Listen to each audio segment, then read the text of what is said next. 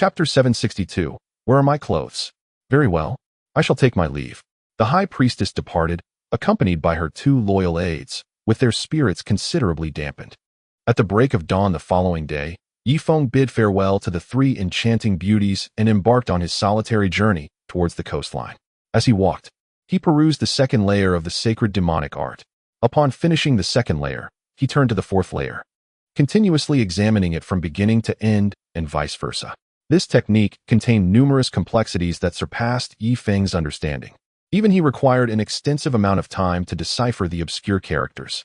The 2nd layer necessitated cultivation in an environment of extreme stimulation, accelerating progress to over twice that of ordinary methods.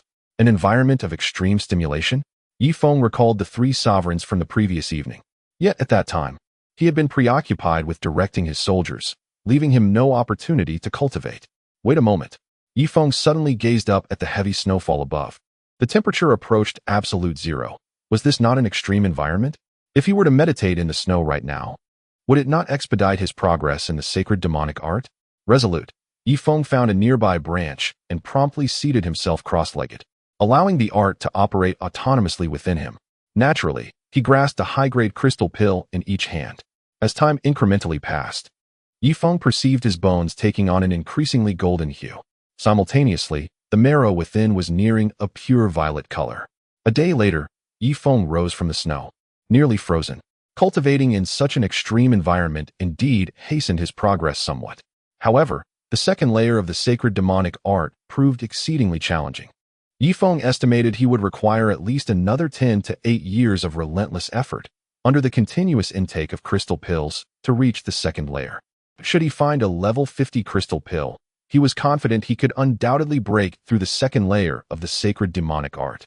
Of course, he could also utilize ordinary crystal pills, combined with the frigid temperatures, to gradually push his limits. He believed that in a decade or so, he would also achieve a breakthrough to the 2nd layer. Nevertheless, he feared he might freeze to death in the icy wilderness before mastering the 2nd layer. Time passed swiftly, and in the blink of an eye, 3 days had elapsed. Feng now stood at the coastline. The heavy snowfall had nearly concealed all the trees, and even the streams were completely blanketed in snow. What a predicament! Feng's expression darkened. He had only discovered 2 medicinal herbs, thanks to the efforts of 2 formidable warriors who had dug for him. Had he attempted to excavate on his own, it would have taken him a century to locate the herbs needed for the beast skins. Moreover, he still needed to gather crystal pills ranging from levels 1 to 10, which posed yet another challenge. Oh, Tuba! Feng sighed, suddenly leaping several meters into the air before crashing into the snow below. As he continued to dig, snow flew upward in clumps, and soon he had excavated a snow pit 20 meters deep. Beneath lay a massive layer of ice, likely formed from seawater. After a moment's hesitation, Feng began to dig with his curved blade. After digging for several meters, he finally witnessed a surge of seawater erupting from the ice layer. What an unexpected turn!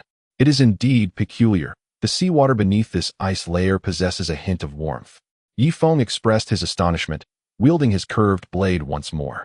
Suddenly, countless fish surged towards him, having been trapped at the ocean's depths for an eternity, finally discovering an outlet for breath. With a swift grasp, Feng extracted a massive bluefin tuna. While it had thrived in the sea, the moment it reached the shore, its body froze instantly, leaving only its eyeballs to flicker momentarily before settling into a lifeless gaze. With a decisive motion, Feng tore off a chunk of frozen fish flesh and began to chew, followed by a 2nd, 3rd, and 4th mouthful. In no time, the entire bluefin tuna was consumed. This location marks the very roots of the Black Tree River. Could it be that the seawater here is imbued with spiritual energy? Contemplating this, Feng was compelled to scoop up some seawater. However, in the next instant, the water froze into ice and rapidly spread downward. Not like this, Feng exclaimed in shock, hastily digging with his curved blade. Even with his strength, it took him 5 minutes to break through the ice layer. Yet, he dared not pause. Instead, he continuously stirred the seawater with his blade, determined to prevent it from freezing. Clearly, this endeavor was futile, for after merely a dozen strokes, the surface crystallized into ice.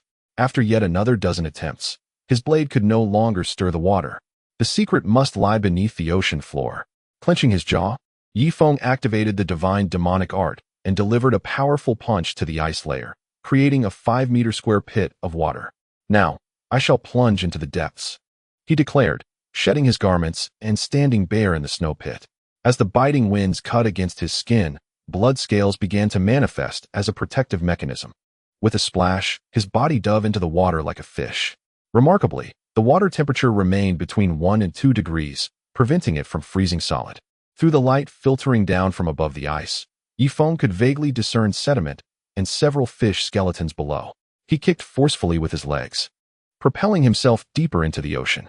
Bubbles echoed in his ears as if resonating within a sealed abyss. In the inky darkness of the ocean floor, Feng's eyes widened. The deeper he swam, the lower the visibility became. Yet, his body sensed an eerie spiritual energy permeating this maritime realm.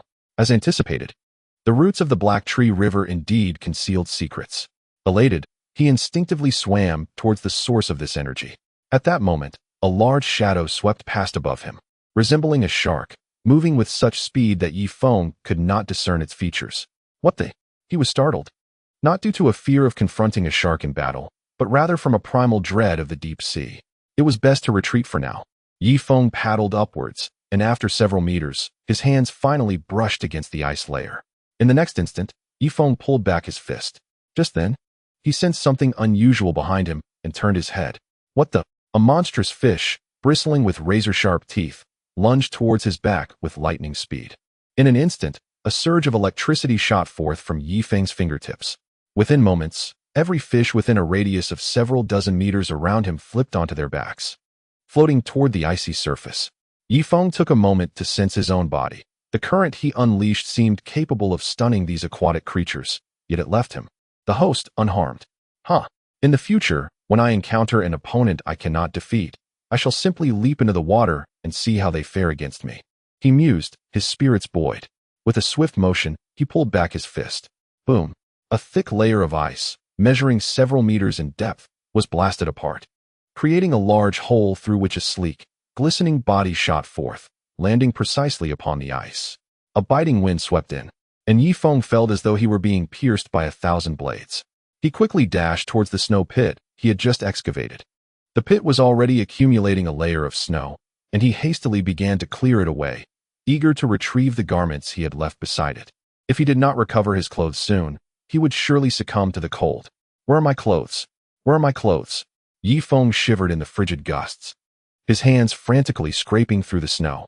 Yet, despite searching every inch beneath the hole, he found no trace of his fur-lined attire. A shiver ran down his spine. Such frigid weather? Who could it be? Who is it?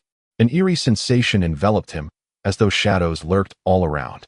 Suddenly, a peculiar voice echoed, "Hey ghost, could you spare me a fish?" Feng looked up, bewildered, as the icy landscape transformed into a scorching beach, where Su Yun gazed at him with a pitiful expression. "Mr. Su, I understand you have been enduring much these days, but now I am well. I have no issues now. I need you to leave that useless Feng immediately," he heard her say. Turning his head, he beheld a tall figure emerging from the woods, striking a taekwondo pose. "Wang Tao." Feng shook his head vigorously. He recognized this as an illusion, yet felt powerless to escape its grasp. Even amidst the warmth of the sandy beach, he felt an excruciating sting coursing through his body. "No, if I cannot break free from this illusion, I shall freeze to death." In desperation, Feng extended his tongue and bit down gently. A sharp pain surged through him, and the world around him began to shift wildly. One moment he was amidst a frozen wasteland, the next on a sweltering beach, and then within a concrete jungle. "Help me! Someone save me!" he cried out, feeling his body grow immobile. The illusion felt too real for him to shake off. If he remained trapped in this phantasm, he would perish, exposed to the absolute zero of his surroundings. For the first time in his life, Feng truly grasped the terrifying nature of his inner demons. Suddenly, a fierce tiger lunged at him from the front. Instinctively, he took a step back. Thud! His body plunged into the icy abyss, slowly sinking downward. Bubbles escaped from his mouth, rising to the surface. Although submerged in the water, his eyes were filled with visions of terror, the expressions of those who faced death, such as Bai Guifan, Chun Li, Wang Xiong, and He Li, haunted him. At first glance, their gazes seemed unremarkable, yet as Feng lingered on them, he discerned a profound resentment that sent shivers down his spine. In the next moment, countless pale hands emerged from the depths, some gripping his shoulders, others tugging at his hair, and still others pulling at his legs, dragging him towards the ocean's abyss. Help! Help! Bubbles escaped from Yifeng's lips as he gazed upward. The light filtering through the ice was diminishing, while the surrounding waters grew ever colder. Am I to perish? He recognized this as a manifestation of his inner demons, yet he lacked the strength to escape. Yifeng, close your eyes and do not look around. The voice of Duoyen Hina echoed in his mind. Do not doubt. This is my true voice. You are ensnared by your inner demons. Do not see, do not believe anything you hear, see, or feel. Rely on your sixth sense to find the true path and swim back to the surface. The clarity of Duoyen Hina's voice sharpened. Yifeng clung to her words as a drowning man grasps a lifeline. Regardless of whether it was truly her voice, he shut his eyes and complied. Yes, swim upward. Persistently. Should anything obstruct your path, use sheer force to break through. Whatever stands in your way must be shattered. Yet, her voice began to blur. Reminiscent of a mobile signal in the mountains, intermittent and occasionally incomprehensible. Suddenly, a beautiful woman swam into view. Her chestnut hair flowed gracefully in the water, and her elongated figure glided effortlessly through the sea. Yifeng's eyes glimmered with fascination as he beheld her. Yifeng, do not be entranced by the beauty of the depths. Ascend quickly, or you will run out of oxygen. Duoyen Hina's urgent voice pierced his thoughts. Startled, Yifeng shook his head. What beauty! Only a monstrous fish circled before him, seemingly awaiting his demise to feast upon him. I charge. The last bubble escaped from his lungs, leaving him breathless. He swam for an indeterminate length of time until he finally felt the icy surface above. With a powerful punch, the ice shattered, and Yifeng emerged from the water. The cold wind struck him, causing his body to begin freezing. Even the formidable Yifeng trembled in the frigid air. He stood shivering, gradually climbing out of the icy layer, casting his gaze around. The first snow pit had accumulated a considerable amount of snow. His clothes should still be within. In this absolute zero environment, even Yifeng, with his modest strength, would find it unbearable. Not even a being of the highest power could withstand such cold without clothing, only the duration of endurance varying. After a flurry of searching, he finally located his clothing amidst the snow. It becomes evident that from the very moment he emerged from the sea, he had already succumbed to a phantasmagorical state. Once dressed, Yifeng finally exhaled a long sigh of relief, grateful that he would not be mercilessly ravaged by the biting cold winds. Yet, a chill still gripped him, penetrating from within. Yifeng, return home swiftly, echoed the voice of Duoyen Hina in his mind. In Chongqing City, within the stone chamber, Duoyen Hina had fainted. She had forcibly employed the Wanli Gu Yin technique, sacrificing at least 2 decades of her lifespan in the process. Simultaneously, a strand of white hair adorned her head. Let us hurry. I shall devise a means to unravel the secrets of the Heishu River later. With that, Yifeng strode purposefully back towards Chongqing City, rummaging through the chaotic assortment of techniques in the sack, searching for a remedy to his inner demons. Qingxin spell? Yifeng discovered a technique related to the affliction of inner demons. Uncertain of how long he had walked, he finally paused. At that moment, he had turned to the last page of the Qingxin spell, which elucidated the origins of inner demons. So it is thus? One must cultivate each realm to perfection before transcending to the next. Only then does the likelihood of demon invasion diminish significantly. Alas, in my previous impatience, I often leaped through 2 stages in a day, frequently employing the blood-sucking great method to forcefully breach barriers, which led to my unstable foundation and the invasion of inner demons. Yifeng pondered over the final page for a considerable time. Eventually, he closed the Qingxin spell, his countenance immediately falling. Here I am, having reached the level of a strength master, yet the foundation of my cultivation lies in the warrior realm. What to do? It is as if I had not laid a solid groundwork during my warrior phase, even if I attain perfection in every small realm at the strength master level. The issue lies fundamentally within my cultivation. Yifeng tucked his hands into his sleeves and began to pace restlessly. This predicament was akin to composing poetry before fully grasping the meanings of individual words during elementary school. Such verses would be riddled with flaws and utterly incapable of withstanding scrutiny. Moreover, a crucial point emerged. In future confrontations, he must refrain from expending all his strength, for this would invariably invite the invasion of inner demons, a grave flaw indeed. Chapter 764. Some things are best left unexplored. In essence, the greater the force Feng exerted during battles, the higher the probability of succumbing to inner demons. Not to mention, he had employed the Chongyang technique, tripling his power's amplitude. Should he fall prey to inner demons, he would be eternally trapped in another realm, until his essence was reduced to mere bones. If this invasion occurred during combat, even a mere warrior could easily extinguish his life. How perilous! Feng stowed the Qingxin spell into the sack and began to chant an incantation. This spell could foster tranquility within, serving as a partial restraint against inner demons. After an indeterminate period of walking, Feng finally arrived at the Yunwu mountain range. Although the temperature here had not reached absolute zero, it lingered well below -200 degrees. Suddenly, Feng shifted his body and cast his gaze upon a massive boulder. Who goes there? Who among my friends stands forth? Step into the light. Feng placed his hand upon the hilt of his sword. After a considerable pause, a disheveled giant emerged, wielding a massive hammer. His nose was disproportionately large, nearly dominating a third of his face. A sixth-tier power king? Feng's expression darkened as his gaze swept the surroundings. A master of strength, you say? It is rare to encounter such a skilled individual south of the sanctuary. I have some inquiries for you. The hulking figure spoke in a nonchalant tone. Please, proceed. Feng had already surmised the identity of the man before him. Are there any power kings in this vicinity? The giant inquired. To my knowledge, no. You are the only power king I have encountered. Might I ask if you take on disciples? Feng feigned ignorance, appearing as though he had never seen the world. I regret to inform you that you are too weak to be my disciple. Now, I shall pose a question, and you will provide an answer, the giant declared. As you command, my lord. Feng nodded. Are there any formidable sand beasts nearby? Perhaps close to the level of a power emperor? None. Then, are there any masters of strength skilled in supernatural abilities, capable of transcending their ranks to slay foes? To my knowledge, there are none. Where are you headed now? The giant continued his inquiry. I intend to return to Chongqing City. It is my home. A flicker of malice danced in Feng's eyes. This fellow was prying deeply, leaving him uncertain of whether to strike. Given his strength, annihilating a sixth-tier power king should pose little challenge, provided his inner demon did not interfere at this juncture. The land here is already enshrouded in ice and snow. Is Chongqing City the only settlement? The giant pressed further. Indeed. Excellent. You shall guide us to Chongqing City. Me? Feng's fingers lightly drummed against the hilt, his mind in turmoil. Very well, my lord, we shall walk together.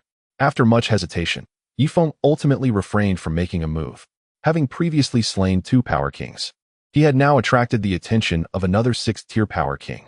If he were to eliminate this one, would it lead to the emergence of a 9th-tier power king or even a power emperor? The likelihood was substantial, for this young master seemed to possess a notable background, with even power kings treating him with utmost respect. Thus, it was plausible that his father was a power emperor. Feng, confident in his own abilities, believed he had a chance against a 9th-tier power king, yet he would stand no chance against a power emperor.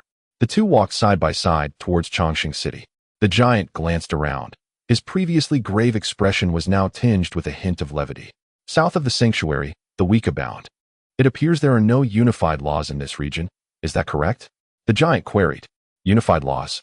Forgive my ignorance. We have only the individual laws of each tribe. Feng replied. Each tribe, then, signifies a lack of unified law? The giant smirked. Unified laws?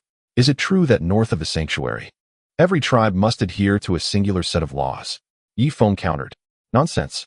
Without laws, how are you any different from sand bandits? North of our sanctuary, everyone must abide by certain laws. Otherwise, they will be hunted by all tribes and ultimately become sand bandits. Is there an abundance of beautiful women in Chongqing City? The formidable giant Blue has finally unveiled his intentions. North of their temple, women cannot be coerced, nor subjected to any perverse methods of compulsion. Even a being of his stature must adhere to these laws. However, upon venturing south of the temple, he discovered a realm comprised of small tribes, devoid of any collective covenant among them. This revelation ignited a wildness within him, prompting him to entertain actions he once deemed unthinkable. Beautiful women? My lord, what are your intentions? Feng inquired, his expression tinged with wariness. What I do is of no concern to you. Tell me, are there many women in Eternal Life City? Giant Blue replied with impatience. Yes, but they are quite unattractive. Yifeng responded coolly, a seed of murderous intent already sown within him. Excellent. I have long harbored a notion of having 1,000 women presented before me, bound, and placed in my chamber. Regularly, someone would attend to their bathing, and whenever I desired, I would indulge in one at a time. Do you think such a venture would be exhilarating? Giant Blue chuckled sinisterly. Yifeng's face darkened, resembling the bottom of a pot. It appeared that Giant Tree City was teeming with perverts. Their prolonged suppression had led to the unmasking of their true natures in a lawless environment. Noticing Yifeng's silence, Giant Blue remained unfazed. I possess a miraculous elixir that, when applied to a woman's body, incites an unbearable itch, compelling them to draw near. Subsequently, I would apply the antidote to my own root, and in their desperation to quell the itch, they would surely flock to me. Hee, a contest of the nine, ha! His laughter erupted, accompanied by an unsettling shift in his trousers. Yifeng observed that while Giant Blue was tall and imposing, his trousers were comically small, akin to a finger. My lord, may I inquire how you and your kin communicate? Surely, there are methods unknown to me? Yifeng feigned a smile, yet his eyes flickered with lethal intent. Why do you ask? Giant Blue retorted. I am merely curious, Yifeng replied. Curious? I advise you, some things are best left unexplored, lest they bring about your demise. Giant Blue stated coolly. Very well, Yifeng nodded, taking a half-step back from Giant Blue. He recognized that eliminating Giant Blue would be effortless. However, he must first ascertain the means of communication before proceeding, for the death of a 6th-tier power king would undoubtedly attract the attention of a 9th-tier power king, or even a power emperor. Senior, I perceive you may not be of great age, yet have ascended to the 6th-tier power king. How do you combat the heart demon? Yifeng suddenly inquired. Upon reaching such a realm, it is likely one can discern the true age of another. Yifeng estimated that this 6th-tier power king could not be more than a century old. The heart demon? Are you ensnared by it? Giant Blue tilted his head slightly. No, merely curious, Yifeng fabricated. Chapter 765. You are quite a scoundrel. The malevolent inner demons are undeniably terrifying. However, if one's foundation is solidly established, these demons shall find themselves powerless against you. During my own ascension from a 1st-tier warrior to a 9th-tier warrior, I dedicated a full 70 years to fortifying my foundation. In the subsequent 20 years, I effortlessly transcended into a master warrior, ultimately reaching the 6th tier of a king warrior. The reason for my swift and stable progression lies solely in the robust foundation I laid during those 70 years. Hence, I encountered inner demons but once. At this juncture, Zhu Lan's expression bore a hint of pride. Yifeng, pale-faced, nodded in acknowledgement. It seemed he had ascended from a 1st-tier warrior to a 9th-tier warrior in less than a year, which undoubtedly contributed to his current frailty. If one has not established a solid foundation during their warrior phase, is it possible to rebuild it? Yifeng inquired. It appears to be an insurmountable challenge. Even if you were to forfeit your current cultivation and begin anew, you would never achieve the same outcome as your initial endeavor, Zhu Lan replied, shaking his head. Sighing, Yifeng understood this all too well. It was akin to a childhood deprived of proper nourishment, no matter how one attempts to consume the missed sustenance later in life. The body will never reach the stature and strength of those who were well-fed during their formative years. This exemplifies the concept of congenital deficiency. By the way, what is your parents' birth order in your family? Zhu Lan asked again. My parents? I am an orphan, but according to my grandfather, my father was the 6th child, and my mother the 5th, Yifeng recounted. Indeed, during my grandfather's era, a significant economic boom encouraged families to have numerous children. Some even bore as many as a dozen. And what of your grandfather? What was his rank among his siblings? Zhu Lan probed further. My grandfather? I am not entirely certain, but I have heard an elder refer to him as 4th master. So he must be the 4th, Yifeng responded. This presents a dilemma. You are indeed congenitally deficient. Had your grandparents been the eldest in their families, and your parents likewise, it would signify they belong to the most exceptional 1st generation. A 1st generation endowed with abundant vitality and robust constitution. Once the birth order descends beyond the 3rd child, it indicates that their parents were older and gave birth under conditions of diminished vitality. How strong could the subsequent offspring possibly be? Thus, the crux of your predicament lies in rectifying your congenital deficiencies. To speak candidly, most individuals, including myself, suffer from such deficiencies. Fortunately, my mother was the eldest in her family, Zhu Lan remarked nonchalantly. His standing in the great tree city was moderate, and he often found himself listening to others impart wisdom. Now, with Yifeng appearing as a novice, his innate desire to teach was stirred. But how can one rectify congenital deficiencies? Yifeng stepped forward, his previous menace dissipating entirely.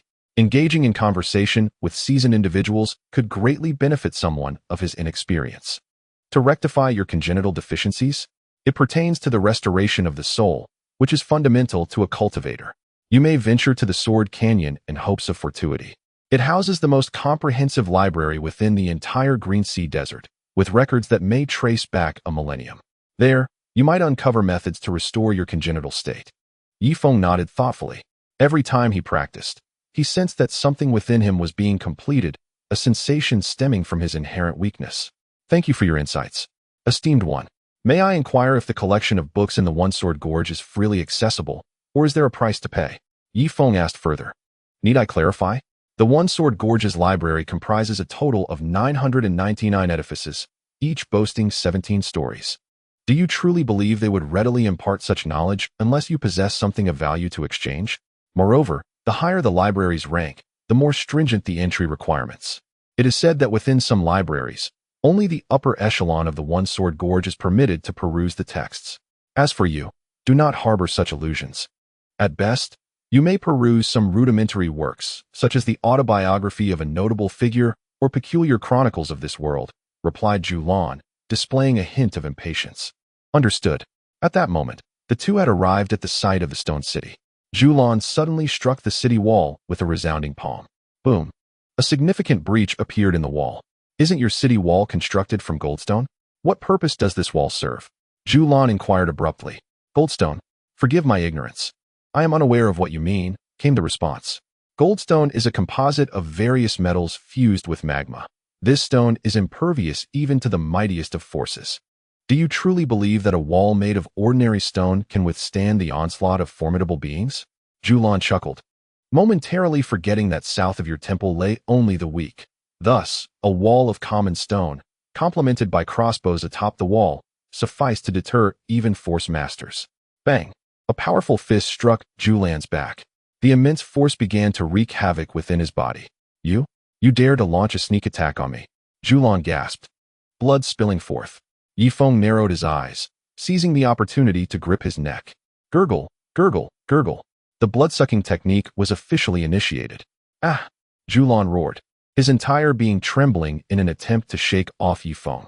Yet, it was as if Yifeng's hands were fused to his neck. No matter how fiercely he struggled, he could not escape the might of the blood-sucking technique. Ah! Release me. Why must you do this? Julan quaked. Yifeng offered a cold smile. I apologize, but you are far too malevolent. I cannot allow you to enter the city of eternal life. With that, he unleashed the blood-sucking technique to its maximum potency. Gurgle, gurgle, gurgle. In the next moment, Yifeng's expression shifted as he realized the individual he was draining had transformed into Susan. Susan you? Yifeng shook his head vigorously, and the figure before him reverted to Julan. 5 minutes later, Yifeng gazed down at a lifeless husk. He then sniffed the air. Have I developed some form of hypersensitive rhinitis? Why has my sense of smell suddenly heightened? Yifeng touched his nose, glancing once more at the lifeless body sprawled on the ground. I apologize. I initially intended to spare you, but your treachery was too vile. You sought to employ such underhanded tactics against a woman, so I must take the initiative. With that, Yifeng retrieved Julan's sack. Within the confines of the scene lay a high-level crystal elixir, approximately of the 30th rank, alongside 2 or 3 vials of crystal pills. What could this be? Yifeng produced a wooden plaque inscribed with a red character symbolizing a tree. Dismissing any further contemplation, he gathered all the items. After thoroughly searching the imposing figure, Yifeng extended his index finger and flicked it towards the corpse. In the next moment, a towering inferno engulfed the lifeless body. It was time to return home. Yifeng strode purposefully towards the city of longevity, his mind racing with several pressing matters. First, he intended to visit the Huangsha tribe, the giant stone city, and Fire Dragon Bay to procure gunpowder, fuel, and iron ore, subsequently transporting them to the city of Na to see if they could forge powerful weaponry. Secondly, he aimed to enhance the heating system of Hot Spring Island. Otherwise, the encroaching absolute zero would spell doom for anyone residing there. Chapter 766. A pale face blushed with a tinge of red. Thirdly, he planned to seek methods to rectify his innate deficiencies at Sword Gorge, as the malevolence of his inner demons intensified with each encounter, leaving Yi Feng anxious that he might succumb to their wrath in the near future. In the distance, the city of Longevity came into view. On the city walls, a soldier from the Duoyan clan struck a pose reminiscent of a monkey gazing at the moon. Brother Feng is back. Brother Feng is back. What? The island master has returned? Quick, inform the heavenly Khan to prepare a grand reception for the island master. The joyous shouts reverberated throughout the city of Longevity. Yi Feng could hear their jubilant cries from afar. I have returned, yet what is the cause of your elation? Duoyan people? Unbeknownst to him, during his absence, several incidents of wage arrears had transpired in the city. Thus, the Duoyan people had come to regard Yi Feng as their savior. Even Meng Yanmingxin was now endeavoring to reform the city of Longevity, seeking to abolish the previous hierarchical system. However, her reform faced opposition not only from the Elder Council, but also from the Meng family members themselves. While the lower class supported her, they lacked the cohesion to form a formidable force. As Yi Feng approached the entrance, he was met by a throng of Duoyan soldiers who parted to form a path. Welcome home, Island Master. Their unified voices rang out. Yi Feng nodded in acknowledgement and turned his gaze towards the end of the path, where Meng Yanmingxin awaited him, flanked by a cadre of golden-armored guards. Mr. Yi, might we discuss some matters in the assembly hall? Meng Yanmingxin adopted a humble stance. Let us speak here. I have pressing matters to attend to, Yi Feng replied, his eyes wandering. He had a multitude of tasks demanding his attention, leaving little time for idle chatter with the Duoyan people. The situation is thus. I wish to emulate the system of Hot Spring Island, Meng Yanmingxin stated. Then by all means, proceed, as the heavenly Khan. You need not seek the counsel of a mere commoner like myself, Yi Feng answered nonchalantly. The matter is not so straightforward. If I were to transplant the system of Hot Spring Island directly into the city of Longevity, it would infringe upon the interests of numerous nobles. I fear that before my reform could succeed, I might be assassinated, hence I hope Mr. Yi can lend me his support, Meng Yanmingxin implored. Very well, Yi Feng conceded, turning his gaze towards the assembled elders and the noble class of the city of Longevity. I, Yi Feng, hereby declare my unwavering support for Meng Yanmingxin's reforms. Should anyone dare to obstruct her, they shall face my wrath. His voice resonated far and wide, ensuring that all could hear. If, one day, the customs of Duoyan people align closely with those of Hot Spring Island, it would signify a successful cultural invasion. Thus, the Duoyan people could integrate into Hot Spring Island. As you wish, Mr. Yi, the nobles responded, though begrudgingly, nodding under the weight of Yi Feng's intimidation. What of Ina? Yi Feng inquired. She resides within the inner fortress, Meng Yanmingxin replied. Very well, then there is nothing further to discuss. You may withdraw. By the way, has there been any delay in the payment of wages to the workers in Changxing City recently? Yi Feng asked. Rest assured, I will take care of it. Good. With that, Yi Feng strode purposefully towards the inner fortress. At that moment, Duoyan Hina had already fainted, and several apothecaries were administering medicine to her. Madam, Yi Feng rushed over, taking her delicate hand in his. Yi Feng, you have returned? Duoyan Hina slowly sat up, her exquisite face betraying a hint of concern. She was uncertain why, but watching little Yixing grow day by day had stirred within her a longing for familial bonds. I am fine, you all may leave. I have matters to discuss with my wife, Yi Feng said calmly. As you wish, Mr. Yi. The apothecaries exited, closing the door behind them. Hina, while I was in the Heishu River Valley, your voice echoed in my mind. How did you achieve this? Yi Feng placed Duoyan Hina's hand against his chest. Because I have placed a curse upon you, she replied. What? Yi Feng exclaimed in astonishment. You cursed me? Will this curse control my body? No, Duoyan Hina reassured him. Yi Feng sighed in relief. As long as it did not control his body. There was hope. Your strength is too formidable. An ordinary curse cannot dominate your form. However, it can monitor your every move, she continued, her expression darkening slightly as she withdrew her hand from Yi Feng's embrace. Merely surveillance, then? That is acceptable, Yi Feng smiled faintly, gazing once more at Duoyan Hina's breathtaking visage.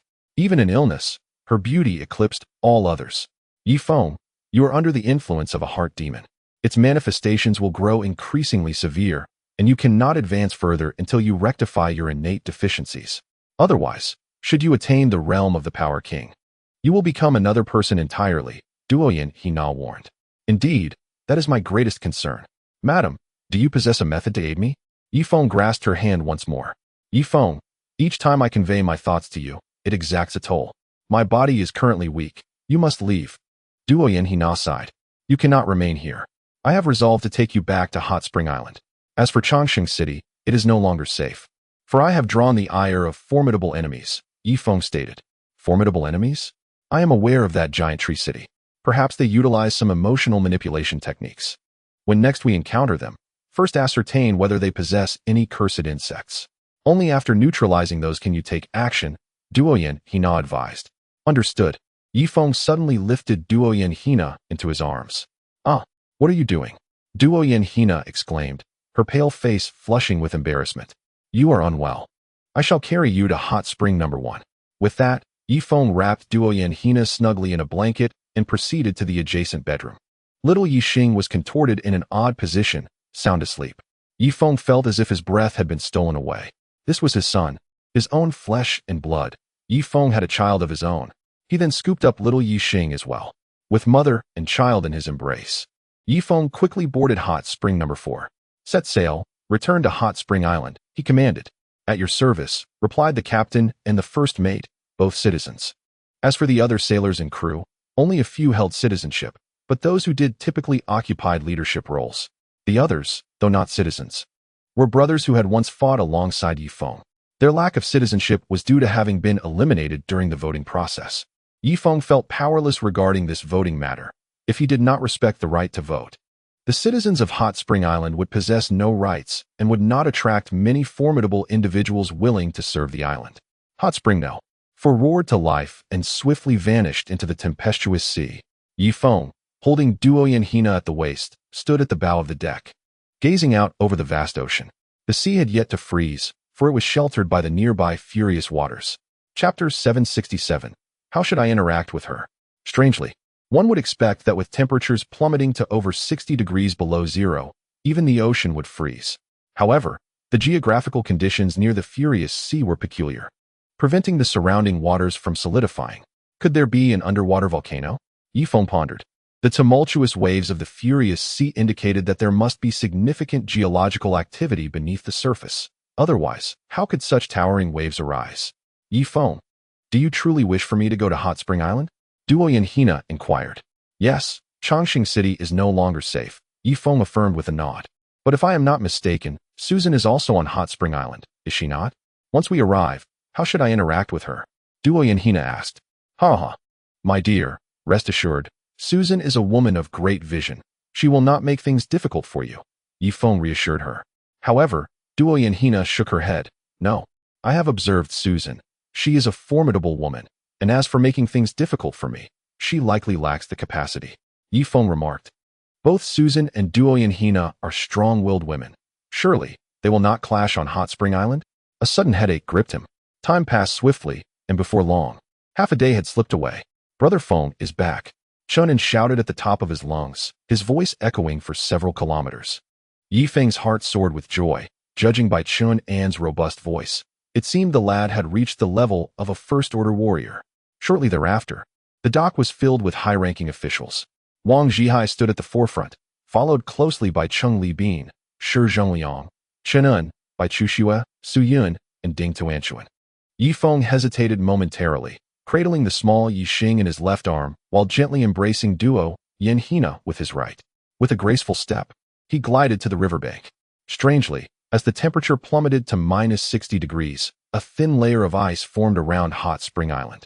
Congratulations, Brother Feng, on finding your elder sister-in-law, or rather, your second sister-in-law, Wang Zhihai exclaimed, upon spotting a figure approaching from behind, hastily correcting himself. Nice to meet you, second sister-in-law. Cheng Libin, the cunning old fox, echoed Wang Zhihai's sentiments. Congratulations, second sister-in-law, Shi Zhengliang added with a respectful nod. At last, Susan emerged from the crowd, her expression impassive as she scrutinized Duo Yin Hina from head to toe. Duo Yin Hina slightly bowed her head, revealing her elegant swan neck, avoiding eye contact with Susan. The entire dock fell silent, with everyone, led by Wang Zhihai, eagerly anticipating the unfolding drama between Susan and duo Yenhina. 3 seconds later, a broad smile suddenly illuminated Susan's serene face. "Welcome home, dear sister. As the host of Hot Spring Island, I have long instructed Master Shi to prepare a sumptuous feast to welcome you and Feng's child." As she spoke, Susan approached and took duo Yenhina's hand, gently pinching Yixing's cheek. Duo Yenhina continued to lower her gaze, discreetly glancing at Yifeng. Yifeng quickly turned his head, feigning indifference. "Sister Susan, you are too gracious. During my absence, I sincerely appreciate your care for Yifeng. You have taken excellent care of him. For that, I must express my gratitude. If there is anything you wish to learn, please do not hesitate to ask. I will gladly share my knowledge," duo Yenhina said softly. "Learn?" Susan raised an eyebrow. "I fear that what you wish to impart may not suit me. As a wife, what I need to learn is how to best serve my husband, ensuring he sleeps soundly and eats with peace of mind," Susan replied, her smile gradually fading. Yifeng detected the tension in the exchange between the two women. If this continued, the situation could ignite a fiery conflict. In the past, Susan had been able to assert dominance over other women, including Su Yun. But who was duo Yenhina? She was a descendant of the divine, not someone Susan could easily overshadow. "Haha, splendid. Tonight, we shall host a grand banquet to celebrate our family reunion," Yifeng interjected, positioning himself between the two women. "Brother Feng, sister-in-law, and second sister-in-law are conversing. Your interruption is quite impolite. Please step aside," Chenin quickly interjected from the side, eager to prevent Yifeng from disrupting the unfolding drama. You little rascal. Is it because the weather is chilly and my tattoos are not visible that you have begun to show me less respect?"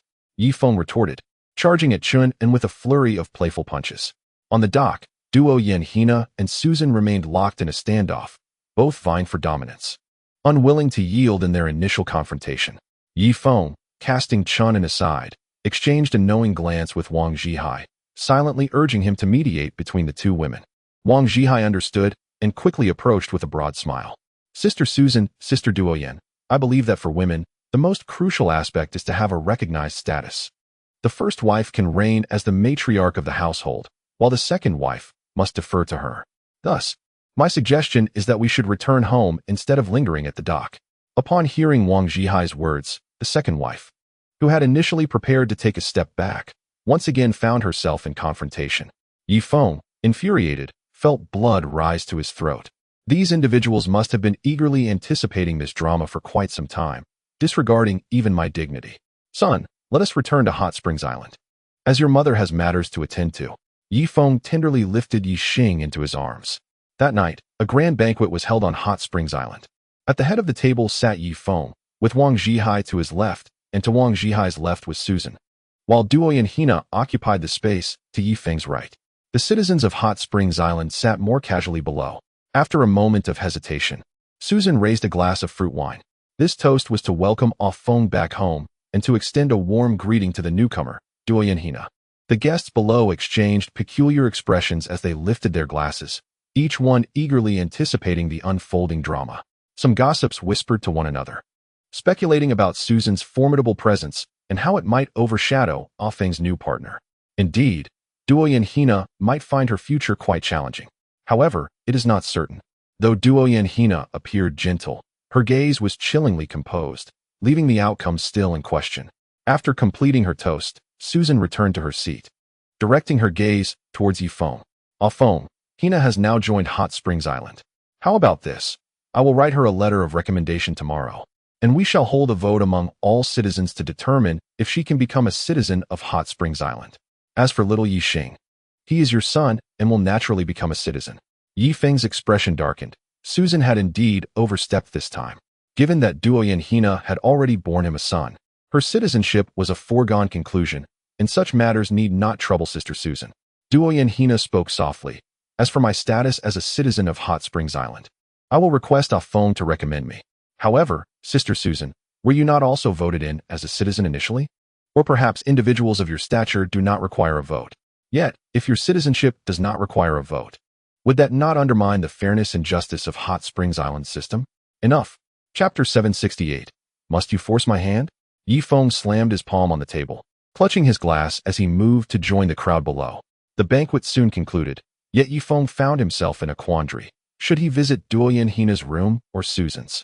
Ultimately, he chose to spend the night at Chun An's residence. The following morning, draped in a cloak, Yi Feng began to survey his domain. The castle was nearing completion, with a large boiler below, capable of providing heat for the entire structure. Given the castle's height and area, it could comfortably accommodate 100,000 residents simultaneously. Brother Feng, this castle is the result of my tireless efforts. It features a dual heating system. Even if one system fails, the other can continue to provide heat for the entire castle, Cheng Libin explained beside Yi Feng. Is the outer wall constructed from massive stones? Yi Feng inquired. Certainly. These stones are composed of solid bluestone, each weighing several tons, Cheng Libin remarked with a smile. Yi Feng nodded, choosing not to elaborate further. He was preparing to embark on a journey to the desert in a few days, intending to procure more Nanxing steel plates to refurbish the entire outer wall. The steel plates needed to be at least 1 meter thick, otherwise, they would be unable to withstand the force of a punch from the mighty Huang. However, this would undoubtedly be a monumental undertaking, as the iron ore alone would likely consume several million tons, if not more than 10 million tons. No matter, it could be transported back to Hot Spring Island piece by piece using sand trucks. What about the defense system? Yi Feng inquired. Cheng Libin stated. There are over 4,000 shooting ports around the castle, capable of accommodating heavy machine guns and crossbows to ensure comprehensive coverage for attack. Excellent work, old chum. You've truly put in a lot of effort. Yi Feng patted him on the shoulder. It's nothing. Hot Spring Island is my home.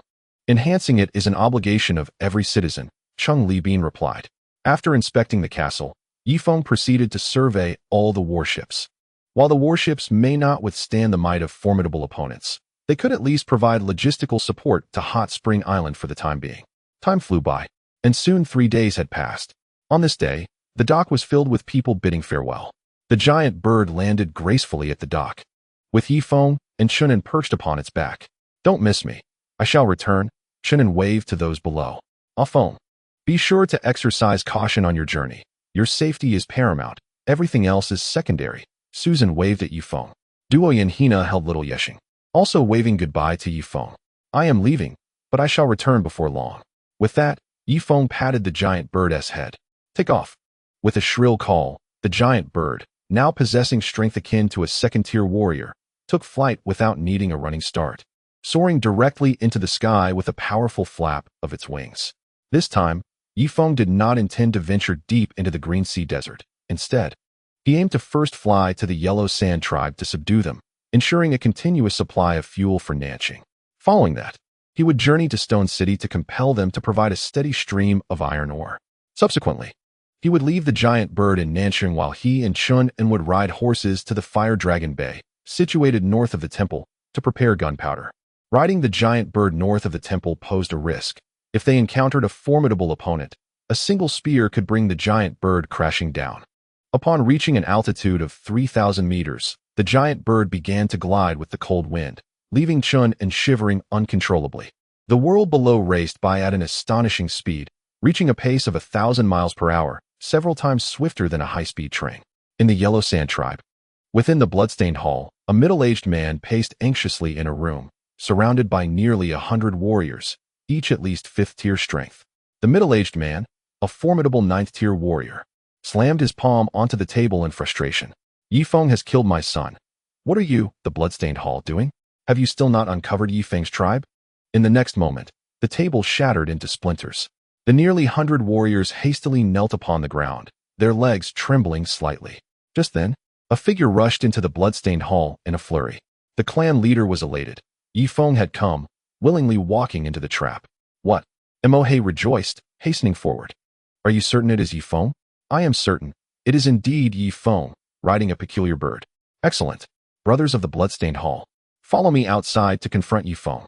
In front of the entire clan, I shall rend him limb from limb. Soon after, a throng of individuals stormed to the entrance. There, at the gate, stood 2 figures, accompanied by a colossal bird. Are you Yi Feng? Emohe stepped forward, scrutinizing him. Indeed, that is I. Yi Feng clasped his hands, maintaining a semblance of decorum. Ha ha ha, how absurd. You tread the path to heaven yet refuse to walk it, and now you intrude into hell. Kneel before me. Upon finishing his words, Emohe signaled to nearly 100 muscle-bound warriors. Charge. They swiftly surrounded Yi Feng from all sides. You are the father of Emohi, the clan leader of the Yellow Sand tribe? Yi Feng raised an eyebrow. He indeed. You killed my son. Today, I shall see you endure torment until your last breath. Madness writhed upon Emohi's face. Very well. Though it would be as effortless as squashing an ant to end your life, I feel compelled to share the truth. Emohi and I joined forces against the sand serpent, but just as victory was at hand, your son unexpectedly attacked me. In self-defense, I was left with no choice but to strike him down. Therefore, strictly speaking, your son's demise was of his own making. I hope the clan leader can comprehend my plight. Yi Feng spoke with a calm demeanor. Counterattack? Ha ha ha. Yi Feng, are you still lost in your dreams? Even if you reveal the truth today, I will still claim your life. Emohi signaled once more to the warriors. Charge. Various weapons were drawn, closing in on the two men. Must you truly force my hand? Yi Feng's expression turned icy. Kill. The foremost warriors lunged at Yi Feng. He narrowed his eyes and unleashed a punch. Boom. The initial attackers were blasted apart, their remains scattered, while a powerful gust sent the remaining warriors staggering. Yi Feng moved swiftly, landing directly before Emohi. You shall die? Emohi was momentarily startled, then consumed by rage. Boom. His fist connected with Yi Feng's chest. Crack. The sound of shattering bones echoed. Ah, my hand, my hand. Emohi cried out in agony, stumbling backward. Now it is my turn, is it not? A glint of murder flashed in Yi Feng's eyes. He recognized that Emohi was a tough adversary who would undoubtedly refuse his terms. The only recourse was to eliminate him and install a puppet to provide a continuous supply of fuel to the city.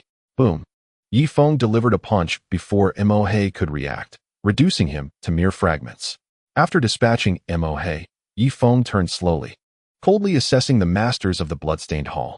Chapter 769. Are you satisfied? I initially sought to resolve this matter peacefully, yet you have compelled me to resort to violence. You, step forward. Yi Feng pointed to a middle-aged man, who was a fifth-tier strength master, the most formidable among this group. The man's countenance darkened, yet he stepped forward, unafraid, meeting Yi Feng's gaze. What is your name? What position do you hold within the Huangsha tribe? Yi Feng inquired. Why do you ask this, alien Yi Feng? If you wish to kill, then do so. With the skills you have just displayed, I deem that the entire Huangsha tribe combined would not stand a chance against you. You have won. The middle-aged man replied, his face a mask of fury. Why should I kill you? Yi Feng replied calmly. I have already elucidated that it was Emohi who initiated the attack on me, and I merely retaliated. His fault entirely. Furthermore, I expect your Huangsha tribe to provide a continuous supply of fuel for Na City. What? You not only killed our clan leader and young clan leader, but also intend to interfere with our internal decisions? The middle-aged man exclaimed, his anger palpable. Boom. Yi Feng wasted no words and delivered a powerful punch, instantly ending the man's life. The other strength masters recoiled in terror, lowering their weapons, no longer daring to aim at Yi Feng. My time is limited. I hope you will not make this difficult for me. You, step forward. Yi Feng indicated another individual. This one also formidable, a fourth-tier strength master. I will ask a question, and you shall answer. Do not utter anything irrelevant. Furthermore, you are to follow my orders without question. Otherwise, the fate of the two men is yours, Yi Feng stated coldly. I understood, the middle-aged man responded, quickly bowing his head in submission under Yi Feng's imposing presence. This is how it will be. Once your fuel is extracted, it must be delivered to Na City without delay. I will inform the people of Na City to send representatives to receive you. Should I discover that you possess fuel but choose to withhold it from Na City, I will execute you and appoint a new clan leader. Do you comprehend? Yi Feng spoke with gravitas. I understood, Master Yi Feng. We understand. The middle-aged man's voice trembled. Do not be so sorrowful. Although you have lost a clan leader and a master, I, Yi Feng, assure you that as long as you adhere to my directives, your Huangsha tribe shall preserve its spark before the impending calamity arrives. Thus, I shall take my leave. I will return to inspect the Huangsha tribe in due course. With that, Yi Feng and Chun mounted a colossal bird and soared toward the distant stone city, a letter penned by Jin Qi for their clan leader in hand. 2 hours later, Yi Feng and Chun stood within a grand stone hall. At the head of the hall sat an elderly man, also a 9th-tier strength master, while the other formidable figures of Stone City, seated below, were all strength masters as well. Upon reading the letter, Yi Feng found Jin Qi's words to hold a measure of credibility. He stated, Your strength is on par with that of the Strength Emperor. Here is the arrangement. We of Stone City hold strength in the highest regard. If you can demonstrate abilities equivalent to that of the Strength Emperor, we shall willingly follow your lead henceforth. The elder set the letter aside, his expression grave as he turned to Yi Feng. Jin Qi's words were somewhat exaggerated. How could I possibly compare myself to the King of Strength? However, you may summon the 10 strongest individuals from Stone City to spar with me, and we shall cease at the point of our choosing. Very well. 10 minutes later, Yi Feng easily vanquished the 10 strongest fighters of Stone City. Their might peaking at merely 9th-tier strength masters, hardly qualifying as formidable opponents. Yi Feng didn't even exert himself fully. He effortlessly left them with concussions. Are you satisfied, esteemed clan leader? Yi Feng glanced at the astonished elder beside him. Indeed, Lord Yi, with your prowess, you are truly entitled to request iron ore from us for Na City. The clan leader of Stone City conceded. Excellent. You exhibit more wisdom than the desert dwellers. Henceforth, whenever we develop new inventions, I shall ensure that Na City provides you with some. With that, Yi Feng departed from Stone City atop a colossal bird, landing directly in the heart of Na City. Fortunately, as he soared above Na City, he began to announce his arrival, declaring that Yi Feng had come. Otherwise, the giant bird would have surely been shot down by a crossbow. Your Excellency, within a week at the latest, the fuel from the desert tribe and the iron ore from Stone City will arrive. I hope you will utilize these resources wisely for research and development, preferably to create aircraft. Meanwhile, I must journey to distant lands to prepare gunpowder for you. At this moment, Yi Feng stood in the center of the circular building, facing Na City's leader, Adolphe. Rest assured, Mr. Yi Feng, as soon as the materials arrive, we will commence research immediately and document the entire process for your review upon your return. Very well, I bid you farewell. Yi Feng clasped his hands together and left the giant bird in Na City. He and Chun and then mounted their steeds, heading towards the location of the temple. They could have taken a sand cart, but it was too conspicuous and prone to robbery by sand bandits. Brother Feng, I've noticed a decrease in the number of sand beasts nearby. Could it be due to the cold wave? Chunin inquired. It's likely. Animals are often the first to sense changes in temperature. Yi Feng nodded. Brother Feng, why do you always bring me along instead of others? Damod Magobai. And the rest have all reached the 3rd-tier strength master level after consuming the crystal pills. They are eager to accompany you. Yet you exclusively choose me? Chunin asked curiously. I'm not quite sure why. I simply want to have you with me. At my level, it seems I can intuitively sense certain things. Yi Feng responded mysteriously. Brother Feng, could it be that we were siblings in a past life? Is that why you always wish to bring me along? Chunin was instantly moved. Perhaps, in any case, I can vaguely foresee who might stand by me in times of need, Yi Feng said slowly. Chunin laughed, teasingly. I was just joking.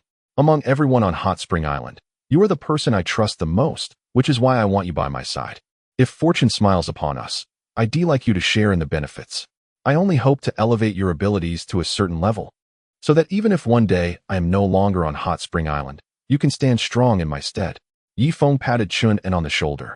Brother Feng, have I not always been the one to shoulder everything alone? Without me, this family would have long since fallen apart, Chun stated earnestly. At that moment, the gravel ahead shifted, and 4 individuals emerged from the ground.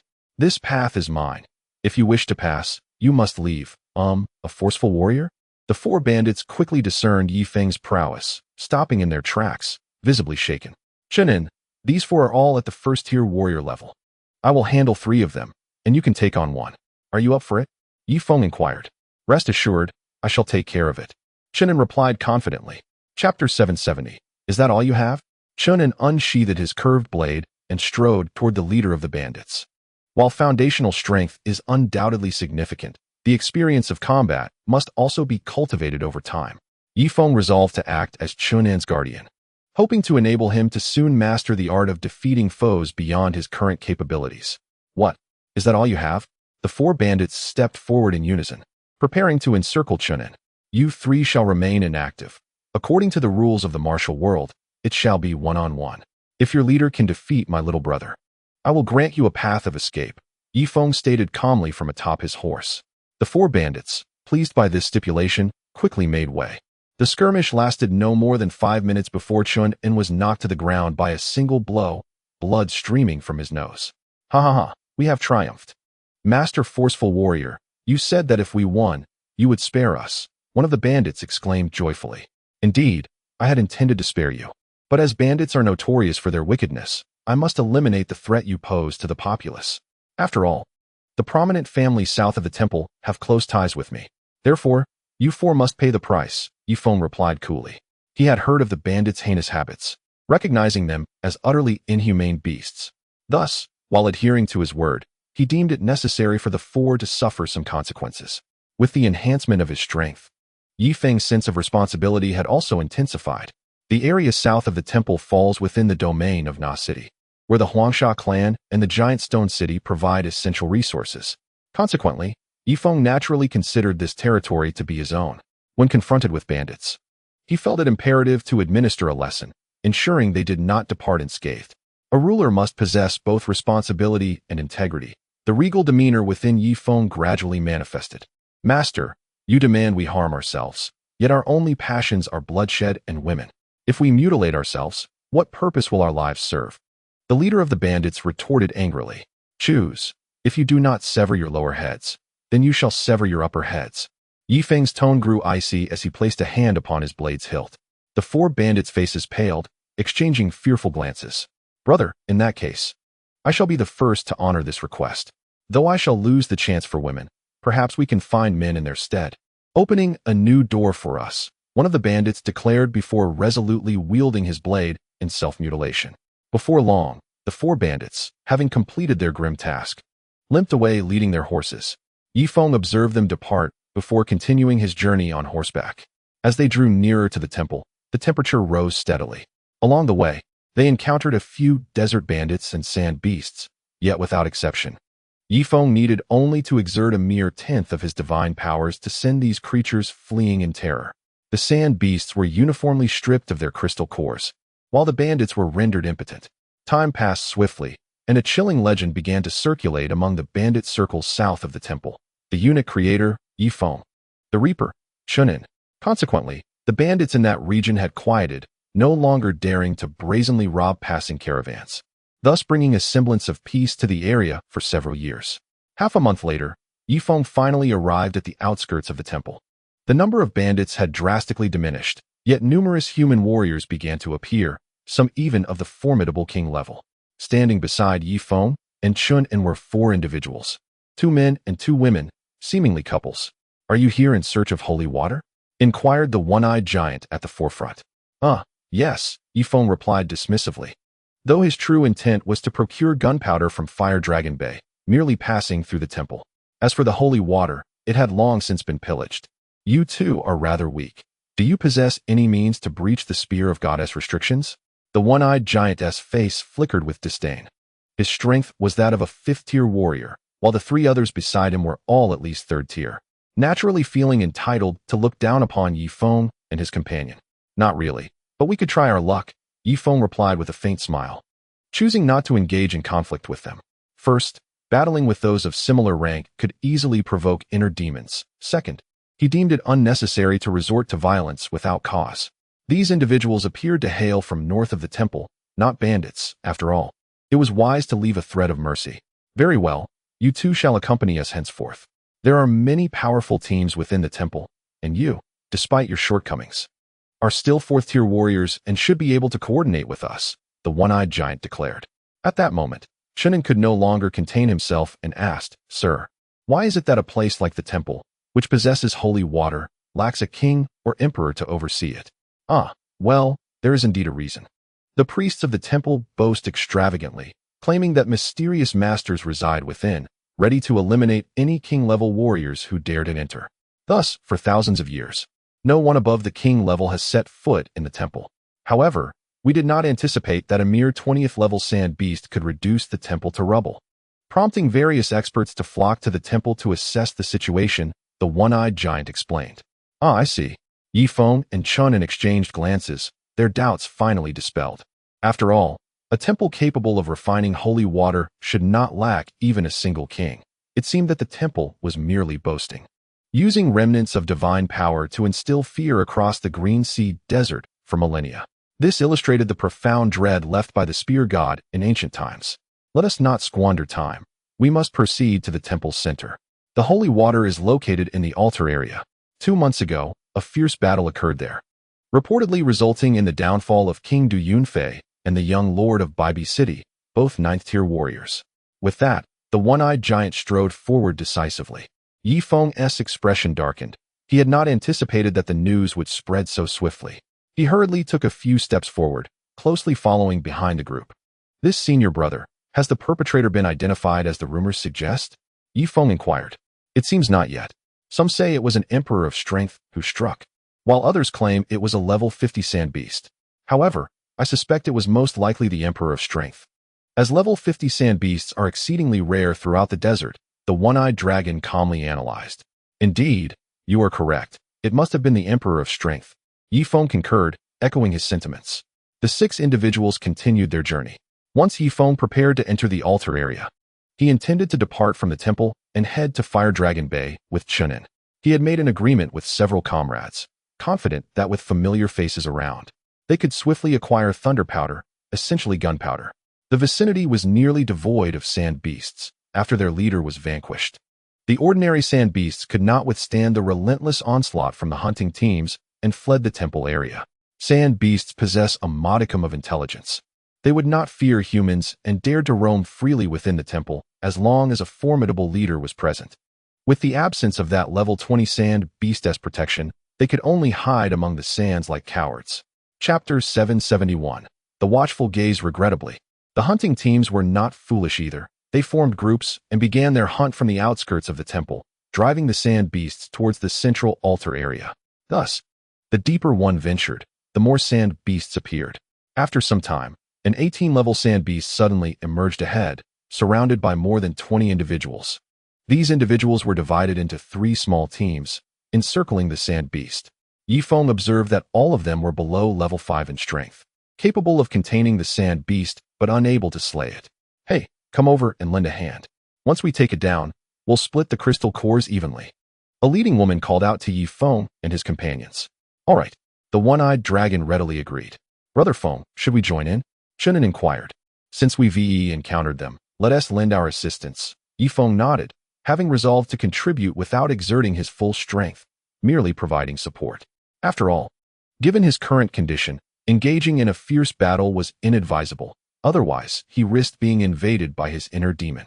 According to the records of the Tranquil Heart Mantra, the more effort one expended, the greater the likelihood of an inner demon's intrusion.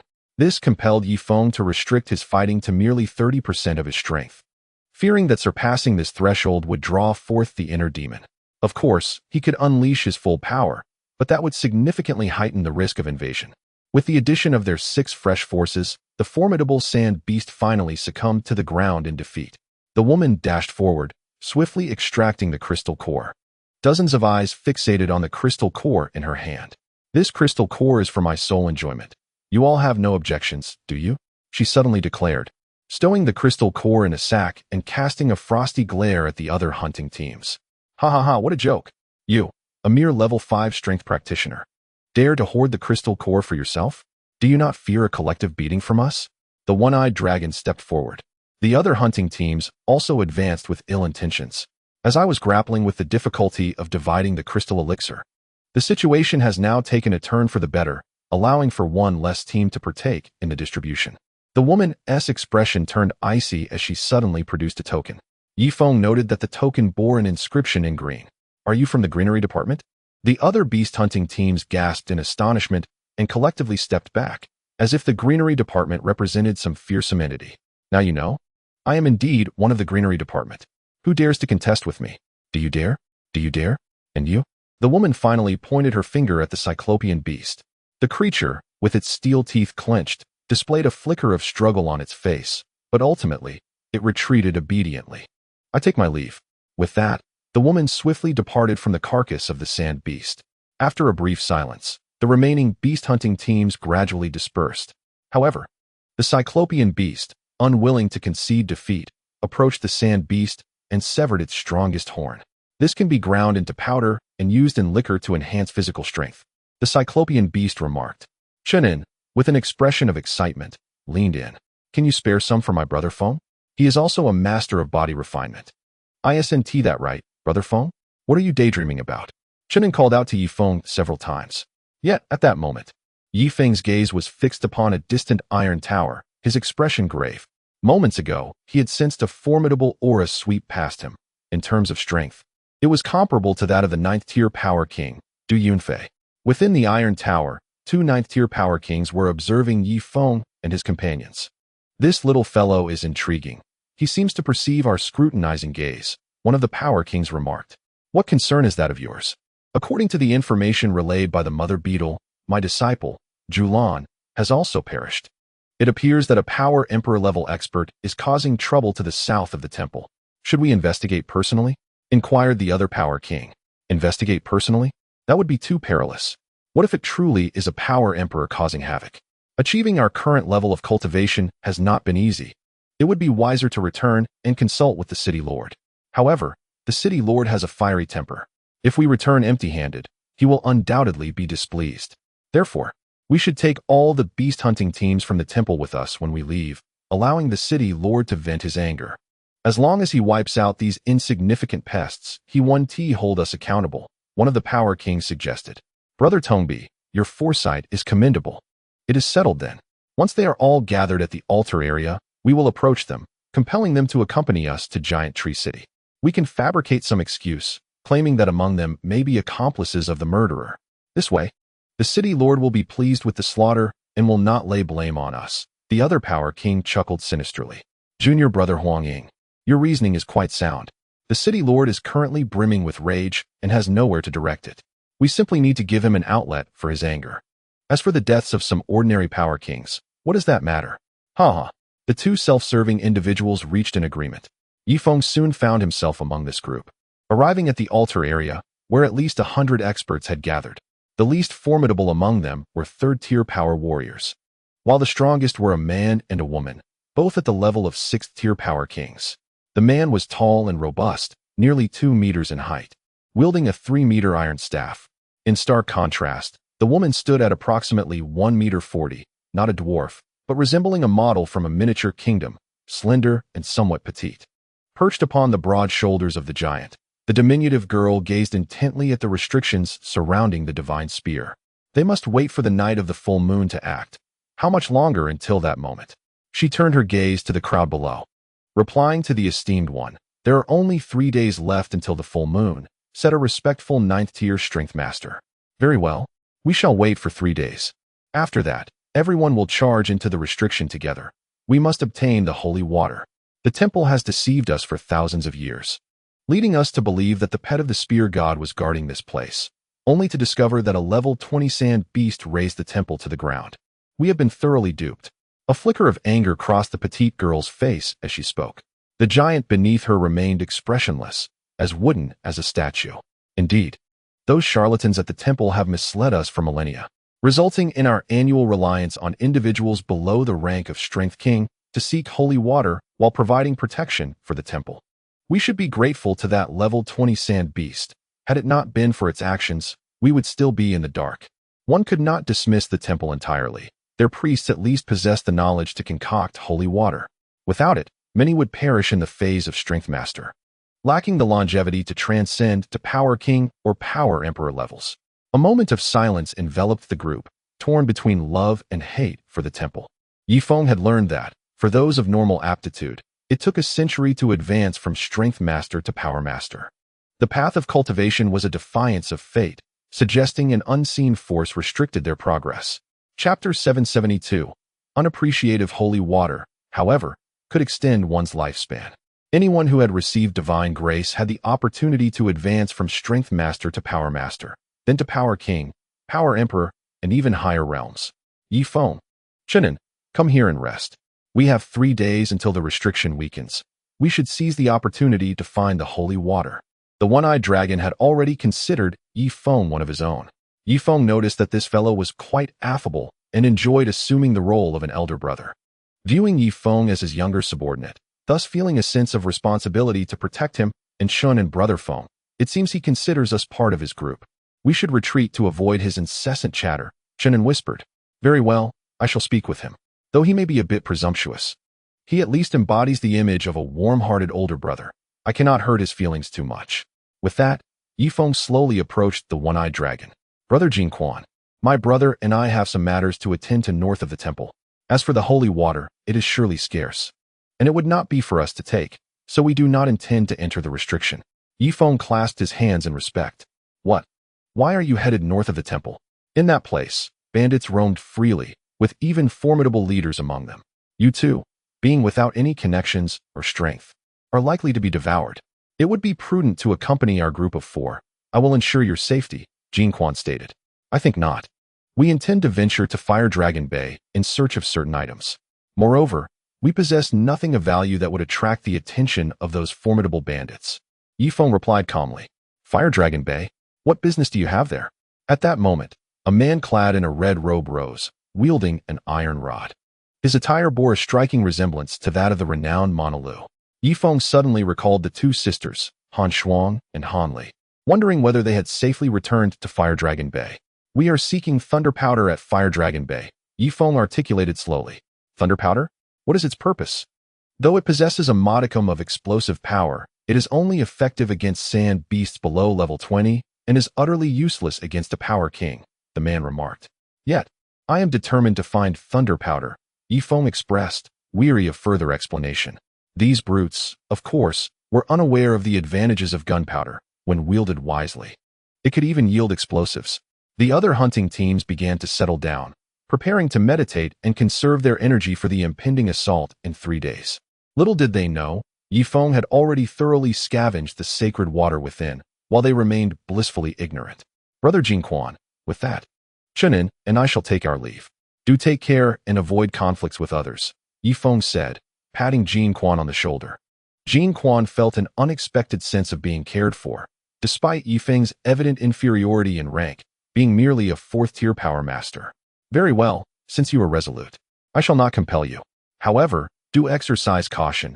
The area north of the temple is not easily traversed, unlike the south, which is filled with weaklings, Jinquan cautioned. Farewell. Feng clasped his hands in respect and prepared to depart with Chenin. Just then, a booming laughter echoed from above the altar. Ha ha. It seems none of you shall be leaving today. I have a matter that requires your assistance. The voice reverberated, leaving everyone's ears ringing. And some of the weaker individuals nearly fainted from the shock. Boom.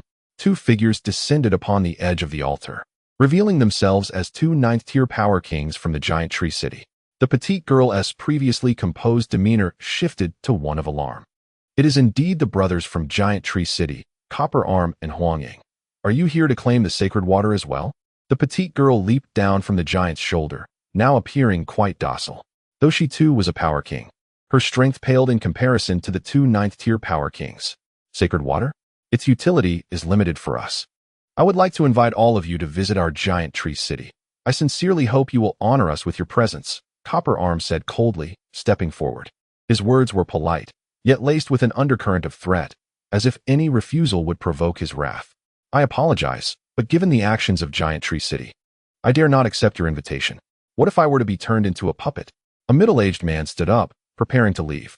Do you dare defy my wishes? With narrowed eyes, the bronze-armed figure unleashed a sudden punch without any forewarning. 30 meters away, the middle-aged man's expression shifted drastically. He abruptly turned around, striking out with both fists. The force of their collision reverberated around the barrier, sending weaker individuals soaring through the air, while an unfortunate soul crashed directly into the barrier, instantly disintegrated into fragments by the golden strands. Boom. The middle-aged man fared even worse, his body erupting into a cloud of blood mist. Hiss! A collective gasp echoed among the onlookers, their faces etched with shock as they gazed at the bronze-armed figure. Feng and Chenin, who had initially intended to follow the middle-aged man, were similarly taken aback, gasping in disbelief. Brother Feng, it seems we cannot escape. This individual is not inviting us as guests, but rather treating us all as captives, Chenin said anxiously. Feng remained silent, coldly observing the bronze arm and Huangying.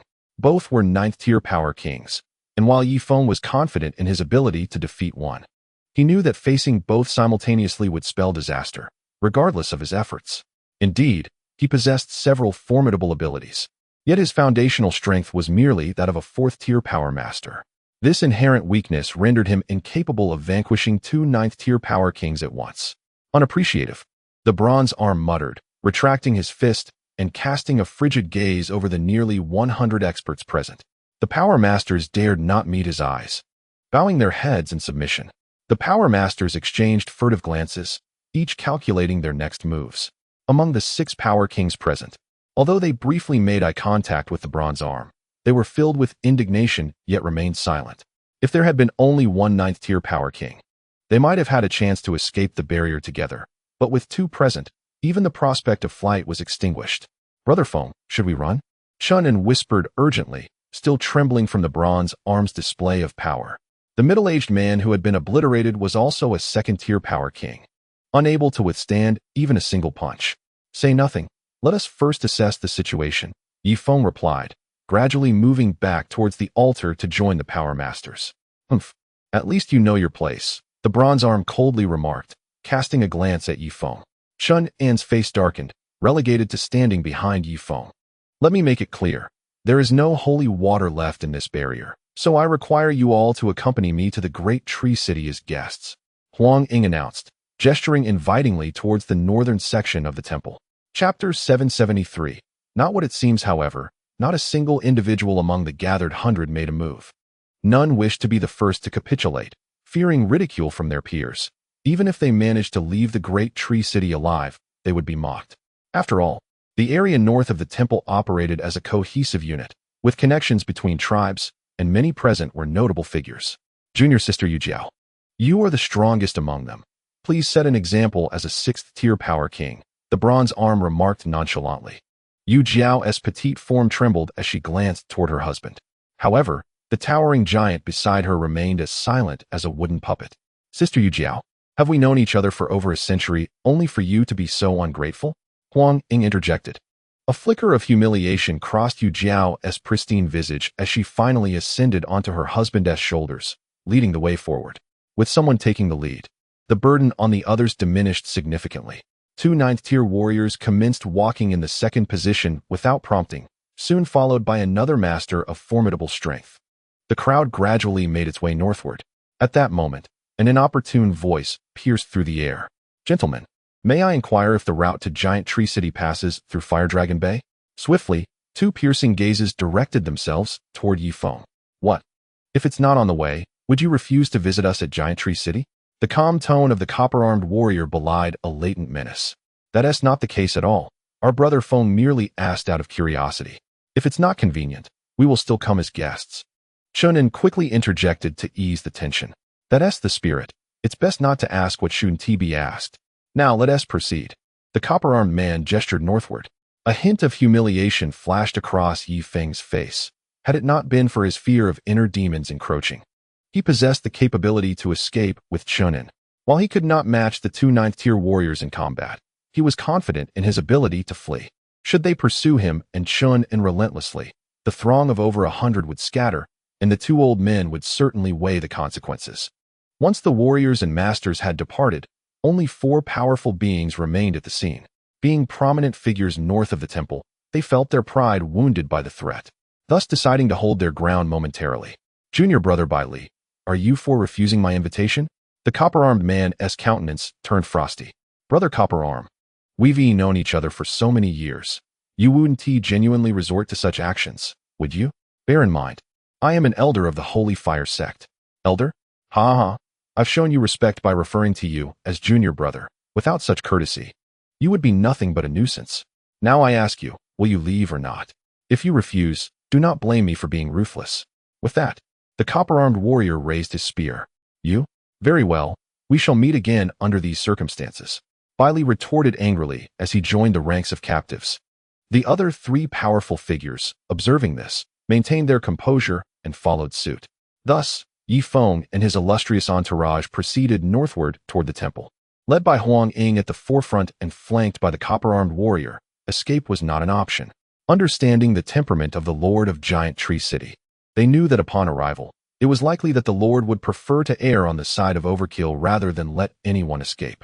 However, they reassured themselves that as long as the Lord's wrath was vented, they would not bear the brunt of it. The Cyclops and his companions melded into the group. "Brother Yi Feng, what do you suppose these 2 intend by escorting us to Giant Tree City? Surely, they cannot mean to host us as guests?" the Cyclops inquired. not lacking in discernment. Do you think this is hospitality? I suspect there is nothing good in store. By the way, may I ask if the route to Giant Tree City passes through Fire Dragon Bay? Feng asked. In another fortnight, they will pass by Fire Dragon Bay. Do you wish to flee midway? It is important to note that the mightiest entity there is merely a 5th-tier power king, and their chieftain would certainly not oppose you alongside 2 9th-tier power kings, warned the one-eyed dragon, Jin Quan. Ah, is that so? Feng nodded calmly. He had resolved to blend into the group, relishing in the sustenance provided, which would at least help him avoid certain troubles. These troubles referred to the formidable sand bandits and powerful sand beasts. It was said that the sand bandits and sand beasts north of the temple were exceptionally strong. However, with their lavish entourage, even facing a 27th-tier sand beast would pose little danger to them. As they were about to exit the altar area, 2 beast-hunting teams suddenly appeared ahead, both comprised of power masters who seemed to be embroiled in a dispute. We shall take 70% of this crystal core, and the remaining 30% is yours. What nonsense! How do you account for the loss of 2 of our members? That is because you are weak. Hand it over quickly. Just as the 2 teams were about to clash, an uncanny chill crept down their spines. Turning around, they were instantly taken aback. 9th-tier power kings? And so many of them. Huang Ying narrowed his eyes, a sly smile creeping across his face. Do not concern yourselves with this trivial 15th-tier crystal core. Join the main force and be my guests in Giant Tree City. Thus, those power masters, previously quarreling over the crystal core, were honorably taken captive. Upon leaving the altar area, they entered the renowned divine gift zone. Here, numerous houses suitable for human habitation had been constructed. In the past, members of other tribes seeking holy water would come here to fervently pray for months, after which the temple would bestow upon them a vial or half-vial of holy water, depending on the circumstances. Along the way, Huang Ying captured several more batches of prisoners, leading to their total exceeding 200. Among which there were 9 at the Power King level. However, the strongest among them was merely the petite 6th-tier girl, Yu Jiao. The majority were 1st or 2nd-tier Power Kings, thus none dared to take the lead in rebellion.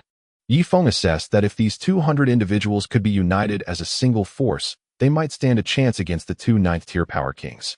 Yet he hesitated to orchestrate any alliances for fear of becoming a target himself. Chenin, I have made up my mind. I will continue to blend in with the main group, and once we reach Fire Dragon Bay, I will forcibly take you away. The 2 old fellows certainly expend much energy in pursuing us, for if one were to chase after me, the remaining 9th-tier Power King would not be able to keep so many formidable experts in check. Feng whispered to Chen and Hong. Brother Feng, do you think you can manage? After all, they are 9th-tier Power Kings, Chunin replied cautiously. During Feng's previous annihilation of Du Yunfei, Chunin was not present, and the others had refrained from divulging this information to him. Thus, among those on Hot Spring Island who were aware of Feng's true strength, only Jin Yeme and Jin Qi were privy to it. After a while, Feng and his party finally exited the temple city, which did not seem to be entirely desertified. Occasionally, one could see drought-resistant plants, such as sand-thorn bushes, growing amidst the desert. Simultaneously, a rosy sun appeared in the sky, casting a gentle warmth upon the earth. Chapter 774. You have been eavesdropping for quite some time, ladies and gentlemen. Let us take a respite for 2 hours. In 2 hours, we shall hastily return to the Tree City, where our city lord awaits to extend his hospitality towards you all. When Copper Arm uttered the word hospitality, his tone dripped with sarcasm. Consequently, the group of over 200 individuals clustered together, some producing jerky to gnaw upon. Brotherly Feng, do partake in some jerky, Jin Quan said, as he opened his sack and retrieved a piece. Li Feng took a bite, only to spit it out with a loud pfui. It's utterly unpalatable. Better to have my own. This jerky was crafted by a master surnamed Shi from our tribe. Li Feng then shared his provisions. Beside them sat the petite maiden Yu Jiao and her towering husband. Several mighty warriors encircled the couple, seemingly engaged in a hushed discussion. What do you suppose Copper Arm and Huang Ying intend to take us back to Tree City for? One mighty warrior inquired. Li Feng instantly perked up his ears. There are likely 2 possibilities. First, Tree City is in dire need of human puppets, and we may be destined to become such puppets. Second, with the recent demise of the city lord's son, Copper Arm and Huang Ying might be bringing us back to masquerade as the culprits. Regardless of the scenario, our survival seems bleak, Yu Jiao spoke slowly. As a 6th-tier mighty warrior, she possessed considerable insight. having nearly deduced the entire situation. What shall we do? Are we simply to allow ourselves to be slaughtered? One of the mighty warriors lamented. Yu Jiao fell silent, cautiously glancing at Copper Arm, who was meditating some distance away. If our 9 mighty warriors were to unite, we might stand a chance against the 2 of them. Should the other force users provide some distraction, the 2 9th-tier mighty warriors would surely be unable to defeat us. However, even if they cannot best us, their speed is beyond our imagination, capable of covering 100 meters in a mere breath. If they exploit their swiftness to stay behind us, we would be gradually consumed. Yu Jiao concluded that, regardless of their efforts, escaping the grasp of the 2 9th-tier mighty warriors was impossible. Sister Yu Jiao, then we must resort to a surprise attack, catching them off guard. We must eliminate one of them. It is imperative that we ensure he does not escape. Should he evade our full-force strike, he will pursue us relentlessly. Indeed. But these 2 are exceedingly alert, maintaining a distance of 1,000 meters while meditating. If we were to hurl our spears from such a distance, we would squander precious time, allowing them to react, and subsequently, we would face their wrath. At that moment, Yu Jiao's gaze shifted towards Li Feng's silhouette. Little one, you have eavesdropped for quite some time. Do join us. Li Feng's entire being trembled, and he obediently seated himself within the circle of mighty warriors. The surrounding hunting teams cast peculiar glances at Li Feng. In their vast desert, circles were firmly established, force users among force users, and mighty warriors among mighty warriors. Naturally, individuals from higher circles could mingle in lower circles, but it was unthinkable for those from lower circles to infiltrate the higher echelons. Lady Yu Jiao, what matter do you seek me for? Li Feng inquired earnestly. Moments ago, I overheard your companion mention your name is Yi Feng. Is that correct? Yu Jiao scrutinized Yi Feng from head to toe. Having trained in the Shura Eye technique, albeit not mastering even the first level, she possessed a discerning gaze. Among the 200 individuals present, everyone wore expressions of anxiety, some even terror-stricken. Only Yi Feng remained composed, his demeanor unperturbed, and the radiance of several formidable powers emanating from him led her to conclude that his prowess exceeded that of all the other strength masters present, barely qualifying as a first-tier power king. Such a person, naturally, should be brought into discussions of significant matters. Indeed, the individual is named Yi Feng. Yi Feng maintained a low profile. Had he not been troubled by inner demons, there would have been no need for such humility, as he could easily disdain all the skilled practitioners around him. Stop pretending. Who do you think I am? Do you really believe I cannot see that you possess numerous extraordinary abilities? Yu Jiao remarked with irritation. No woman appreciates a timid man. They are drawn to those who are straightforward, and they fear the likes of Yi Feng, who appeared to be a spineless coward. At this moment, Yi Feng's demeanor was precisely that of a coward. Extraordinary abilities? No, you flatter me. I, Yi Feng, am merely a 4th-tier strength master, he quickly replied with modesty. He had already surmised that this woman aimed to recruit him into her inner circle to initiate the first wave of resistance. However, that was not his guiding principle. His philosophy was to fight when capable and retreat when not. The other power kings cast disdainful glances at Yi Feng. They were ancient beings, having lived for centuries, and could discern character with keen precision. A man's potential could be gauged through subtle details, such as his decisiveness and courage.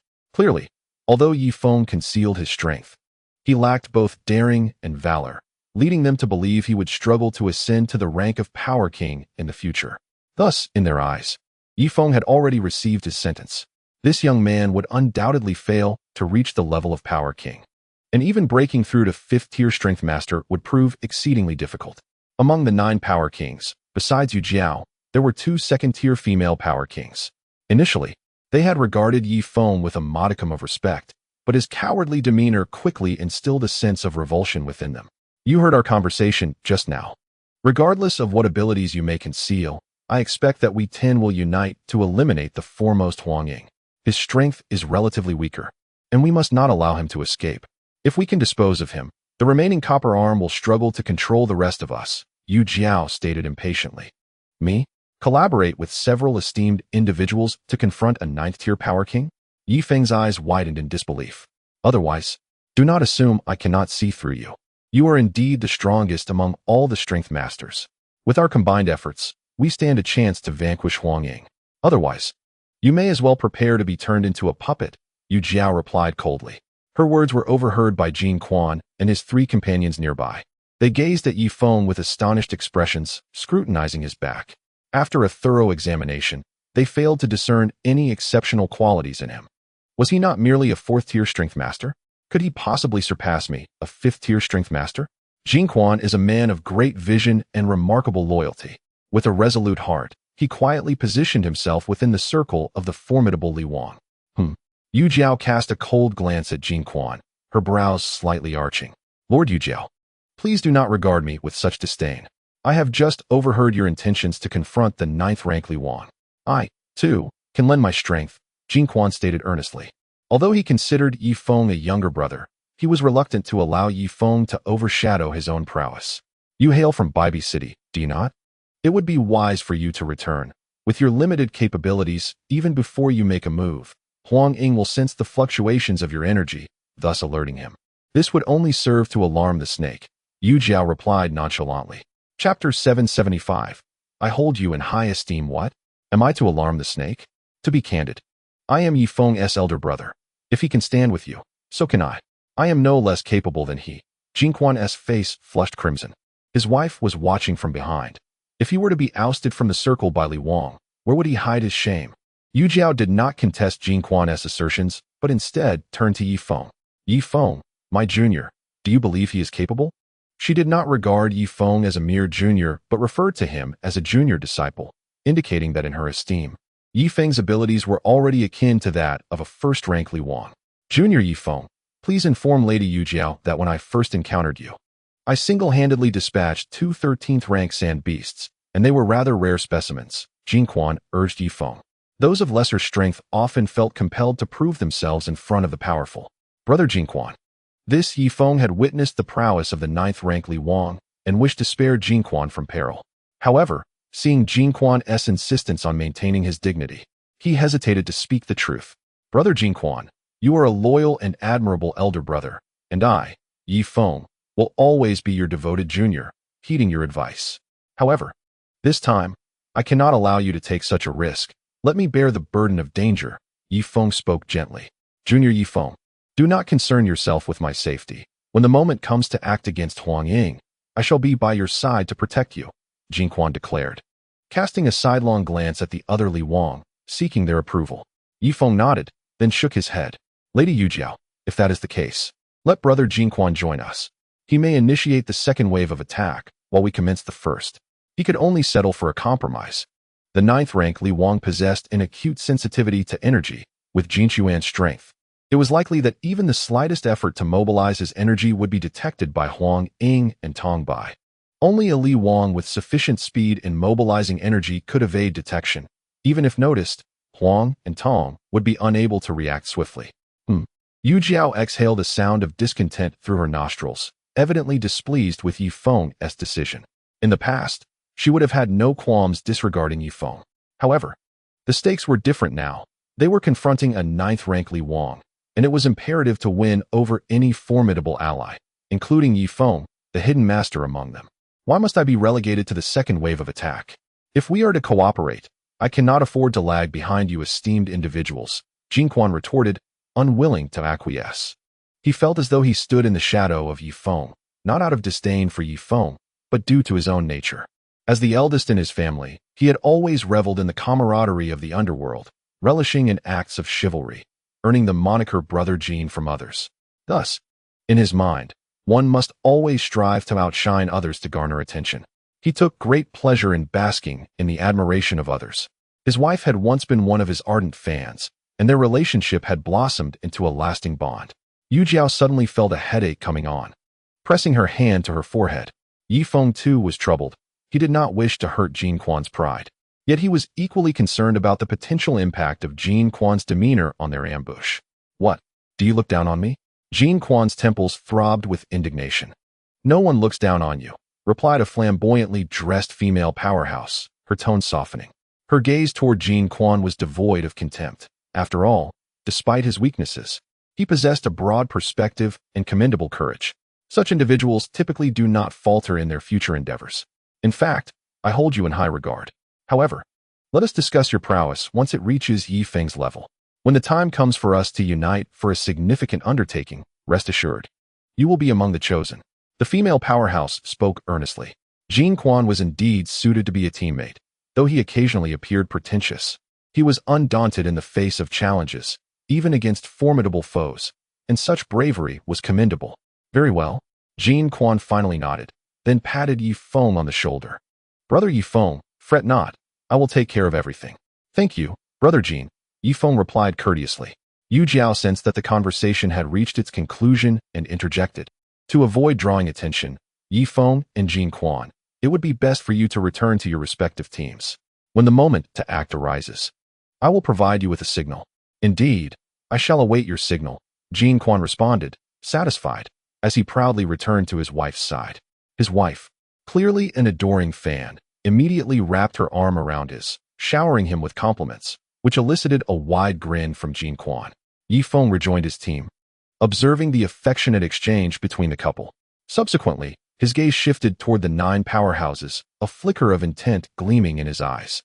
Meanwhile, after Jean Quan and his wife departed, Yu Jiao turned her attention back to the remaining 8 powerhouses. If our ambush fails, we will scatter in 9 directions. Yi Feng and Jean Quan will undoubtedly be the slowest to escape, and Huang Ying and Tong Bai will likely target them first, allowing us some time to flee. Of course, some among us may perish. It will depend on our individual fortunes. Do we all agree? Yu Jiao inquired. A faint smile appeared on the otherwise stoic faces of the other powerhouses. Truly, Yu Jiao, renowned for her cunning, had devised a dual strategy, the first to eliminate the 9th-tier powerhouse, and the second, in the event of failure, to disperse and leverage the fact that Yi Feng would be slower to delay the enemy's pursuit, thereby buying time for their escape. Impressive, Sister Yu Jiao. If I manage to return safely to my tribe, I shall reward you handsomely, one man remarked nonchalantly. At their level, they scarcely regard the life of the strength master. Sister Yu Jiao, you have secured benefits for the 8 of us. Should I return to the tribe, I shall present you with a grand gift, remarked another strength king.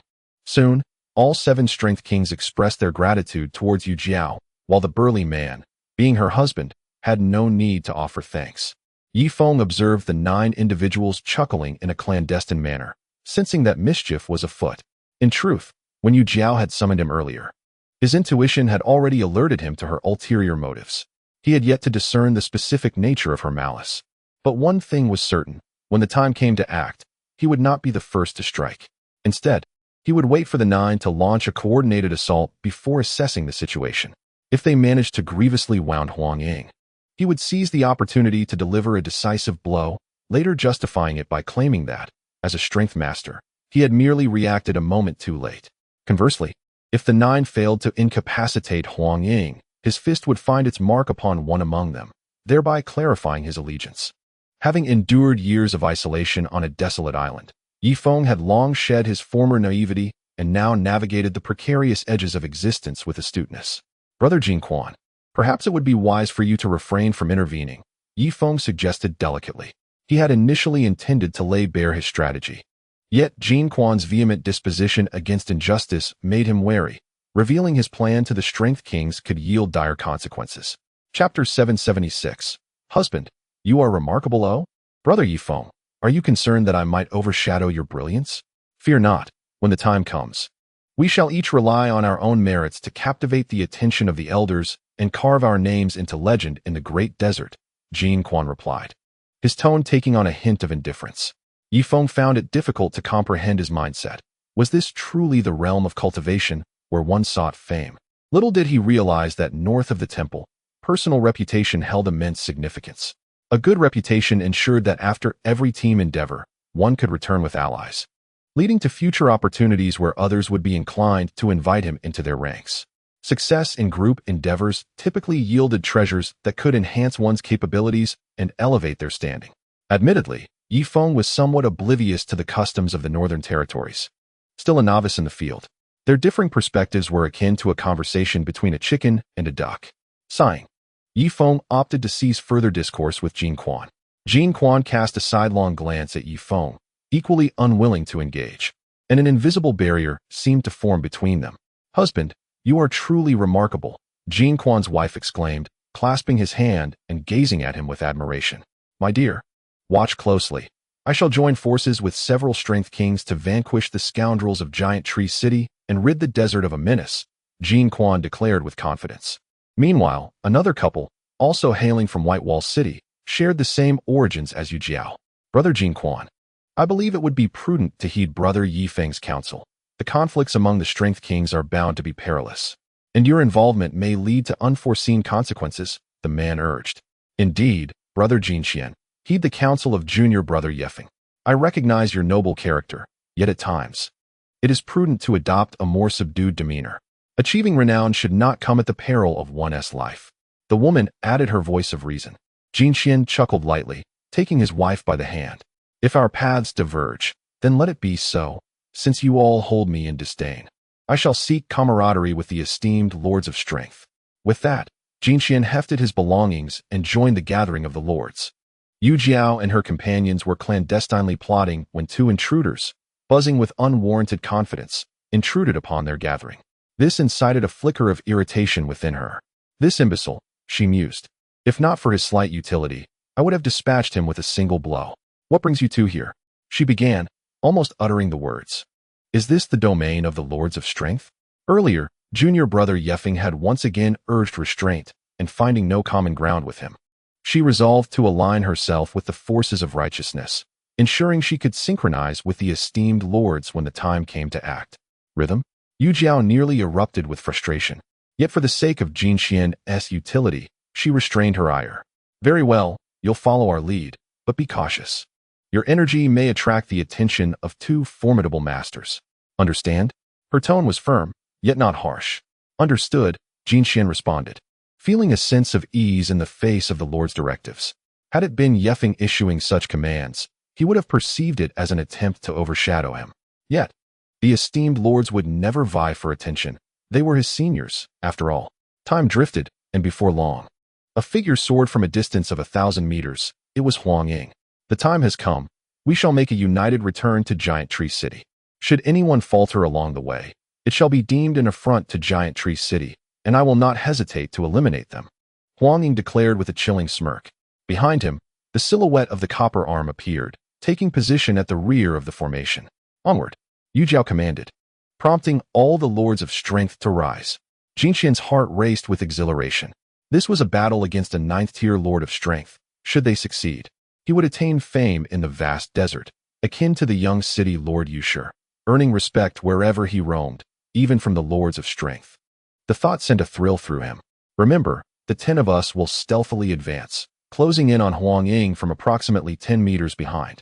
When the moment arrives, strike with all your might, aiming for a decisive blow, Yu Jiao instructed in a hushed tone. Understood, Jin Qian affirmed with enthusiasm. The other lords merely exchanged glances, acknowledging her command. Yefeng blended into the crowd, observing as the 10 figures stealthily advanced. Unable to contain himself, he glanced back, and in the next instant, his eyes widened in astonishment. A bronze arm gripped a spear in the rear, its body slightly recoiling as if poised to hurl the weapon at any moment. The intended target of this spear was none other than the 9 formidable warriors before him. Alas, just as Feng was about to raise the alarm, it was already too late. Strike! Up ahead, Yu Jiao commanded with a cold voice, slapping her palms forward. The giant man rolled forward, landing directly at Huang Ying's feet, seizing her thigh with both hands. Kill! Attack! A chorus of shouts erupted as the 9 warriors sprang into action. Jin Quan, momentarily stunned, drew his curved blade. However, in the next instant, a spear soared from behind. Boom! The ground trembled as if struck by a missile. 3 figures were sent flying several meters away, collapsing onto the ground, lifeless. Yu Jiao staggered back, clutching her chest, and spat out a mouthful of blood. The remaining warriors fared little better. Some lay moaning in agony, while others pressed their wounds in silence. As the dust settled, Huang Ying emerged, her right hand clutching a bloodied curved blade, while her left hand held a severed head. Husband! Yu Jiao gazed at the head, a single crystalline tear escaping her eye. Jin Quan remained frozen mid-swing. Boom! The bronze arm landed amidst a heap of shattered flesh. When the spear was launched, it not only annihilated 3 warriors, but also severely injured the remaining 6, allowing Huang Ying to dispatch the giant man. The blast from the spear radiated outward, claiming the lives of several master-level fighters. The bronze arm extracted the spear, surveyed the three corpses, and then slammed it down onto the ground. Boom. One warrior's body erupted into a mist of blood. Without pausing, he struck twice more, obliterating the other two corpses. Plop. A severed head rolled to Yu Jiao's feet. Huang Ying sheathed her blade, regarding Yu Jiao with a smile that held an edge of mockery. Brother Copper Arm, these fools were utterly naive. While we rested, they conspired with sinister expressions, thinking we could not see through their schemes, Huang Ying remarked with a light laugh. Humph. Overestimating themselves, Copper Arm scoffed, his gaze sweeping over the 5 surviving warriors, Yu Jiao, 2 men, and 2 women. Yet, all 5 bore varying degrees of injury, rendering them unlikely to mount a formidable response. Chapter 777. It was intentional. Plop. Jin Quan's curved blade fell onto the sand. At that moment, he comprehended the folly of his earlier actions. Those were 9th-tier warriors, wielding earth-shattering power with a mere flick of their wrists, and he, a mere 5th-tier fighter, had foolishly dared to band together to confront such might. Copper Arm turned his gaze toward Jin Quan, a glimmer of derision flickering in his eyes. What? Did you intend to do something when you drew your blade just now? Copper Arm advanced step by step until his chest nearly touched Jin Quan's nose. Chunin, witnessing this, hurriedly rushed over. Haha, esteemed sir. This is my brother Jin Quan. Just moments ago, he sensed that several mightiest warriors were poised to take action against the 2 of you, so he intended to intervene. However, before he could do so, the 2 esteemed individuals displayed unparalleled might, effortlessly shattering their nefarious scheme. My brother Jin Quan believes that the venerable Copper Arm is exceedingly impressive, possessing an aura of nobility that left him momentarily awestruck. Chunin showered compliments upon him, eliciting a faint smile from Copper Arm. Is it truly so? Copper Arm responded with a subtle smile. Indeed, I can attest to that. Yifeng considered that. Given the intellect of the 2 masters, they must have noticed his presence alongside the 9 mightiest warriors, prompting him to step forward to clear his name. In truth, the 9 warriors were deliberating on how to eliminate you both. I initially intended to expose their plot, but feared that the 2 esteemed individuals would doubt my words. Thus, I instructed my brother Jin Quan to covertly disrupt their conspiracy, and as fate would have it, the 2 esteemed individuals witnessed it. My brother Jin Quan could not intervene in time, yet the 2 masters effortlessly turned the tide. Your spear just now felled 3 of the mightiest warriors. I, Yifeng, am in utter admiration of your prowess. Yifeng felt compelled to add his praises. He certainly had the capability to vanquish Copper Arm, but there was a 30% chance of succumbing to inner demons. If Copper Arm and Huang Ying joined forces, Yifeng feared that he would exhaust all his strength, left only to taste the bitterness of defeat. Copper Arm scrutinized Yifeng and the others with a penetrating gaze, a hint of intrigue flickering across his face. Well then, I must express my gratitude to you all. With that, he brandished his spear and circled the remaining injured warriors. These warriors promptly bowed their heads, their eyes betraying a glimmer of fear. Were it not for your utility, I would have slain you all on the spot. Sister Yu Jiao, from this moment forth, you 5 mightiest warriors shall be responsible for the entire team's supplies. Everyone, gather your belongings and bind them together with ropes. Let Sister Yu Jiao and her companions transport them across the desert. This will also conserve some of your strength, Copper Arm commanded. Ah, we can even conserve strength? Ha ha. Splendid. Quickly, bring all the heavy items over and let these 5 disgraceful ambushers assist us, they exclaimed, revealing their shamelessness in ambushing 2 9th-tier mightiest warriors. Yu Jiao gazed at the group, fury boiling within her, causing her to spit blood. Their reckless ambush was intended to save everyone. Yet, what was their response? What are you staring at? Come here and haul the goods. Do not think that just because you are mightiest warriors, I will not dare to strike you. A 4th-tier warrior threatened, devoid of any gratitude. Yu Jiao wiped the blood from the corner of her mouth, her expression impassive as she grasped the rope. Behind her trailed 2 men and 2 women, all mightiest warriors. Let us depart, Copper Arm declared, moving to the rear of the formation to oversee the ranks. At that moment, a warrior rushed forward, striking Yu Jiao's back with a whip. Hurry up, do you wish to provoke the ire of Copper Arm? The warrior boasted arrogantly. Yifeng watched, discomfort etched upon his face. Though he understood that Yu Jiao harbored ulterior motives, her broader perspective was not misguided. Her actions aimed to save everyone. Akin to self-preservation. How the mighty have fallen. only to be humiliated by the lowly. Yifeng etched the visage of that brutish figure into his memory, vowing to deliver a blow upon his departure from the group. Yet, moments later, more of these brutes surged forth, delivering kicks to the backsides of the 5 individuals and striking their spines with various despicable tactics. Tong Bai, lingering at the rear, witnessed the entire spectacle yet refrained from intervening. The vanquished must certainly pay the price, and he relished the sight of the 5 powerhouses being bullied by mere thugs. As for those of the master level, they held a reputation in the vast desert and cherished their dignity, refraining from stooping to such depths. Indeed, once the small-minded gain the upper hand, their malevolence surpasses that of the former nobility, becoming truly grotesque. Chunin, incensed with righteous fury, stealthily approached one of the brutes. This brute was engaged in lewd gestures directed at Yu Jiao's posterior, embodying the utmost depravity. Brother, let us leave some room for compassion. It may serve us well in the future. With a swift motion, he struck. Ouch! Chunin recoiled, clutching his nose, blood seeping through his fingers. Yifeng committed the brute's face to memory. Although he had not touched Yu Jiao, his conduct was loathsome. Yu Jiao clenched her teeth, feigning ignorance of the scene. Aware of her status as a defeated individual, she recognized that any act of defiance could provoke the wrath of Tong Bai and Huang Ying. A mere strike from either could exacerbate her injuries. Seeing that the 2 formidable individuals did not intervene, the brute not only continued his vulgar antics, but also unleashed a torrent of verbal abuse. Yu Jiao, your body is exquisite. Oh, I am almost there. I am almost there. You are a powerhouse, and soon, my seed shall dwell within you. By the way, my ancestors were bandits, while you, a noble powerhouse, are now destined to bear my ignoble progeny. His voice boomed, ensuring that all present could hear. The masters did not dare to intervene, their faces betraying a glimmer of sorrow, while the lowly brutes erupted into raucous laughter. At that moment, a storm of sand erupted ahead as a dozen sand beasts burrowed from the ground, their blood-red eyes fixated on Huang Ying, charging towards him. Assessing the beasts' ranks, Huang Ying noted that the strongest among them was merely at level 15. With a cold smile, he prepared to unsheath his curved blade. Suddenly, a figure soared through the air. It was Yifeng. Senior, such trivial matters should not trouble you. Allow me to handle this. With that, Yifeng swiftly dispatched 2 sand beasts with a single stroke, then delivered a powerful kick that sent another level 15 beast flying 20 meters away. By sheer coincidence, its massive body crashed down upon the loathsome brute. The brute's lower half was crushed beneath the weight of the sand beast, intestines spilling forth, blood gushing from his mouth.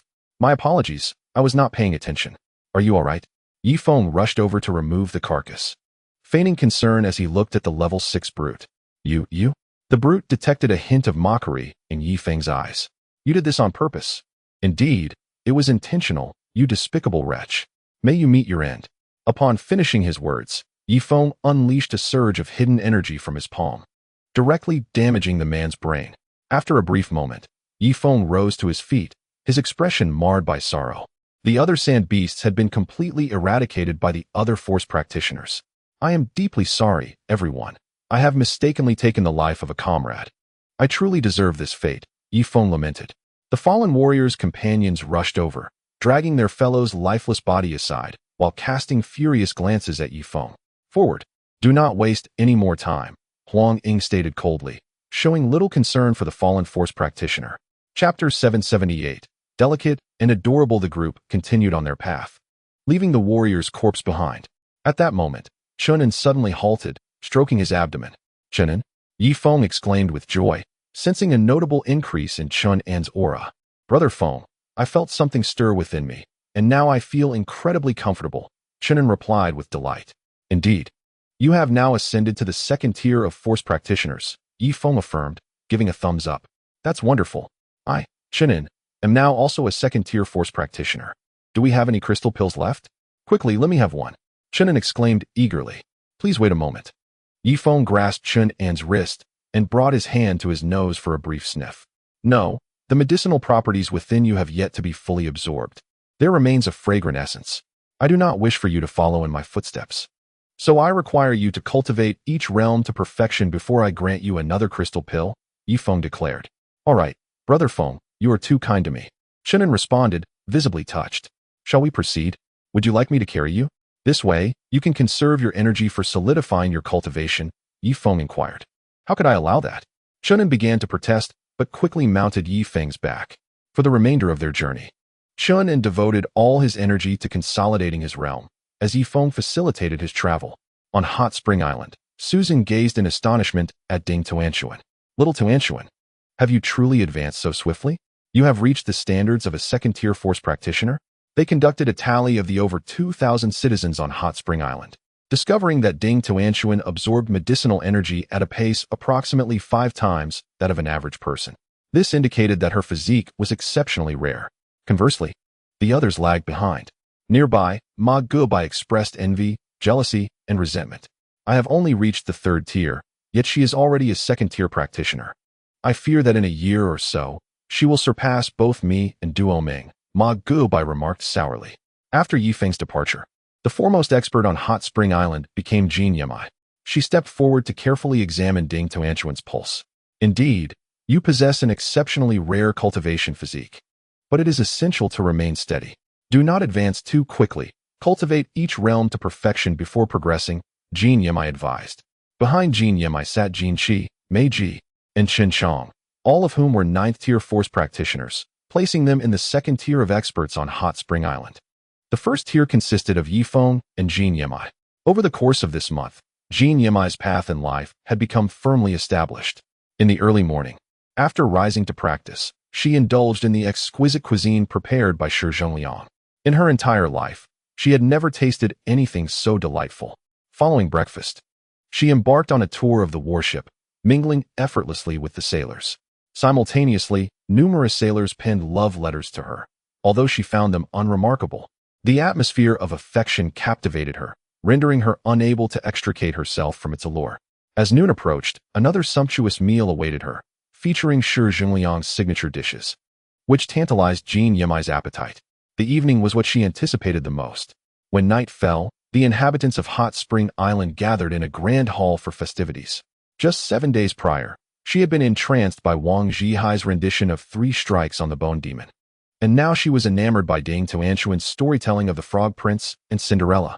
At a critical juncture in the tale, she hoped that the frog would transform into a prince and marry Cinderella.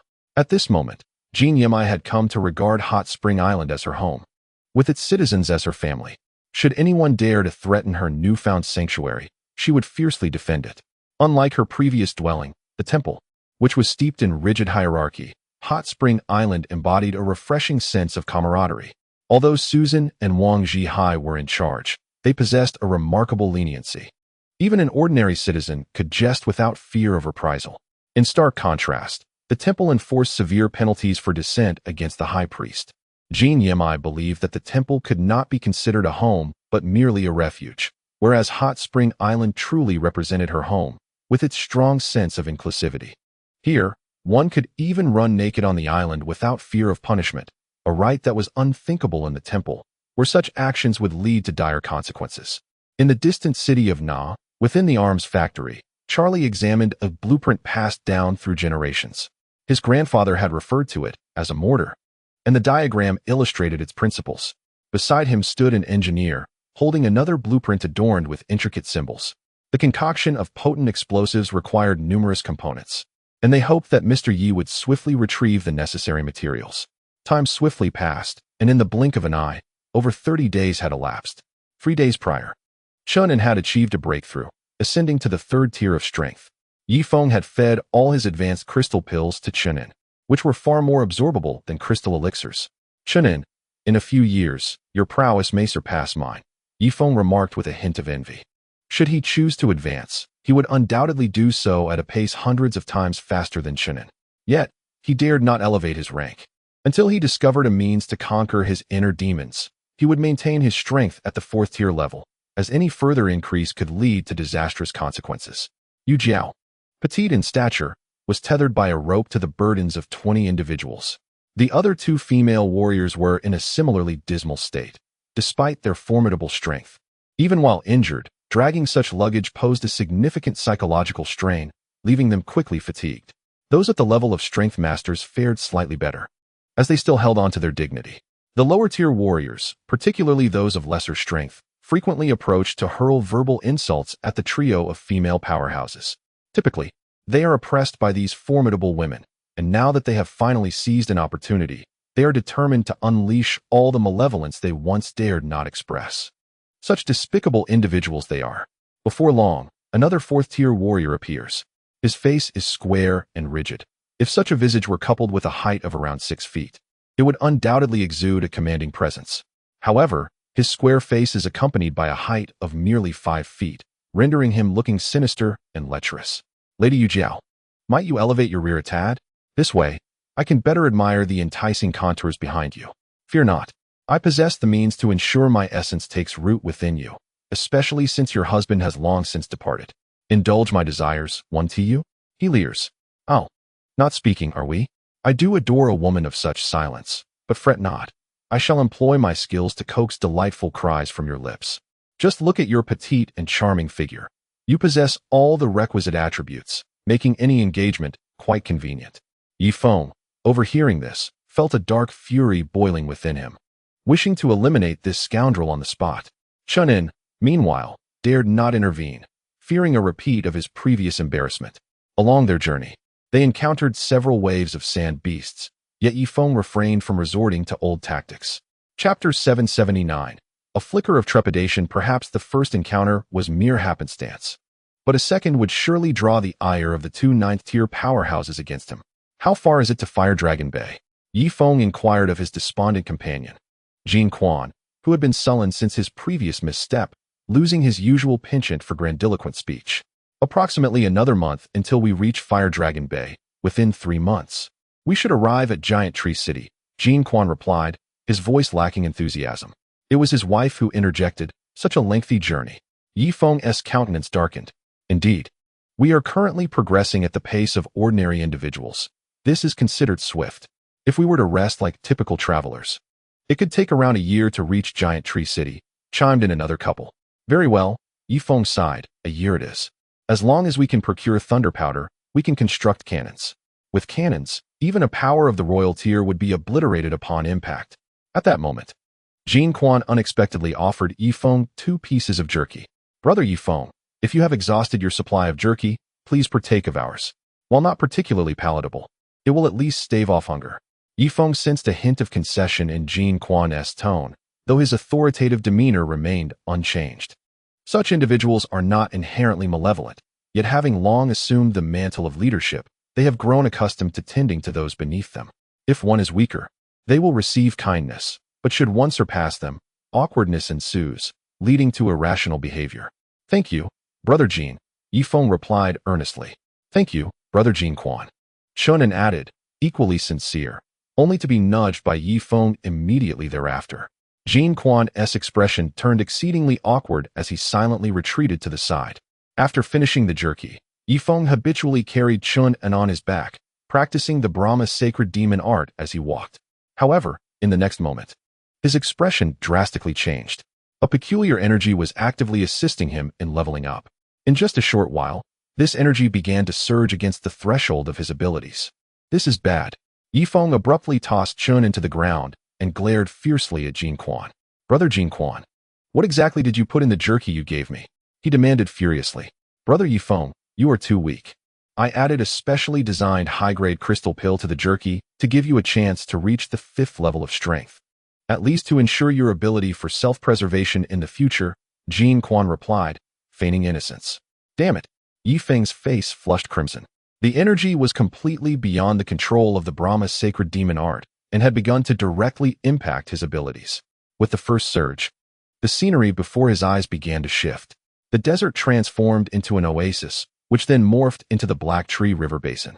A military ship traversed the great river, while the faces of the deceased, Chun Li, Bai Guifin, Chun Jihua, flitted before him. It's over.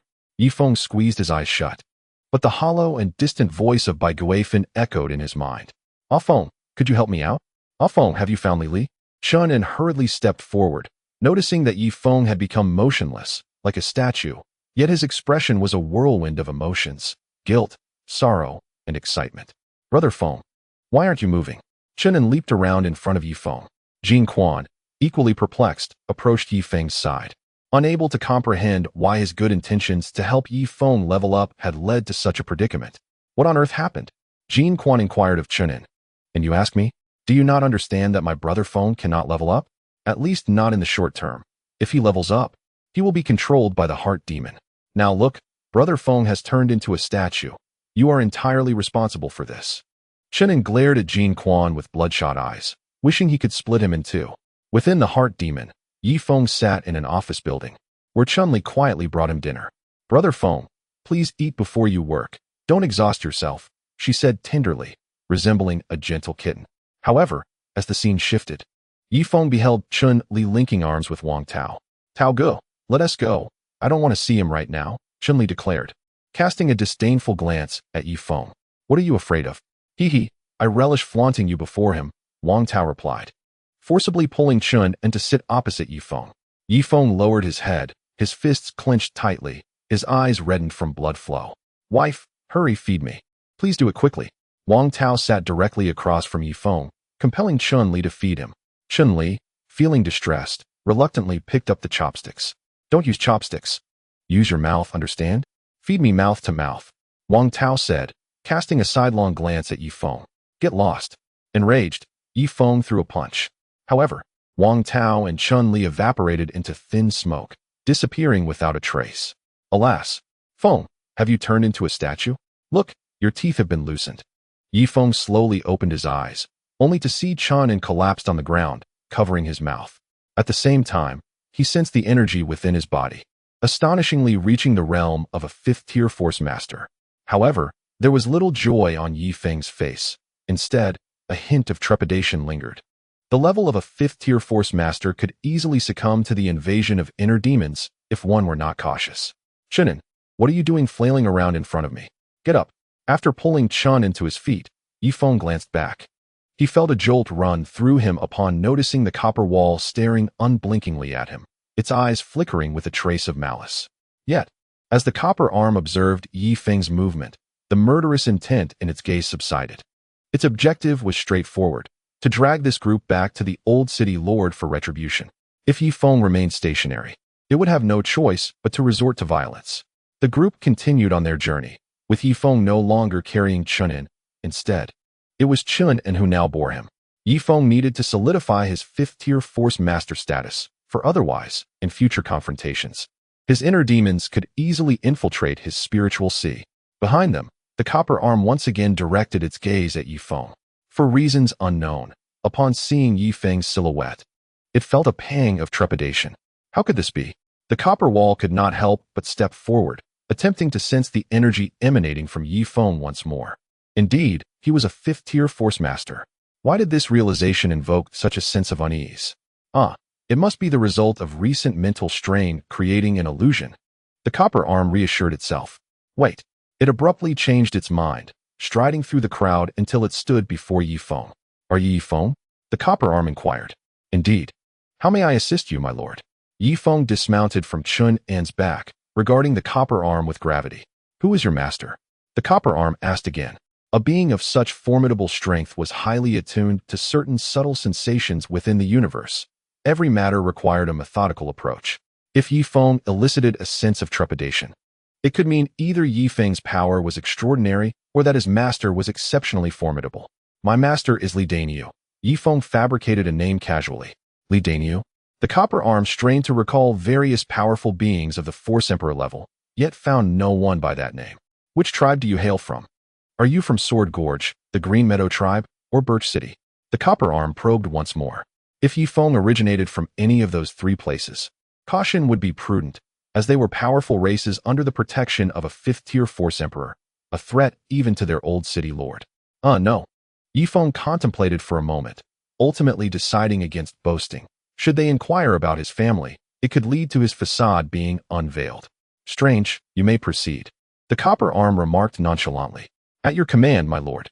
Yi Feng nodded and leaped back on Chun-In's back. Time passed, and after about 10 days, Yi Feng felt he had completely solidified his fifth-tier force master status. He needed to ensure he could swiftly and efficiently mobilize all the energy within his body at any moment. That was the essence of true consolidation. After all, consolidation exists in various layers. In the realm of foundational mastery, one is capable of mobilizing energy for straightforward assaults. However, the intricate manipulation of energy or the control of force is beyond reach, as the requisite skill has yet to be solidified. At the intermediate level, one can begin to refine energy usage, exhibiting fluidity in its reception and release, as well as rapid responsiveness. Advanced mastery, on the other hand, demands considerable time investment, allowing one to wield their internal energy with absolute freedom. Yet, Feng, haunted by his inner demons, strives for perfection in all endeavors. With an enhancement in his foundational strength, his perception of Copper Arm has transformed. He senses that, in the absence of Huang Ying, he could vanquish Copper Arm, even estimating a 70% chance of success if he were to employ a stealthy approach. Unfortunately, with Huang Ying present, he must remain fully alert. At that moment, Jin Quan approached. Brother Feng, I must apologize for earlier. I was unaware of your predicament with the heart demon. However, take heart. If we journey for 5 more days, we shall reach the soul-calming ridge. The tribe's treasured artifact, the soul-calming bell, is said to dispel heart demons when rung. Upon hearing this, Feng, initially disinclined to show any warmth, leaped with excitement, grasping Jin Quan's hands. Is there truly such a divine object? Splendid. Please remind me when we pass the soul-calming ridge. I must acquire the soul-calming bell. But that is their tribe's sacred treasure. Do you think they will simply give it to you?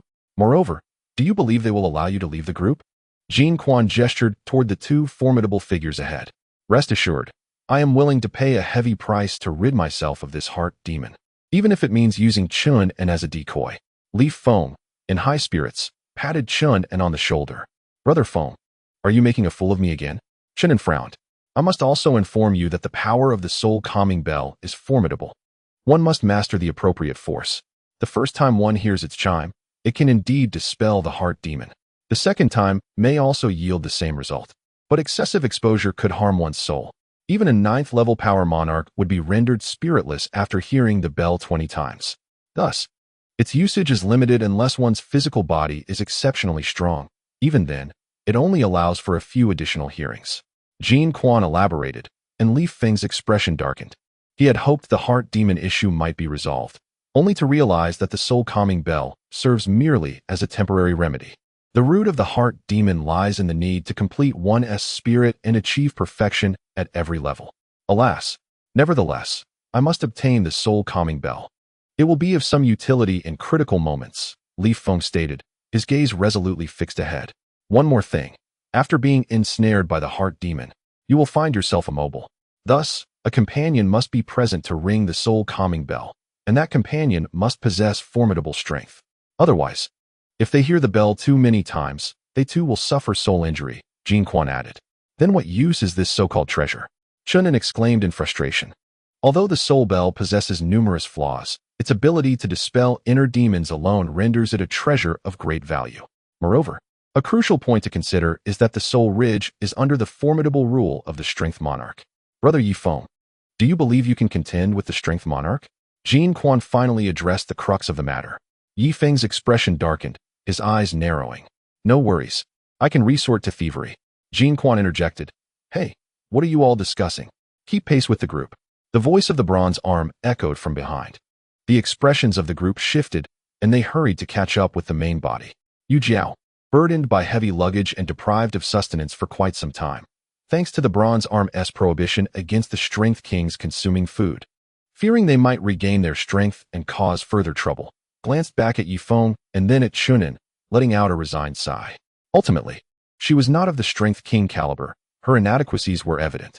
Yet, she was unwilling to simply march towards Giant Tree City and face her demise. Thus, she directed her gaze forward. A few hundred miles ahead lay the Soul Ridge, and she must seize the opportunity to rush into the ridge, procure the Soul Bell, and ring it with reckless abandon, even at the cost of mutual destruction. If she could ring it 7 times, she believed that even a 9th-order Strength King would retreat in haste. As for her, she might very well be shattered in spirit, forever rendered a mere shadow of her former self, incapable of advancement. However, compared to death, what did it matter to be unable to progress? She was gambling, wagering that the bronze arm and Huang Ying would not dare to risk their lives against her. Feng quickened his pace, positioning himself beside Yu Jiao. Lady Yu Jiao, Yi Feng cautiously glanced back at the bronze arm of. What do you want? Yu Jiao shot a glare at Yi Feng, continuing to drag her lengthy baggage. Ha ha, my lady, your figure is quite exquisite. I find it perplexing. Your husband is so tall, yet you are so petite. When you consummate your marriage, does the goods come from the mouth? Yi Feng deliberately laughed loudly, aiming to allay the suspicions of the bronze arm. Ha! Amusing indeed. The warriors behind them erupted in hearty laughter. Zinajin, you are merely a coward. Why did you not join us in our previous skirmish? Perhaps your presence would have been the difference in vanquishing Huang Ying. Yu Jiao spat through gritted teeth. Lady Yu Jiao, I was compelled to act as I did earlier. As for the past, let us not dwell on it. You can see the current circumstances. If we return to Giant Tree City, we shall surely perish.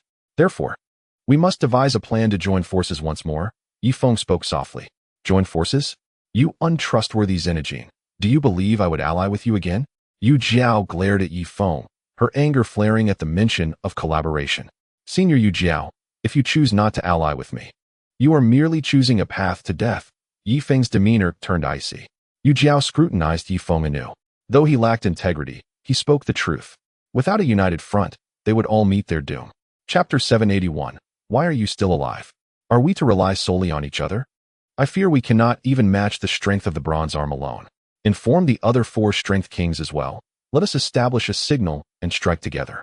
Not only those powerful warriors, but also all the masters present. You must discreetly reach out to them, keeping it covert so that the copper arm does not become aware.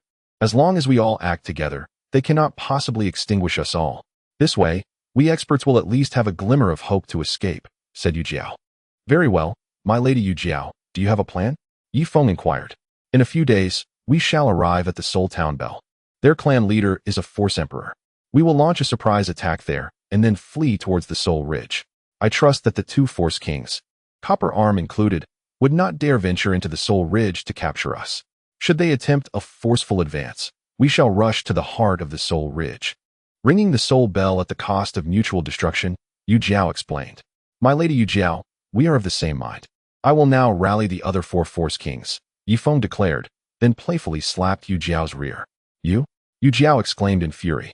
Haha, quite resilient, Yi Feng laughed, performing the act to deter any suspicion from Copper Arm regarding their coordination.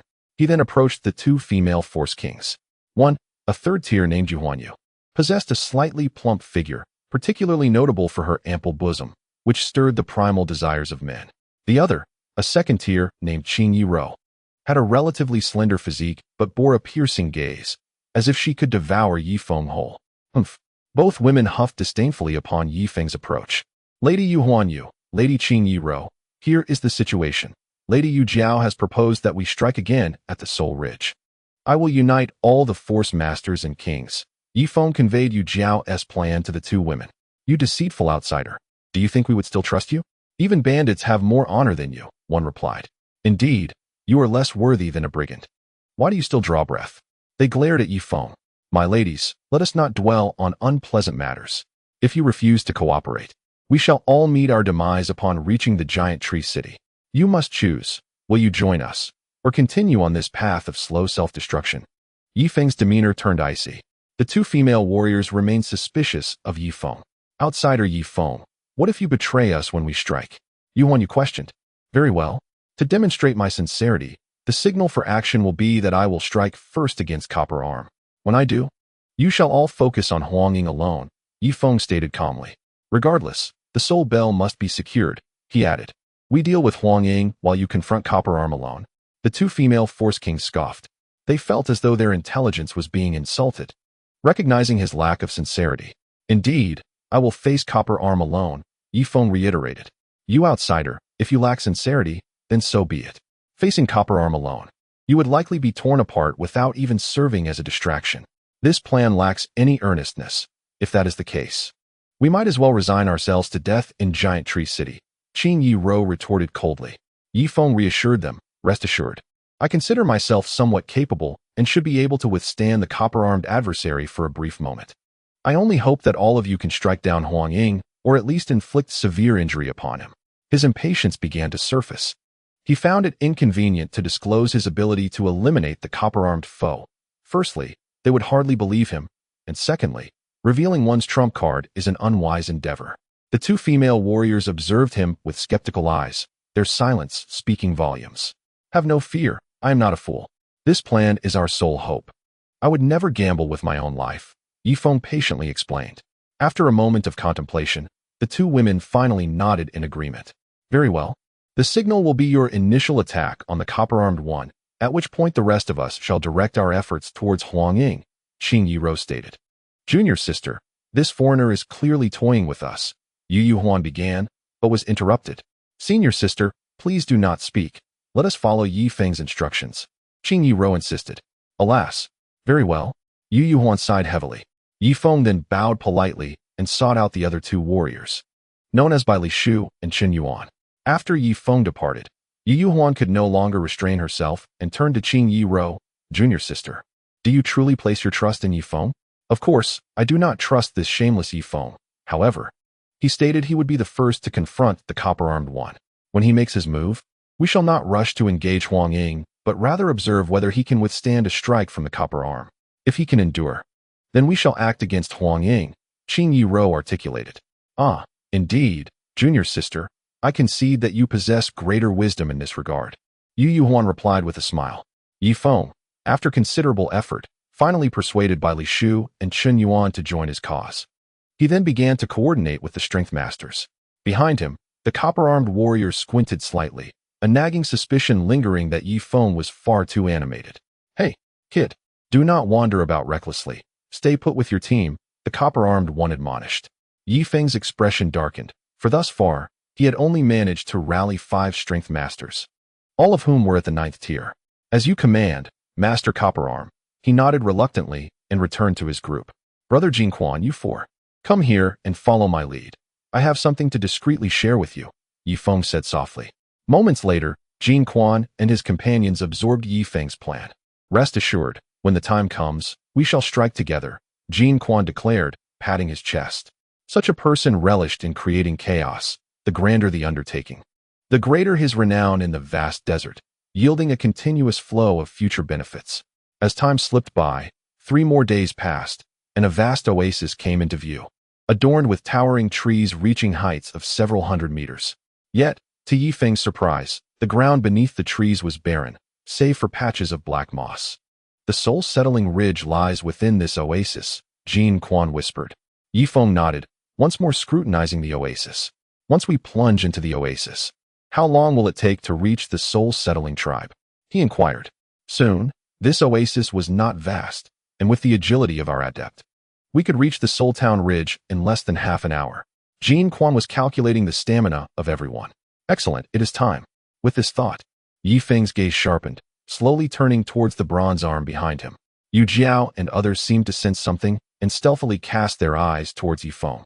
The moment Yi Feng made his move against the bronze arm, they would unleash their full strength towards Huangying. Why the delay? The bronze arm suddenly directed its gaze at Yi Feng. In the past, upon hearing such a reprimand, Yi Feng would have hurriedly pressed forward. But now, things were different. His eyes were filled with a hint of mockery and disdain. You brat, are you seeking death? The bronze arm seethed with anger, clenching his right fist. Great bronze arm, please do not be enraged. I possess a treasure that I wish to present to you, Yi Feng declared, tightening his right fist and stepping toward the bronze arm. Treasure? The bronze arm remained wary, observing Yi Feng closely. The treasure is, Yi Feng commenced, grounding himself in stance as his bones rhythmically adjusted. Yet, being merely a 5th-tier adept, having only just completed the 3rd layer of his rejuvenation technique, he was soon detected by the bronze arm. Ha ha! Do you intend to ambush me? Die! The bronze arm unleashed a punch, the forceful gale causing Yi Feng's hair to stand on end. At that moment, Yi Feng had also completed his rejuvenation technique and retaliated with a punch of his own. Boom! It was as if 2 slabs of iron collided, the resounding impact causing nearby warriors to clutch their ears in agony. The 2 forces collided within Yi Feng and the bronze arm. The bronze arm staggered back just 2 steps, effortlessly absorbing Yi Feng's strength. However, in the next instant, he felt an overwhelming numbness, his hair standing on end, his body nearly immobilized. On Yi Feng's side, he felt a surge of power coursing through him. Scales of blood emerged from his body, absorbing 1/10 of the impact. His form then began to shimmer, rippling with water-like patterns, as a Sanskrit character manifested swiftly swirling around him. Even with the protection of the blood scales and the divine demon technique, Yifeng still staggered back 10 steps before stabilizing himself. Die! Yifeng disregarded the pressure on his body, flicking his finger. A flame accurately struck the bronze arm. Under normal circumstances, the bronze arm's speed would have easily evaded such fire. Yet, in his momentary state of paralysis, he could only watch helplessly as flames enveloped him. Hey! With a furious roar, the bronze arm leaped 30 meters into the air, then plunged into the sand with a thud. When he emerged from the sand after extinguishing the flames, he felt 2 strong hands pressing down on his shoulders. Blood-sucking technique. Gurgle, gurgle, gurgle. Yifeng's face was fierce as he executed the blood-sucking technique to its fullest extent. Behind him, Yu Jiao watched in astonishment, her expression one of shock. She had thought a single punch from the bronze arm would obliterate Yifeng, yet he executed his techniques with such fluidity, hardly granting the bronze arm a moment to breathe. Before Yu Jiao, both Yu Yuhuan and Qin Yeo gazed in astonishment at the unfolding scene. They were perplexed by how a mere 5th-tier force master could hold back a 9th-tier force king. No, it was not merely a stalemate. The sight of Yifeng seemingly restraining the bronze arm suggested a deeper entanglement. Boy, do you seek death? The voice of Huang Ying echoed from ahead. And before his words could dissipate, his form appeared directly behind Yifeng. What are you waiting for? Yifeng bellowed, gripping the bronze arm with unwavering determination. Simultaneously, the world before him morphed continuously as his inner demons began to invade his consciousness. One moment, he felt immersed in the vast ocean. The next, he was on a sandy beach, and then his captive transformed into Long Wu. Bang! Huang Ying's fist struck Yifeng's back. Despite the protection offered by the Brahma's sacred demon technique, blood spewed forth. Yifeng had channeled all his strength into the blood-sucking technique, significantly diminishing the defensive capabilities of the Brahma's sacred demon technique. This is an opportunity. Kill him. Yu Jiao gritted her teeth and seized the curved blade from a fallen force master. Clang! The 2 blades collided. Huang Ying remained steadfast, while Yu Jiao was sent flying 5 meters back, her hand's tiger mouth shattered, blood gushing forth. Kill! Both Yu Yuhuan and Qin Yeo launched their attacks simultaneously. However, Huang Ying delivered a powerful kick that sent Yu Yuhuan soaring 20 meters away, and with a swift motion, he cleaved Qin Yeo's curved blade in 2. A trickle of blood streamed down Qin Yeo's forehead. Had she taken another step forward, her skull would have been cleaved open. Everyone, attack together. This is our chance. Several 9th-tier force masters joined the fray. Junior sisters, we shall assist as well. Yu Jiao, enduring the pain of her shattered hands, reclaimed the curved blade and charged forward. In that moment, Huang Ying found himself encircled. Bailey, Qin Yuan, what are you doing? Join us. Yu Jiao glanced back in haste, only to find 2 male force kings rooted in place. The 2 exchanged glances and simultaneously fled towards the oasis. How despicable! You 2 faithless scoundrels. Yu Jiao gritted her silver teeth and clashed once more with Huang Ying. Boom! The curved blade in her hand was sent flying, and she was propelled backward 20 meters. Forgive me, Yifeng, Yu Jiao murmured as she too fled towards the oasis, for she doubted Yifeng could hold the bronze arm for long. Sister Yu Jiao? Yu Yuan called out, suddenly feeling a chill in her chest. A bloody blade tip protruded from her front. Sister? Qin Yeo was horrified, retreating with her curved blade in hand. The 3 force kings hesitated to strike, while the remaining force masters displayed palpable fear, retreating hastily. Huang Ying swept his blade upward, cleaving Yu Yuan's body in 2. The others turned pale with terror, racing towards the oasis, lamenting their lack of speed. Don't run. No. Please.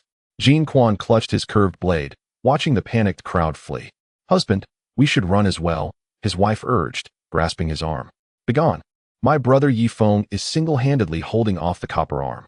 As his elder brother, how could I possibly flee alone? How could I ever hope to navigate the vast desert thereafter? With that, Jin Quan forcefully pushed aside his wife, brandishing his blade as he charged towards Huang Ying. Oblivious to his own recklessness, Huang Ying swiftly raised her curved blade, unleashing a torrent of blade energy towards Jin Quan. Shunan screamed, hastily dropping to the ground. Husband! Thud! Jin Quan was fortunate enough to trip over a corpse, narrowly escaping the fate of being bisected by the oncoming blade energy. What incredible luck, he thought. However, Huang Ying, undeterred, readied her blade again, preparing to unleash another wave of energy.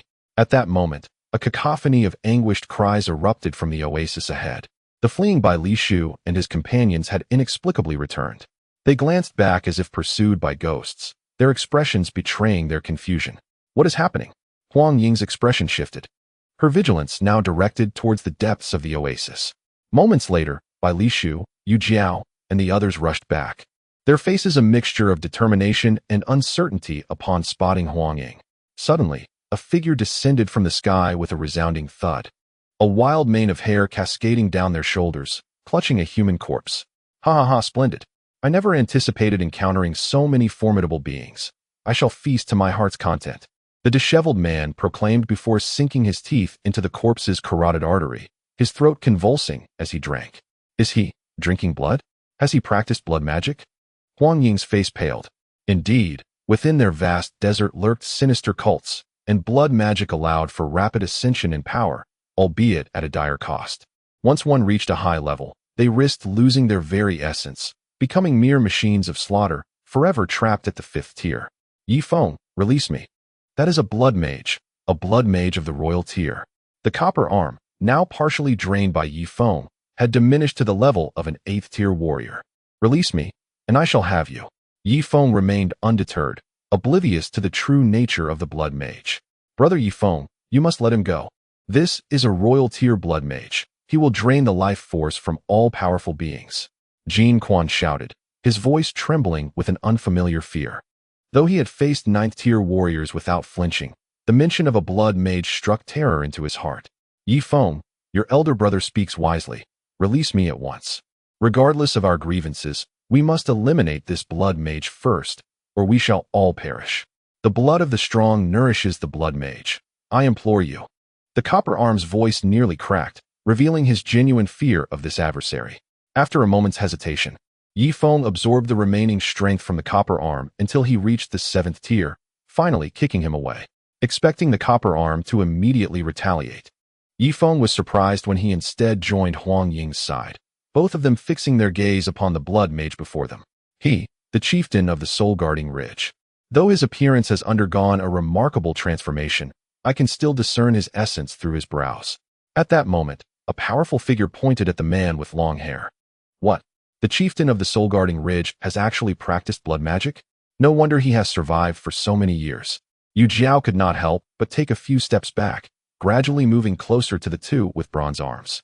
Evidently, her fear of the blood mage had surpassed her apprehension of the two bronze-armed figures.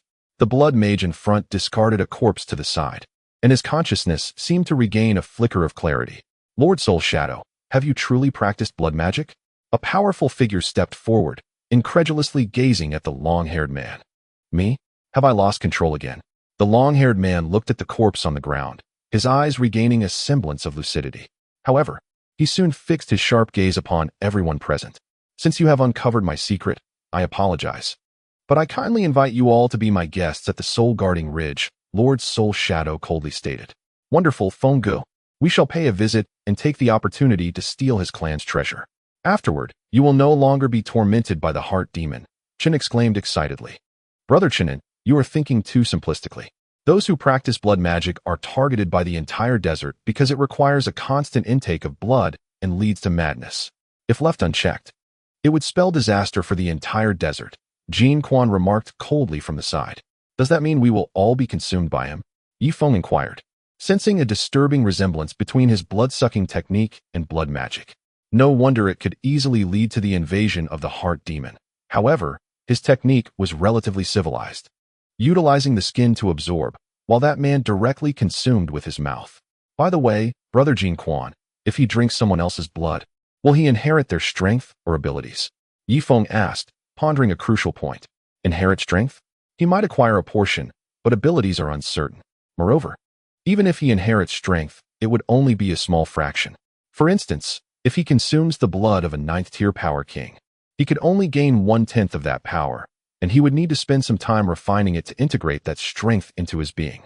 Even so, it is still several times faster than conventional cultivation, Jin Quan patiently explained.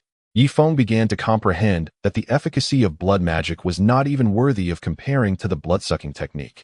As the latter allowed for immediate healing and replenishment of energy, even absorbing a portion of abilities. By the way, Brother Jin Quan, if he were to consume a crystal pill raw, would he immediately absorb its medicinal properties? Yi Feng pondered again. Of course not. Blood magic relies solely on the flesh and blood of the strong to enhance one's power, Jin Quan replied, casting a puzzled glance at Yi Feng, unable to fathom why. With such a formidable foe at hand, Yi Feng still had time to contemplate these trivial details. Suddenly, Shunan slapped his forehead. Great news, Feng Ge. Since we are not strong, that guy will certainly only absorb the Power Kings, allowing us to make a quick escape. Yi Feng was about to agree when he noticed Jin Quan's expression shift dramatically. Shunan, what nonsense are you spouting? Eradicating the blood demon is an obligation that all cultivators must uphold.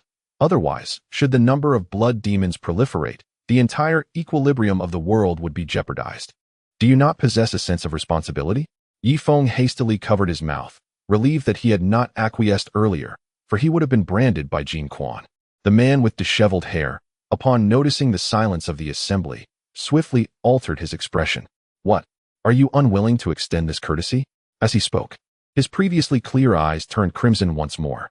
Huang Ying took a deep breath, his countenance darkening considerably. After exchanging a glance with the bronze-armed man, he suddenly turned his gaze to Yi Feng and the others. Yi Feng, junior brother, Yu Jiao, junior sister, Qing Yi Rou, junior sister, as well as Bai Li Shu and Chen Yuan, junior brothers. The situation has become exceedingly apparent. He intends to lure us to the Soul Town Ridge and consume us entirely to cultivate his blood magic. What do you propose? Huang Ying's gaze fixated intensely on Yi Feng's face. The astonishing abilities Yi Feng had just displayed had left him utterly astounded, leading him to regard Yi Feng as a peer of equal caliber. You inquire of me? Yi Feng pointed to his own nose. What else? Huang Ying retorted with exasperation. For the sake of survival, two adversaries were compelled to momentarily set aside their grievances. I am merely a fifth-tier strength master. I am a weakling, and my flesh holds negligible value for cultivation. You would be better off consulting your companion, the bronze-armed gentleman, who is a formidable ninth-tier strength king. Yi Feng was not easily deceived. In this predicament, it would be most advantageous for the blood demon to eliminate the two ninth-tier strength kings, or better yet, for them to mutually annihilate each other. In such a scenario, without a strength emperor to oversee Soul Town Ridge, he could seize the Soul Bell. With his prowess, if one disregarded the influence of inner demons, an ordinary ninth-tier strength king would no longer pose a threat to him. Humph. A flicker of fury crossed Huang Ying's face as he turned his gaze toward Yu Jiao and the others. Junior sister Yu Jiao, what say you? Shall we flee separately or unite for a concerted strike? However, I must make it clear, if we choose to disperse, your speed will undoubtedly pale in comparison to mine and Brother Bronze Arms. Yu Jiao narrowed her eyes slightly, pacing back and forth. In the next moment, she suddenly appeared at Yi Feng's side. Help! Help me! I'm afraid the blood demon is only interested in the flesh of the strong. If we scatter, I believe he will pursue you two ninth-tier strength kings first, rather than us ordinary strength kings. Upon finishing her words, Yu Jiao subtly leaned her fragrant shoulder against Yi Feng, indicating her alliance with him. Qing Yi Rou instantly understood, swiftly joining Yi Feng on his other flank. Huang Ying, incensed, felt as if he might vomit blood, glaring fiercely at the two women. Had looks the power to kill. The two female strength kings would have already met a gruesome fate. Then, he turned his hopeful gaze toward Bai Li Shu and Chen Yuan. After exchanging a glance, the two men also positioned themselves behind Yi Feng. Hey, what is going on here? You are making me appear as if I am the strong one. You are the strength kings. Do not thrust me into the limelight. Yi Feng, infuriated, quickly moved behind Yu Jiao. The blood demon was only interested in the flesh of the strong. He had no desire to attract such attention. Regrettably, it is too late. The long-haired man has already cast his crimson gaze upon Yi Feng, as if his sanity has begun to unravel once more. Do not look at me. I am merely a strength master, Yi Feng exclaimed. Yi Feng, this is the blood sorcerer. We must unite now. Do not feign weakness any longer. Eliminating the blood sorcerer is the duty of every practitioner, Yu Jiao said, her delicate face flushed. She had just witnessed Yi Feng's prowess, capable of restraining the bronze arm, proving that his strength was indeed beyond that of a ninth-tier strength king. However, she did not anticipate Yi Feng's utter lack of pride or sense of responsibility. I shall take the lead, a booming voice echoed as Jin Quan stepped forward, brandishing a curved blade. resolutely positioning himself among the four strength kings and fixing his determined gaze on the blood sorcerer. In a moment, everyone will act based on my signal. Eliminating the blood sorcerer is the duty of every practitioner. Slap. Li Shu struck Jin Quan on the head, rendering him unconscious. Overestimating oneself. He scolded before turning to Yi Feng. Brother Yi Feng, this concerns everyone's lives. I implore you to cease your pretense. Although I do not understand why your aura is at the 5th tier strength master level, I believe you are indeed a concealed strength emperor. That blood sorcerer, while seemingly formidable, is merely at the 1st tier strength emperor level. With your strength combined with us strength kings, we can surely eradicate him. From henceforth, the entire world will owe you a debt of gratitude. Upon hearing Li Shu's words, Yi Feng rolled his eyes. What use do I have for such gratitude? Can it be eaten? Ha!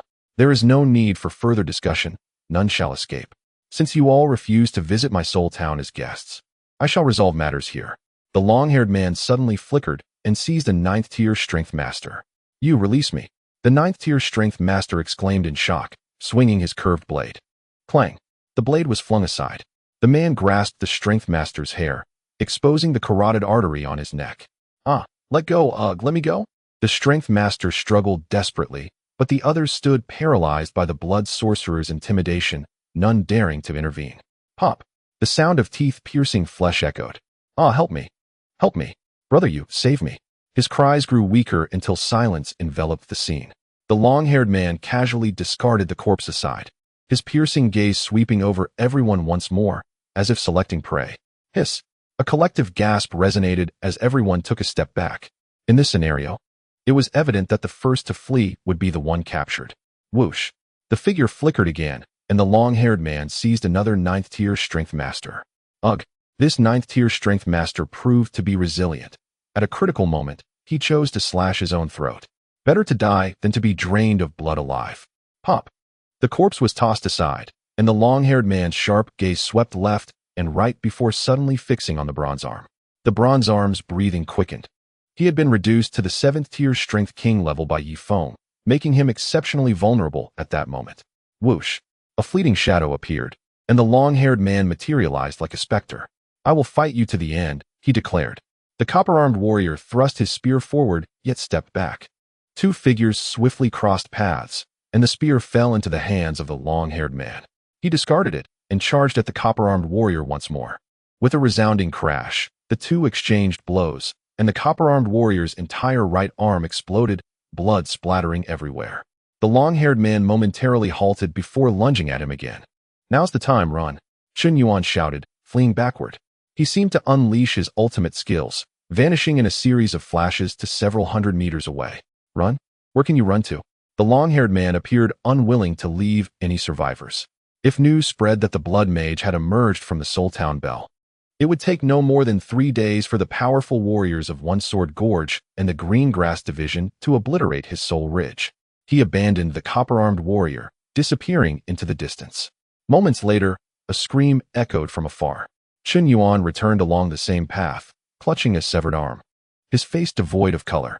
Just as he neared the main forces, a figure descended from the sky, crashing down upon him. You? Chun Yuan uttered a single word before the long-haired man seized his carotid artery. As a king of strength, he managed to hold on for a full minute before succumbing to death. With a thud, Chun Yuan's lifeless body was cast before several kings of strength. Yi Feng noticed that Yu Jiao's body trembled slightly. Earlier, the long-haired man had drained the strength of a power master, leaving her unperturbed. But witnessing the similarly strong Chun Yuan reduced to a mere husk filled her with genuine terror. The copper-armed warrior picked up the spear, standing nervously alongside Huang Ying, their eyes reflecting profound fear. He had narrowly escaped death, thanks to Chun Yuan's diversion. Otherwise, he would now be among the corpses on the ground. Even so, his fate was bound to mirror that of Chun Yuan in due time. Would you care to visit Soul Ridge as guests? The long-haired man inquired once more. Silence enveloped the area. One could hear a pin drop. None dared to speak first or even breathe deeply, fearing that any sound might attract the man's attention. Suddenly, a foul odor wafted through the air. Yi Feng glanced over to see a 4th-tier power master had soiled himself in fright. The sound of dripping urine soon filled the stillness, its prominence underscored by the quiet surroundings. Just days prior, this man had been teasing Yu Jiao, engaging in lascivious antics. Yet now, faced with absolute power, all levity had vanished from his face, replaced by sheer terror. "Filthy creature," the long-haired man exclaimed, striking with an outstretched hand. "Please, no?" But before his plea could finish, a mighty force crushed him into a lifeless specimen. At this point, "We must strike together." Huang Ying stepped forward, gripping his curved blade. He then tilted his head slightly, casting a sidelong glance at Yi Feng and the others. Chapter 785. Unable to restrain the urge to step forward, Yi Feng, "Yu Jiao. Regardless of your intentions, I shall proceed. Today is a matter of life or death. Do not entertain thoughts of escape, as he will prioritize targeting us formidable beings. For our flesh and blood serve as a significant boon to him." Upon hearing Huang Ying's words, Tong Bai also stepped forward, adjusting his grip on the gun with his left hand. "Kill." Huang Ying leapt 10 meters into the air, swinging his curved blade. The dust within a radius of 1 mile was stirred up, and simultaneously, a tangible blade aura spread forth. Boom! From within the swirling dust, a figure soared into the sky, seizing Huang Ying's shoulder with a single hand. "Some strength you possess, yet alas. The realms of Power King and Power Emperor are worlds apart. You cannot fathom the chasm that lies between." With that, he pressed downwards, causing Huang Ying's right arm to snap. "Ack!" Huang Ying howled, drawing a meat cleaver from his waist and slashing at the chest of the long-haired man. A cross-shaped gash appeared, tearing through the man's leather armor, revealing a robust chest and abdomen. However, in the next instant, the cross-shaped wound began to heal at an observable pace. Die! From the dust, a figure ascended, thrusting a spear into the long-haired man's back. Thud!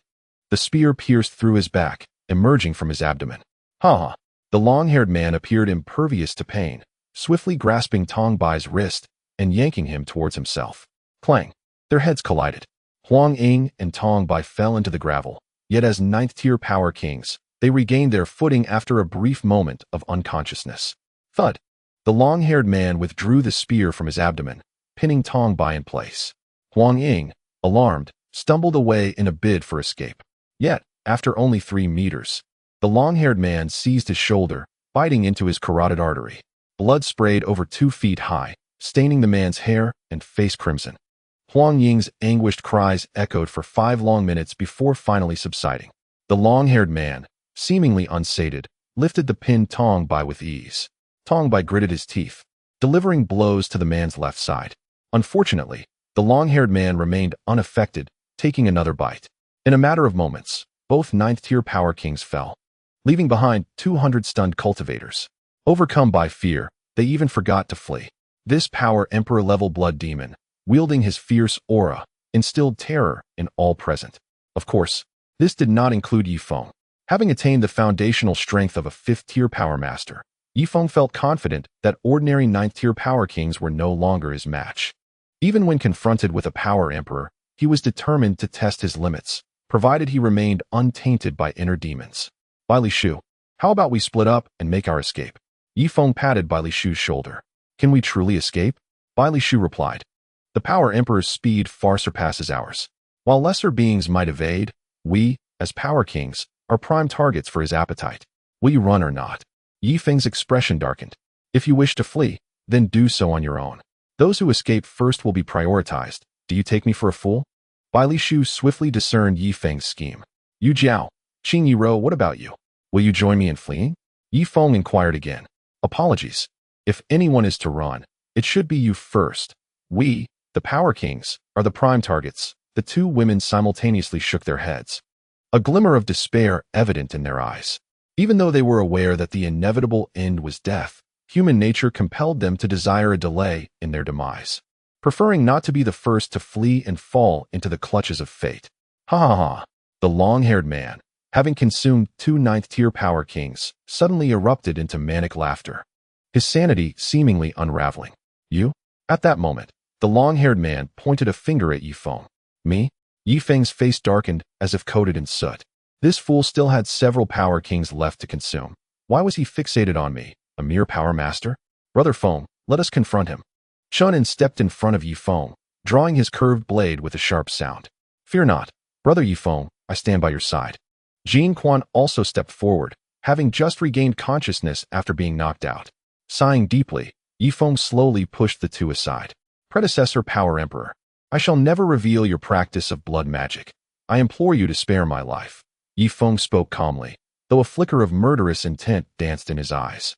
Yu Jiao and the others had anticipated profound wisdom from him, yet the reality was quite different. Ha ha ha, little shrimp, I can smell you.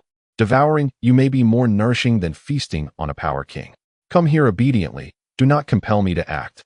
The long-haired man was convinced that Yi Feng had nowhere to escape, his gaze brazen. Very well. Yi Feng pushed aside Chun En and stepped deliberately towards the long-haired man, standing 10 meters apart. What? Still wishing to struggle? A hint of disdain flashed in the long-haired man's eyes. Yi Feng hesitated, advancing a few more steps.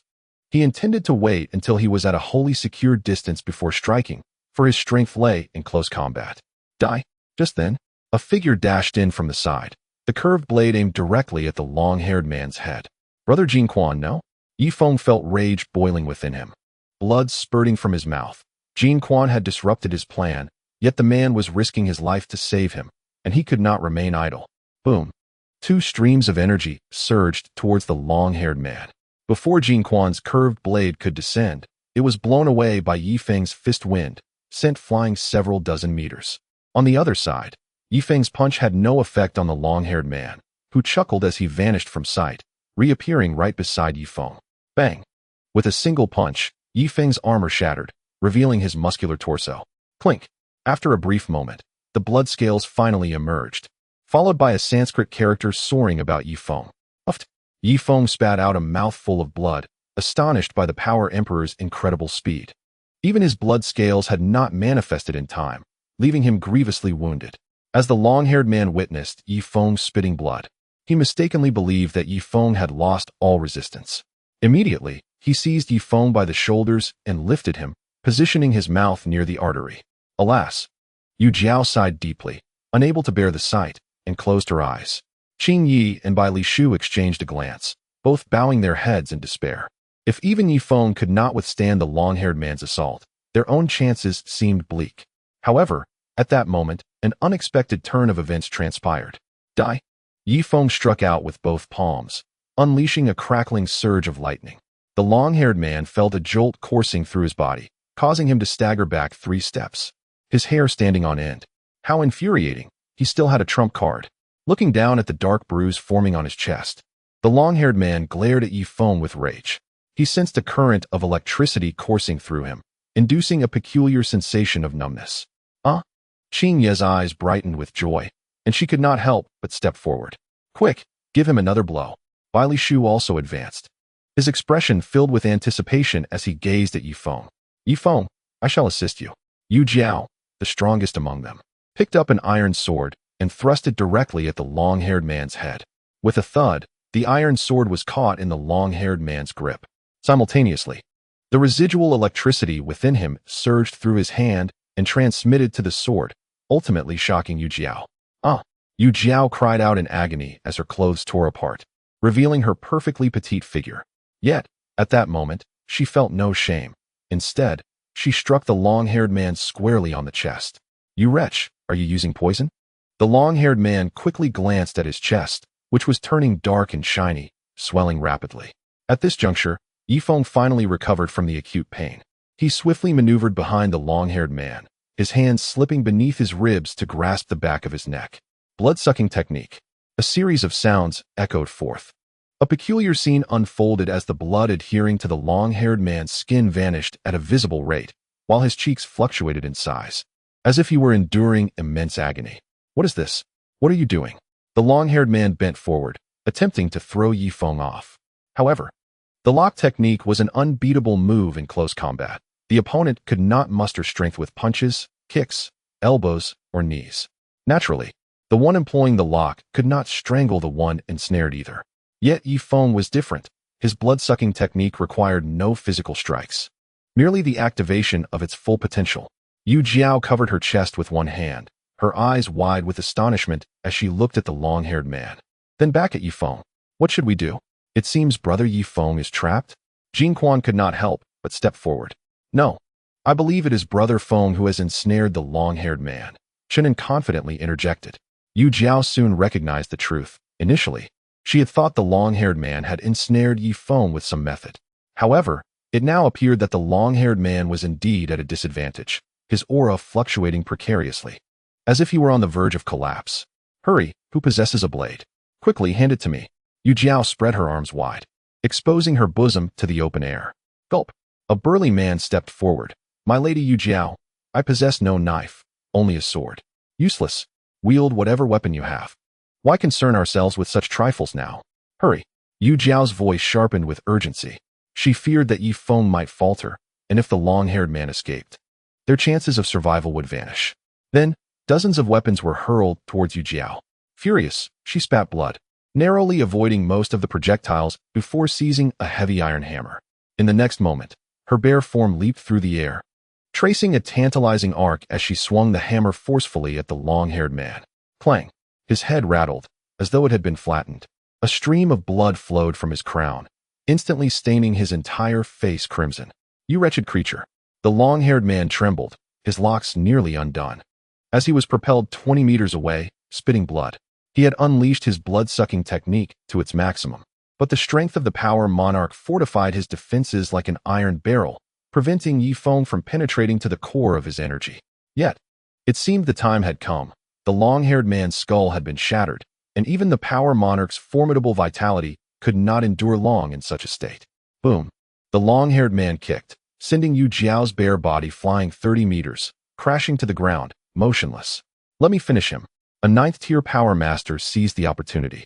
Leaping into the air, thrusting his spear forward. Thud! The spear effortlessly pierced the long-haired man's abdomen. However, the power monarch's vitality was too strong. He swiftly grasped the power master's wrist with one hand while the other seized his leg. You? Ugh! The ninth-tier power master was lifted effortlessly. The long-haired man's muscles bulged ominously. In the next moment, the power master was torn asunder, his innards spilling everywhere. A second would-be attacker, Qing Yi Ro, halted in terror, her eyes wide with shock as she beheld the long-haired man, whose skull had been crushed, lifting half of the power master's body to his mouth and devouring it hungrily. With each mouthful of blood he consumed, his flattened head seemed to swell slightly. Do not let him drink blood. Yi Feng charged forward once more, fists flying. The third level of the Chongyang technique struck the long-haired man, staggering him back a few steps. Blood-sucking technique. Yi Feng activated the lock once again, but this time, despite the long-haired man's violent tremors, Yi Feng refused to relent. Kill him. Qing Yi Ro led the charge, followed closely by Jin Quan, then Shunin, and countless power masters and warriors. They rushed forward, repeatedly striking the long-haired man with their blades. Thud, thud, thud, thud, thud. Blood splattered onto everyone present. Oh no! For heaven's sake, do not strike me.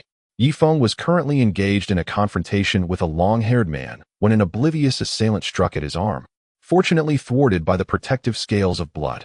In a mere moment, the long-haired man was reduced to nothing but a severed head. Remarkably, his eyes continued to dart about, though he was rendered mute. With a powerful kick, Yi Feng sent the head soaring several dozen meters away. Are you all right, Brother Feng? Chunin hurried over to support him. Brother Yi Feng, Jin Quan also approached, offering his assistance, joined by 4 of his kin. I feel utterly exhausted, so weary. Yi Feng began, only to suddenly realize that the hands supporting him belonged to 5 skeletons. Get away, he struck out, sending Jin Quan and the others hurtling back several meters, while he remained eerily still, as if transformed into a statue. Indeed, the heart's demon had once again invaded his body. At that moment, Yi Feng found himself on a desolate stretch of grassland. Lush green grass blanketed the earth, with cattle and sheep grazing contentedly, their tails wagging joyously. Yet, in the next instant, a thunderous noise erupted from the distance as 2 groups of cavalry charged forth. In an instant, the 2 factions collided. Kill! Slash! Charge! The cries of battle reverberated through the air, painting the verdant grassland a deep crimson. Alarmed, Yi Feng leaped into a nearby river. With a splash, he plunged into an ocean instead. Dozens of warships exchanged fire amidst the furious waves, cannonballs soaring through the air, accompanied by the cacophony of violent explosions. No, don't shoot, Yi Feng managed to utter, but a shell plummeted from above. Boom. He felt a deafening thrum in his head, and suddenly he found himself in an entirely different location. The scene was grim, dark brown sheets, the acrid scent of disinfectant, and several filthy individuals clad in white, wielding surgical knives as they prepared to slice into his kidneys. Chapter 787. Mental collapse. Please, don't cut my kidney. Feng writhed in desperation, but his limbs were shackled to the bed. A series of horrifying events surged forth, manifesting his deepest fears. Having never conquered these terrors, the invasion of the heart's demon brought these imagined horrors to vivid life. Even though Feng was aware it was but a hallucination, he could not help but scream in anguish. Chunin stepped closer, observing the shifting expressions on Feng's face: fear, excitement, and rage. What should we do? It seems Brother Feng might be trapped in this illusory realm forever. Will he remain in this motionless state? Chunin turned to Jin Quan. Thus far, only Jin Quan remained trustworthy. Quickly, we must head to the soul-calming ridge. Only the sound of the soul-calming bell can awaken Brother Feng, Jin Quan declared, shouldering Feng with determination. Meanwhile, Yu Jiao casually donned a few pieces of animal hide, though they left little to the imagination, causing the strongmen to gawk. Hold on. While the chieftain of the soul-calming ridge has perished, there are still at least 3 ninth-tier power kings among their ranks. With just a few of you, it would be a path to certain death. Allow me to handle a few matters first, then I shall accompany you, Yu Jiao replied calmly. Upon concluding her words, she cast a sweeping glance over all the mighty warriors present.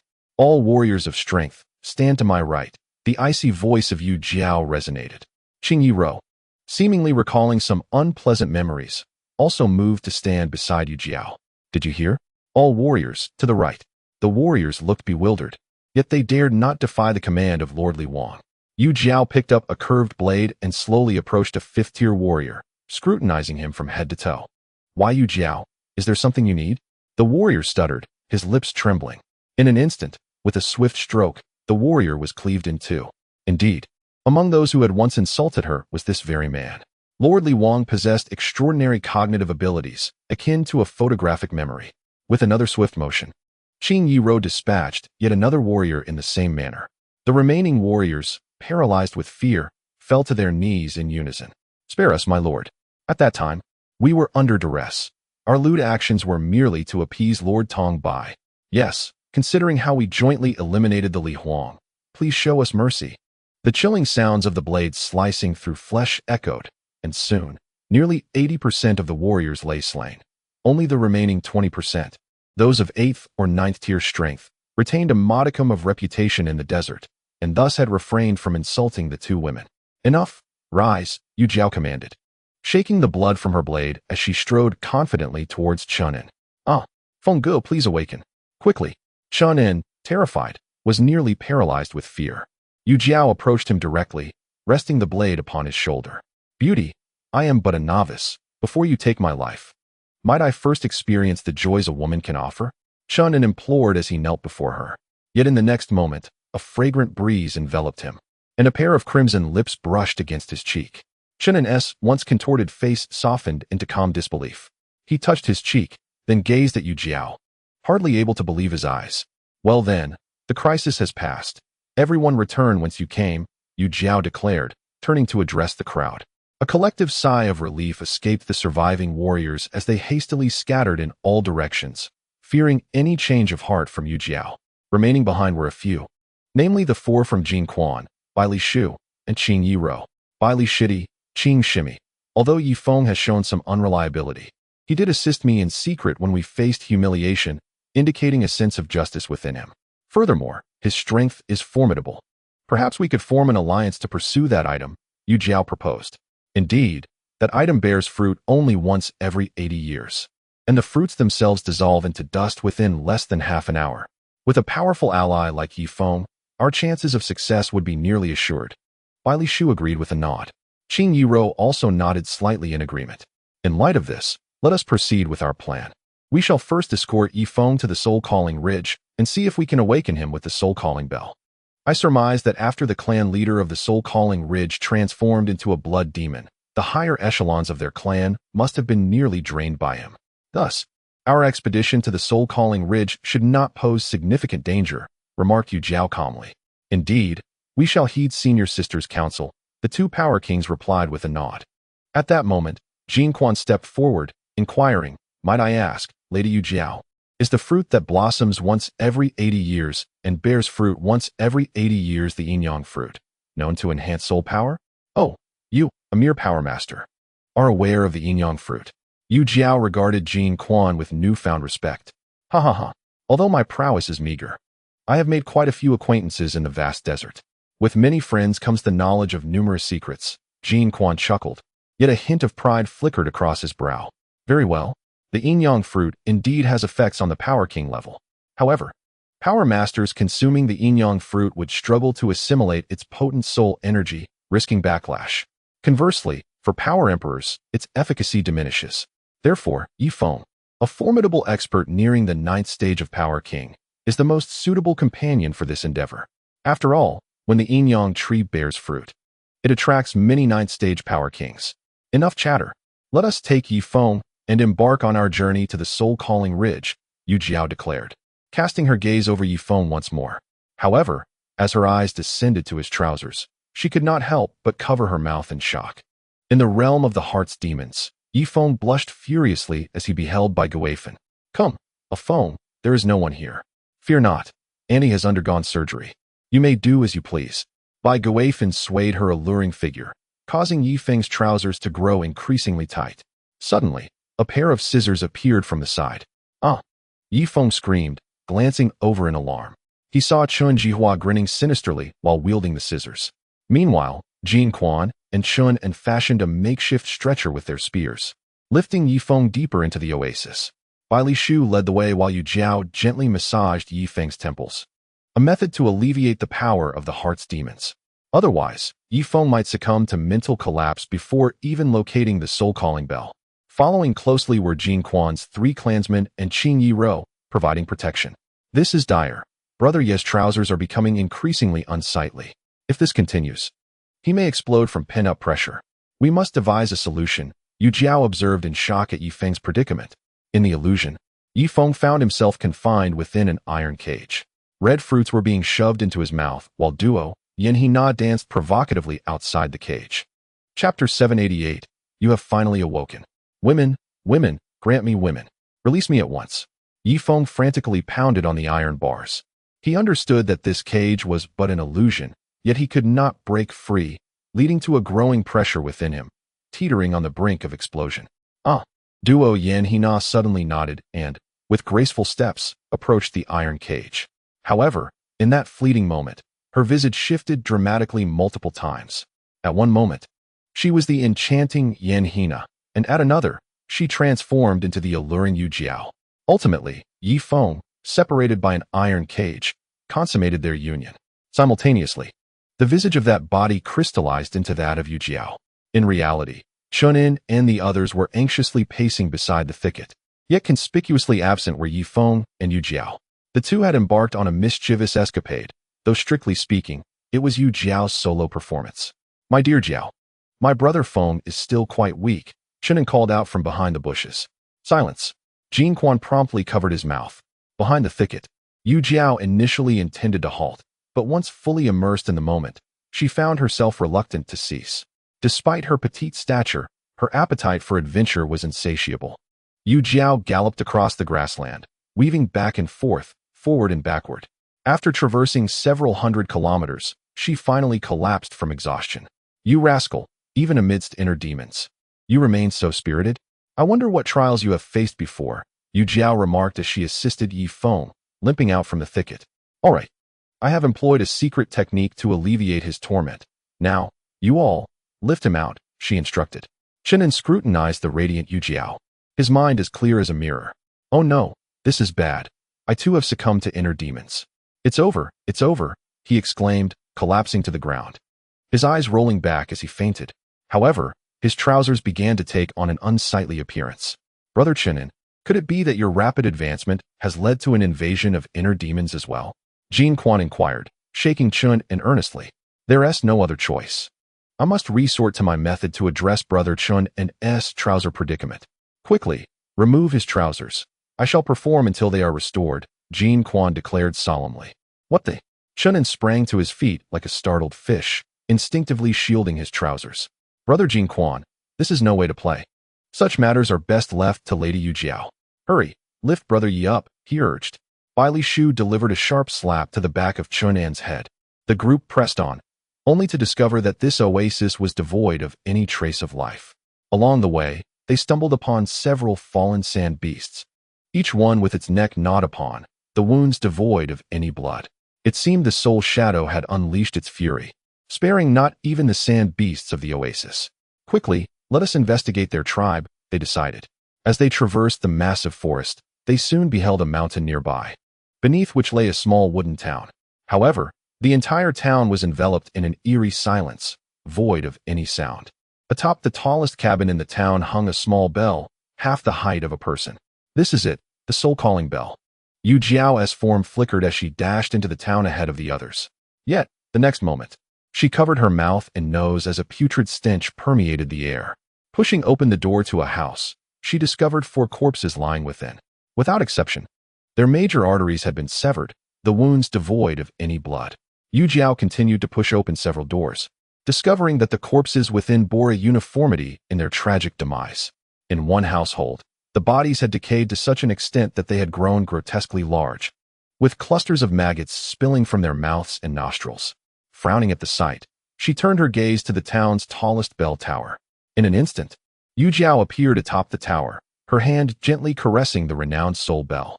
Is this truly the soul bell, the coveted treasure of many? The ancient bell stood about half her height, adorned with various pale yellow runes. Yet, something felt amiss. The carvings appeared remarkably fresh. Yu Jiao's expression shifted slightly as she scrutinized the bell once more. So it is a replica? I thought as much, if it were the genuine soul bell. How could formidable tribes such as Yijian Gorge, Greengrass Tribe, and Birch City resist seizing it? Disappointment washed over her, but she still took the bell down. Peering into its interior, the name Doom Bell was inscribed at the base. Indeed, it was not the soul bell, but rather its counterfeit, the Doom Bell. According to the conventions of this world, treasures with grandiose names are often of lesser value. Truly remarkable treasures tend to have names that reflect their practical effects. The soul bell, as its name suggests, has the power to pacify souls. As for the Doom Bell, it likely lacks such potency. With this thought, Yu Jiao grasped the Doom Bell and leapt down, swiftly reaching Yi Feng and the others. At that moment, Yi Feng was struggling against the vast ocean. Each time he neared the shore, the waves would drag him back into the depths. No, is there no one to save me? Must I remain trapped in this inner turmoil? He cried out in despair. Suddenly, a buzzing sound resonated in his mind. In an instant, the sea transformed into a desert. The desert morphed into an oasis, with the scenery oscillating between these 3 terrains. Another chime echoed, and Yi Feng jolted upright on the stretcher, drenched in sweat as though he had just washed his face. At last, Feng Gu, you have awakened, Chunan exclaimed, throwing herself into his arms. Yu Jiao approached, holding the half-human-sized bell, her complexion pale. Yi Feng, you finally awakened. It seems this Doom Bell, though not authentic, still possesses some ability to deter inner demons. However, it requires an exorbitant amount of energy each time it is struck. As she spoke, her body weakened, and she collapsed into Yi Feng's embrace. Lady Yu Jiao, are you all right? He inquired, recalling their intimate moment within his inner turmoil, feeling a sharp pang of self-reproach. She had exerted herself to save him, while he had been preoccupied with those thoughts. Unbeknownst to him, in reality, they had already crossed a boundary. Senior brother Yi, just now. Sister Yu Jiao struck the Doom Bell twice in quick succession, nearly exhausting her internal energy. It may take her about 6 months to fully recover, Li Shu said, approaching with a sympathetic glance towards Yi Feng. He had certainly heard of the heart demon, yet had never encountered it until now. He was taken aback by its overwhelming nature, which nearly cost Yi Feng his life. So it is true that striking the soul-calming bell consumes energy? I thought so. If one could strike it incessantly, even the gods would be shaken to their core. Yi Feng nodded in agreement. Chapter 789. I must rest for a while. Wait a moment. Yi Feng suddenly recalled something. Are you saying this is the soul-destroying bell? Has it changed its name? No, this is indeed the soul-destroying bell, a counterfeit of the soul-calming bell, whose genuine version is currently unaccounted for. The soul shadow has already perished, and it seems the whereabouts of the authentic bell will become one of the 10 unsolved mysteries. Qing Yi Rou spoke softly, a hint of regret on her face. When Yu Jiao struck the soul-destroying bell earlier, even someone of her strength nearly succumbed to dizziness. If it were the genuine soul-calming bell, how immense would its power be? I fear even a king of strength would struggle to withstand 3 strikes. Discovering it to be a counterfeit is still somewhat reassuring. At least it may help me break free from the heart demon. Yifeng gently caressed the soul-destroying bell, a look of trepidation etched on his face. When he first heard of the heart demon, he had no immediate reaction, but now he was acutely aware of the oppressive presence it exerted. The more one fears something, the more the heart demon manifests it directly in one's illusions. For instance, he dreamt of Hot Spring Island being surrounded by countless warships, shells raining down upon it. And Susan, Duoyan Hina, Yi Xing, Ding Toanshuan, and Ilian all perishing amidst the bombardment. Although Yifeng had never openly expressed concern for these individuals, subconsciously, he regarded them as his closest kin. Moreover, his stronghold, Hot Spring Island, was his Achilles heel. He had not anticipated that the heart demon would seize upon the very things he held most dear, shamelessly presenting them to him in his illusions. Brother Jinquan, Senior Brother Bailey, Senior Sister Qing, what are your plans next? I intend to visit Fire Dragon Bay. Yifeng addressed the group with a respectful nod. We shall not go to Fire Dragon Bay, but I wonder if you, Brother Yi, have heard of the Yin-Yang fruit? Bailey Shu inquired. The Yin-Yang fruit. Yifeng responded, puzzled. Indeed, the Yin-Yang fruit is a remarkable item that can restore one's foundation. Once consumed, it gradually perfects one's root, accelerating the body's ability to digest its medicinal properties, and there lies the hope of one day becoming a king of strength. Of course, the Yin-Yang fruit will also benefit you. While it may not elevate your rank, it can help to some degree in restraining the heart demon. Even if the heart demon manifests, its power can be diminished. Upon hearing Bailey Shu's words, Yifeng was elated. This is exactly what he desired. Excellent. Let us go and gather the Yin-Yang fruit. We can visit Fire Dragon Bay another time, he exclaimed eagerly. The heart demon had left him thoroughly shaken. Oh, the Yin-Yang fruit will not bear fruit for about a year. Let us agree to meet at Jinshui Oasis in a year. The Yin-Yang fruit grows deep within its confines, Bailey Shu stated. Jinshui Oasis? A year from now? Yifeng's face fell. He yearned to diminish the heart demon's power immediately. Yet, he was fortunate, as it was only after vanquishing the blood demon that the heart demon began to emerge. If the invasion of the inner demons occurred during the battle, he would have likely been drained of his essence. I am still uncertain about how to illustrate this. Therefore, Brother Yi, please disclose the location of your tribe. In approximately a year, we shall send someone to your tribe to escort you. And together we will journey to the Golden Water Oasis, Bailey Shu suggested. My tribe?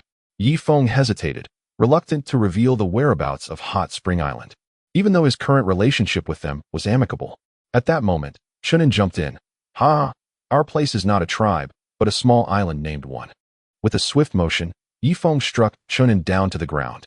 Very well, our tribe is in the Huangsha clan. A year from now, you may visit Huangsha clan, and I shall extend my hospitality to you, Yifeng stated solemnly. Bailey Shu, Qing Yi Ro, and Jin Quan replied, very well. Everyone has their secrets, Brother Yi. Let us meet at Huangsha clan in a year. Bailey Shu clasped his fists and swiftly soared in a particular direction. Qing Yi Ro hesitated for a moment, and then performed a respectful kneel before Yifeng. Brother Yi, I shall personally come to Huangsha clan to retrieve you in a year. Please take care of Sister Yu Jiao in the meantime. Farewell. With that, she vanished from Yifeng's sight in a few fleeting movements. Only Jin Quan's 4 tribesmen remained, along with an unconscious Yu Jiao. Brother Jin Quan, what are your plans? Yifeng inquired. I have no particular plans. Since you are heading to Fire Dragon Bay, I shall accompany you, and perhaps we can eliminate some bandits along the way, thus establishing my own reputation in the desert, Jin Quan replied earnestly. Yifeng rolled his eyes but nodded in agreement. Very well, we shall travel together. He then glanced down at Yu Jiao in his arms. Chunin, let us carry Sister Yu Jiao on a stretcher. Sounds good, Chunin responded. Before long, the group set off.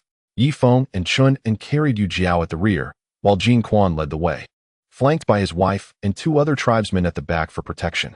Meanwhile, another man carried the soul-extinguishing bell on his back. With this artifact in hand, Yifeng felt invigorated. If inner demons invaded during a confrontation, he could have Jin Quan ring the bell, enabling him to unleash his full potential without the hesitation he had experienced before. Suddenly, 2 level 5 sand beasts emerged ahead. Leave it to me, Jin Quan declared, brandishing his curved blade. Wait. Yifeng suddenly waved his hand, setting Yu Jiao down. Hand me the soul-extinguishing bell. I have yet to test its power. He stated calmly. All right, here you go.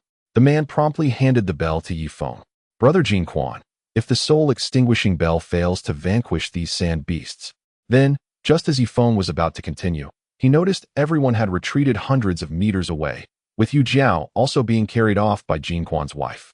They clutched their heads with terrified expressions, gazing at the soul-extinguishing bell in Yi Feng's hands. What is going on? Yi Feng extended his palm and gently tapped the bell. Buzz. In the next moment, Yi Feng felt a heaviness in his head as energy surged into the soul-extinguishing bell at a rapid pace. The two sand beasts, without even a whimper, collapsed lifelessly onto the ground, their bodies unmarred by any wounds, yet devoid of the vitality that once sparkled in their eyes. Yi Feng gazed at the soul-extinguishing bell, his complexion pale. Just moments ago, he felt as though the energy within him had been completely drained by the bell, even causing a sharp, stabbing pain in his kidneys. Is this the true power of the soul-extinguishing bell? Yi Feng struggled to his feet, his lips parched and cracked, his entire being appearing considerably haggard. A mere imitation. Akin to the 7 injuries fist, while it could incapacitate others, it inflicted significant harm upon himself as well. It was even inferior to the diamond roar. The only advantage being that it pulled him from the clutches of his inner demons. Brother Feng, are you all right? Chunan rushed over to support Yi Feng. I'm fine. Just a bit weak, Yi Feng replied feebly. Brother Jinquan, please assist Chun in carrying Yu Jiao. I need to rest for a moment. No problem. The group continued their journey, encountering several level 10 sand beasts along the way. Yi Feng instructed Jinquan to render the beasts unconscious while he employed his blood-sucking technique. Indeed, with the use of this technique, Yi Feng's energy was restored to full capacity, re-establishing him as a 5th-tier strength master.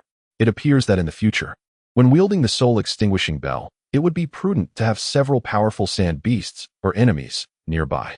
Each time the bell drained his energy, he could siphon a bit from the sand beasts, thus allowing the bell to be utilized as an instrument, as he would have an endless supply of energy. As time passed, 7 days slipped by unnoticed. At the edge of the soul-calming ridge, a figure descended from the sky, crashing down beside a pile of corpses. Blood demon?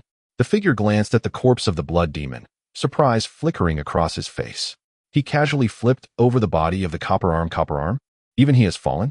This is no trivial matter. Someone is targeting Giant Tree City. The man clasped his hands behind his back, pacing back and forth. In the next moment, he moved with a flash, crossing the oasis in pursuit of Yi Feng's location. In Yi Feng's arms, Yu Jiao slowly opened her eyes. Upon realizing that the one holding her was Yi Feng, her cheeks flushed slightly. Ever since her husband's death, she had yearned to find another man. And Yi Feng seemed the most suitable choice. You're awake? Yi Feng gently set Yu Jiao down. Yu Jiao stood at just under 1.5 meters tall, appearing almost doll-like before Yi Feng. Yet, she possessed all the attributes she should, her figure appearing somewhat elongated and undeniably charming. Yi Feng was reminded of unhealthy images from his inner demons, and his pants became uncomfortably tight once more. Yi Feng, where are we headed? Yu Jiao asked softly, devoid of the former domineering aura of a female warrior. We're going to Fire Dragon Bay, Sister Yu Jiao. Now that you're awake, where do you intend to go? Yi Feng inquired. What business do you have at Fire Dragon Bay? Yu Jiao questioned. Of course, to procure gunpowder. Thunder powder, Yi Feng replied. Thunder powder. Dear disciple Yi Feng, the thunder powder possesses lethality only against those of the Force Master level. Rather than seeking such items, it would be more prudent for you to enhance your own abilities. You possess several divine powers, and even at the 5th tier of Force Master, you can contend with a 9th tier Force King, perhaps even gaining the upper hand. In the future, it is conceivable that you may transcend to the realm of Force Sovereign. Upon finishing her words, Yu Jiao's cheeks flushed once more. Her previous ambition was quite straightforward, to break through to the Force Sovereign level and subsequently establish a sect in the Green Sea Desert, creating a tribe akin to the Tree City. As for the true martial realm that follows Force Sovereign, she had never contemplated it. For in her many years in the Green Sea Desert, she had never encountered it. Sister Yu Jiao, as you can see, it is precisely because I advanced too rapidly that I summoned my inner demons. Hence, for the time being, I intend to seek thunder powder at Fire Dragon Bay. And after reaching a cooperative agreement, I shall also venture to Sword Gorge in search of a solution for my inner demons, to restore my spirit. Yi Feng said with a helpless gesture. A method to resolve inner demons? It appears there are only a few ways to address such matters in this world. Seeking guidance at Sword Gorge seems like a commendable choice. Has someone directed you towards this path? Yu Jiao inquired suddenly. Indeed. A wise individual once advised me that the library at Sword Gorge might hold ancient tomes that could aid in the restoration of my spirit. Yifeng sighed, feeling a sense of bleakness about the future. Well, I can accompany you to Sword Gorge, and on the way, we can pass by Fire Dragon Bay. I share a cordial relationship with the Grand Elder of Fire Dragon Bay, and I believe he will grant me some favor, Yu Jiao remarked, her cheeks reddening once again. At her level of cultivation, the demise of a spouse is a common occurrence. That towering figure had been her 19th husband, thus she felt little sorrow. The pressing matter was to find a new husband, otherwise, her yin-yang harmony technique would remain stagnant. That is splendid, Sister Yu Jiao. If you are acquainted with their Grand Elder, it will certainly mitigate numerous troubles, Yifeng exclaimed, grasping Yu Jiao's delicate hands with excitement. There's no need for formality. We have already shared such experiences, and assisting one another is only natural. Yu Jiao allowed Yifeng to hold her gentle hands. I truly cannot bear the two of you. Feng Ge, in the future, please refrain from bringing me along. You have monopolized all the girls, Chenin lamented from behind. The other women, witnessing this, stifled their laughter. I shall introduce you to someone suitable next time. Yifeng patted Chun and shoulder. Just then, a voice emerged from behind. You lot, have you encountered the blood sorcerer? Who? Yifeng gasped in surprise, scanning the area behind him, yet seeing no one. After a prolonged wait, he finally spotted a figure appearing a kilometer away. It was a middle-aged man, his head wrapped in a cloth, exuding an aura of authority. Unmistakably a formidable figure long accustomed to power. The middle-aged man cast a cold glance at Yifeng before taking a step forward.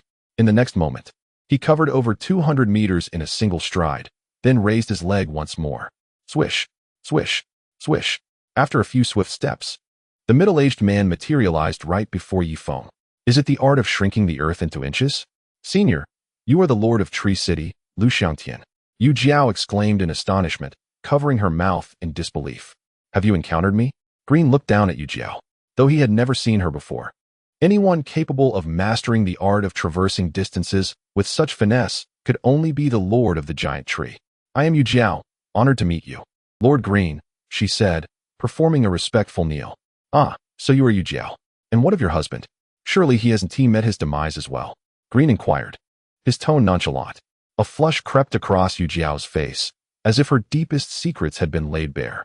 Her technique in harmonizing yin and yang demanded an excessive amount of yang essence from her male partners, resulting in their premature demise, or, at the very least, a lifeless existence akin to a walking corpse. In the heat of battle, such a state would often lead to fatal consequences. A heaviness settled in Yifeng's heart as he cast a wary glance at Yu Jiao. Enough of this trivial chatter. I shall pose my question. Did you participate in the conflict at the soul-subduing ridge? Green's gaze remained fixed on Yu Jiao. Despite being of equal strength as the blood demon, who had ascended to power through dubious means, Green's legitimacy as a true powerhouse far surpassed that of his rival. Yifeng's expression fluctuated between anxiety and revelation. So, this formidable figure was indeed the father of the young master. It was no wonder that even those of the strength of a king would willingly serve as his protector. We did participate, Yu Jiao affirmed with a nod. Excellent. You have not deceived me. Had you lied, I would not have been so lenient, for I can scent the blood upon you, especially you, Green remarked. Gesturing toward Yifeng, a sharp intake of breath escaped Yifeng. This was his first encounter with a true powerhouse, and the sense of pressure he felt was nearly double that of the blood demon. Esteemed Lord of Power, we indeed took part in the battle against the blood demon. And in doing so, we have served the people, have we not? As a figure of your stature, might you consider rewarding us? Yifeng boldly suggested, seeking to shift the narrative. If he allowed this powerhouse to direct the conversation, the truth of his actions against his son could soon be unveiled. Green's piercing gaze swept over Yifeng once more, as if capable of penetrating to his very soul. Yifeng felt as though he stood naked in the biting wind. Such a young age, and already you engage in psychological warfare? A clever tactic to disrupt my thoughts. You possess a certain depth not commonly found in this realm, Green remarked, his demeanor shifting to one of unexpected admiration. Since the death of his son, Green had aged decades. In his youth, he had devoted himself to cultivation, eschewing romantic pursuits until he reached the 9th tier of power, at which point he fathered a son. However, by then, he was already over 400 years old. And after the birth of his only child, his capacity for reproduction had ceased. In this world, some powerful beings could extend their lifespans. Yet reaching a certain level of strength often diminished their desire for progeny. The human instinct to reproduce is deeply intertwined with the hope that one's descendants will carry on their legacy after their passing. Yet, as one's lifespan lengthens, such desires wane. A peculiar aspect of existence that had ultimately rendered Green without heirs. This has instilled in him a fervent desire to seek an heir. These days, he has been simultaneously pursuing the adversary who murdered his son while also scouting for young men of considerable potential to nurture under his wing, ultimately to adopt as his own son and entrust with his vast estate. Yi Feng, in many respects, aligns well with his expectations. Firstly, Yi Feng possesses a sharp intellect reminiscent of his own youth. Secondly, despite being less than 30 years of age, Yi Feng has attained the impressive level of a 5th-tier strength master, a rarity in the entire Green Sea Desert. What is your name? Lu Xiangtian inquired. I am called Elbu. Yi Feng fabricated a name on the spot. Elbu, young man, where do you intend to go? Lu Xiangtian asked again. Having lived many years, he could discern from Yi Feng's demeanor that there was urgency in his purpose. Coincidentally, he could leverage his own strength to assist Elbu in accomplishing significant tasks, fostering a sense of admiration, and ultimately nurturing him as a son. I plan to go to Fire Dragon Bay to seek thunder powder, Yi Feng replied. Thunder powder? What do you need such a rudimentary substance for? Let me enlighten you. True strength lies in the continual enhancement of one's foundational power, not in reliance on external objects. Externalities will always remain external. They are never your essence, Lu Xiangtian admonished. I understand, but I still desire thunder powder, Yi Feng insisted. Very well, since you have such a need. I can escort you to Fire Dragon Bay and have their chieftain provide you with thunder powder. The more Lu Xiangtian observed Yi Feng, the more he found him agreeable, deciding to put on an air of superiority to inspire admiration in Yi Feng. But will the chieftain of Fire Dragon Bay heed your words? Chunin suddenly queried. Ha ha ha. Lu Xiangtian erupted in laughter. Rest assured, I, Lu Xiangtian, hold a certain renown in the Green Sea Desert, and I am confident that thunder, the chieftain of Fire Dragon Bay, will certainly give me face. The chieftain, Lei Wu, is merely a 5th-tier strength king, demanding a few tasks from the younger generation, especially ones that are not overly burdensome, will surely prompt Thunder to graciously present the thunder powder along with impeccable after-sales service. That is splendid. Brother Feng, with the Strength Emperor backing us, we are bound to succeed in acquiring the thunder powder, Chunin exclaimed, leaping with excitement. Yi Feng's expression darkened. Being associated with the Strength Emperor always left him feeling uneasy. I am deeply grateful for your kindness, Senior, but I wish to accomplish this task on my own. Relying on your reputation for everything will not contribute to my growth. Yi Feng promptly revised his stance, eager to extricate himself from this individual. Growth? Lu Xiangtian's eyes suddenly sparkled as he rushed toward Yi Feng, gripping his shoulders tightly. Quaner, is it possible that Quaner has been reincarnated within you? My Quaner was just as ambitious as you. He relished self-exploration and detested assistance from others. A glint of madness flickered in Lu Xiangtian's eyes, sending a shiver down Yi Feng's spine. Senior, please restrain yourself. I am not your Quaner. I am Elbu, Yi Feng quickly stated. Indeed. After a few fleeting moments of flickering recognition, Lu Xiangtian regained his composure. Your name is not Elbu. The young man just referred to you as Feng Go. Reveal your true name. L. Xiangtian adjusted his attire, feeling somewhat discomposed moments earlier. Very well, I am Yi Feng. He finally divulged his true name. A fine name. Yi Feng, it is Spirited. I named my son Spirited as well, but alas, he has fallen victim to my enemies. Until now, L. Xiangtian believed his son was slain by a formidable powerhouse of the king of strength level or even the emperor of strength level. In his youth, he resorted to unscrupulous methods to ascend, even going so far as to transform people into puppets, forging many deadly rivalries. Yet now, as an emperor of strength, his enemies dare not voice their anger. Yi Feng felt a jolt in his heart and exchanged glances with Chunin. At that moment, Chunin realized that the nemesis L. Xiangtian sought was none other than Yi Feng. Come, I shall escort you to Fire Dragon Bay, L. Xiangtian declared, striding ahead. Left with no choice, Yi Feng and his companions followed in his wake. L. Xiangtian deliberately slowed his pace, ensuring that Yi Feng and the others could keep up. Yu Jiao, I perceive your desire for Yi Feng to be your husband, do I not? I advise you to abandon such thoughts and pursue others instead. Your yin-yang harmonization technique is merely a trap for men. As El Xiangtian spoke, he offered no consideration to Yu Jiao. With his strength, he was indeed untroubled by the feelings of the king of strength. As you command, senior, I shall not pursue that course, Yu Jiao replied, her face flushed with embarrassment. Yi Feng, El Xiangtian turned to him again. Aside from the thunder powder, what else do you seek? Speak freely to this old man, with my renown. Acquiring anything I desire is as simple as sending a servant to convey the message, and those tribes will eagerly deliver them to Giant Tree City. Though his words were uttered nonchalantly, an overwhelming aura surged skyward. Jin Quan gazed at El Xiangtian with admiration. Is this the might of an emperor of strength? How glorious it would be if I could become such a figure in the future. I wish to seek the tomes for resolving inner demons in Sword Gorge. Yi Feng stated. El Xiangtian's form hesitated slightly. He dared to provoke other tribes, yet among the few he would not challenge in the entire Green Sea Desert. Sword Gorge was one of them. This was due to the presence of two fifth-tier emperors of strength stationed there. One was the chieftain of Sword Gorge, and the other was the holy maiden of the clear moon. Chapter 792. Can we commence now? Beneath these two fifth-tier emperors, there were 4 ordinary emperors of strength, their prowess ranging from first to second tier. Any one of them would not be easily provoked by him. The Greenvine tribe also had a 5th-tier emperor stationed, alongside 3 third-tier emperors, making it the second strongest entity in the Green Sea Desert. The third-ranked Birch Tree City was similarly led by a 5th-tier emperor, and his wife was a 4th-tier emperor. Beyond that, the rest were mere trifles.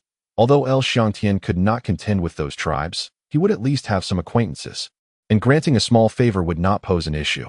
The Emperors of Strength are the apex beings within the realm of the Green Sea Desert.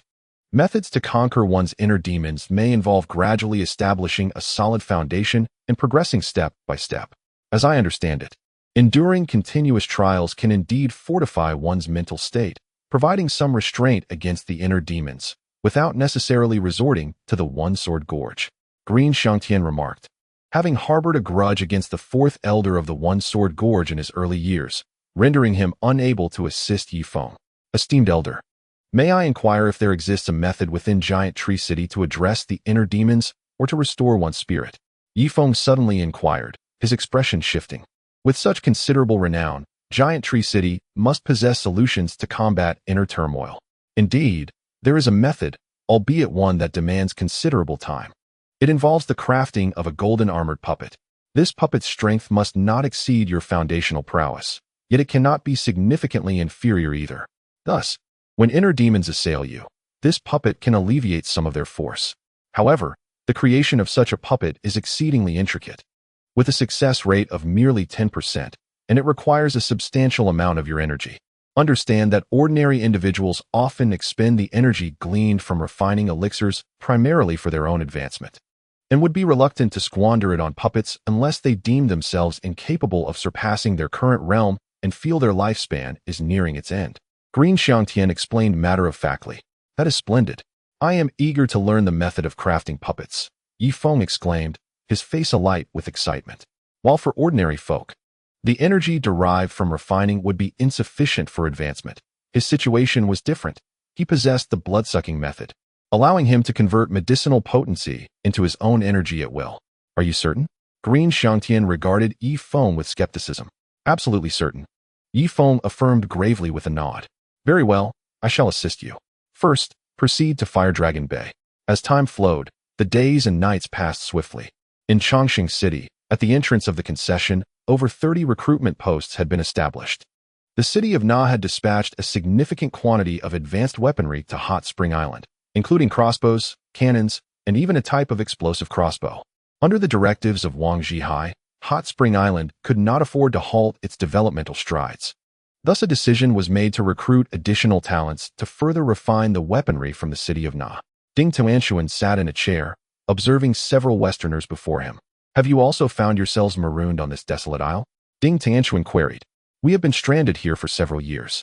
We have heard that Hot Spring Island possesses civilization, and we represent that civilization. Thus we hope you will allow us to ascend to the island. One of the Westerners replied with an air of arrogance. You presume to ascend simply by stating so? According to our regulations, What are your qualifications? Ding Tianchuan retorted coldly. I graduated from Cambridge University. The Westerner puffed out his chest. Cambridge? My apologies, but we only accept those who can construct buildings. You have been dismissed, Ding Tianchuan replied icily. Oh, how outrageous. I shall file a complaint.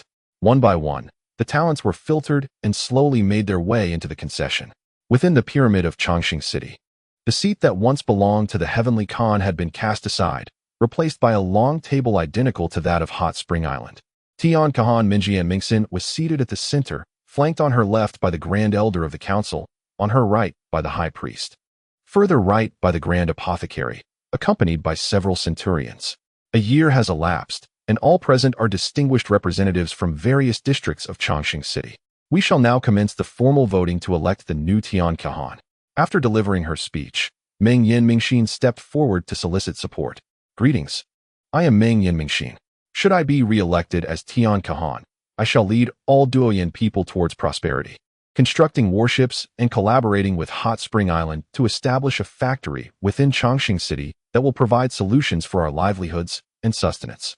Having concluded her remarks, she gracefully returned to her seat. Next, the Grand Elder stood to address the assembly. Greetings, I am Haimu Shui, the Grand Elder of Chongqing City. I implore you to cast your vote for me. If I ascend to the role of Tian Kahan, I shall restore the former glory of the Duoyin clan and ensure equality for all, abolishing any distinctions of nobility among our people. The Grand Elder tightened his fur cloak as he spoke, for the temperature had plummeted to a frigid -70 degrees, and their food supplies had been entirely consumed, leaving them reliant on imports. Fortunately, Hot Spring Island possessed numerous warships capable of providing a continuous supply of food, though they might not be fully satiated. Starvation was not an immediate concern, provided they offered some value in return, such as labor or the crafting of exquisite fur garments and luxury items. Greetings. I am Daburi. I urge you to vote for me.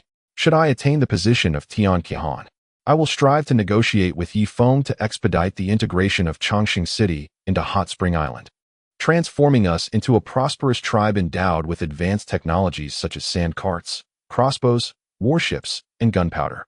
The sound of meat colliding echoed within the pyramid, indicating that Daburi had painted the most appealing vision, as they all dreamed of becoming citizens of Hot Spring Island. Even if citizenship were unattainable, securing permanent residency would suffice, for Hot Spring Island boasted the Sun City Fortress, which offered 24-hour heating, allowing one to roam within its walls in light clothing, free from the fear of frostbite. Most astonishingly, the fortress also provided round-the-clock hot water, sanitary conditions, an abundant supply of tree heart bread, and countless frozen fish. Greetings. I am Tian. If I become Tian Kahan, I pledge that all Duoyin children shall have the opportunity to study abroad on Hot Spring Island for the next 5 years, acquiring their advanced technology, social systems, and legal knowledge, thereby ensuring a continuous influx of talent for Chongqing City. His declaration was met with enthusiastic applause. Mr. Duomeng, may we proceed? Meng Yin Mingxin inquired, glancing towards Duomeng, who sat at the lower end of the assembly. It is worth noting that Duomeng had once served as her family's golden armored guard, but now, having risen to the position of enclave leader, his status had ascended to that of a true elite. I am merely here at the invitation of Chongqing City to serve as an observer. You need not concern yourself with my involvement. I will solely document your voting process and report it to the Vice Island Lord, who will determine whether to establish the factory in your city and provide employment for hundreds of thousands of Duoyin individuals. Duomeng replied with a hint of detachment, having begun to identify himself as a citizen of Hot Spring Island, wishing to sever any ties with the Duoyin people. Understood, Mr. Duomeng. Chapter 793. Saliva dripping. I hereby declare the voting to commence. Having concluded her statement, Meng Yinming placed the ballot box in the center, ensuring that representatives from each region could cast their votes anonymously, thus preventing any future retribution from the new Tian Khan against those who failed to support him.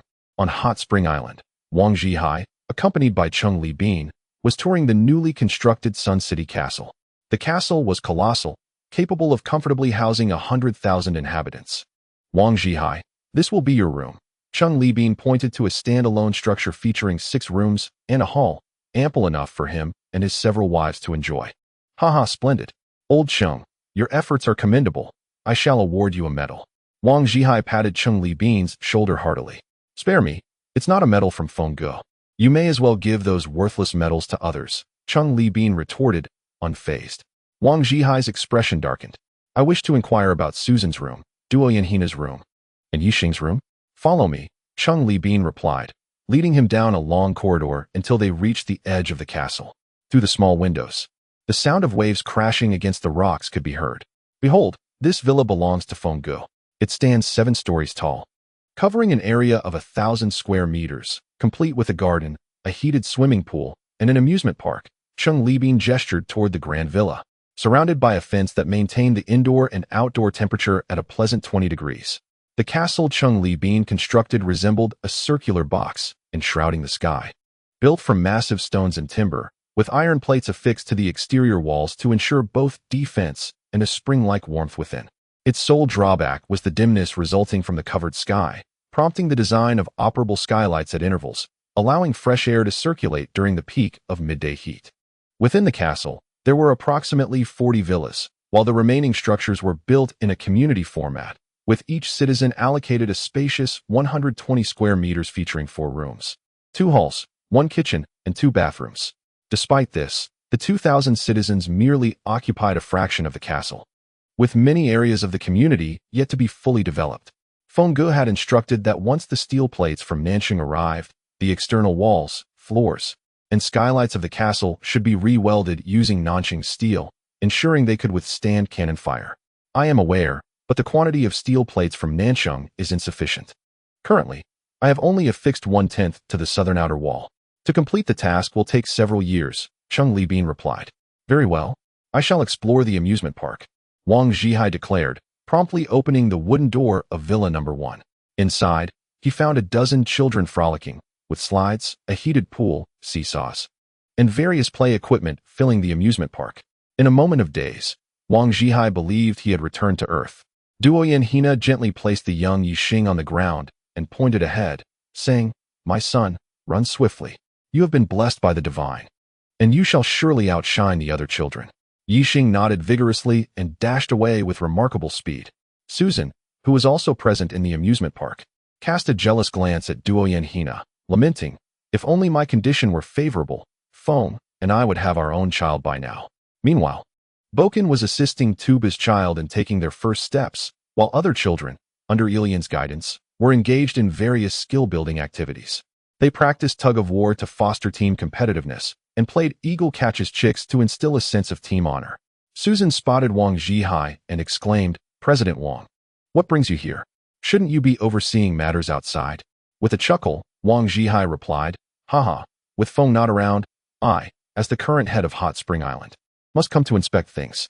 He then turned his attention to young Yixing, saying, Hello, little one.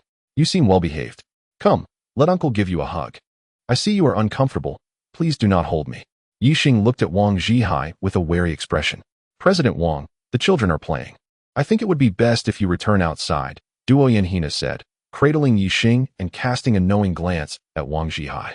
Indeed, she had woven a spell over him, ensuring that his clandestine actions could not escape her notice. Suddenly, a soldier rushed over, exclaiming, Not good. President Wang. 2 formidable figures have arrived outside Hot Spring Island. They are aboard our warship, and it seems the captain and first mate have been taken hostage. How formidable could they be? Are they 9th-tier strength masters? Wang Zhihai thought, alarmed, and quickly led the senior officials out of the castle. As they emerged, they beheld a warship directed at their castle, where 2 figures clad in animal skins stood on the deck. Is that the Strength Kings? Jean Yimei's complexion paled slightly. She discerned that both individuals were indeed Strength Kings, and not of the ordinary kind, but at least 5th tier. A booming voice resonated from the deck. Are there any Strength Masters of the King tier on Hot Spring Island? I shall ask only once. If there are, point them out immediately. Should you deceive us, we will ensure that nothing remains on Hot Spring Island. The leader was a 6th tier Strength King. And since the disappearance of the giant blue, another team had traced their way here. Miss Jean, Brother Jeanli, do you feel confident in confronting these 2? Wang Zhihai stepped forward, casting a cold gaze at the figures on the deck. Of course, we lack the confidence. In this situation, we should simply be truthful. Jean Yimei replied anxiously. If Yi Feng were present, she would not fear the 2 Strength Kings, but now, there were no capable experts left on Hot Spring Island. My lords, We have no strength masters of the king tier on Hot Spring Island. I kindly ask you to leave, Wang Zhihai shouted, his voice projecting several kilometers away, having reached first-tier strength himself. However, two figures swiftly descended upon the water, landing with a thunderous crash beside the castle. Is it possible that such exquisite beauties exist at this level? One of them mused. I have lived for nearly 4 centuries, and I have never encountered such a breathtaking beauty. She is truly exquisite. The formidable warrior, Li Wang, stared unblinkingly at Duo Yanhina, saliva dripping from his lips. Wang Zhihai's expression darkened as he discreetly glanced towards the sea. Fortunately, the ship named Hot Spring No. 1 was anchored nearby. He quietly picked up a triangular signal flag and waved it towards Hot Spring No. 1. Stand clear, President Wang has signaled. Let us obliterate those 2 experts with the machine cannon. However, for the sake of safety, once I commence firing, I shall unleash a barrage to ensure they are thoroughly annihilated. Ma Lebi approached, having recently devoted much time to studying the machine cannon, mastering its ballistic trajectory and rifling principles. Chapter 794. Avoid within. Come quickly, Brother Ma, lest those 2 warriors turn their attention to sister-in-law number 2. The captain and first mate hurriedly retreated to the side. Duo Yanhina was too enchanting, the goddess of everyone on Hot Spring Island. Had she not been Yi Feng's beloved, they would have lined up to propose. Ma Lebi elevated the machine cannon slightly, subtly aiming at the backs of the 2 warriors. In the next moment, a thunderous boom echoed. The first shot struck, severing one warrior in half. Yet, during the second shot, the second warrior reacted, rolling to the side just in time to narrowly evade the bullet. Junior brother, he roared. Boom. Another shell hurtled forward, penetrating his chest and violently tearing it apart. I shall slay you. Despite his chest being blown open, this warrior's vitality was astonishing. He still clutched his curved blade and charged forward. Crossbowman, Wang Zhihai shouted towards the castle above. Thud, thud, thud. A dozen crossbow bolts were unleashed. This weapon, capable of piercing even a sandcart, swiftly pinned the remaining warrior in place. Boom. Seizing the opportunity, Ma Lebi fired again, completely obliterating the warrior, leaving only a severed hand still clenched in a fist. The first warrior had been split asunder, yet his upper half still clung to life. You wretched ants, you dare to kill me?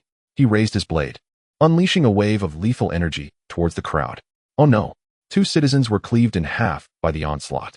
Quick, retreat to the castle, Wang Zhihai shouted, and the group swiftly sealed the castle doors. Thud, thud, thud. The lethal energy struck the steel of the castle, leaving no trace behind. After unleashing his attack, the warrior could summon no more strength. He tossed aside his curved blade and collapsed to the ground, gasping for breath. Wang Zhihai sheltered within the castle, watching the scene unfold through a shooting aperture. What are you dawdling for? Bring me the water hose. At once. In a short while, 2 hoses connected to the hot water pool were brought forth. Wang Zhihai directed the hose at the warrior's upper body. A powerful jet of water drenched him, and within half a minute, the hot water froze, encasing the warrior in a solidified form. Ha, let us go outside. Wang Zhihai was filled with joy, allowing Jinya Mei to walk ahead of him. Yet, despite his excitement, he remained uneasy and retrieved a shield crafted in notching. To his surprise, this was indeed the king of strength. Before the machine cannon, all beings were equal, and he lacked Feng Ji's blood scales. After speaking, Wang Zhihai flipped over the chunk of ice. However, the vitality of this king of strength was astonishing. It was still alive, blinking its eyes. Jinya Mei stepped forward, bowed respectfully to the king of strength, and then swung her curved blade down with great force. Thus, these 2 kings of strength met their tragic end under the high technology of Hot Spring Island. Perhaps they never imagined they would lose their lives in such an obscure location. Ma Lubai took a step forward, treading upon the water, and stood before the 2 lifeless bodies. Ha. Thankfully my aim was true. Had my first shot not struck them down, with the reaction speed of a king of strength, we would likely have all perished, he remarked. You're right, Ma Lubai. Fortunately, your first shot was accurate. By the way, how many rounds do we have left for the machine cannon? Wang Zhihai inquired. It seems we have less than 50 rounds left. Ma Lubai's response cast a pall over everyone's faces. The machine cannon was the very heart of Hot Spring Island. Once it was depleted, they would have to rely on heavy machine guns, but the firing rate of those would likely be insufficient, as a king of strength could evade the sound of the gunfire. Although the penetrating power of the notching crossbow was not significantly inferior to that of the machine cannon, Its propulsion speed was still not comparable. Essentially, before the crossbow could be fired, the King of Strength would have already dashed over to eliminate the crossbow operator. From now on, unless absolutely necessary, the machine cannon is not to be used, nor are heavy machine guns to be deployed lightly. For dealing with ordinary foes, the notching crossbow will suffice, as it is a renewable resource, Wang Zhihai declared solemnly. Understood, Deputy Island Master, Ma Lubai nodded in agreement. Following this battle, Wang Zhihai's stature soared in the eyes of all. Far to the north, Yi Feng was seated within a stone dwelling. At the head of the table sat an elderly man with white hair, while to his left sat Manalu, along with the sisters Han Shuang and Han Li, accompanied by several high-ranking officials from Fire Dragon Bay. To the right of the elderly man, in the first position, sat the King of Strength, Lu Xiangtian. Yi Feng occupied the second seat, with Yu Jiao, Chunin, and others below him. Since there is the recommendation of Lord Xiangtian, young brother Yi Feng, you shall have as much thunder powder as you desire. I will dispatch someone tomorrow to deliver it to Notching, south of the temple. The white-haired elder said with a smile. Lu Xiangtian nodded in satisfaction and cast a sidelong glance at Yi Feng, eagerly awaiting a look of admiration from him. However, Yi Feng fixed his gaze intently on the elder. Thank you, my lord, for providing the thunder powder. Rest assured, once Notching develops formidable weapons, I will ensure a batch is sent to Fire Dragon Bay, and its power will not disappoint the clan leader. This matter is inconsequential. My provision of thunder powder is solely due to Lord Lu Xiangtian's influence. If you wish to express gratitude, direct it towards Lord Xiangtian, the white-haired elder remarked dismissively. Clearly, he did not regard Yi Feng highly. Had it not been for Lu Xiangtian's introduction, he likely would not have even bothered to meet with Yi Feng, much less personally arrange for the delivery of thunder powder to the distant Notching. Green Xiangtian nodded with satisfaction, rummaging through his belongings until he retrieved a piece of animal hide. This is for you, the fire serpent technique. I know that you from Fire Dragon Bay have a penchant for such flame-manipulating secrets. The white-haired elder hastily unfolded the hide, glancing over it briefly before quickly folding it back up, as if fearing it might be seen by others. Lord Li Huang is indeed generous. This is undeniably a high-level arson technique. Thank you, my lord. If you were to sell this technique to Sword Cliff, you might acquire numerous treasures in return. The elder remarked with a smile. It's merely the fire serpent technique. You may keep it as compensation for helping the young man Yi Feng, Green Xiangtian replied nonchalantly, casting another sidelong glance at Yi Feng. The tenacity emanating from Yi Feng reminded him too much of his deceased son. Since the loss of his child, he felt an overwhelming emptiness within, yearning for something to fill that void. Thank you, Lord Green Xiangtian, for your assistance. In the future, I will surely repay your kindness if the opportunity arises, Yi Feng said, feeling somewhat embarrassed. If Green Xiangtian were to discover that he was the very one responsible for his son's demise, one could only wonder what thoughts would plague his mind. All right, Yi Feng, now accompany me back to Giant Tree City. There are truly remarkable treasures to behold there. Shortly thereafter, the group arrived at the outskirts of Fire Dragon Bay, with the white-haired elder leading a large crowd to bid them farewell. At that moment, Monolud stepped forward. Brother Yi Feng, my sisters Huan Shuang and Huan Li and I have discussed it and decided to join your party to Giant Tree City, hoping to hunt for some crystal pills, as our supply is dwindling. Chapter 795. Long time no see. How have you been? Welcome. Yi Feng readily extended his hand. The group finally departed from Fire Dragon Bay, making their way northward toward Giant Tree City. Simultaneously, Yi Feng and Chunin noticed that the population here had begun to swell, even in areas devoid of oases. One could occasionally spot a building selling fruit wine, meat, and water sources. The conversations among humans were also relatively civilized, unlike in the regions south of the temple, which were characterized by a brutal survival of the fittest. Jin Quan stood beside Yi Feng, acting as a translator. Brother Yi Feng, do not be surprised. This is our stronghold. North of the temple, we uphold the law here. For instance, women cannot be coerced, killing is not permitted, and one cannot murder to seize crystal pills. In this place, brute force is not the sole determinant of power. Character and reputation hold equal significance. If you possess a good reputation, even when confronted by sand bandits, they will grant you some regard and refrain from robbing you too harshly. Of course, that is the public facade. What transpires in the shadows is another matter entirely, Jin Quan patiently elucidated. Thank you, Brother Jin Quan. This indeed resembles the martial worlds depicted in novels. Yifeng nodded, observing the passing merchant caravans and a few horsemen. These horsemen, upon noticing the presence of Li Huang within Yifeng's party, displayed only a modicum of respect instead of overwhelming fear, indicating that even here, Li Huang was bound by the law and could not act with impunity. I would like to inquire, what would happen if I were to commit murder here? Yifeng asked. If no one sees, then so be it. However, should someone catch sight of you, there are numerous artists who would depict your visage and convey your demeanor and accent, subsequently displaying these representations at various taverns and oases, offering bounties for your capture. Jin Quan mused. Ha ha ha. If they slay the perpetrator, where would they claim their reward? Yifeng chuckled, finding the area north of the temple particularly intriguing, as it seemed to harbor the nascent semblance of civilization. The most reliable locations are 3, Sword Gorge, Green Meadow Tribe, and Birch City. Of course, smaller tribes also offer bounties, such as the Giant Tree City under the auspices of the venerable Xiang Tian, along with the formidable Mangu clan. As prominent figures in the realm north of the temple, they are inclined to honor bounties to maintain regional stability. However, beyond the 3 strongest tribes, the reliability of smaller tribes may be questionable. It is conceivable that you could claim your bounty only to be intercepted before exiting their territory.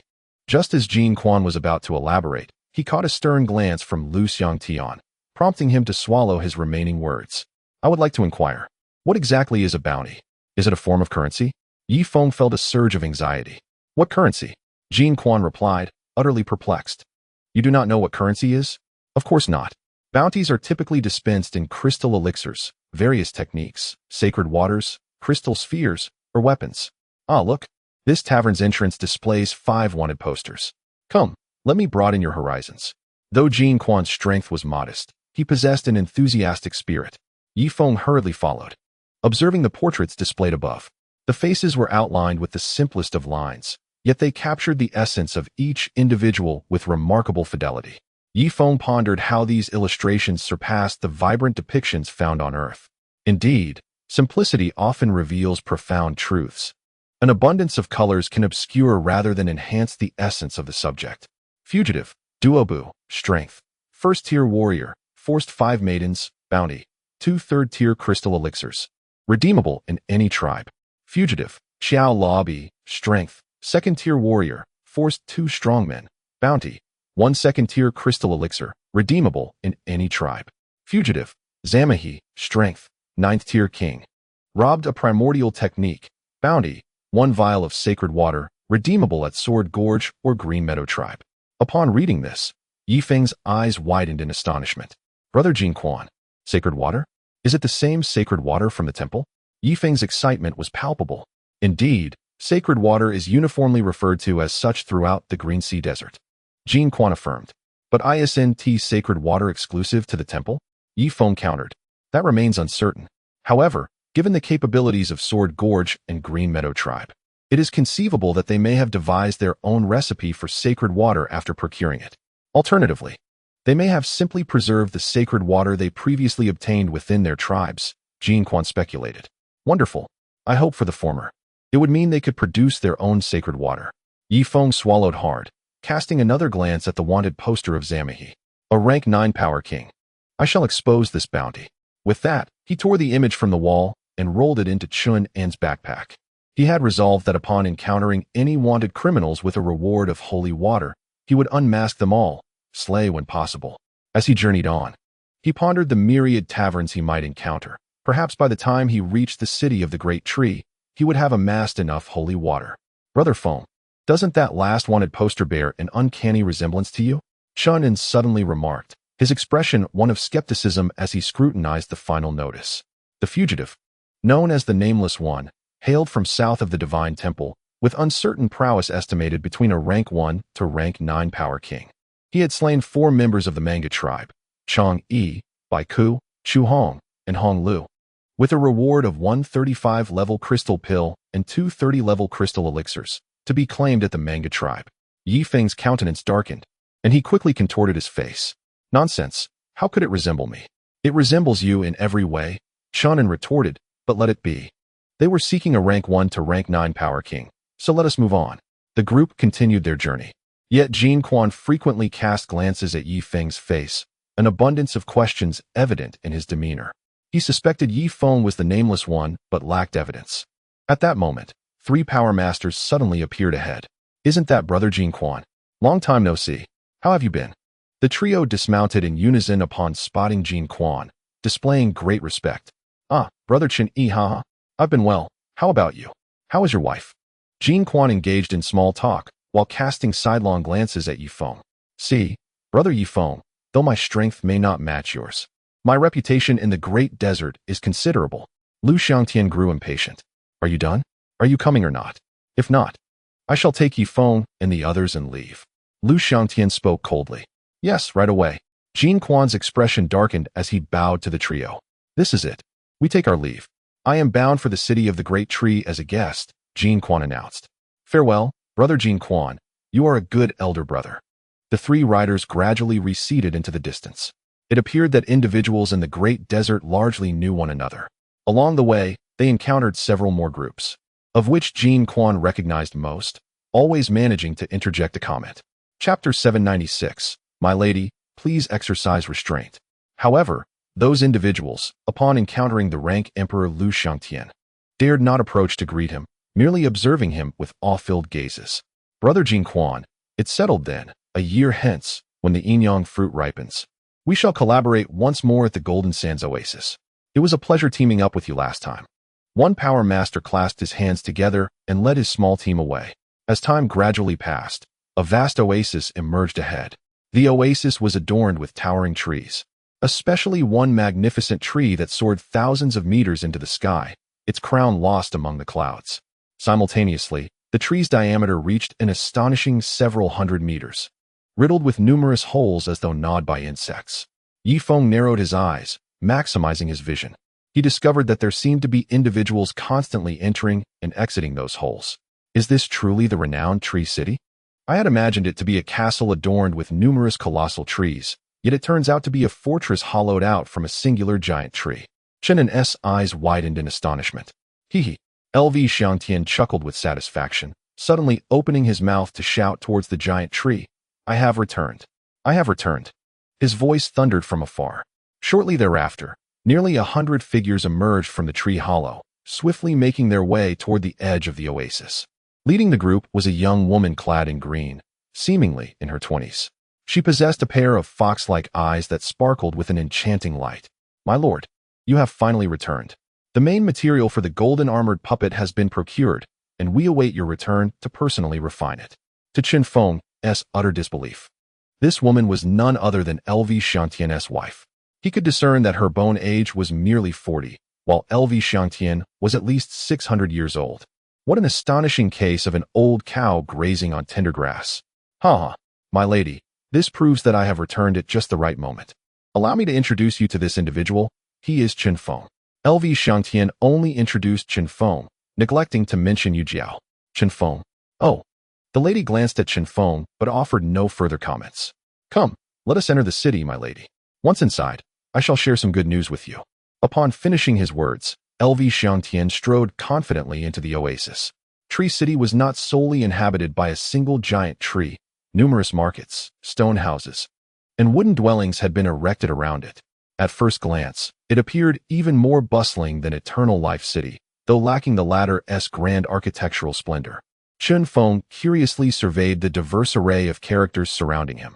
Their skin tones varied, with the majority being ordinary folk, interspersed with a few formidable warriors. After walking several kilometers, Chen Feng finally reached the base of the giant tree, where he encountered a tree hollow measuring 20 meters in height and width, resembling the grand entrance to Tree City. Flanking either side stood nearly 100 guards, all first-tier warriors. We humbly welcome the city lord home. The warriors knelt to the ground. LV Xiangtian strode directly inside. Within the giant tree, various passageways crisscrossed, making it easy for ordinary people to lose their way. Chen drew his curved blade and struck at the edge of the tree hollow. Wow, Brother Feng, this tree is incredibly hard. Even the Nanxing curved blade cannot damage it. Chen exclaimed in astonishment. Is that so? Chen Feng also swung his curved blade. Only a few wood shavings fell. Yet the Nanxing curved blade was slightly bent. Just how hard is this tree? Indeed, it is hard. This is iron shadow wood that has grown for 300,000 years, possessing a quality even more resilient than iron. Your curved blade is quite remarkable for not being shattered. Had it been an ordinary weapon, it wouldn't have even breached its defenses, the young woman explained to Feng. So that is how it is, but if iron shadow wood is so hard, what were these holes carved with? And such a vast undertaking surely cannot be accomplished with a material harder than iron shadow wood? Feng inquired in response. Good question. These holes were excavated using fingernails. She replied. The one speaking now is Xiangtian, whose face briefly flickers with nostalgia as he utters these words. Did you excavate it with your fingernails? Are human nails truly that hard? Feng found it increasingly difficult to believe. While ordinary human nails are certainly not so resilient, could it be plausible if one were a peak true martial realm expert who has practiced the sacred demon art? Xiangtian remarked with a hint of pride. The late true martial realm? Feng felt a wave of dizziness. The strongest individual he had encountered thus far was the king of strength. Who would have thought there were even more formidable beings in the late true martial realm? Could one possibly shatter a planet with a single punch? 70,000 years ago. This place was not yet known as Giant Tree City.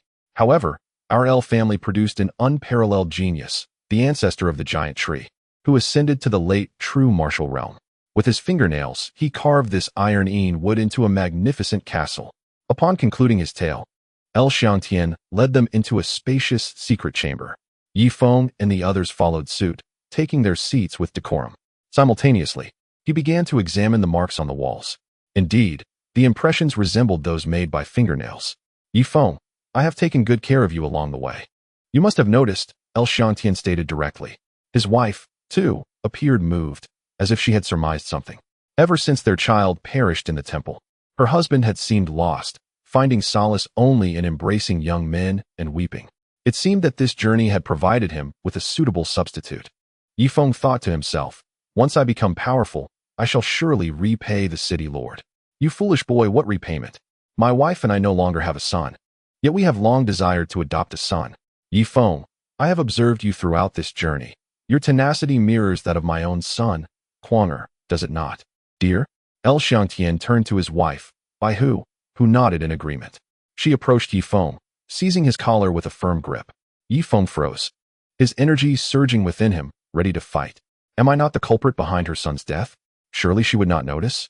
However, in the next moment, Bai Hu adjusted Feng's collar and gently wiped the dust from his face with her delicate hand. Quanger, Bai Hu unexpectedly pulled Feng into an embrace. Resting her cheek atop his head, Feng felt an overwhelming sense of embarrassment but could not resist, considering her grief over her lost son. The most awkward part was that Bai Hu's bosom was extraordinarily ample, nearly suffocating him as she enveloped him. Ah, dear wife, please exercise some restraint. Feng has yet to agree, Xiangtian said slowly. He then turned his gaze back to Feng. Feng, do you see the legacy of my giant tree city?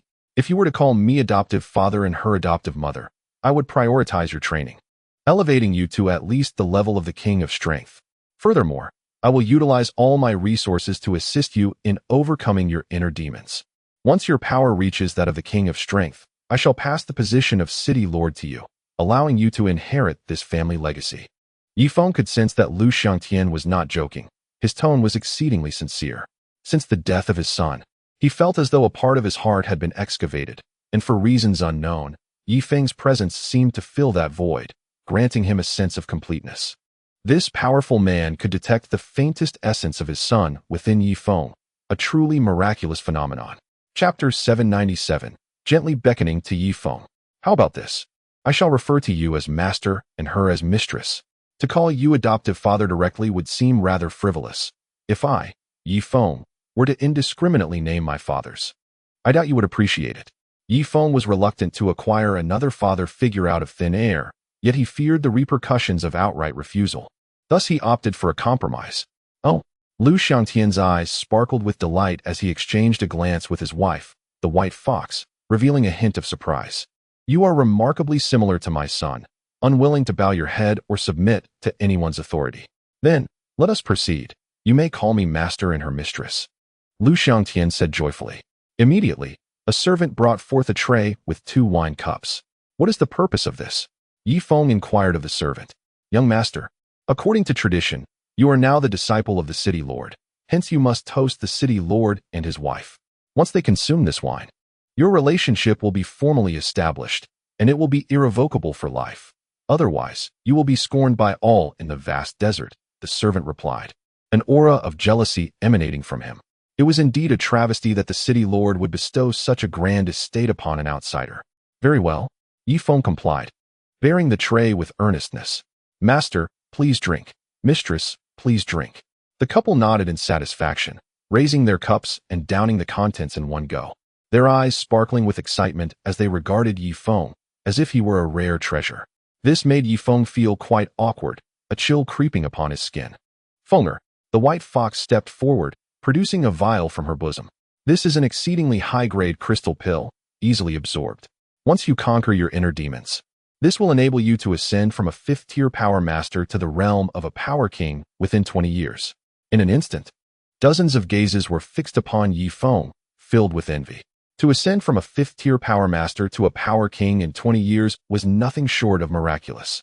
One could not help but wonder how extraordinary this crystal pill must be.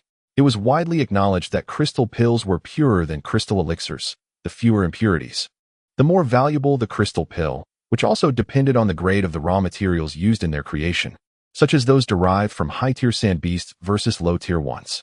However, a crystal pill capable of facilitating such rapid advancement would need to be crafted from at least a 25th-grade crystal elixir, containing impurities of less than 1%.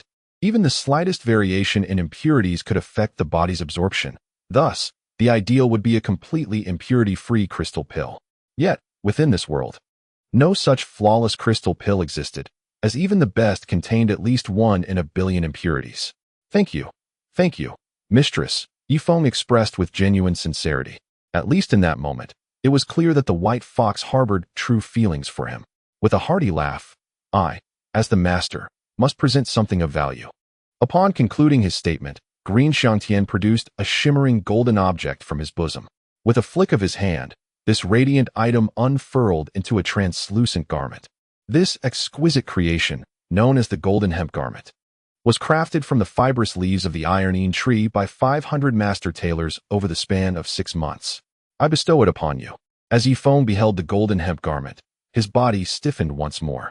He recalled that the young master possessed a similar piece, which he had quietly fashioned into a bodysuit for his son, Xing, ensuring protection for his torso. Thank you, master. Feng felt an overwhelming sense of guilt, but nonetheless accepted the golden hemp garment. He resolved that given the formidable power of his venerated Saint Divine hemp technique, the garment would serve him little purpose, but it could be discreetly donned by Chun'an, as he was the closest person to him present, followed by Jin Quan. Father above, mother above, allow your child to pay his respects. At that moment, Chun'an suddenly leaped forward, bowing deeply before the couple. Green Xiangtian's expression darkened slightly upon witnessing Chun'an. For reasons unbeknownst to him, he only thought of his own son when he saw Feng, as they shared many similarities. Chun'an, however, lacked such dignity, displaying no valor as he bowed without hesitation. Yet, given that it was indeed a joyous occasion, Green Xiangtian relented. Very well, Chun'an, I appoint you as Feng's golden badge attendant. You shall reap the benefits. Here, take this. Green Xiangtian retrieved a dark, lumpy object from his robe. What is this? Chun'an exclaimed excitedly as he accepted the dark mass. He knocked on it with his hand, sniffed it, and finally, tentatively licked it, discovering it had a slightly sour and bitter taste. Could it be a rare medicinal herb? That is bird droppings, Green Xiangtian replied solemnly. Ugh. Chun'an hurriedly gagged at the thought. Do not underestimate this lump of bird droppings. It originates from an 80-level azure-winged bird and is exceedingly rare. The droppings possess medicinal properties, enhancing vision and slightly accelerating the absorption of medicinal power. However, once the effects wear off, you shall revert to the qualifications of an ordinary person, Green Xiangtian elaborated. Very well, thank you, adoptive father. Chun'an retreated to the side, his expression a mixture of emotions. Green Xiangtian, in high spirits, waved his hand, summoned someone to prepare a room for the young master, the one previously occupied by Kuang Er. Not long after, Feng arrived at the quarters once inhabited by the former young master. Located on the 70th level of the colossal tree, neither too high nor too low, affording a view of the entire oasis from the window. The only drawback was the fierce wind that could tousle one's hair dramatically while standing at the window. As the golden badge attendant, Chunin naturally shared the same room with Yi Feng. "Chunin, please close the door," Yi Feng said casually. "As you wish, Brother Feng." Chunin promptly shut the door. "Take this bottle of high-grade crystal pills, consume one at intervals, and do not advance too rapidly," Yi Feng instructed earnestly. He, possessing the blood-sucking great method, could purify the medicinal potency to 100% efficacy, rendering the crystals ineffective for himself, yet they would be invaluable to Chunin originally. I presumed that Chunin would graciously accept it. However, he pushed the precious crystal pill back. "Feng Gu, this crystal pill is invaluable. You should reserve it for Sister Susan or Sister Duoyen. If that is not feasible, then perhaps for my dear nephew. While I, Chunin, may appear somewhat careless, I possess a sense of propriety. Ordinary gifts I can accept, but such a rare crystal pill is beyond my acceptance," Chunin stated earnestly. With a sharp slap, Yi Feng struck the back of his head. "Enough with the chatter, open your mouth quickly." Before long, Chunin was compelled to accept Yi Feng's generosity. "By the way, later, please deliver one pill each to Brother Jinquan and the others," Yi Feng added. "Shall I take it over now?" Chunin responded eagerly, seizing the crystal pill and flinging open the door. Yet, in the next instant, a loud thud resonated as the medicine bottle fell to the wooden floor. Standing outside the door was Bai Hu. What brings you here?" Chunin stammered. Yi Feng's heart sank, and he quickly turned to Bai Hu, bowing respectfully. "I have seen the master's wife." Bai Hu nodded, casting a glance at the fallen bottle. "Chunin, you may step outside. I wish to speak with Feng privately." Yes, Chunin stammered, retrieving the bottle and hastily retreating. "One thing I must mention, you are unlike Kwang. He would never so generously offer such a high-grade crystal pill to a mere attendant." "Feng, come here." Bai Hu settled onto the wooden bed, gesturing gently to Yi Feng. "What do you want?" Yi Feng eyed Bai Hu warily, hesitant to approach. "Come here, please," Bai Hu beckoned once more. Her hand seemed to possess an enchanting allure, drawing Yi Feng closer against his will. In the next moment, Bai Hu seized Yi Feng, placing him gently upon her soft lap. "Master's wife. It may not bode well if Master sees us," Yi Feng said awkwardly, inhaling the fragrant scent emanating from Bai Hu. "What harm could there be? I am your master's wife, and I simply wish to embrace you. Is that permissible?" Bai Hu inquired. "That may not be quite appropriate." Yi Feng quickly pressed his legs together, fearing an embarrassing situation. "Look at you. I am over a decade your senior. Why the embarrassment? Come closer," Bai Hu said. And with a gentle yet firm embrace, she tucked Yi Feng's head against her chest. In that moment, Bai Hu tightly shut her eyes, seemingly lost in recollection. A single crystalline tear cascading down her cheek. "Master's wife, is it over yet? I can hardly breathe." Yi Feng's voice emerged from amidst the soft embrace. Chapter 798. "Feng Gu, the wind here is quite strong. My apologies, Fenger." Bai Hu quickly loosened her hold, allowing Yi Feng to take a deep breath of the milk-scented air. "If you are tired, you may rest in my embrace. It is perfectly fine." Bai Hu, overwhelmed with maternal affection, had given birth at 16, and now nearing 40, was compelled by sorrow to channel her maternal love towards Yi Feng. "That may not be suitable, Master's wife. I am nearly 30, Yi Feng protested. "Then how about this? I will sit at the head of the bed while you rest your head on my lap. I can sing to lull you to sleep." Bai Hu tenderly caressed Yi Feng's tousled hair. "Well, my dear mistress, I shall endeavor to fill the void you feel." Yi Feng, trembling with trepidation, rested his head upon the soft thigh of the white fox. After days of relentless travel, he was utterly exhausted, and as soon as his head settled on the plush surface, he began to drift into a gentle slumber. The white fox tenderly caressed his hair, humming a soothing melody. Her voice, sweet yet resonant, enveloped Yi Feng in a cocoon of affection, and he swiftly succumbed to the embrace of sleep. In this deep slumber, he lost all sense of time and dreamt not at all. Eventually, he awoke, stretching his arms wide in a delightful yawn. How refreshing! He had never experienced such a blissful rest. Turning his head, he noticed the white fox resting against the headboard, also indulging in a brief nap. Alas, what a pity! Yi Feng gently covered her with a fur pelt before stepping outside. Upon exiting, he encountered Chunin, who was lurking at the door with a mischievous grin. "Brother Feng, you slept from afternoon until this morning. Was it not delightful?" Chunin exclaimed with a smirk. "Let us not dwell on that. Did you distribute the crystal pills to Jean and the others?" Yi Feng inquired. "Of course. Not only did I share them with Jin Quan and his companions, but I also bestowed some upon Mo Na Lu Dao and the two sisters, Han Shuang and Han Li, Chenin replied. Yi Feng nodded in satisfaction, contemplating a stroll through the great tree city. At that moment, Han Li approached with a meaningful expression. Sister Han Li, is there something you require? Yi Feng asked. Come. My sister wishes to speak with you. We must go now, Han Li stated, pulling Yi Feng along without further ado. What is it about? Yi Feng questioned warily.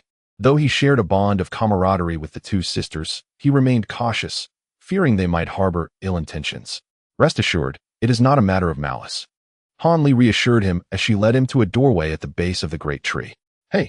Han Li suddenly directed her attention to Chunin, who was trailing behind. You should leave. My sister and I only seek Brother Feng for this matter. There's no need. I am one with Brother Feng, wherever he goes. I shall follow, Chunin insisted. Be off with you. Han Li firmly pushed Chunin aside and slowly opened the wooden door. Yi Feng narrowed his eyes, instinctively placing his hand on the hilt of his sword. Yet, in the next moment, he relaxed his grip. Before him stood Han Shuang, her back turned, clad only in a sheer veil.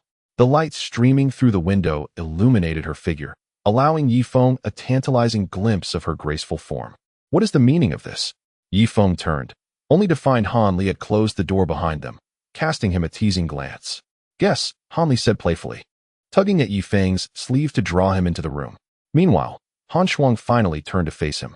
Yi Feng, feeling a rush of embarrassment, touched his nose awkwardly. This young lady was exceedingly daring, wearing nothing beneath the thin veil, her form reminiscent of two exquisite bowls delicately balanced at her chest.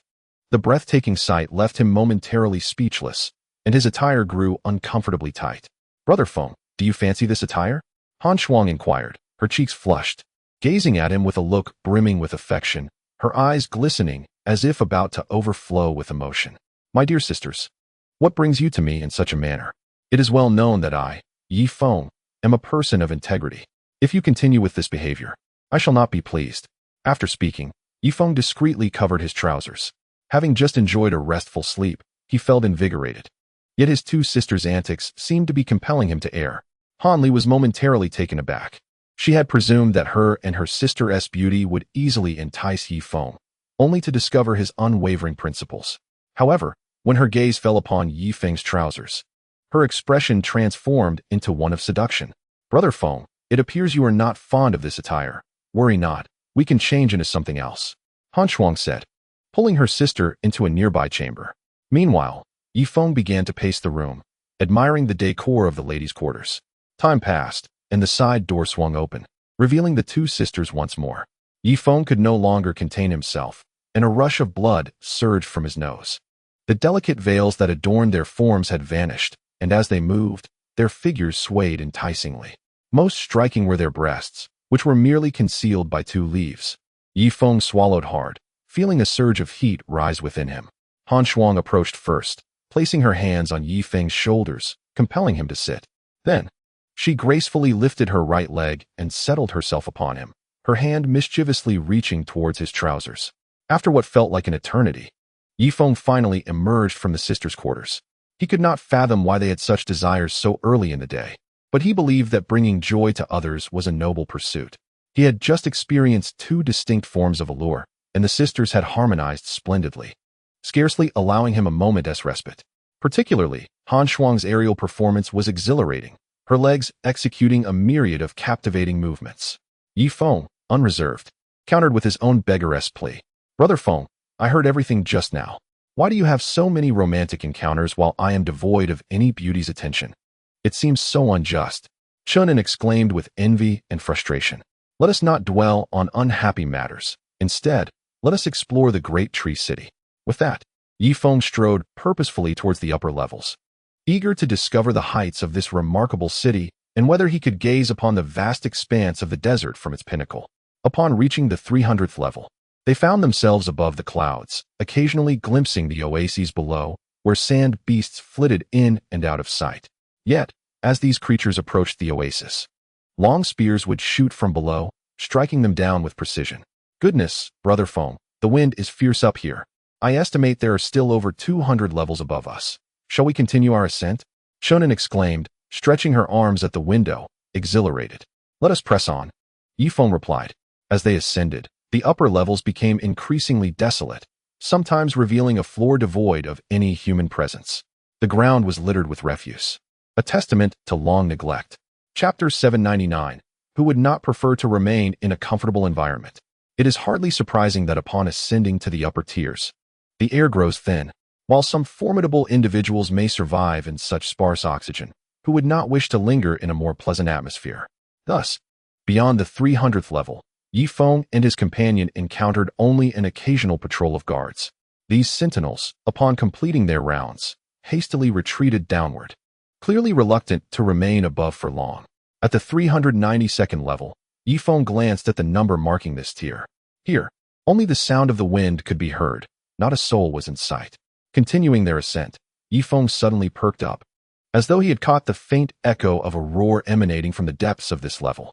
Brother Feng, let us move. Why are you dawdling? Be quiet. I believe I just heard a roar. Follow me. With that, he led the way into the dark corridor. Spare me. I am your own son. Upon hearing this voice, Yifeng halted, recognizing it emanating from a room at the corridor's end. He gestured for Chun and to be silent and pressed his ear against the door. What of being a son?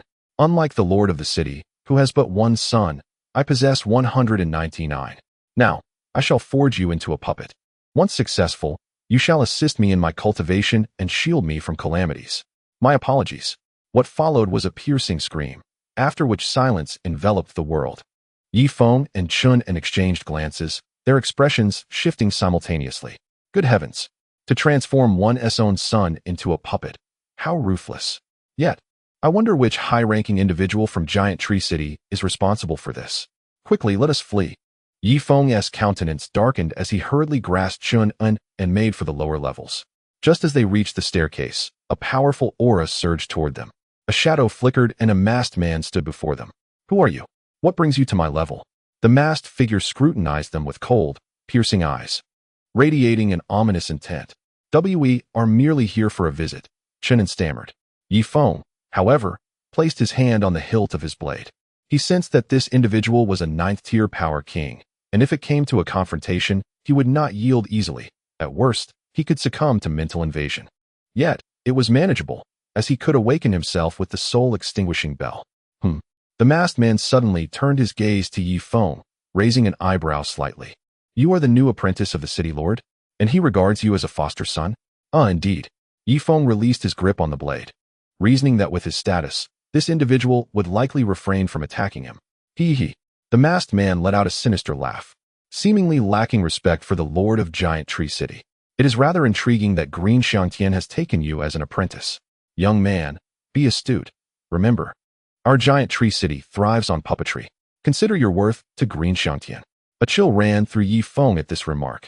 Nevertheless, he shook his head, resolute. Do not attempt to sow discord between me and the city lord. I can sense their genuine concern for me. Very well, I have said my piece. You may leave. The masked man replied indifferently. Agreed. Yifeng nudged Chun in, and the two hastily descended to the lower levels. As they had just traversed 2 floors, they were suddenly confronted by a golden figure ahead. This figure wore a golden mask, revealing only a pair of eyes. Those eyes were as dark as an abyss, seemingly capable of devouring the surrounding light. Who are you? Chun, feeling anxious, hid behind Yifeng. Yifeng squinted. He was astonished to find that he could not sense any aura emanating from this figure. The golden silhouette fixed its gaze upon them, then, with heavy footsteps, vanished into the darkness. What was that? It felt like a ghost. Chun exclaimed, sprinting downwards. Wait for me. Yifeng's heart sank as he quickly followed Chun down the stairs. After half an hour, they finally returned to their room. Brother Feng, could that possibly be the legendary golden-armored puppet? It resembles the golden-haired grievous child created by second sister-in-law. Chun gasped, panting heavily. This seems serious. We should gather our belongings and make a swift exit, Yifeng replied nervously. Brother Feng, aren't you the new lord of Giant Tree City? Why flee? With that benefactor protecting us, we can enjoy free meals in Giant Tree City and have them assist you in finding a solution to your inner demons, Chun remarked. I have an unsettling feeling about this place. Although I am now their new lord, what if what that masked person said holds truth? I have grave suspicions that that old coot, Green Sky, intends to turn me into a puppet, Yifeng said while packing his belongings. Just then, The door swung open. A third-tier power king entered. "My lord, the city lord summons you to the second level to learn the process of crafting the golden armored puppet." "Right now?" Yi Feng's expression darkened. "Yes, immediately." Sigh. "Very well. Chunin, gather the brothers. We shall go together." In Eternal Life City, Wolf Creek was completely frozen. Yet the angry sea, centered around it, continued to swell with turbulent waves, seemingly never destined to freeze. In the angry sea, Warm Spring Number 1 bobbed up and down, with Wang Zhihai, Chung Li Bin, and other high-ranking officials standing at the bow. Beneath them lay 3 new weapons. Truly, the descendants of the Germans have outdone themselves. Even crafting mortars. However, they lamented the dwindling supply of gunpowder and hoped Warm Spring Island would expedite their delivery. Chung Li Bin caressed the 3 mortars. Surrounding the angry sea, several Duoyen people were constructing new giant ships. Since the death of the heavenly Khan, Meng Yanlai, Warm Spring Island no longer restricted their shipbuilding, as they too needed to fish for sustenance.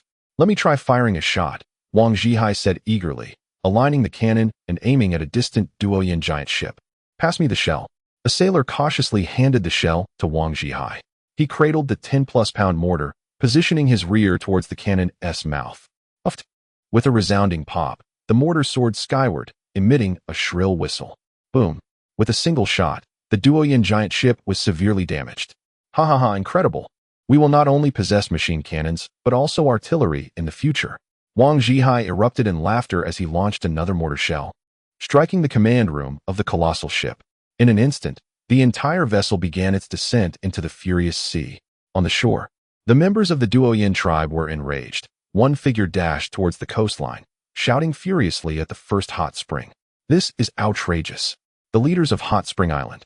Didn't you say you had lifted the ban and permitted us to build ships? Why did you shatter my colossal ship? Are you unaware that this vessel is worth at least 200,000 hot spring coins?" The leader, his eyes bloodshot and brimming with tears, seethed with rage. Were it not for the formidable defenses of Hot Spring Island, he would have relished the thought of tearing Wang Zhihai limb from limb. Chapter 800, Utterly Frantic. "Speak quickly. Why did you sink our colossal ship?" The leader pressed. Wang Zhihai sneered. "Though I fired the shell, it was you Duoyen people who processed it for us." "How absurd." The leader's fury ignited as he unsheathed his curved blade. "Which factory was responsible?" "Ah, it was likely the Baida Iron Works. They assisted us in crafting the shell." Wang Zhihai shrugged nonchalantly. The leader, sensing a target for his wrath, pointed his blade towards the city of Changshan. "Brothers, follow me. Let us dismantle the Baida Iron Works." A horde of enraged individuals surged towards Changshan City. Before long, the Baida Iron Works was besieged by a band of marauders, their equipment reduced to ruins. What choice did they have? If they did not retaliate, others might perceive the shipyard workers as easy prey. As for confronting Wang Zhihai, the might of Hot Spring Island deterred them, but venting their frustrations on their own was an entirely different matter. Who else to target for their ire? As long as they could alleviate their pent-up frustration, that sufficed. In one of the bedrooms aboard the first hot spring, an overwhelming aura surged skyward, palpable even on the deck. Could it be?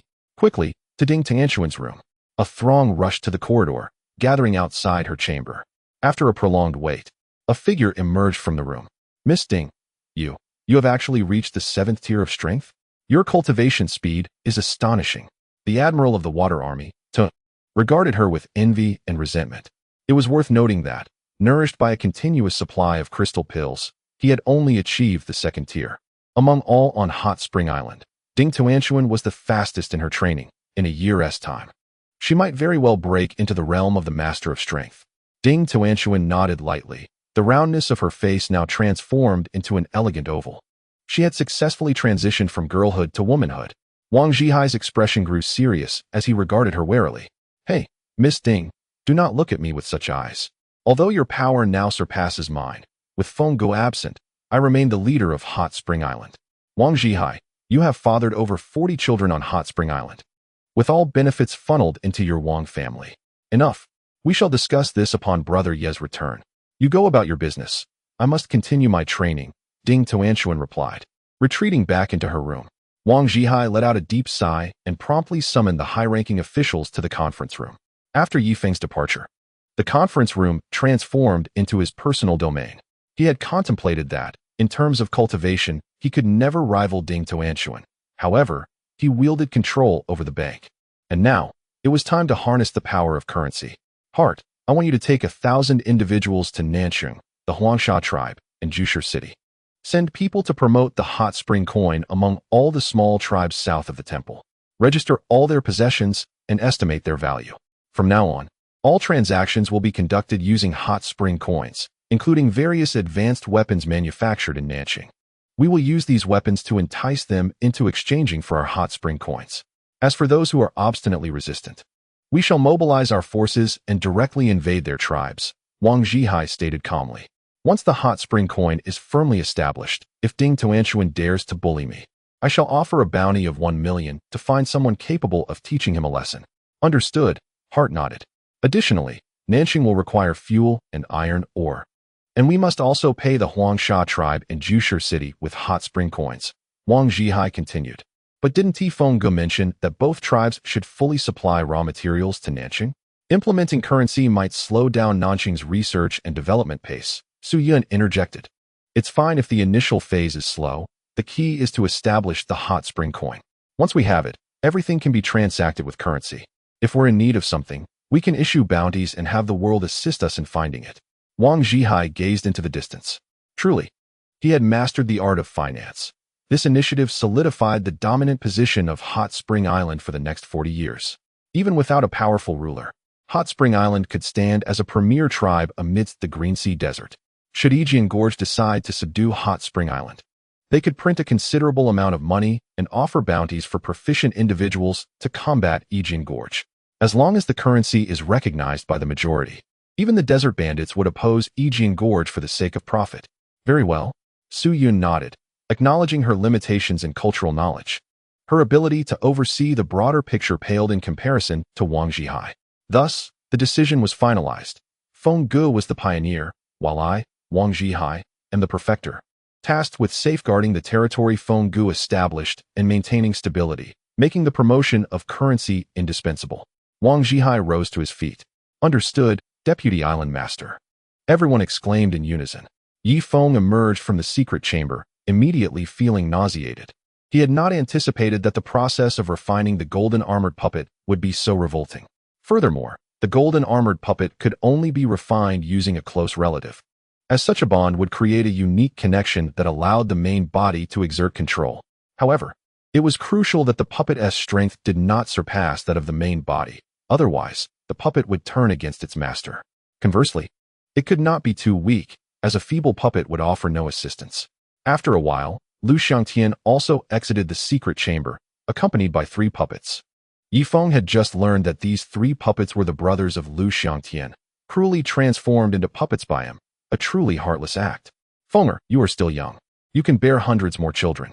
If you cannot bring yourself to harm your sons, you may wait until they have offspring to create puppets from your grandsons. Lu Xiangtian remarked nonchalantly. Yi Feng's expression darkened to that of a soot-blackened pot. It seemed that the art of puppetry was beyond his grasp, for he was human, and a human should not engage in such morally reprehensible acts. Thank you, Master, but I believe this puppetry is not suited for me. Please assist me in resolving the issue of my inner demons. That is all I desire, Yi Feng said slowly. Let us set aside the matter of your inner demons for now. I am currently crafting a puppet of royal strength, using materials provided by your master's brother. Once successful, our giant tree city shall boast 2 royal powers, elevating us from a third-rate to a second-rate clan, Lu Xiangtian proclaimed, his face alight with pride. In the entirety of the Green Sea Desert, the mightiest were the royal powers. Typically, a tribe possessing 1 royal power could become a significant clan in the Green Sea Desert. With 2, even the top-tier tribes, such as Sword Canyon, would regard you with caution. To possess 3 would be unimaginable, granting immediate entry into the ranks of elite clans. Very well, Master, Yi Feng nodded, taking Chun An's hand as they departed the secret chamber. Upon exiting the grand door of the giant tree, a white fox approached them. Chapter 801. What are you staring at? She wore a simple long dress today, its hem trailing over 7 meters behind her, reminiscent of a phoenix's tail. Behind her, 8 maidens assisted in lifting the train. Greetings, madam, Yi Feng bowed his head. Fenger, I know you are seeking a solution for your inner demons. Our giant tree city has nearly 10,000 years of history. Allow me to take you to our library. where you may find a way to resolve your inner turmoil or to mend your spirit, the white fox said, taking hold of Yi Feng's wrist without hesitation. This was entirely natural, as she had come to regard Yi Feng as her son. However, to some men, this gesture held deeper implications. The white fox, as the city lord's wife, was not only stunningly beautiful but also possessed formidable strength, making her a goddess among the skilled in Giant Tree City. They typically buried their desires deep within, often too intimidated to meet her gaze. Now, it was apparent that their goddess was holding the hand of a newcomer. How infuriating! The hearts of her attendants roared with indignation, yet they maintained expressions of well-wishing, hoping for Yi Feng to become the young master of Giant Tree City and for the white fox to find solace once more. Thus, Yi Feng was led by the white fox to a cluster of buildings. A cursory glance revealed it spanned at least 10 acres, featuring numerous circular spires, guarded by 2 royal powers and dozens of strength masters. "Greetings, madam." The 2 royal powers saluted simultaneously. It seemed the salutation had been learned from the Green Sea Desert. The white fox glanced at the library complex and promptly removed her outer skirt. The maid hastily assisted her in adjusting her long skirt, standing obediently to the side. "Fenger, let us proceed," the white fox declared, once more grasping Yi Feng's wrist. "How splendid, Brother Feng. We shall witness the affairs of the world. The Tree City boasts a history of 10,000 years, and we can peruse numerous ancient texts," Chunin exclaimed with palpable excitement. "Attendants are not permitted within," the white fox remarked, turning her head with a calm demeanor. Chunin stood there, dumbfounded. Yi Feng hesitated for a moment, then freed himself from the white fox's grasp. "Master, Chunin and I share a bond akin to brothers. If he cannot enter, then I shall refrain as well." Upon hearing Yi Feng's words, the white fox's eyes sparkled, and a gentle smile graced her face. "You are far superior to Quanger, knowing the virtue of sharing. However, Chun is merely your attendant. It would be quite inappropriate for him to accompany you inside," the white fox replied. "Brother Feng, please go in. I am fine. I can manage," Chunin said, his face a mask of melancholy, yet he forced a smile. "No, I prefer to stay with Chunin. I shan't go in." Yi Feng resolutely shook his head. At times, it is essential to discern the boundaries. The white fox is an outsider, while Chunin is a brother. He cannot be humiliated in front of so many. "Very well, Chunin, do express your gratitude to my dear Fenger," the white fox said. Finally, the 3 entered the library, where a thin layer of dust covered the floor, indicating a prolonged absence of visitors. "Find the corresponding tower for the tomes you desire. Each tower categorizes its ancient texts for your convenience," the white fox stated nonchalantly. "Thank you, master." Yi Feng's eyes gleamed as he gazed upon the first tower, which bore the inscription Biographies. "Come, Chunin, let us immerse ourselves in the ocean of knowledge," he exclaimed, and the 2 hurried inside. Yi Feng casually picked up a book from the shelf and blew dust off its cover towards Chunan's face. Whoosh! The dust transformed Chun into a comical sight. Through the faded text, Yi Feng discerned 4 large characters, the ancestor of the great tree. Upon opening it, he discovered a simple narrative chronicling the life of the ancestor of the great tree. It detailed when he was born, his ascension to various realms of cultivation, his victories over formidable foes, his breakthroughs into profound realms, the birth of his first son, and the peculiar encounters he experienced. After only a brief perusal, Yi Feng felt drowsy. The authentic records were rather tedious, lacking the thrilling twists of fantastical novels, which, despite their artistic embellishments, captivated readers incessantly. Year 1703 of the Sand Era. On the occasion of my grand millennium birthday, my cultivation reached the 6th stage of the Power Sovereign. Suddenly, a colossal bird with azure wings glided through the sky, its call triggering localized tremors within Tree City. Upon its back rode a strikingly handsome man wielding a wooden spear, the strongest I have ever encountered. Year 1903 of the Sand Era. On my 1200th birthday, my cultivation peaked at the 9th stage of the Power Sovereign, traversing the Green Sea Desert. Year 2043 of the Sand Era. My cultivation reached the mid-stage of the true martial realm. In the Green Sea Desert, I faced no rivals.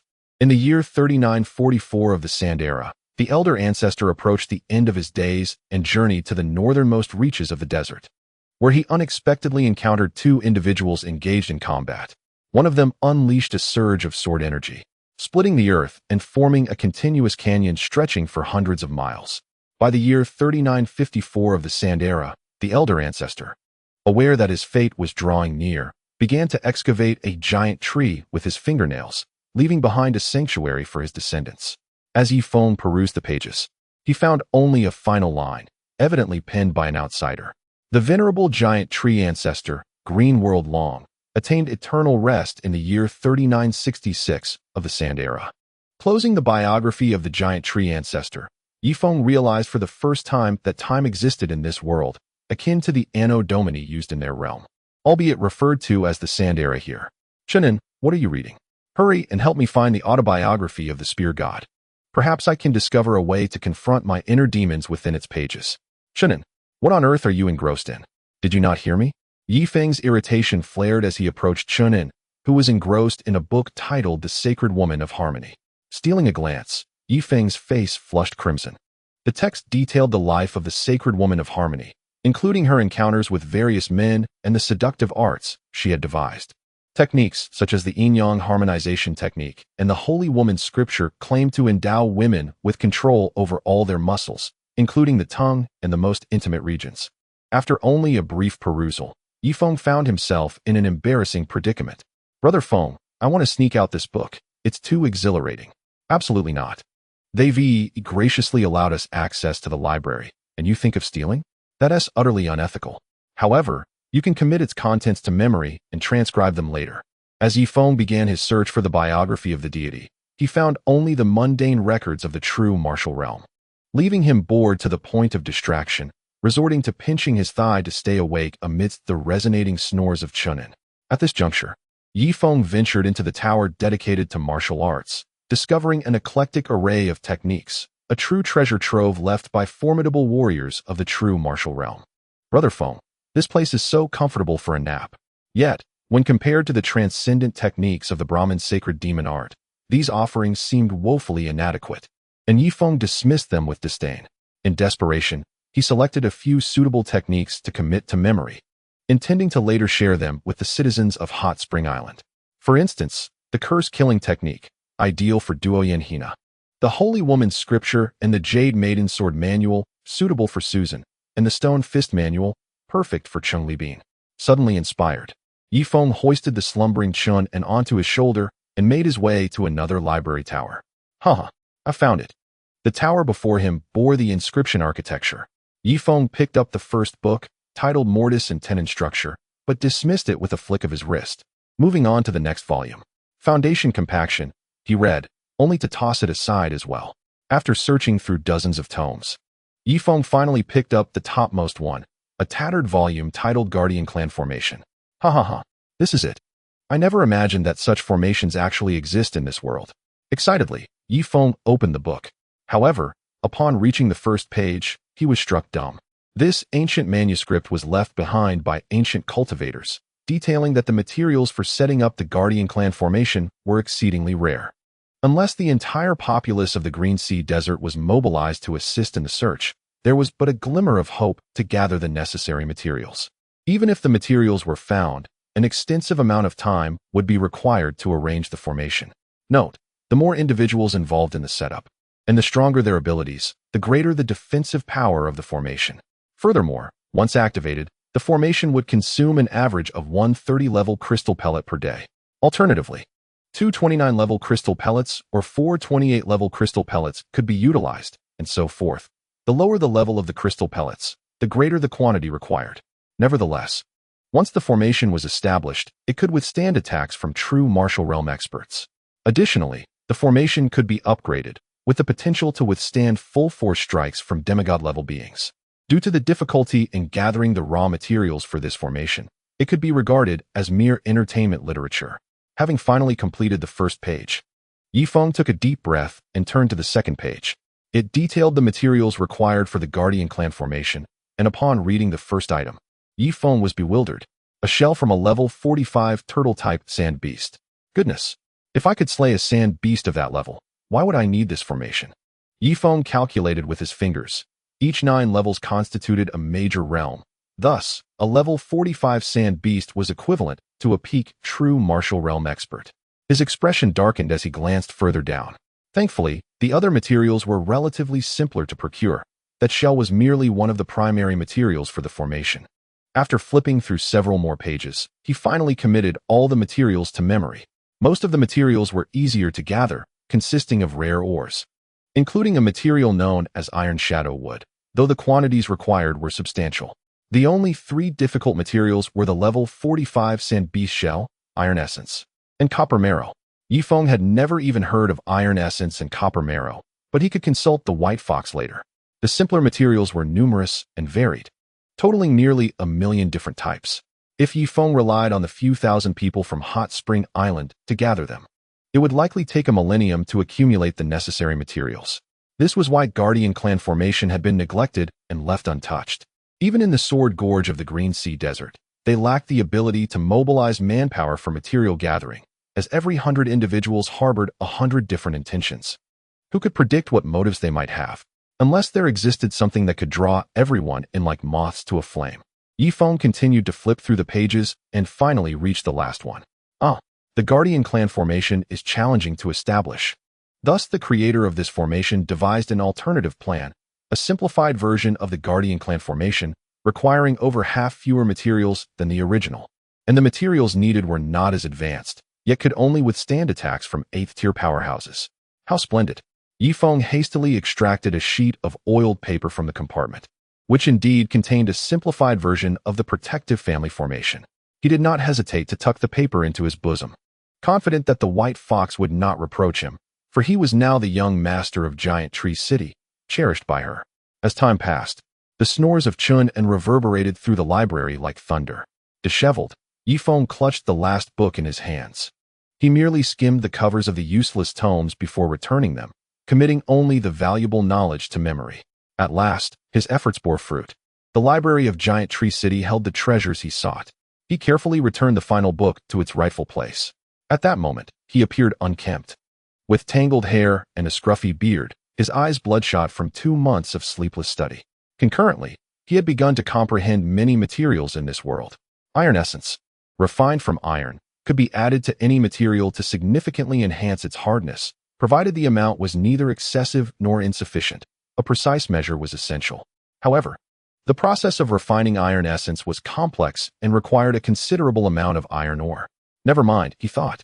He would leave the task of refining to Adolf in the city of Na, enabling him to forge even stronger weapons. As for copper essence, similarly derived from copper, it could be infused into materials to bolster their toughness. Shunin, Yifeng approached. Finding his companion had spent the majority of their time napping after a few earnest hours of reading on the first day. Wake up, he urged, giving him a gentle nudge.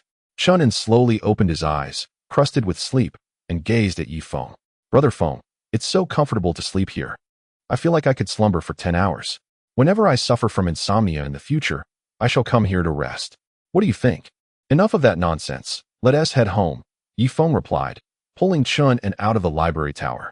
Upon their return to the giant tree, they washed up, and Yifeng promptly fell into a deep slumber. Upon awakening, the white fox escorted him to the dining hall for a family banquet, leaving Yifeng feeling quite embarrassed. Not only had he taken the life of their son, but he was also treated with the utmost hospitality. He resolved that when he grew stronger, he would never harm the two. He would bury this secret deep within himself. Back in his bedroom, Yifeng instructed Chun and to stand guard outside, while he retrieved the cultivation techniques he had gathered from the library. Spirit Spike. The records indicated that cultivating this technique would enhance one's mental prowess beyond that of an ordinary person, and it seemed that the soul was somewhat related to the mind. If he succeeded in mastering Spirit Spike, he might even mend a portion of his soul. Without further ado, Yifeng grasped a high-grade crystal pill in each hand and began the tedious process of cultivation.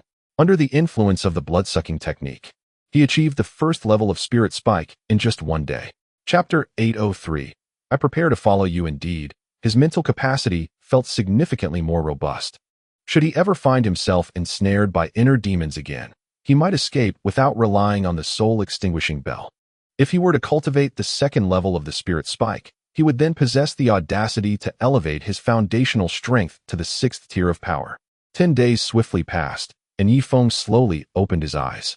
The second level of the Spirit Spike had been successfully mastered. His spirit was now more vibrant, even causing his temples to bulge, rendering him remarkably handsome, with a visage akin to a full moon. During this period, Chunin diligently brought him food and drink. And even when the white fox appeared, Chunin would concoct excuses, stating that the young master was engrossed in secretive cultivation, forbidding any interruptions. Yifeng then turned to the third level of the spirit spike. The cultivation of this level was far more intricate, even with his blood-sucking technique. It would require no less than 3 months to achieve mastery, a feat unattainable by an ordinary person in a lifetime. Upon successful cultivation of this level, one could externalize their spirit. Mastering the 4th level would allow one to transform their spirit into a spear-like form, directly piercing into the minds of their adversaries. Although it would not result in death, it could momentarily daze formidable foes, granting Yifeng the opportunity to strike decisively. Creak. Yifeng pushed open the wooden door and gazed at Chun and at the doorway. This fellow was engrossed in perusing a book about the Yinyang Sanctus, occasionally drooling in delight. Brother Feng, you have finally emerged from seclusion. Chun hastily concealed the book, his face a picture of astonishment as he looked at Yifeng. Yifeng replied with a faint nod. How handsome you are, Brother Feng. Previously, your face was rather gaunt, but now you appear much more robust. With a dazzling light in your eyes, Chun praised. Enough with the flattery. There is no longer a need to linger in Giant Tree City, for it lacks comprehensive texts on resolving inner demons. It is time to depart for Sword Gorge. However, let us first bid farewell to our master and mistress. Yifeng stated calmly. Are we truly leaving? I feel as though every day spent in Giant Tree City has been akin to living in paradise. Chunin expressed reluctance. Let us go? Prosperity is born from adversity, while complacency leads to demise. We must prepare for the future. Do you not sense that the weather has been growing increasingly cold? A cold wave will inevitably sweep across the entire world, Yifeng remarked. Very well. Subsequently, Yifeng visited several other guest rooms. Sister Yu Jiao, Brother Jin Quan, brothers Mo Na Lu, and also Han Shuang and Han Li. The situation is as follows. I am preparing to bid farewell to our master and mistress and head to Sword Gorge in search of texts. Will you remain here or accompany me? Yifeng inquired, looking at those seated nearby. Of course we shall follow you. We are being treated as esteemed guests here solely because of your influence. Without you, would we still be considered guests? Jin Quan quickly responded. Indeed, Lu Xiang Tian has inexplicably been particularly kind to you, but without your presence, we would be in peril. Given that Giant Tree City thrives on puppetry, Yu Jiao's words startled the others. Brother Yi, I intend to accompany you, said another. Yes, we are steadfast in our decision to follow you. Please ensure you notify me when you depart, so I do not miss the chance to join you, others echoed, expressing their desire to travel alongside Yifeng. Very well, Chunin, come with me to see master and mistress. Understood. Half an hour later, Yifeng arrived at another wooden house. Seated within were Green Sky, the white fox, and 2 golden figures standing behind them, which were indeed the golden armored puppets. Fenger, are you certain you wish to venture to the Sword Gorge? The white fox inquired, her expression tinged with reluctance. Of course, Master Mother. Until I uncover a remedy for my inner demons, my journey cannot cease. I am certain you do not wish for me to remain forever trapped in the realm of a 5th-order warrior, Yifeng replied respectfully. Alas, the white fox sighed. Turning her head aside, Green Sky rose to his feet, his hands clasped behind him as he paced the room. I had intended to accompany you, but alas, the crafting of the Emperor-level puppet has reached a critical juncture. I shall be bound to the Great Tree City for the next 2 years. You must go alone, but take care along the way. Upon concluding his words, Green Sky glanced toward one of the puppets. Fenger, I shall send Poison Light to accompany you. Its strength has reached the 9th-order king level. With its presence, many troubles can be resolved, and I shall be able to sense your condition through Poison Light. Green Sky added. However, I do not know how to control the Poison Light puppet. Yifeng expressed his hesitation, reluctant to be constantly surveilled. There is no need for control. Should you find yourself in peril, simply call out Poison Light's name, and a fragment of my consciousness will manifest in its mind, aiding you in vanquishing foes and escaping danger, Green Sky explained. Does this mean your consciousness will not dwell within it at all times? Yifeng's heart leapt with joy. Indeed. Very well, it is settled. Thank you, Master, and thank you, Master Mother. Yifeng quickly clasped his hands in gratitude. The following morning, Yifeng and his 10 companions departed from Great Tree City, journeying toward the distant north. The white fox stood on the 70th floor of the Great Tree City, watching Yifeng leave, her heart once again feeling hollow. Rest assured, my lady, With poison light by his side, Feng will not encounter misfortune. Do take care of your health, Green Sky reassured her, wrapping his arms around her from behind. Yes, my dear husband, why don't we give it another try? You are so formidable. Perhaps we might conceive a child. The white fox suddenly turned and embraced Green Sky's neck. Me? Alas, I do not know what has transpired. But after reaching my level of cultivation, I find myself devoid of any urge for procreation. It seems something has sealed my reproductive system. Green Sky's expression darkened. Do not worry, come now. Perhaps I can stimulate your reproductive system, she teased, drawing closer. Moments later, the curtains were drawn. At present, Yifeng's party consisted of 11 horses, 10 individuals, and 1 puppet. Yifeng attempted to communicate with the puppet, yet its eyes were as dark as the abyss. Offering no response, Shunin grew increasingly brazen, striking the puppet's armor, skin, and head with the back of his knife. Along their journey, they encountered several skilled practitioners. It seemed that any of the strength masters could converse with Jin Quan. Naturally, they also encountered 2 bands of sand bandits, predominantly of the warrior level. Noticing a 9th-order warrior among Yifeng's ranks, they fled in panic, leaving Yifeng with no opportunity to showcase his prowess. See, after veering past this patch of oasis, the sword gorge lies ahead. Yu Jiao pointed forward. Ah, the sword gorge. I have finally arrived at the sword gorge. Yifeng marveled, reflecting on the trials he had endured in pursuit of overcoming his inner demons. At that moment, 10 5th-tier force masters suddenly appeared ahead. Judging by their attire, they hailed from different tribes. However, their cultivation levels were strikingly uniform, all 5th-tier force masters. Among them, a young woman clad in a green dress stood out prominently.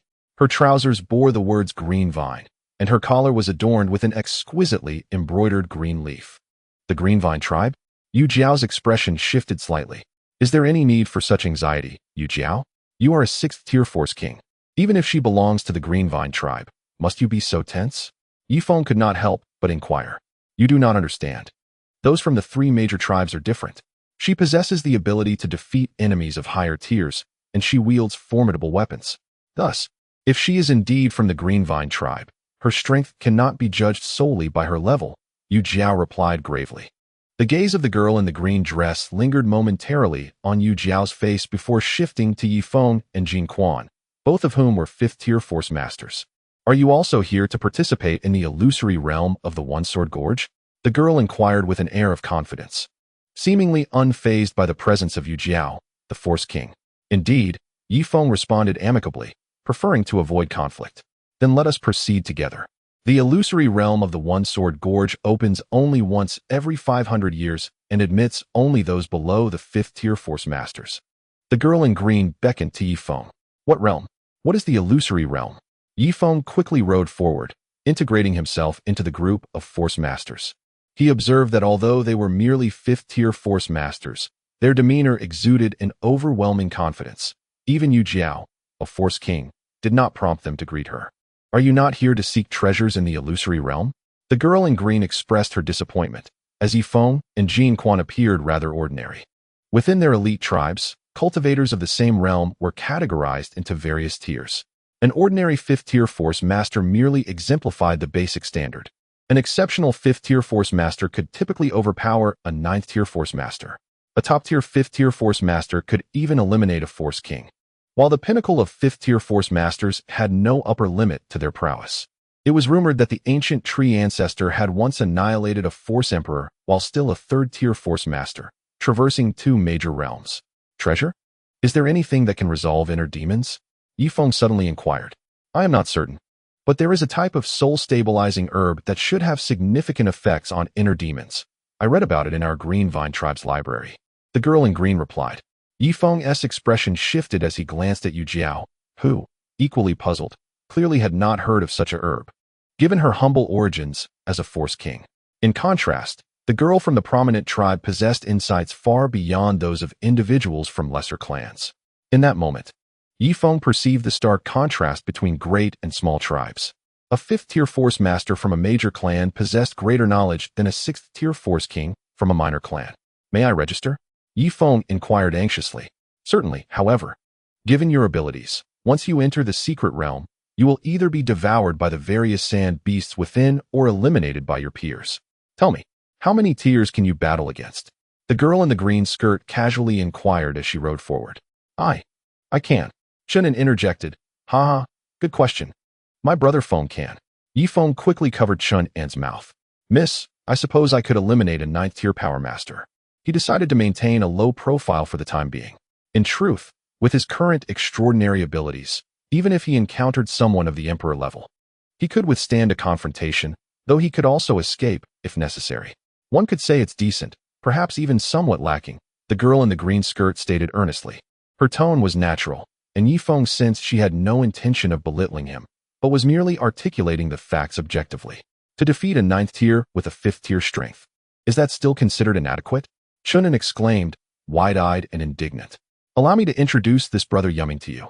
He hails from Baibi City and can only be regarded as the least among our 10, the girl in green skirt remarked, slightly tilting her body. Indeed, senior sister Qing Jun. Yumming responded respectfully to her. Very well, Yumming, you may spar with him, but remember, do not endanger his life, Qing Jun instructed, pointing towards Yi Feng.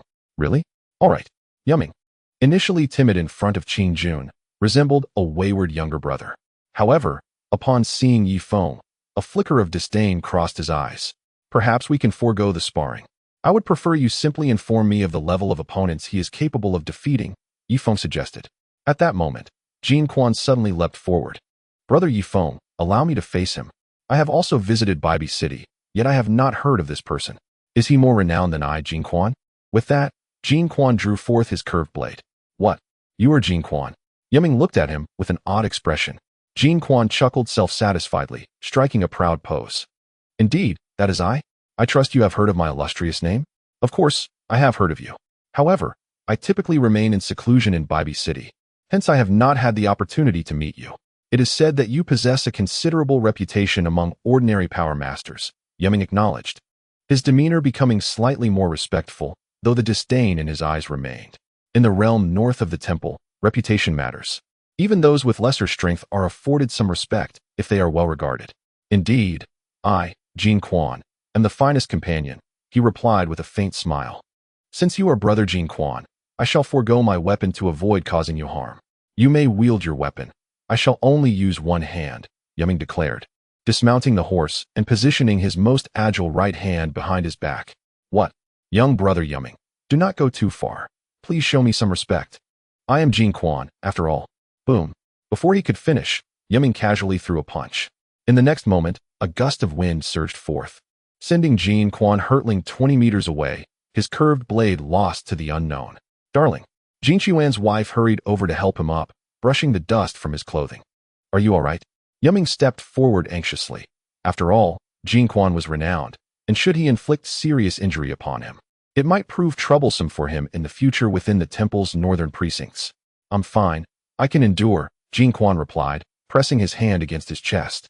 His brow furrowed tightly. I intended to use 70% of my strength, but I noticed your reaction was rather sluggish. So I retracted 5% and delivered that last punch with merely 20% of my full capacity. Yumming spoke earnestly, a hint of pride lingering in his expression. On the other side, Yu Jiao interjected, indeed, you are worthy of being called a master from Baibi City. In a full-on confrontation, even an ordinary strength master would struggle against you. Thank you for your praise, senior, Yumming responded, his face devoid of expression as he bowed in gratitude. He mounted his horse and, with a deferential demeanor, rode up to the green-skirted maiden, Qing Jun. Chapter 805. The Shadow of Trepidation Xenotype. Did you observe?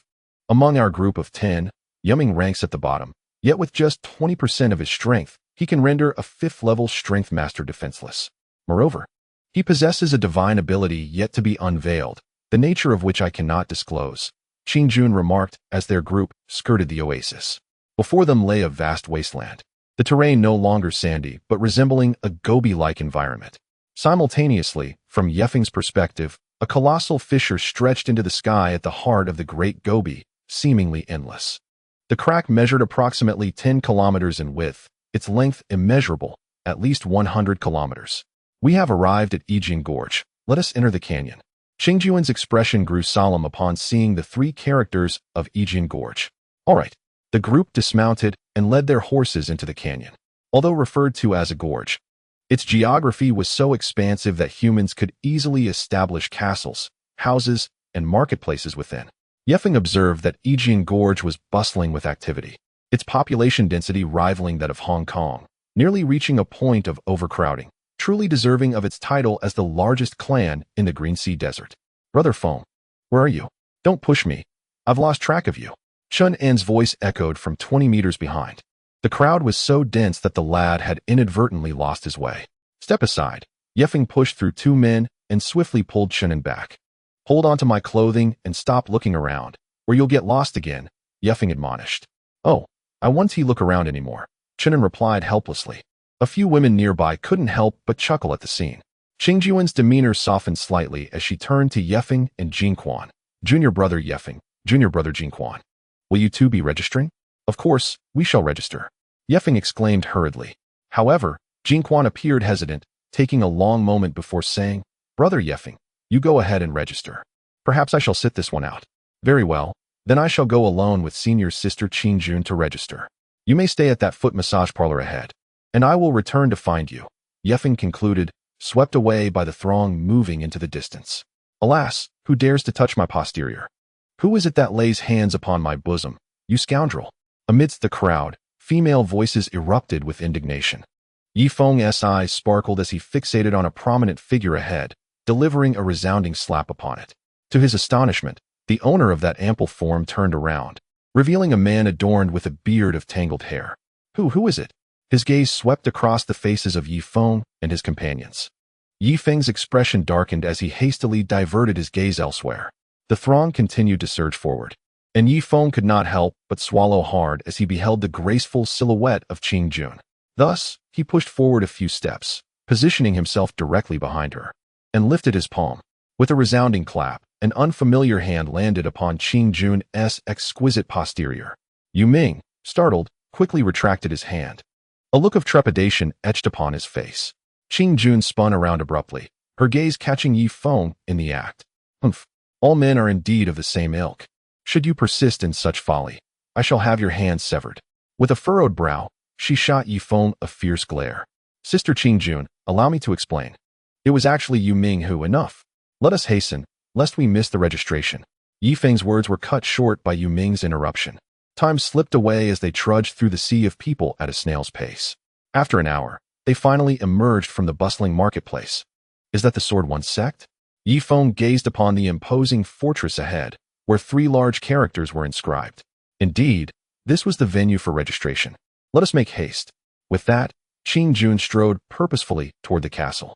A few guards casually inquired about their origins before allowing them entry.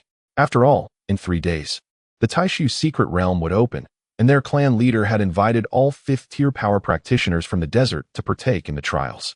However, 6/10 of any treasures found within the secret realm would belong to the Sword One Gorge, leaving only 4/10 for them to carry away. Upon entering the castle, Yifeng encountered 3 young men, all 5th-tier power practitioners. The leader among them exuded an air of calmness and sophistication, embodying the essence of nobility, surpassing even the ostentation of the previous usurer, Brother Luohua. Upon seeing this young man, Qingjun's face flushed with color, and she approached him with a demure kneeling salute, her actions radiating youthful innocence. It was remarkable how swiftly her demeanor had shifted from that of a domineering sister to one of coyness. Luohua's eyes lit up upon recognizing Qingjun. Oh, it is my junior sister Qingjun. It has been 2 years, has it not? He remarked with a smile. Indeed, it has been 2 years. Brother, your patience is commendable. You have managed to remain a 5th-tier power practitioner without advancing, Qingjun replied gently. Certainly. For the sake of this journey to the Taishu secret realm, I have steadfastly held my ground for 2 years. Should I ascend to 6th-tier power practitioner status, entry to the Taishu secret realm would no longer be permitted, Luohua chuckled. His 2 companions also bowed respectfully to Qingjun, addressing her as senior sister. Are you here to register? Allow me to guide you. The registration elder, Songju, is an old acquaintance of my family. Thank you, brother. They replied in unison. A young man and woman walked side by side, embodying a harmonious blend of talent and beauty. Is this Luohua quite renowned? Yifeng inquired, unable to restrain his curiosity from behind. Do you not recognize Luohua? He is the eldest grandson of the Grand Elder of Birch City, renowned for both his prestigious lineage and formidable prowess, making him a paragon among the strength practitioners. Countless women aspire to be his legitimate wife. Even if that proves unattainable, they would undoubtedly be willing to settle for a more clandestine affair. Yu Ming wore a visage of jealousy. Oh. Yi Feng nodded and followed the group into a grand hall, where dozens of individuals congregated, both prominent and obscure. Senior brother Luo Hua. It's senior brother Luo Hua. Several beautiful women immediately surged toward Luo Hua. Hello, everyone, Luo Hua greeted with a gentle smile. However, Yi Feng's attention was drawn to a figure in the corner, a man of imposing stature, also a fifth-tier strength practitioner, barehanded and robust. Yet, Yi Feng sensed an undercurrent of danger emanating from him. Let us register first. After that, we can deal with those shameless women, Qing Jun said. Having been jostled out by the throng of ladies, Yi Feng sighed inwardly, realizing that whether in a civilized society or a barbaric one, women invariably gravitate toward the strong. Luo Hua, with his esteemed background and power, was undoubtedly their preferred choice. Upon completing the registration, Qing Jun once again plunged into the sea of women, eager for attention. Notably, one particularly alluring woman nestled herself intimately against Luo Hua. How outrageous! Is he merely the grandson of the Grand Elder of Birch City? Chiu sister, come back here. At that moment, a burly man emerged, his aura dense and formidable, with a stance clearly indicative of rigorous training. Yet, the alluring woman slyly leaned closer to Luo Hua, her eyes sparkling mischievously. Senior brother Bai Yi, what are you doing? She engaged in conversation with senior brother Luo Hua, giggling. You truly lack patience, Chiu Yenner teased, her laughter emphasizing her femininity, causing the men nearby to flush with ardor. Luo Hua's smile faded, his brow furrowing as he glanced at Bai Yi. What? Bai Yi, a minor clan leader from a remote region, dares to compete with me? Indeed, I challenge you to a duel. Are you bold enough to ascend the life and death platform? Bai Yi stepped forward with unyielding determination. Yi Feng smirked. He was keen to observe the peak prowess of these favored individuals, for once they entered the secret realm, rules would be disregarded, and chaos would surely ensue. He needed to be prepared. Let us go. Bai Yi led the way outside the grand hall, followed closely by Luo Hua and a throng of beautiful women, with Qing Jun among them. We shall also go and witness this, Yi Feng declared, trailing behind. Most of the attendees followed suit. And just as Yi Feng was about to exit the hall, he suddenly felt a chill run down his spine. He turned abruptly, locking eyes with the robust man, who swept a discerning glance over Yi Feng before closing his eyes once more. Among all present, the man had dismissed everyone else, yet upon seeing Yi Feng, he experienced a fleeting sensation of trepidation. A clamorous crowd approached the edge of the life and death platform. Bai Yi was the first to leap into the center of the arena. Ha ha, Luo Hua, you have such a grand reputation in the desert. Today I shall witness your true prowess and enlighten those ignorant maidens about who the real champion is, Bai Yi declared with unwavering confidence. Humph. Luo Hua soared 3 meters into the air, gracefully spinning before landing lightly on the arena floor. His elegant maneuver instantly elicited a chorus of gasps from the audience. Senior brother, pass me the sword. Qing Jun hesitated momentarily before hurling his iron sword into the fray. Luo Hua extended his hand, effortlessly catching the weapon. However, after a brief pause, he unexpectedly tossed it back. Senior brother, why? Qing Jun questioned, visibly displeased. Qing Jun, it is not dissatisfaction I harbor towards you, but rather, I find it beneath me to employ a weapon against such a simpleton, lest it be said that I, of Huashu City, take advantage of the weak. Luo Hua replied with a serene smile. How charming. If only I could marry senior brother Luo, a young girl sighed, her eyes sparkling with admiration. Why must there exist such a flawless man in this world? Luo Hua, your refusal to wield a weapon is an affront to me. I deem this match unnecessary. Bai Yi's eyes narrowed. He could not afford to lose face in front of so many beautiful women. Oh, are you already retreating? Junior brother Bai Yi. You have truly disappointed me, Luo Hua remarked, his hands clasped behind his back as he struck a pose akin to a graceful willow swaying in the wind. Retreating? Ha ha. Let us settle this. If you use a weapon, I shall engage with you. If you refuse, I will not exploit your weakness, Bai Yi retorted, exasperated. Very well. I see your eagerness, Luo Hua replied, casting his gaze towards a nearby janitor. Might I borrow your broom for a moment? Here you go. The janitor readily tossed the broom onto the arena, eager to witness the unfolding drama, hoping the two would soon clash. A woman named Qiu Yenner covered her mouth, stifling a laugh as she refrained from cheering for either Luo Hua or Bai Yi, her large eyes sparkling with anticipation for both. Yi Feng's expression darkened. This woman was a source of trouble. Much like those little divas in civilized society, she reveled in the thought of two handsome men fighting over her, allowing her to prove her worth before her friends, thus elevating her status. In the arena, Luo Hua grasped the broom, gazing coolly at Bai Yi. "Today, I shall sweep you out of Sword Gorge." "Then let us begin," Bai Yi replied, and in an instant, the two figures collided.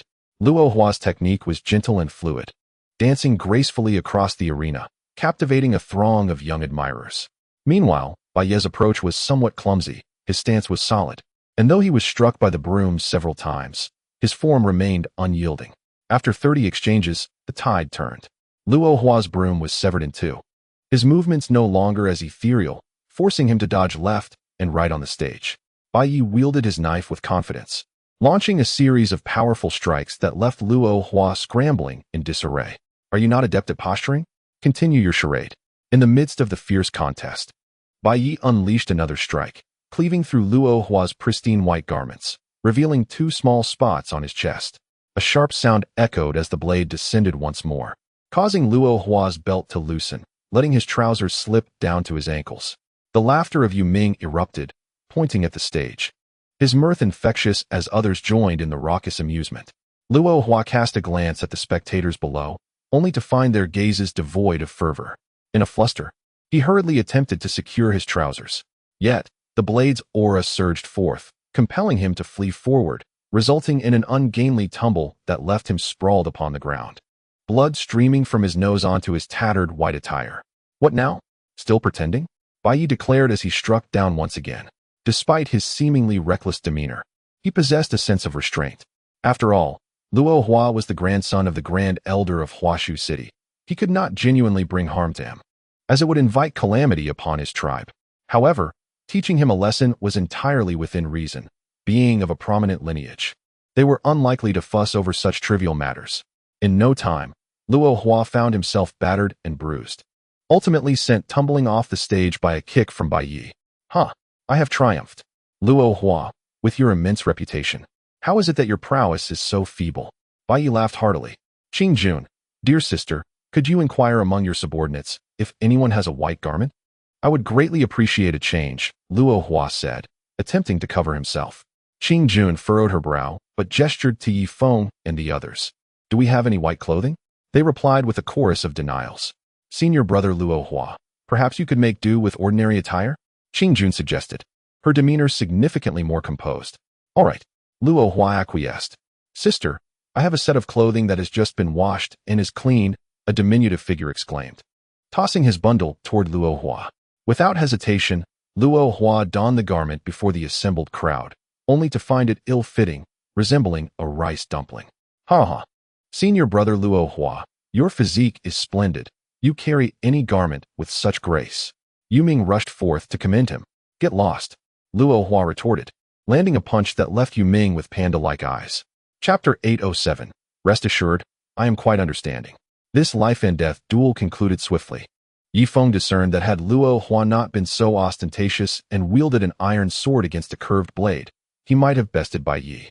Furthermore, his agility surpassed that of Bai Yi, placing his overall strength at a level comparable to that of a fifth-tier power king, rivaling Yu Jiao. As for Bai Yi, his foundation was exceptionally solid, with an overall strength equivalent to a fourth-tier power king. Among the gathered individuals, Luo Hua's reputation was so formidable that he was likely the strongest present. Thus, it could be inferred that within the confines of the secret realm, none among this crowd could match him. Even 5 Luo Huas, united, would not pose a challenge, provided he brought along the soul-extinguishing bell and secured a reliable ally to assist him in ringing it at all times. This reliable ally cannot be too weak, for the one who strikes the soul-extinguishing bell will have their energy significantly drained. Of course, it is generally unnecessary to use the soul-extinguishing bell, as Yi Feng can effortlessly traverse among this group of weaklings with merely half of his strength, save for that robust young man he encountered earlier. Contemplating this, Yi Feng scanned his surroundings, Qing Jun appears to be an excellent candidate. After entering the secret realm, he could have her wield the soul-extinguishing bell, ready to extricate him from the clutches of his inner demons. Sister Qing Jun, shall we form a team once we enter the secret realm? We can look out for one another. Yi Feng approached her. You wish to team up with me? Pray tell, what remarkable skill do you possess? Qing Jun replied with a frosty smile. Sister, he has no remarkable skills. He merely covets your beauty. Yu Ming chimed in, fanning the flames. Indeed, Bai Yi declared, striding down from the arena. He first cast a glance at Xiao Yen'er before resolutely turning to Qing Jun. Sister Qing Jun, we shall enter the Taishu secret realm in 3 days. I can lead your team and ensure your safety. Bai Yi was not foolish. Though he had won the arena match, Xiao Yen'er had not applauded him, and he realized there was a limit to being a sycophant. Thus, he resolved to seek another target for his admiration. Wonderful. With Brother Bai Yi joining us, our team shall undoubtedly be formidable. We shall not fall prey to those who would kill and steal. Yi Feng interjected. Bai Yi was evidently far superior to Qing Jun. With his assistance in striking the soul-extinguishing bell, success would be assured. Moreover, there were many powerful sand beasts in the secret realm, and he might exhaust all his abilities. Yet, exhausting one's powers would inevitably invite the intrusion of inner demons. What are you? Do you wish to team up with me? Let me tell you, among you lot, I only have eyes for Sister Qing Jun. As for you weaklings, go find yourselves a team of your own and do not drag my group down, Bai Yi said bluntly. He had originally been a grounded person. Yet after defeating Luo Hua, he had become rather arrogant. Qing Jun, initially hesitating to agree to cooperate with Bai Yi, still harbored the desire to team up with Luo Hua. However, Bai Yi's condescending remarks instilled in her a sense of superiority. Look, Brother Bai Yi disregards others, but regards me with special attention. Very well, I shall seek another partner. Yi Feng sighed and turned his gaze to the silent Luo Hua nearby. After his defeat, Luo Hua appeared dejected. Brother Luo Hua, may I team up with you when we enter the secret realm in 3 days? Yi Feng politely inquired, as he needed a companion. Were it not for the threat of inner demons, Yi Feng could easily have gone solo. After all, this group of weaklings posed no threat to him. Luo Hua slowly turned his head, regarding Yi Feng with an expressionless gaze. Get lost. Yi Feng could only retreat disheartened, searching for other strong allies. However, among those present, the strongest were indeed Luo Hua and Bai Yi. He wondered if the others possessed sufficient energy to strike the soul-extinguishing bell. Excuse me, I am willing to team up with you. A timid voice suddenly emerged from behind. Yi Feng turned his head and beheld a young girl of around 16 or 17 years, her hair tied in playful twin ponytails. Though she too was a 5th-tier force master, her timid demeanor suggested she lacked the capability to confront adversaries beyond her level. Little sister, are you truly so feeble that you wish to enter the Taishu secret realm? Are you not afraid of being devoured by the sand beasts within? Yi Feng inquired. I have no choice, the girl replied, her voice quivering. My grandfather is gravely ill, and the Taishu secret realm harbors the returning young herb. The only remedy that can save him. I must register at Sword Gorge. Please, don't think ill of me. As she spoke, tears brimmed in her large, expressive eyes, revealing that others had deemed her too weak to form a team. Yi Feng hesitated.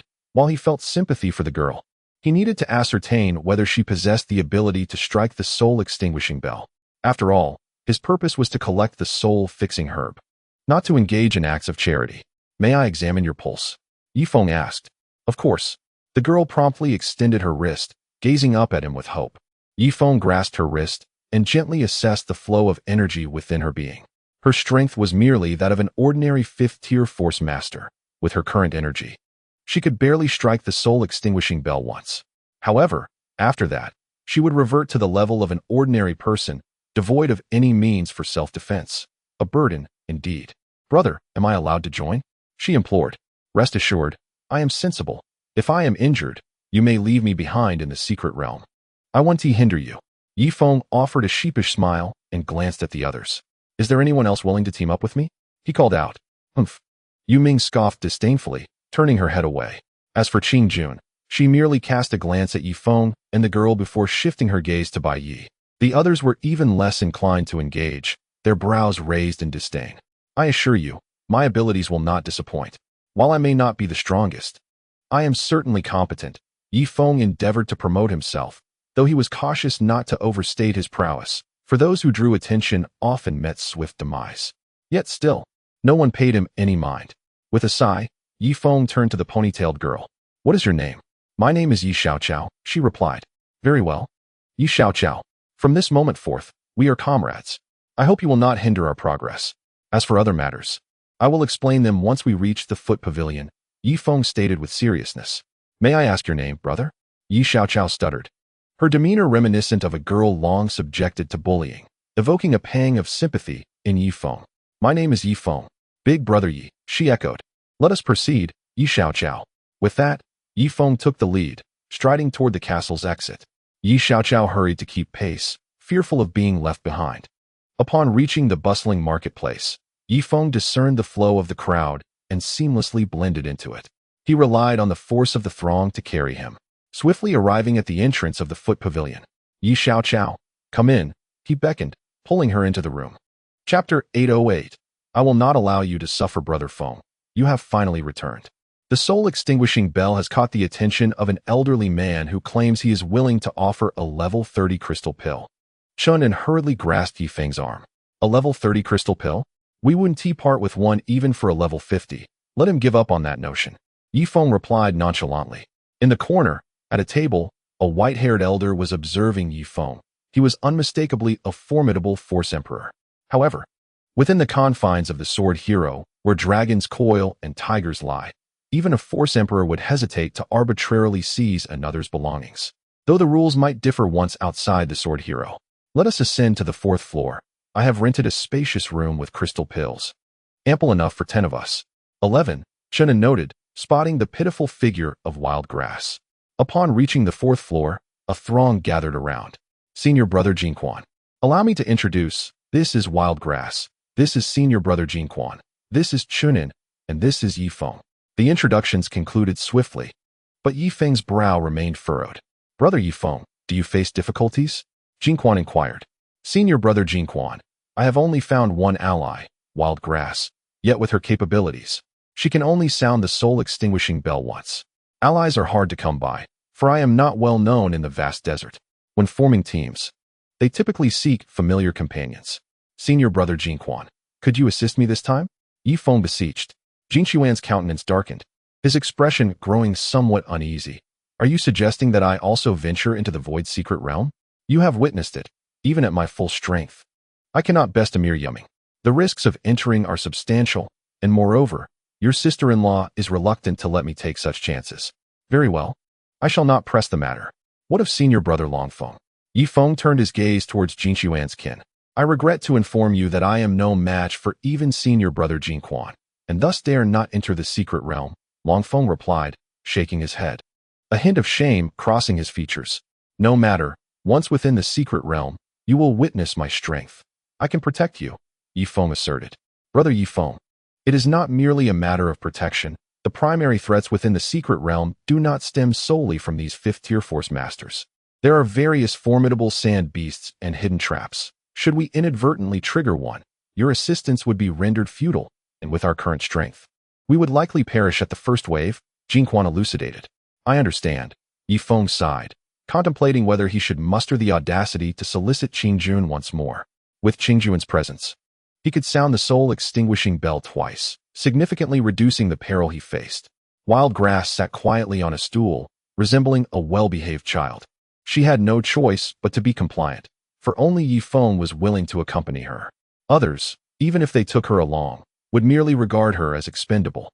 "Very well, let us rest for the night, and tomorrow I shall endeavor to gather 1 or 2 more allies," Yi Feng announced, rising to his feet. At that moment, a knock echoed from outside. "Who is it?" Yi Feng's eyes narrowed, sensing a formidable presence looming at the door. "Young brother, I wish to speak with you." "Do not worry, I will not let you suffer." The door creaked open, revealing a white-haired elder standing outside. "Brother Feng, it is he who wishes to exchange a level 30 crystal pill for the soul-extinguishing bell," Chunin remarked. "Oh, it turns out to be Lord Power Emperor. My apologies, my lord. If there is anything else you desire, I can certainly offer it, but the soul-extinguishing bell is non-negotiable. I hope you can understand." Yi Feng replied courteously, not wishing to create formidable enemies. "My young friend, the soul-extinguishing bell is of utmost significance to me, even tied to my very life. How about this? A level 30 crystal pill and a high-grade crystal pellet with a purity of 90%. What do you say? The elderly man with white hair proposed, retrieving 2 items from his robe. One was indeed the level 30 crystal pill, dark as night, while the other was the high-purity crystal pellet, pristine white with only a few tiny black specks along its edge. The higher the purity of a crystal pellet, the whiter its hue when crafted from a crystal pill. Even the pellets bestowed upon him by his master had never reached a purity of 90%. The difficulty of refining to such purity increases exponentially beyond this threshold. Feng compared his own crystal pellet to the old man's, and indeed, the difference was stark. While a 100% pure crystal pellet would be ideal, such a thing was virtually non-existent. It is impossible for any substance to reach absolute purity, as the impurities become exceedingly difficult to eradicate, much like gold. No gold on the market can be deemed pure at 100%. They are typically categorized as 1,000-foot gold, 10,000-foot gold, and 100-foot gold. Feng's expression shifted, as if he had grasped a crucial point. Elder, I will not part with the soul-extinguishing bell. By the way, I have pressing matters to attend to. If you have nothing further, I kindly ask you to leave, Feng stated calmly. With his current strength, he regarded even a power emperor-level expert as inconsequential, provided he did not consider the inner demons. Young one, you are quite stubborn. Rest assured, within the confines of the Sword Cliff, no one can harm you. However, beyond its borders, the white-haired elder hinted ominously. Feng's countenance darkened, and his expression grew icy. Elder, it would be best for you to depart. I, Feng, am not one to shy away from confrontation. Should you truly wish to pursue such actions, I shall meet you head-on. Very well. I hope that in the future, you retain this same resolve. The elder spat venomously at Feng before striding away from the entrance. Creak. Chunin closed the door behind him. All right, Chunin. No, Elder Yu Jiao, you shall share a room with Wildgrass, and Chunin, you will room with the puppet. I refuse. Chunin bellowed. An hour later, Feng returned to his solitary chamber. He sat cross-legged upon his bed, cradling a crystal pellet in his palm. In the next moment, he activated the blood absorption technique. Having attained the 5th tier of strength, his control over the technique had significantly improved. This time, he did not absorb the medicinal potency of the pellet, but rather directed the force of absorption toward the impurities. Time passed, though he could not ascertain how long. Eventually, Feng opened his hand. In his palm lay a crystal pellet, as pure as freshly fallen snow. Have I succeeded? Is it truly possible? The blood absorption technique can completely cleanse the impurities from the crystal pellet? Is this truly a crystal pill of 100% purity? Feng was filled with uncontainable joy. It is essential to understand that for a cultivator, even the slightest impurity in a crystal pill can hold significant implications. For instance, a crystal pill with 99% purity differs in price by several multiples from one boasting 99.1% purity.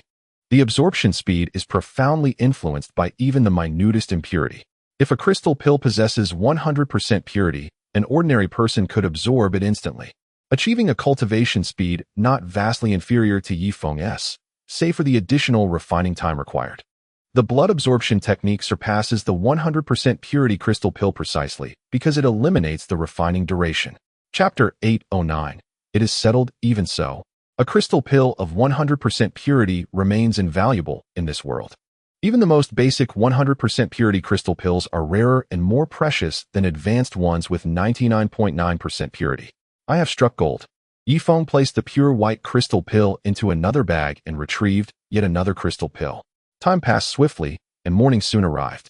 Feng stretched lazily, gazing at the 40 or so pure white crystal pills within the bag. With these, he could elevate Chun'in's and Jin Quan's realms, albeit cautiously, to avoid destabilizing their foundations, much like his own. Brother Feng, rise and shine. I exchanged a crystal pill for a grand feast. Chun'in's voice resonated from outside the door. Come in, Chunin, Feng replied weakly. Though the blood absorption technique proved effective, it also drained his energy. Last night, he had exerted himself to absorb impurities, leaving him utterly exhausted. Brother Feng, you look considerably worse than yesterday. Did you not sleep at all last night? Chunin inquired anxiously, concerned for Feng's well-being. I shall skip breakfast. Take these crystal pills and distribute one to each person, including Wildgrass. Remember, one per person. Do not give more, or I fear their rapid advancement will mirror my own past missteps, Yi Feng instructed. Understood, Qianan exclaimed, shaking the bag and casually inspecting its contents. Goodness, how pristine. This cannot be a crystal pill of 99% purity, can it? Brother Feng, when did you acquire these? Qianan shouted within the room. Yi Feng, exasperated, covered his mouth to stifle his outburst. Such purity will attract calamity. We must remain discreet. Do you understand? No shouting. Of course, Brother Feng, Qianan replied, clutching the 100% purity crystal pill as he made his way to the hall. Yi Feng, meanwhile, collapsed onto his bed, sinking into a deep slumber. In his dreams, he heard the astonished gasps of Jin Quan and others, only for the sounds to cease abruptly. Clearly, they too recognized the immense value of such purity, likely drawing the attention of formidable forces. After distributing the crystal pills, Qianan returned to his room with the remaining ones in hand. Sitting cross-legged, he allowed the crystal pill to dissolve instantaneously, enveloping his body in a wave of warmth. In less than 2 hours, Qianan rose to his feet. I am now a 5th-tier warrior. Should I consume another? He mused, eyeing the remaining crystal pills in the bag. However, he soon shook his head. I have no desire to follow in Brother Feng's footsteps. It would be wiser to first solidify my realm. With this thought, Qianan settled into a meditative posture. Meanwhile, Yi Xiaoqiao picked up the crystal pill. She possessed a certain level of awareness, certainly superior to that of Yi Feng and his rustic companions. If I consume such a pure crystal pill, will I ascend to the 6th tier of strength? If that occurs, I would be unable to enter the secret realm with Brother Yi. Nor could I assist grandfather in searching for the resurrection herb. Never mind. It's better to save it for later. I shall wait until we exit the secret realm.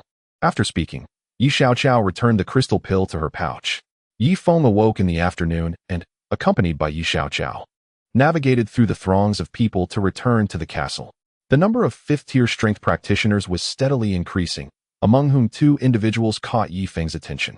One was a petite woman clad in leather armor, notably endowed, wielding a hefty iron hammer akin to a diminutive warrior of unparalleled ferocity. Yi Feng could sense the aura of danger emanating from her. The other was a young man, perhaps 25 or 26, with sharp brows and an unexpressive, pallid visage, yet surrounded by a throng of beautiful women. It appeared that the formidable individuals he had encountered yesterday were merely the tip of the iceberg. This expedition into the void secret realm was bound to be fraught with peril. With a sigh, Yi Feng approached the diminutive warrior. Fair maiden, might we form a team? He inquired directly. The little warrior, who had been resting with her eyes closed, opened them upon hearing his voice. Her gaze was devoid of emotion as she coldly uttered a single word, scram. Having been rebuffed, Yi Feng turned to the young man. Brother, may we form a team? Apologies, but I, Shang, have always preferred to go solo. You should seek another. I fear I might be a burden. To Yi Feng's surprise, the young man displayed a degree of modesty, feigning weakness despite his evident strength. After a lengthy search, Yi Feng found only a rotund individual willing to team up with him. As for the others, they were mostly well-known figures from the verdant sea desert, familiar to him. Brother Chang, it appears we are left with just the 3 of us. This is Yi Xiaoqiao, and Xiaoqiao. This is Chang Ji. Yi Feng introduced the 2. Indeed, these individuals have always looked down upon our Mangu clan, deeming us savages. We, the Mangu, thrive beneath the stars, which is a natural human instinct. Yet, they feign superiority, adopting an air of refinement. Chang Ji remarked coldly. You are a Mangu. A bead of cold sweat trickled down Yi Feng's forehead. What? Do you share their hypocrisy? Do you look down upon us Mangu? Chang Ji retorted icily. No, not at all. I think highly of the Mangu. Yi Feng wiped away his perspiration. He had perused the bounty notice issued by the Mangu clan. Could this individual have recognized him but pretended to team up, only to turn on him within the secret realm? It was plausible, perhaps even highly likely. Yi Feng cast a wary glance at Chang Ji. As the saying goes, it is easy to defend against an open attack, but difficult to guard against a hidden assault. This fellow posed a considerable risk. Chang Ji, is it true that your Mangu clan has a bounty notice? Are you aware of this matter? Yi Feng casually inquired. The wanted notice, I am aware of the situation concerning Chang'e. She belongs to the Chang-gu family faction. While not a pivotal figure, she is nonetheless a member of their clan. Hence the issuance of a wanted notice. Chang Ji remarked nonchalantly. Yi Feng scrutinized his eyes. They did not betray any intent to conceal the truth, but rather reflected genuine ignorance of his role as a murderer. Well then, Very well, senior brother Changji. Let us proceed with this arrangement.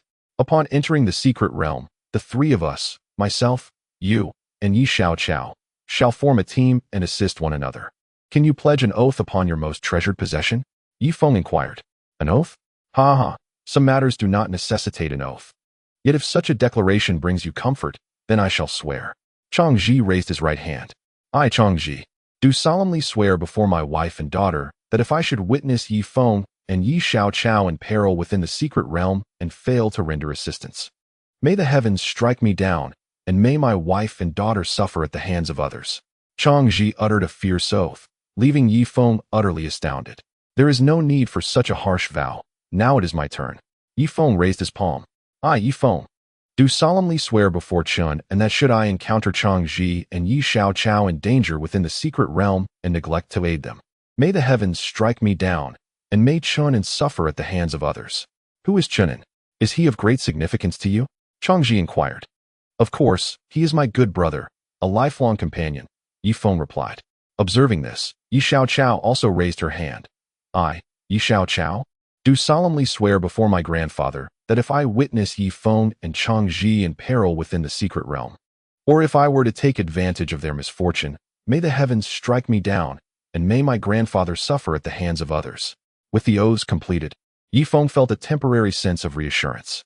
Many might deem oaths inconsequential, yet they do possess a modicum of binding power. Once an oath is made, one cannot entirely shake off a twinge of apprehension. The young girl wielding a massive hammer cast a glance at Yi Feng, then closed her eyes expressionlessly. She felt this behavior was rather juvenile. When the critical moment arrived, it would be a mercy if she merely refrained from exploiting her teammates' misfortunes. Changji, where do you reside? Yi Feng suddenly asked. Everywhere in Sword Canyon incurs a fee, and I do not wish to squander my crystal pills. Thus, I reside in the castle, simply laying a mat for myself. However, it does get rather chilly at night. I have heard that in the southern desert, temperatures can plummet to several degrees below zero, Changji replied. You are a person capable of managing your affairs, then sleep here. Yi Xiao Chao, you may return to the foot pavilion for rest. I have other matters to attend to, Yi Feng stated. I will accompany you. Yi Xiao Chao stepped forward, closely following Yi Feng, fearful that he might depart without her. Why are you following me? The matters I need to address are unrelated to this trial. They are of a personal nature, Yi Feng declared as he strode away from the castle, heading deeper into Sword Canyon. Almost every few thousand meters, he encountered bustling marketplaces, where Yi Feng took the opportunity to indulge a bit. Naturally, he was also taken advantage of by several elder women, yet all parties emerged unscathed. After traveling several kilometers, the crowds began to dwindle, and the roads, now paved with bluestone slabs, differed greatly from the muddy thoroughfares of the marketplace. Excuse me, could you kindly inform me of the location of the Sword Canyon Library? Yi Feng inquired, halting a young man. I can guide you if you wish. The youth responded warmly, a massive sword embroidered on his back. No need. I can find my way myself. Thank you, senior brother, Yi Feng replied, clasping his hands in gratitude, feeling the kindness of Sword Canyon. Truly, such a grand family, possessing the strength to dominate the vast desert, yet treating others with courtesy. In contrast, the smaller clans were mired in trivial matters, each looking down their noses at others, enforcing rigid hierarchies. Indeed, a small temple breeds great mischief, and shallow waters teem with turtles. After walking a few more kilometers, Yi Feng halted, astonished by the sight of an immense fortress. He could not discern the full extent of its size, but one of the libraries within stood 100 meters tall, comprising over 30 levels. Above the fortress, the words Library of Tomes were inscribed prominently. For formidable power kings lounged at the entrance, idly seated in chairs, pens in hand. Gradually, individuals entered the library, required to submit certain items and register their race, name, and level. Yi Feng took a deep breath and joined the line at the back. Moments later, it was finally Yi Feng's turn. Race? The ninth-tier power king inquired, not lifting his gaze from his writing. Yellow Sand Clan, Yi Feng replied. Yellow Sand Clan, south of the Divine Temple? Quite a rare visitor. Now, tell me your name and level.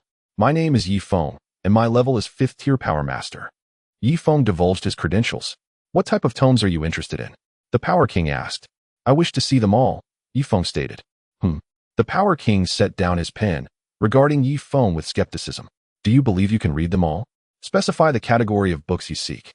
I wish to peruse tomes that address the resolution of inner demons. Feng conceded, opting for a lesser request. I apologize, but tomes on resolving inner demons are not currently cataloged.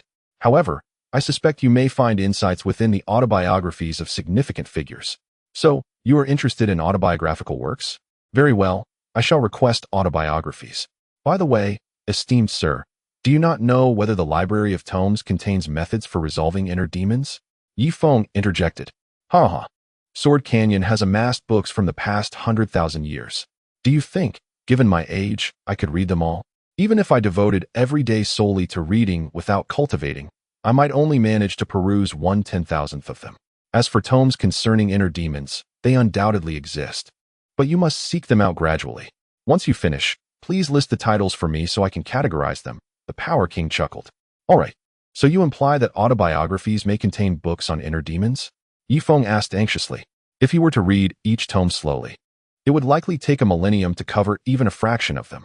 Yet, time was not on his side. Indeed, you must decide whether to enter. If so, you must also manage your time wisely. A Tier 20 crystal pill allows one to read for a day, but only autobiographical works, and so forth, the Power King explained. How long can I use this? Feng inquired, drawing forth a crystal pill of 100% purity. Oh, is this a crystal pill? Li Wang hastily seized the item from Feng's hand, examining it with keen interest. Given his extensive lifespan, he had never encountered a crystal pill of such impeccable purity. Indeed, this is a crystal pill, Feng replied nonchalantly. This purity must be approaching 99%, wouldn't you agree? Marvelous. How many do you possess? I desire them all. What do you require in exchange? I can procure anything you wish for these crystal pills. At this juncture, the 9th tier Li Wang's breath quickened with anticipation. It is well known that the higher the purity of the crystal pill, the more swiftly it is absorbed. If he could collect several of such high-purity pills, he might very well ascend to the realm of the Emperor of Strength and become an elder of the Sword Cliff. There are merely 2 crystal pills. Feng initially contemplated claiming 5, but refrained, fearing the envy that might arise from such a display. Just 2 indeed. Please, part with the remaining 1 as well. What do you desire from me? A beautiful woman? A weapon? A technique? Or anything else you fancy, just name it, and I shall provide. The 9th tier Li Wang discreetly pulled Feng aside, cautious of being overheard by his colleagues. The crystal pills of this purity could drastically reduce cultivation time. It is understood that practitioners typically absorb impurities along with the pills. Even the slightest trace of impurity necessitates considerable time to expel from the body, which is the principal culprit behind slowed cultivation speed. Thus, high-level alchemists are highly sought after in the vast desert, particularly those capable of elevating purity to 90%. Of course, within the Sword Cliff, there exists a renowned master alchemist who occasionally achieves a purity of 95%. However, such occurrences are rare. Typically, master alchemists can only guarantee a purity exceeding 80%. Chapter 8:11. Concern evident upon their faces, this substance cannot be repeatedly refined. Doing so would extract its medicinal potency, rendering it virtually useless. At times, failed refinements lead to the wastage of considerable raw materials, which is why alchemists are particularly valuable in the Great Desert. Crystal pills with a purity below 60% are deemed worthless, as they contain 40% impurities. Absorbing such a pill necessitates significant time to expel the impurities, which can be detrimental to the practitioner's body.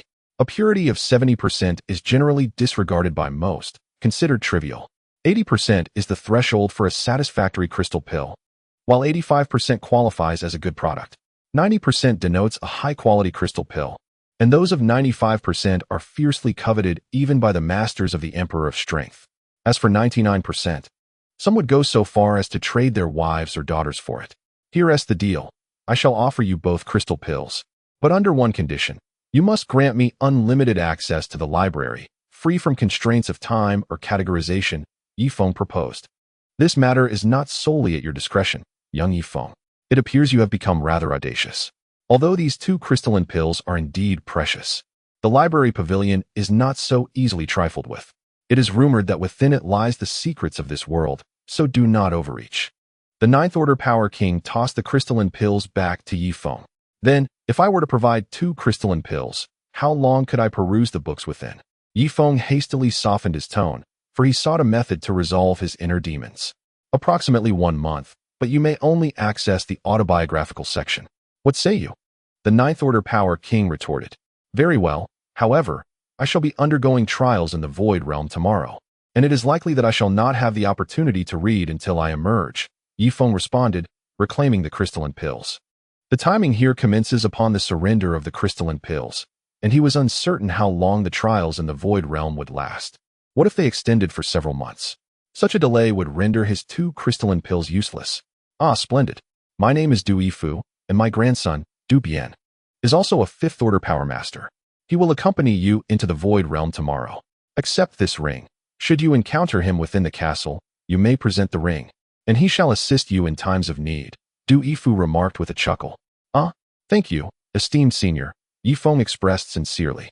He was indeed in need of someone to help him sound the soul-extinguishing bell, and it seemed fortune had smiled upon him with this new ally. He surmised that Du Bian's strength would not be lacking.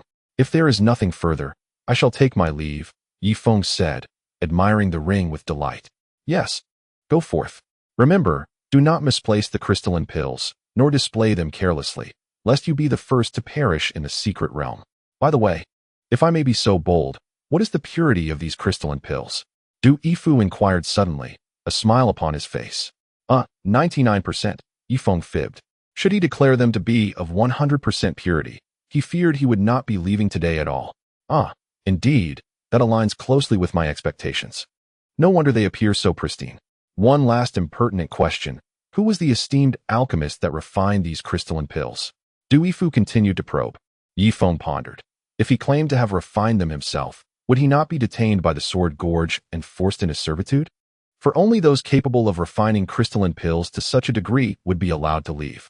If he stated that he had merely stumbled upon them, their value would diminish, and might Du Yifu instruct his grandson to seize them within the secret realm? Ultimately, it was not Du Bian he feared, but rather the prospect of slaying Du Bian and losing the chance to sound the soul-extinguishing bell. I sought the assistance of an esteemed elder who resides in a secluded location, and he specifically instructed me not to disclose his whereabouts to anyone. Otherwise, he would cease to assist me in refining crystalline pills, Feng fabricated. Du Yifu scrutinized Feng with an intrigued gaze. Very well, you possess a certain cleverness. Yet at times, excessive cunning may not serve you well. You may go, he waved his hand dismissively. Yes, esteemed senior. Feng strode from the library pavilion, heartened by the encounter. Upon returning to the foot pavilion, Feng began to close his eyes and meditate, preparing for the expedition to the secret realm on the morrow. He aimed to maintain both his body and mind in a state of utmost comfort before daring to enter the secret realm. Otherwise, he would face the peril of potential demise. It was not merely the 5th-tier power masters he would confront, but also formidable sand beasts, local natives, and various prohibitions within. Time slipped away swiftly, and soon the next day arrived. As Feng stepped out of his room, he discovered that everyone was already awake, and a sumptuous meal had been prepared on the table. Wild Little Grass, not waiting for him, had already begun to eat. However, the others refrained from starting their meal, patiently awaiting Feng, as today was primarily about him and Wild Little Grass. Go ahead and eat, Brother Feng, Chenin urged, gesturing towards a large pot of stewed meat, grilled delicacies, and an assortment of other dishes. Feng nodded, leaning over the table to indulge heartily. In but a short span, he had devoured nearly half of the feast. Though Wild Little Grass had a modest appetite, she forced herself to consume some food to avoid hunger during their journey into the secret realm. After finishing, Feng wiped his mouth with his sleeve and cast another glance at Chun-Un and the others, who bore expressions of concern. Fear not. I am blessed with fortune and will certainly return alive. My primary objective this time is to seek the soul-settling herb. Of course, should I encounter other herbs, I shall bring them back for you. The only regret is that I must surrender 60% of any herbs I retrieve to One Sword Gorge. Feng's brow furrowed. He longed to evade such a harsh cut, as 30% would have sufficed, yet they demanded 60. Brother Yi, I am also full.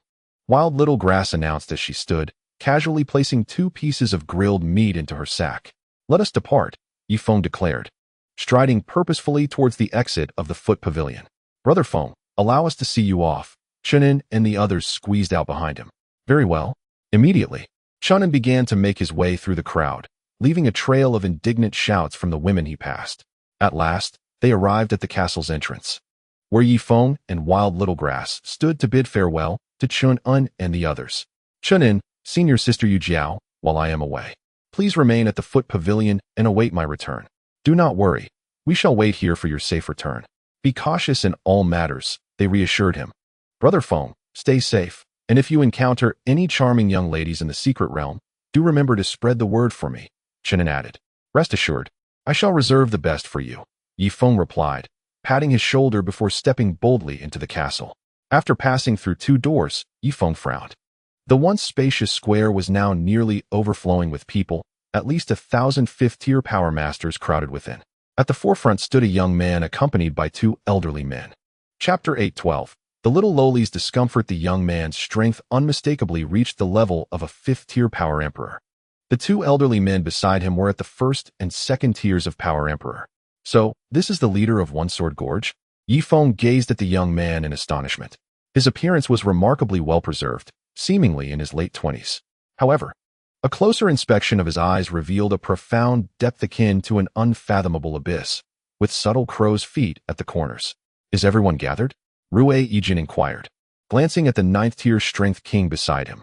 Indeed, clan leader, all personnel are present, the 9th-tier strength king respectfully responded. Very well, let us proceed to Luofeng Valley. With that, Rue Yijin took the lead, striding ahead. The 2 strength emperors followed closely behind, followed by a throng of strength masters. Yi Feng observed that a robust man blended into the crowd, adopting an inconspicuous demeanor. At that moment, the man abruptly turned around and locked eyes with Yi Feng once more. Yi Feng's heart raced, prompting him to hastily avert his gaze. He then looked in another direction, noting that Qing Jun and her companions were positioned in the middle of the formation, walking side by side with Luo Hua. Bai Yi, on the other hand, appeared somewhat forlorn, as he was a lone wolf without any beautiful companions. You must be Yi Feng? Just then, a figure approached from behind, gently tapping Yi Feng on the shoulder. Turning around, he found a youthful version of Du Yifu standing before him. Are you Du Bian? Yi Feng countered. Indeed, I recognize that ring of yours. For now, stay close to me. Do you only have 2 teammates? And they appear rather weak, Du Bian observed, glancing at Yi Feng's companions, Chang Ji and Yi Xiaoqiao, with a slight frown. Yes, I only have 2 teammates, Yi Feng replied, his expression impassive. Allow me to introduce my companions, Du Bian said, gesturing to the 2 young women behind him. One was plump, and the other slender, each possessing their own charm. Yet, without exception, both gazed at Du Bian with adoring eyes. This is my 2nd junior sister, Yi Ju, and this is my little junior sister, Shanning. Yi Feng noted that Yi Ju was somewhat stout, with thick, powerful thighs, suggesting considerable strength. In contrast, Shanning was much more slender, standing at least 1.75 meters tall, her delicate frame appearing as if a gentle breeze could topple her. I am Yi Feng, and this is Yi Xiaoqiao, while he is Chang Ji. Yi Feng introduced, reaching out for a handshake with Yi Ju. However, Yi Ju remained unmoved, casting a cold glance at Yi Feng, openly displaying her disdain. Yi Feng could only turn to offer his hand to Shan Ying instead. Yet, she quickly withdrew her hands behind her back, denying him the handshake. Disheartened, Yi Feng resorted to a polite bow. Ladies, shall we proceed? Yi Feng smiled. Address me as senior sister. Who do you think you are to presume such familiarity with me? Yi Ju admonished loudly, drawing the attention of those around them. Yi Feng's expression darkened as he followed silently behind Du Bian. At the rear of the group appeared a petite girl wielding a massive hammer. However, she was not alone. Accompanying her was a composed young man. With tightly pressed lips and a long sword at his waist, he walked with an air of elegance and poise, clearly a scion of a distinguished family. Senior brother, do not let pride cloud your judgment. Although there are none among the strength masters here who can match your prowess, the secret realm harbors formidable sand beasts and indigenous inhabitants, and it is entirely possible that ancient giants of the royal strength level may emerge. You must remain vigilant. The petite girl wielding the enormous hammer wrinkled her nose slightly at this point, playfully making a cute face. However, when interacting with others, her demeanor was entirely aloof. Indeed, her coolness was reserved for certain individuals, but not for the formidable senior brother Rue.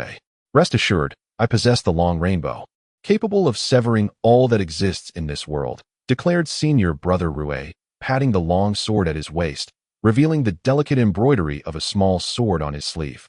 While others from Sword Valley bore similarly embroidered swords, theirs were typically larger, displayed prominently on their backs, chests, or hems.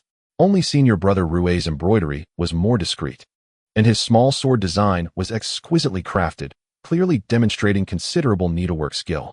After leaving the castle, the group made their way directly to a nearby set of stairs. Feng looked up.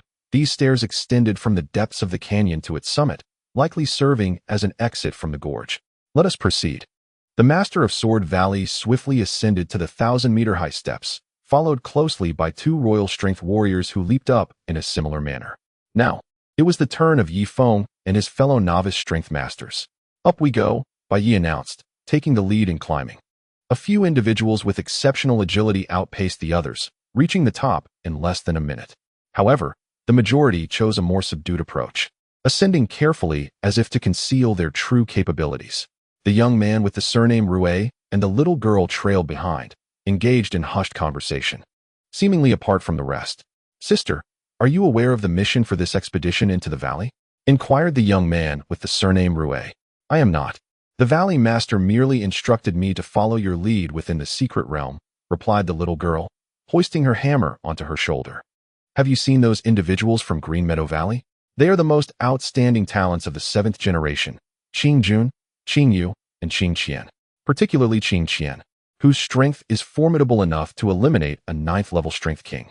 My ancestors' intention is to eradicate all the geniuses of the 7th generation from Green Meadow Division in the secret realm." "What?" The little girl was taken aback. Why? She could not help but ask, her expression revealing discomfort.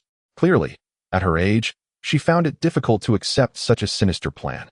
In her memory, the Valley Master had always been honorable, and she was surprised to discover this darker side. Of course, it is to secure our dominance in Sword Valley. Presently, we are the most powerful race in the entire Great Desert. Thus it is imperative to suppress Green Meadow Division and Birch City. Otherwise, when their geniuses mature, they will pose a threat to our standing, replied Ruetian coolly. But we are already in a position of supremacy, are we not? The combined might of the royal strength warriors from Green Meadow Division and Birch City barely matches our own, the little girl protested, her dissatisfaction evident. I understand that we are indeed the dominant force at present, but what of a century or a millennium hence? As the master of the Sword Gorge, I must not be short-sighted. Thus, I must eliminate the talents of the younger generation as much as possible, Rue Tian said coldly. Very well. The little girl looked troubled, her expression intricate.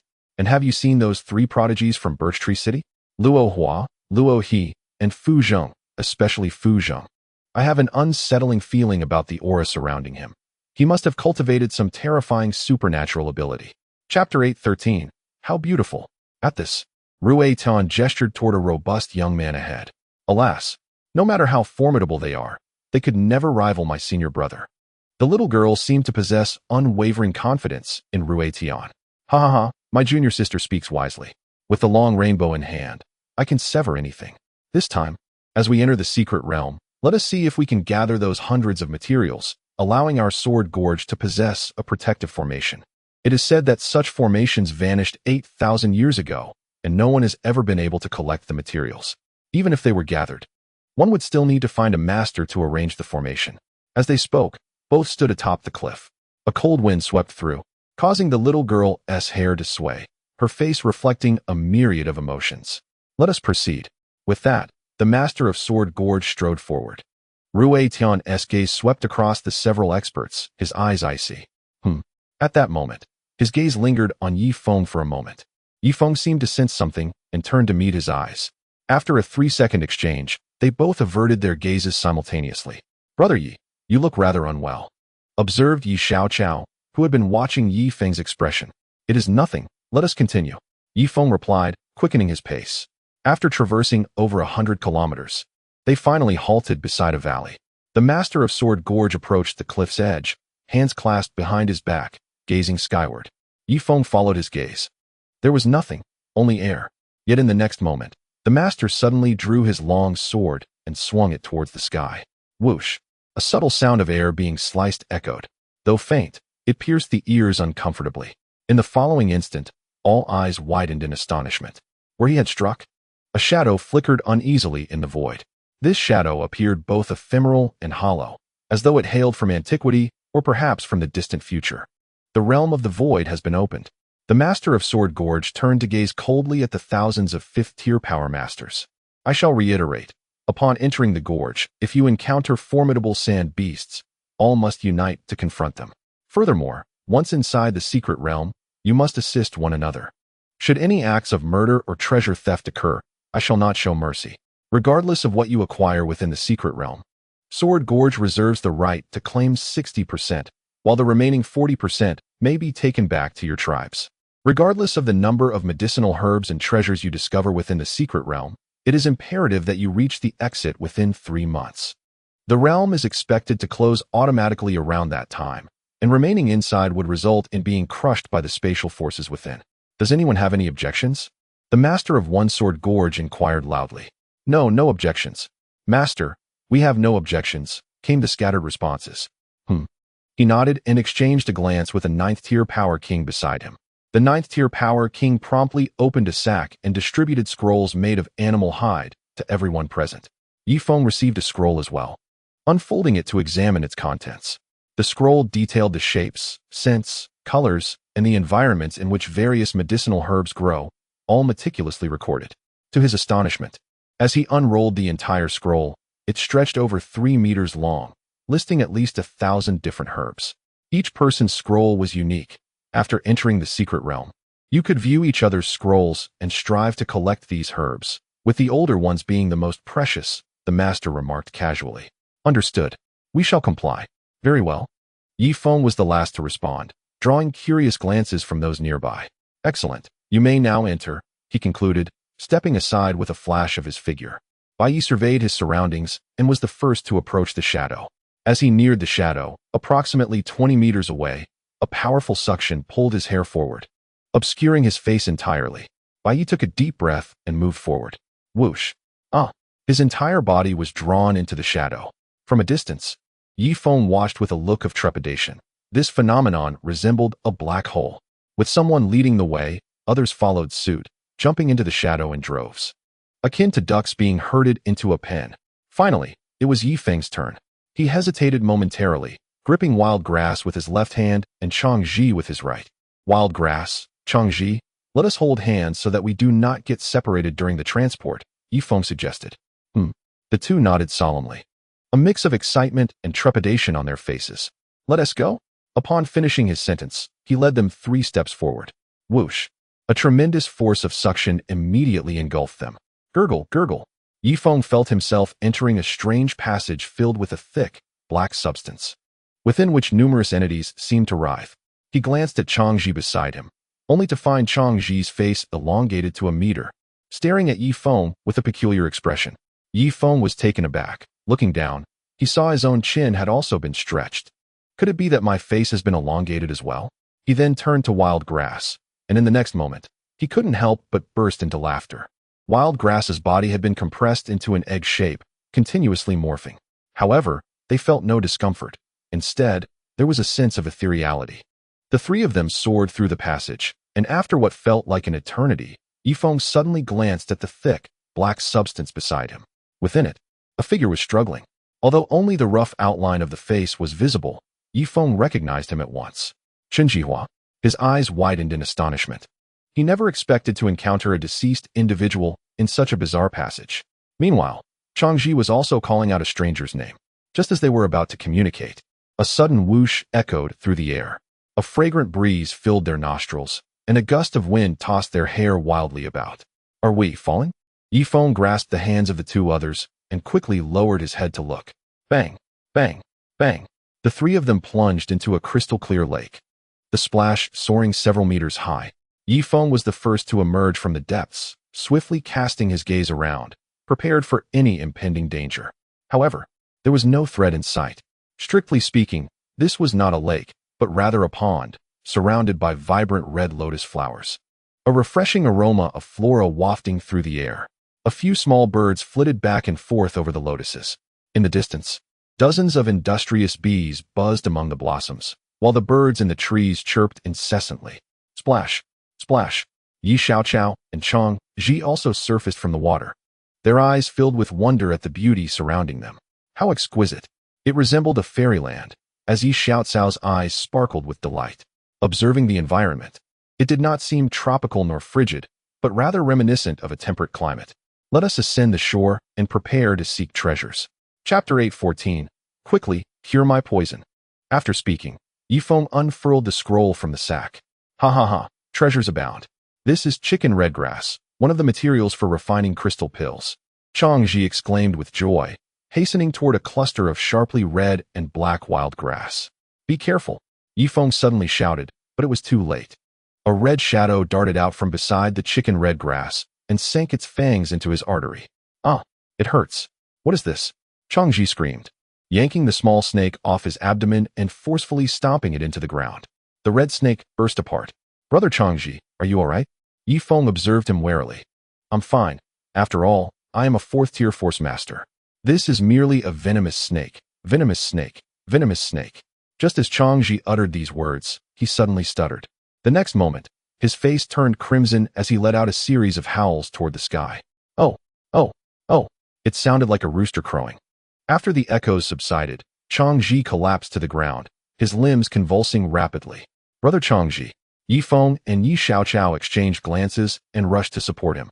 However, at that moment, Changji's complexion was ashen, resembling someone who had exhaled all their breath. Yi Xiaoqiao checked his nostrils, and her eyes widened in terror. Brother Yi, he's dead. He just entered, and now he's dead. Her voice trembled with a hint of sobbing. Yifeng's face darkened like the bottom of a cauldron. This was no fairyland. It was clearly a hell masquerading as paradise. Place the chicken red grass into the sack carefully. First, use the curved dagger to strike the grass and ensure there are no venomous snakes hidden within. Yifeng swallowed hard, striking at a patch of chicken red grass with his curved blade. After 3 swift strikes, a red shadow flickered once more. Before Yifeng could react, a small red snake coiled around his neck. With a sudden gasp, the blood scales on Yifeng's body shimmered, and as the snake bit down, both of its venomous fangs shattered. Damn it! He swiftly grasped the snake, tightening his grip. Bang! The snake burst apart. It seemed there were no more venomous snakes. Time to gather some herbs. With that, the two of them stuffed the entire patch of chicken red grass into a burlap sack. Brother Yi, what is wrong with the scales on your body?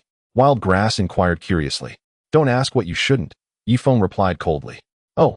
The two grew cautious, stepping carefully deeper into the grassland. Deep within the grassland lay a dense forest. Is that a ghost flower? I've read about it in my scrolls. Wild Grass pointed to a pale flower 5 meters away, but dared not approach. Be careful. There might be guardian beasts near the ghost flower, Yifeng warned, gripping his curved blade, advancing step by step towards the ghost flower. Wild Grass likewise drew his blade, guarding Yifeng's rear. As they approached the ghost flower, they struck the area within 5 or 6 meters with their blades. It seemed there were no guardian beasts. Not every herb bears danger, Yifeng remarked, reaching out to pluck the ghost flower and placing it into the burlap sack. Just as he prepared to move forward, a sudden intense itch surged through his fingers. Brother Yi, your hand. Why has it turned black? Wild Grass exclaimed in shock, pointing at Yifeng's right hand. Impossible. Yifeng raised his hand, only to see it covered in black spots that seemed to writhe slightly. With each movement, they doubled in size, quickly transforming into poisonous sores the size of broad beans, sending shivers down one's spine. Ouch! Ouch! Yifeng finally felt a twinge of pain, realizing how treacherous the ghost flower truly was. Having bypassed both the passive effect of his blood scales and the passive skills of his divine arts, the black sores continued to writhe rapidly, creeping toward Yifeng's wrist, causing Wild Grass to raise his blade in alarm. Brother Yi, I won't abandon you. Quickly extend your hand, and I'll sever your right hand. Wild Grass urged anxiously, fearing he would be left defenseless. What? Cut off my hand. At this critical moment, Yifeng's expression changed as he suddenly pressed his left hand against the poisonous sores on his right hand. Blood-sucking technique.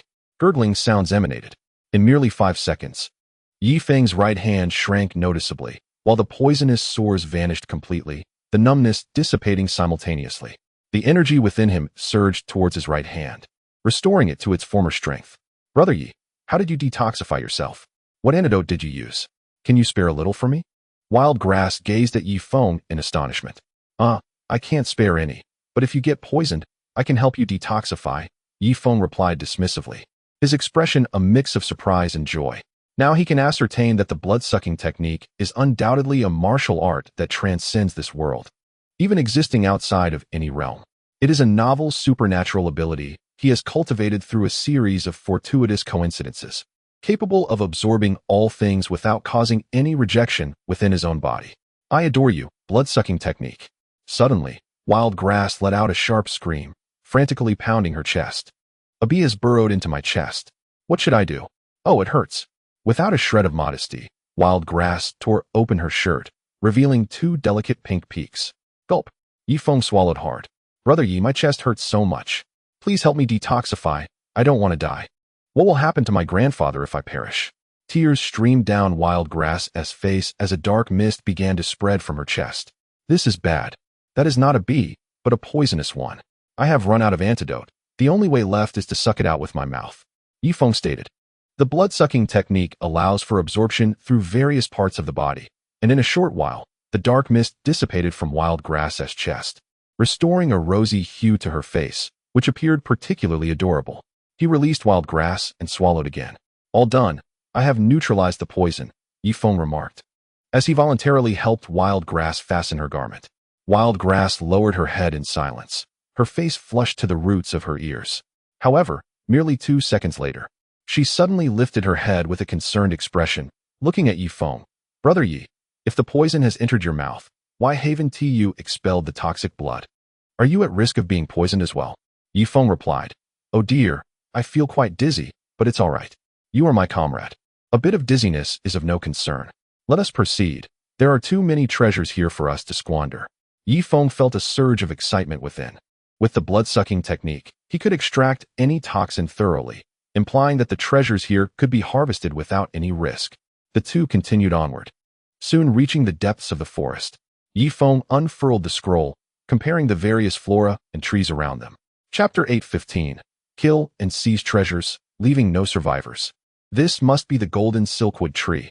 Its bark is extraordinarily hard and serves as one of the primary materials for crafting formations. Judging by its age, it has been growing for at least 200 years, making it just right, Yi Feng said, as he directly pried off a piece of the bark and placed it into the sack. They not only carried sacks, but also had a large compression backpack behind them. Do not be deceived by the backpack size. It is of high quality and can hold several hundred kilograms of items once fully expanded. Brother Yi, from now on, let me carry these items. I will bear the heavy load. You are stronger than I am, so save your strength for facing dangers, Wild Grass said, taking the sack from Yi Feng. All right, Little Grass, you are truly considerate. Please carry my backpack as well. After saying this, Yi Feng placed the heavy backpack on the ground. With a bit of effort, he opened it, revealing an ancient small bell inside. This is the soul-settling bell. It seems Wild Grass possesses some knowledge after all. The insight is commendable. However, this is but a replica of the soul bell, aptly named the soul-extinguishing bell. Should I suddenly become as still as a statue, I beseech you to ring this bell, Leaf Maple solemnly stated. I comprehend. You have succumbed to inner demons due to your unstable foundation, Wild Grass nodded in understanding. Correct. From now on, my life shall be entrusted to your hands, Leaf Maple declared, bowing deeply and presenting the soul-extinguishing bell. Indeed, Wild Grass accepted the bell, and the two resumed their forward journey. Just then, a thunderous roar erupted from the depths of the forest. Leaf Maple's heart raced, prompting him to grasp Wild Grass's hand and flee ahead. After covering a distance of a mile, they encountered the trio led by Du Bien. Du Bien was wiping the blood from his curved blade on the hide of a sand beast, a triumphant glimmer in his eyes. His two junior sisters gazed at him with admiration. Leaf Maple, Wild Grass, where is that disheveled creature from the Mangu tribe? Did he not accompany you both? Du Bien sheathed his sword. Brother Changji, he has perished, slain by a venomous serpent. Wild Grass's expression darkened. Ha ha ha, no matter. Join me, this time. I seek not glory but merely to avoid error. We can leisurely gather herbs along the periphery, and the combined resources of our 5 scrolls will suffice for our needs. By the way, have you received Changji's scroll? Du Bien inquired. Yes, it is in our possession, Leaf Maple replied with an unyielding expression. Excellent. 6 scrolls will adequately allow us to compare the surrounding herbs. One more thing. We shall remain on the periphery and not venture into the depths. For the sand beasts there are far more formidable, and the restrictions more numerous, Du Bien remarked, a flicker of malice crossing his gaze. Brother Du Bien, do you harbor other intentions? Leaf Maple raised an eyebrow. Naturally, we shall position ourselves at the exit. Those fools will undoubtedly pass through here after foraging in the depths. And when we encounter the weaker ones, we shall eliminate them without mercy and seize their treasures. If we encounter stronger adversaries, we shall remain hidden. Do you find this strategy ingenious? Du Bien asked with a smile. Leaf Maple remained silent, casting a glance at his 2 junior sisters. Indeed, a trace of displeasure flitted across their faces. Brother, with your strength, why not venture into the depths? Such actions may tarnish the reputation of our sword cliff, voiced Du Bien's younger sister, Shanning. Shanning, you know nothing. Simply heed your elder brother's words, Du Bien sighed. On the surface, our sword cliff stands as the bastion of righteousness. Yet, behind the scenes, their actions are far more sinister, even to the extent of harming the seedlings of other tribes. The goal is simple, to prevent other races from surpassing our sword cliff and becoming the overlords of the desert. Of course, some truths cannot be openly spoken but can be subtly enacted, and even those at the bottom of Sword Cliff must tread carefully with their words. Shan Ying's expression darkened as she exchanged a glance with Wild Chrysanthemum, their countenance reflecting profound discontent. Young girls idolize heroes, not schemers. Clearly, Du Bien's rhetoric had left them deeply disillusioned. Unperturbed by the sentiments of his junior sisters, Du Bien picked up 3 scrolls and began to compare the surrounding environment. This region, characterized by the interplay of southern mountains and northern waters, is swept by the western winds. Logically, one would expect the presence of bone transformation or here. Yi Feng, do not linger. Utilize your curved blade to excavate the ground and ascertain whether there exists a milky white mineral beneath. Bone transformation or is a crucial material for establishing the Guardian clan array. Recently, the valley's leader has been pressing for its swift arrangement. Understood, Yi Feng nodded, commencing to probe the grass with his curved blade. Brother, is this in preparation for the impending calamity? The young grass suddenly inquired. Certainly. It is common knowledge that the high priest has foretold that this upcoming catastrophe will be of extreme cold, with temperatures potentially plunging below absolute zero. Ordinary structures will hardly withstand such a disaster unless the Guardian clan array is deployed, Du Bien replied with a chuckle. Yi Feng's expression darkened. He resonated deeply with Du Bien's words. He had ventured into the Black Tree River Basin, where even one who has cultivated the sacred demon art like himself would not dare expose their skin in such an environment. For an ordinary person, merely entering that realm would likely result in immediate rigidity. Only those at the levels of Strength King or Strength Master could endure that climate clad in thick animal hides for a brief period. As for the Strength Emperor, they would likely withstand it even longer with minimal adverse effects from the frigid temperatures. Yi Ju and Shanning also commenced their search for bone transformation or probing the grass thoroughly. Just then, 7 figures emerged from the valley ahead. The foremost was a middle-aged man wielding a spear. Du Bien felt a jolt of surprise and gradually straightened, regarding the newcomers with a cold gaze. The middle-aged man counted the members of Yi Feng's group, a flicker of hesitation crossing his face, before he glanced at the empty sacks the others carried. Du Bien, it seems you have not found much material. The middle-aged man remarked. Indeed, what of you? Du Bien returned his gaze to the sacks of the 7, which were evidently not filled. We too have found little. Farewell then, the man stated, and the 7 turned away, appearing disinclined to engage further. With a sigh of relief, the young grass released her grip on the hilt of her blade. Presently, none of them possessed substantial materials, rendering it unworthy of violence over treasure. However, as time progressed, the stakes would certainly elevate.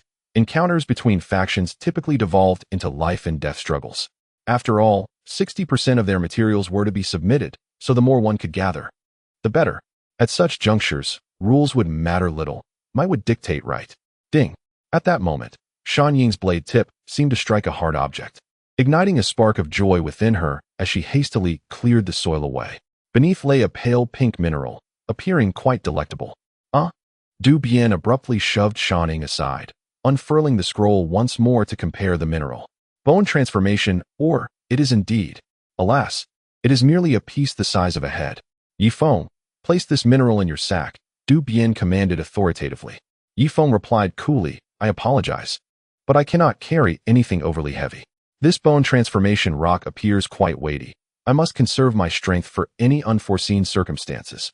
Oh, with a slight smirk at the corner of his mouth, Du Bian slowly rolled up the scroll, resting his hand on the hilt of his sword, and raised an eyebrow as he regarded Yi Feng. Young man, when I call you junior brother outside, it is out of respect for the reputation of Yijin Gorge. But here, there are no others present. Are you truly so naive as to lack any reverence for the strong? Du Bian spoke coldly. Reverence for the strong? Yi Feng scoffed with a disdainful smile. Brother Yi, please, let us not quarrel. I shall take this piece of ore, said Yi Xiaoqiao, hastily placing the heavy bone-transforming stone into her sack, which immediately weighed down. Yi Feng's gaze flickered momentarily, and he slowly released the grip on his sword's hilt. Yet, Du Bian continued to fixate on him, attempting to instill a sense of pressure. After 3 tense seconds, he too relaxed his grip. Look, junior sister Xiaoqiao is far more discerning than you, Yi Feng. For now, I shall overlook this incident. However, should you defy my orders again, I assure you, even with your grandfather's ring, I will not be lenient. With that, Du Bian strode ahead, leaving Yi Feng to ponder his words. Dan Ying and Yi Jiu exchanged glances with Yi Feng, a flicker of hesitation crossing their faces. Ultimately, they chose to follow Du Bian, for it was indeed easier to navigate the secret realm alongside the strong. Brother Yi, should we continue to follow? Yi Xiaoqiao inquired. Of course, we must. Yi Feng replied with a subtle smile. But what if he decides to strike next time? Yi Xiaoqiao said nervously. Yi Feng sighed, reluctant to reveal his true capabilities. Next time, I shall comply a little more. He will not lay a hand on me, he stated, trailing behind Du Bian and the others. A thunderous roar suddenly erupted, sending vibrations through the air. Du Bian's expression shifted, and he unsheathed his curved blade. Before them stood a colossal black tiger, its size nearly 3 times that of an ordinary tiger. Most peculiarly, its eyes glowed a vivid red. A 21st level sand beast? Du Bian's countenance changed slightly. 21st level sand beast, equivalent to a second-tier Power King standard, he muttered. Brother Du Bian, should we flee or fight? Danning asked. Flee. Where to? This is a red-eyed tiger, and its eyes are one of the materials for cultivating the sure eye. We cannot let it escape. You all may watch from the sidelines. I shall handle this, Du Bian declared, his form darting forward towards the giant tiger. The clash of man and beast raged from the mountaintop to the valley below. With a swift strike, Du Bian severed the massive tiger's head, though in the process, his leather armor was torn, blood streaming from his chest, and his stamina visibly depleted. Quickly, extract its eyes and place them in Yi Feng's sack, Du Bian gasped as he descended to the foot of the mountain. Yi Feng nodded and promptly extracted the crimson eyes. It was only fitting that Du Bian, having exerted himself so fiercely, should have the privilege of tidying up. At least you are sensible, Du Bian remarked as he wiped his blade against the tiger's hide before sheathing it. The 5 continued onward, yet refrained from venturing deeper into the heart of the realm. Yi Feng took a deep breath, savoring the sweet aroma of the air, evidence of the purity surrounding them, truly befitting of a secret realm. However, places with pristine air tend to attract formidable beasts. Before long, a blue-backed lone wolf appeared. With a swift motion of his curved blade, Du Bian effortlessly dispatched the beast. Open all the scrolls and check if there are any body parts of the blue-backed wolf among the medicinal materials, Du Bian commanded. Yes. A group hastily spread out the scrolls and began to compare them one by one. Here it is, the nose of the blue-backed lone wolf. With a swift strike, Yi Feng placed the wolf's nose into a sack. He contemplated that once he gathered the materials for the protective formation, he might be able to request a simplified protective formation from Jinxia, one that would at least encompass the entire hot spring island. There is a cave. Let us rest here for a while to regain our strength, Du Bian suggested, pointing to a natural cavern halfway up the mountain. The others quickly followed, while Yi Feng discreetly reached into the wolf's wound. The blood-sucking technique allowed him to restore his depleted energy instantaneously. Upon arriving at the cave, Du Bian sat cross-legged and began to recover his stamina. After a moment's hesitation, Danning sat beside Du Bian to guard him. Wild Chrysanthemum, finding no other matters to attend to, turned her gaze towards Yi Feng and Wild Xiaoqiao. You two, go and cut some meat from the wolf to prepare grilled meat. Du Bian will need to eat soon. Yi Feng narrowed his eyes, feeling the urge to confront them. He realized that Du Bian and his companions would not assist him in ringing the soul-extinguishing bell. Only Danning had a slight chance of becoming an ally. Elder brother Yi. No, I will go, said Wild Xiao Xiao, tugging at Yi Feng's sleeve and taking the curved blade to get to work. By midnight, a fire was lit at the cave's entrance, and the five gathered around to consume the wolf meat. It must be said, the taste was rather dreadful, lacking in seasoning, and the blue-backed wolf had lived too long, rendering the meat excessively tough. Yet, in order to replenish their energy, they forced themselves to swallow the fatty meat, while the lean meat was practically inedible, akin to chewing on wood. Elder brother, shall I massage your shoulders? You must be tired from the day, Danning offered, as she began to knead Dubei's shoulders. Dubei, with an air of nonchalance, closed his eyes and relished the ministrations of his junior sister. Elder brother, may I also massage your legs? Wild Chrysanthemum chimed in, unwilling to be left behind. The situation was becoming increasingly clear. Dubei was indeed a strong individual, capable of slaying even a giant tiger equivalent to a second-tier force king. Thus, they were eager to cling to his side. If they could ensure Dubei's comfort, he would not turn a blind eye when danger arose. Dubei opened his eyes slowly and cast a somewhat displeased gaze toward Wild Xiao Xiao. I can sing for you, Wild Xiao Xiao quickly offered. If your singing is unbearable, then forget it. By the way, do you play any instruments? A hint of a silver smile graced Dubei's face as he glanced at his trousers. Wild Xiao Xiao's previously pitiful expression transformed into one of icy coldness, with a flicker of anger in her eyes. Advise your teammate. She is rather inconsiderate. What woman could I, Dubei, not have? It would be a privilege for her to play an instrument for me, Dubei remarked, turning his attention back to Yi Feng. However, Yi Feng merely regarded him with a blank expression, as if staring at a corpse. Oh, Dubian pushed aside his two junior sisters and slowly rose to his feet. What? You two, under my protection, are unwilling to assist me with a trifling task? It seems I must teach you a lesson, he declared, drawing his curved blade with a sharp sound. Yi Feng also stood up, meeting Du Bian's gaze without reservation. This time, Yi Xiao Qiao did not act as a peacemaker, but resolutely positioned herself behind Yi Feng, drawing her own curved blade with a sharp sound. Chapter 8:17. You are too arrogant. The campfire flickered in the mountain breeze, casting shifting shadows across Yi Feng's face. He slowly reached for the hilt of his knife, preparing to deal with Du Bian immediately. As for Du Yifu, that could wait until later. At that moment, a voice emerged from the shadows. It seems I've arrived at an inopportune time. Have you two factions turned against each other? As the voice fell, a dark figure landed beside the fire with a resounding thud. Du Bian pointed the tip of his knife at the shadow. Who are you? The figure was adorned with a golden mask, obscuring their face, yet an aura of formidable power radiated from them, coupled with an ethereal glow that hinted at extraordinary abilities. No wonder they dared to reveal themselves before 5 individuals. Who I am is of little consequence. What matters is that you have found the bone transformation stone. Hand it over to me. I have no interest in anything else. The man in the golden mask stated nonchalantly. Give it to you? How utterly arrogant. Du Bian retorted, unleashing a strike without hesitation. Clang.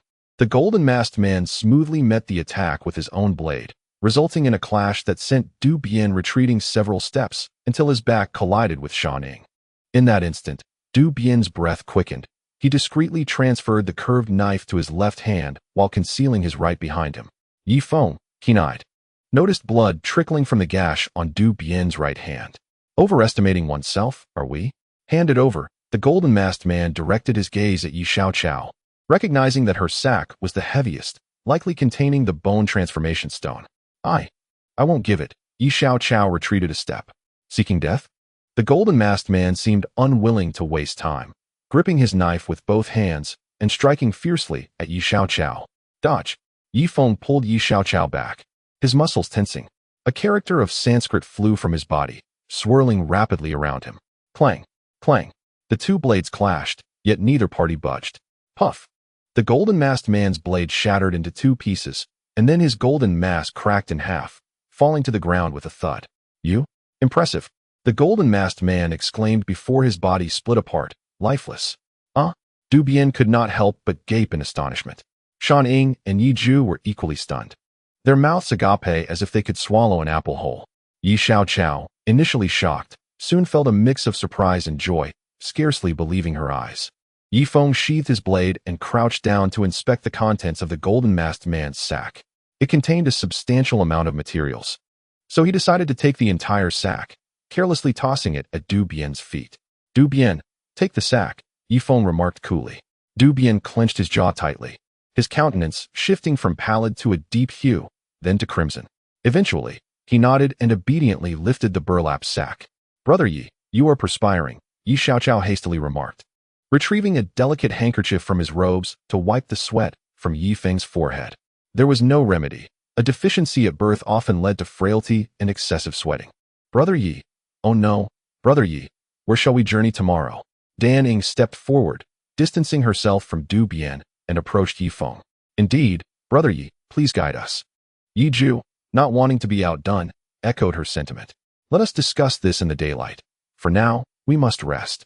We need to conserve our energy in this secret realm for unforeseen circumstances.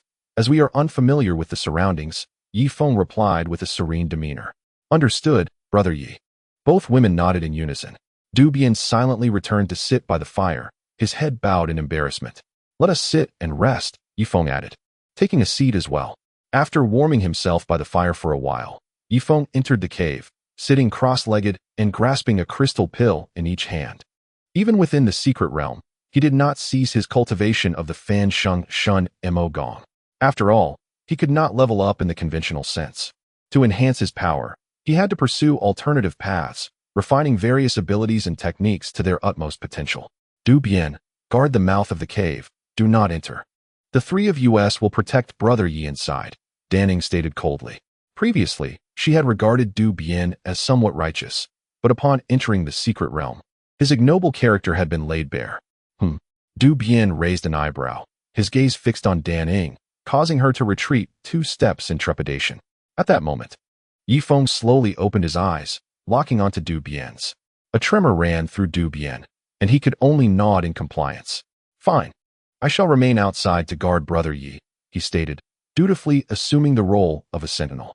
Time passed swiftly, and dawn soon broke. Yifeng stood, his expression rather grim. The Fan Sheng Shun Mo Gong was indeed formidable. With the speed at which he practiced his blood-sucking techniques, he had made only the slightest progress. For an ordinary individual, it would likely take 2 years to achieve what he had accomplished in a single night. Brother Du Bian, Yifeng's voice dripped with irony. Du Bian promptly stood upright, dutifully stationed at the cave's entrance. Let us proceed according to your plan. Search for materials in the surrounding areas. Our team shall follow your lead, but do not reveal my true strength indiscriminately, understood? Yifeng spoke with measured calmness. He had learned that the center of the secret realm was rife with prohibitions. He feared not the sand beasts or poison, but rather the myriad of intricate traps. One misstep could be fatal. Yes, Brother Yi, Du Bian replied respectfully. After a night of introspection, he chose to yield, for Yifeng's strength was indeed to his liking. In 3 months' time, with Yifeng's prowess, he could effortlessly seize all the burlap sacks from those smaller teams. No, please continue to call me Brother Yi. It sounds more pleasing to my ears, Yifeng said, his hands clasped behind his back. This seems rather inappropriate. The strong are to be respected. How could I dare to call you junior brother again? Furthermore, given your prowess just now, it would not be an exaggeration for me to refer to you as senior. Du Bian indeed possesses some insight. With a single strike, he cleaved the golden-masked man in 2, a feat that even the mightiest of kings might struggle to achieve. Having tested the strength of the golden-masked man, I fear he has already reached the level of a 9th-tier power king, yet he could not withstand Yifeng's formidable strike. Just follow my instructions. I have no interest in superficial displays. It is sufficient that one's inner strength is formidable, Yifeng stated calmly. Very well, Yi, junior brother Yi. Du Bian quickly nodded. Shan Ying and Yi Jiao exchanged glances, turning their eyes toward Yifeng. What about us? Should we also call you junior brother Yi? Of course. Let us revert to the previous state. Additionally, when encountering weaker foes, you 3 shall handle the situation. Only when you are unable to resolve it will I intervene. If you deliberately withhold your full strength, I regret to say that even if you were to meet your demise, I would not lift a finger, Yifeng warned. He understood human nature. Those with great power often bear great burdens. Why should he assume the role of the most exhausted? Thus, it would be better for Du Bian to lead the group, as he could not act recklessly. What if the heart demon were to invade? The energy of Yi Xiaoqiao could only sound the soul-extinguishing bell once. As for Du Bien and the others, he had no faith in them. He would not cast them into the abyss, let alone expect them to awaken him from the clutches of the heart demon. All right, junior brother Yi. We shall now traverse the surrounding areas in search of materials. With that, Du Bien brandished his curved blade and led the way. Yi Xiaoqiao and Yi Feng walked side by side, the soul-extinguishing bell strapped to their backs. The remaining materials were carried by Yi Jiao and Shan Ying, who served as the supply unit. Chapter 818. Hidden Dragons and Crouching Tigers. Yi Feng felt the lightest, having entrusted the backpack and sack to the supply team. He needed only to wield his curved blade. This is golden hemp. Ha! Indeed, the secret realm is filled with treasures. Golden hemp can be woven into golden hemp silk, which can be crafted into inner armor capable of withstanding a full-force strike from a power king. If the materials are further refined, they might even endure a blow from a power emperor. Du Bien uprooted 2 stalks of the fibrous plant, his joy evident. Sisters, why are you dawdling? Come and grab the golden hemp. Are you going to make junior brother Yi? Oh no. I mean junior brother Yi and senior sister Xiaoqiao carry these things? Du Bien scolded coldly, seizing the opportunity for personal vendetta. The 2 women's expressions darkened, clearly displeased as they took the golden hemp. Yi Feng shrugged, uninterested in these trivial matters, as long as his interests were not compromised. This is returning yang grass. Up ahead, Du Bien exclaimed in astonishment once more. Returning yang grass. Yi Xiaoqiao dashed forward, her eyes gleaming with delight at the sight of several small plants. I will collect this. With that, she uprooted 2 stalks and joyfully stowed them in her sack. Sister, let those 2 behind help carry things. You should stay by junior brother Yi's side, engaging him in conversation to alleviate his boredom. Du Bien seized the moment to flatter Yi Feng while disparaging his 2 parasitic junior sisters. No need. I wish to carry this myself, Yi Xiaoqiao replied. Returning to Yi Feng's side, Danning cast a cold gaze at Du Bien's retreating figure. Though silent, her eyes brimmed with disdain. In contrast, Yi Ju was forthright, her direct nature evident. Some individuals, feeling inadequate themselves, seize the opportunity to retaliate. How could I have failed to see your incompetence before? Yi Ju's words were veiled yet pointed. Du Bien's face darkened as he strode forward. He pushed through a cluster of small trees, revealing a riverbank ahead. However, 2 groups were locked in confrontation on the bank. Upon spotting Yi Feng's party, they swiftly withdrew their curved blades, feigning nonchalance. Yi Feng recognized one group as Qing Jun and Luo Hua, accompanied by Yu Ming and others, totaling 12. The opposing group, in stark contrast, comprised only 10 unfamiliar faces. Oh, what a coincidence, senior brother Du Bien. Qing Jun exclaimed, a hint of ingratiation gracing her features. Although Du Bien's prowess may not rival hers, he was an indigenous member of the Sword Gorge and thus deserved some respect. Luo Hua, noting the interaction, also smiled and nodded at Du Bien in acknowledgement. Du Bien's face flushed with embarrassment as he discreetly glanced at Yi Feng, seemingly seeking her approval. Pay me no mind. Engage in your usual discourse, Yi Feng cautioned, anxious that this fellow might inadvertently reveal his true capabilities. Ha ha, indeed a fortunate encounter, senior brother Luo Hua, senior sister Qing Jun. With your strength, why linger here in the periphery instead of venturing into the heartland? Du Bien approached with a grin. The opposing group, recognizing Qing Jun's numerical advantage, gradually retreated from the riverbank, swiftly vanishing upstream. Oh, are you not also preparing to venture forth? With your strength, senior brother Du Bien. Shouldn't you 2 be heading into the heartland instead of lingering here? Qing Jun retorted playfully, her tone laced with subtle sarcasm. Both were seasoned strategists, each harboring similar intentions of reaping rewards without toil. Ha ha ha. Indeed, I too am planning to head into the heartland, Du Bien replied with laughter. Is that so? Splendid. Let us form a team and proceed directly to the heartland, Qing Jun suggested, testing the waters. Very well, let us go. Du Bien's expression shifted, leaving him no choice but to comply. At that moment, Danning interjected coldly. Du Bien, do you simply decide to go without consulting us? She suddenly recalled something, casting a cautious glance at Yi Feng, only to find Yi Feng staring back at her with intensity. Thus, she altered her tone.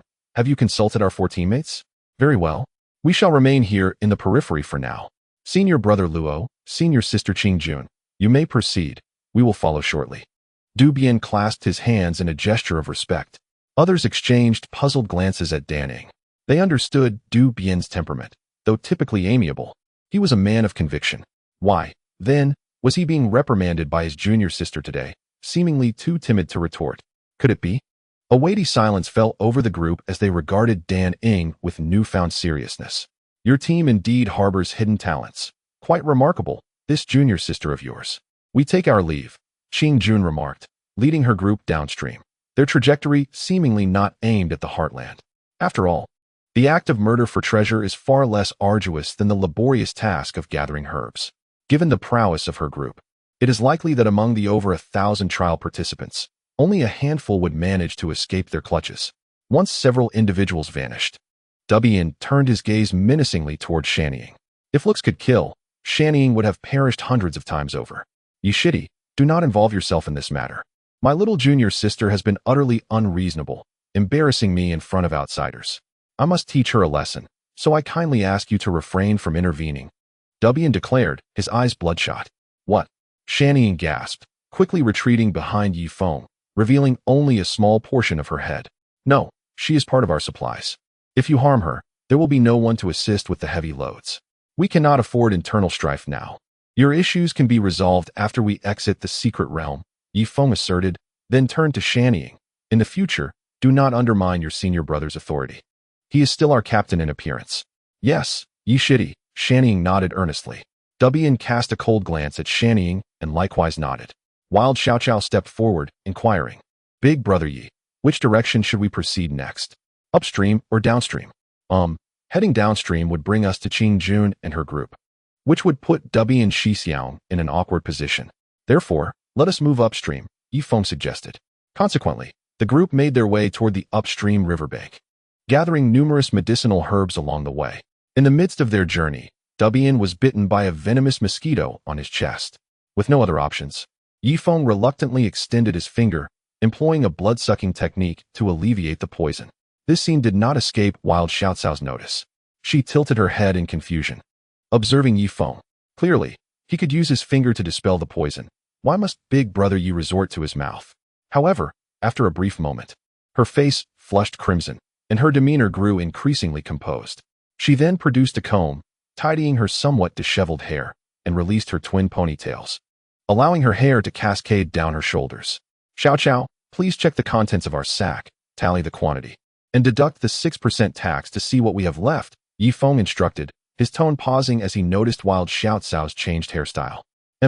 Wild Xiaoqiao nodded slightly, her actions suddenly becoming more reserved. Yi Feng stroked his chin, several large question marks popping up in his mind. Chapter 819. Are you defying my orders? I am not entirely certain either, Dubian Captain. From now on, let you devise the plans. You will act as my intermediary while I operate from behind the scenes. In the face of formidable foes, I will assist you. For weaker opponents, you shall handle them yourself, Yi Feng stated, casting his gaze toward Dubian in the distance. Indeed, Yishiti, Dubian nodded. Just as the group was about to proceed, 5 figures suddenly appeared ahead, their hands resting menacingly on their weapon hilts. Fixating their steely stares upon the 5 of them, Yi Feng narrowed his eyes and glanced back. Downstream at the riverbank, another 5 figures emerged, similarly poised with their hands on their blades. Dubian's heart tightened as he observed the leading man, a flicker of wariness crossing his face. This man had a pair of alluring peach blossom eyes and was the only one among them wielding a sword. As for the others, they all wielded curved blades.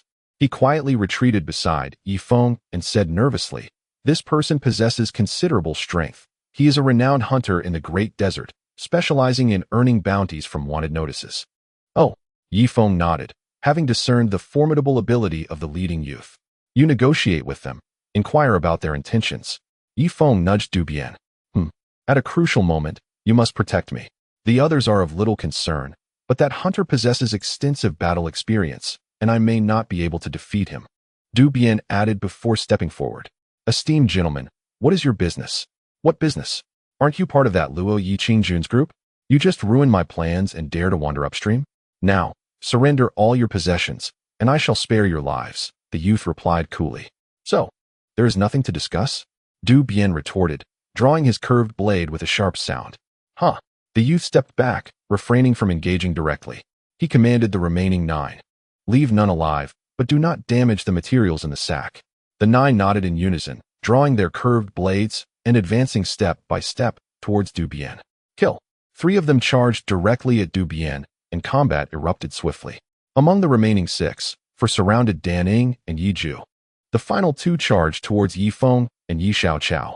Must you truly proceed in such a manner? Yi Feng inquired. Ha ha ha, too much idle chatter. One of the men swung down at Yi Feng's head with lethal intent. Yi Feng sighed, no longer willing to hold back. He clenched his fists, unleashing a thunderous roar. Roar. The full force of the King Kong roar struck the 2 assailants. Boom. Their leather armor shattered, exposing their bare flesh. Blood erupted from their mouths. As not only were their internal organs crushed, but their eyeballs also burst. Thud. The 2 bodies collapsed to the ground. Although the others were not directly affected by the King Kong roar, they clutched their ears, faces contorted in pain. After a moment, they released their hands. Staring at Yi Feng in shock, the youth looked at Yi Feng with a serious expression, fear etched in his eyes. I did not anticipate the presence of such an expert. I, Sha Li Fei, have offended you. Please forgive me. He quickly clasped his hands in a gesture of respect. With considerable battle experience, he recognized from the potency of Yi Feng's King Kong roar that his group was no match and thus readily conceded. Unlike the scions of noble families who valued pride, for rogues like them, survival was paramount. Yishidi, we cannot show mercy. They were clearly intent on murder and silencing us. We must not relent now, Du Bian urged hastily. Yi Feng, with a stoic expression, glanced at Sha Li Fei, raising an eyebrow. I may spare you, but do you possess anything of value? Surrender all, leaving nothing behind. This, Sha Li Fei hesitated. As a hunter, he led a nomadic existence, carrying all his possessions with him. To hand them over to Yi Feng would be tantamount to declaring bankruptcy. If he was unwilling, so be it. After speaking, Yi Feng clenched his fists once more. No, I will give it, Sha Li Fei stammered, gritting his teeth as he ultimately tossed his backpack and sack at Yi Feng's feet.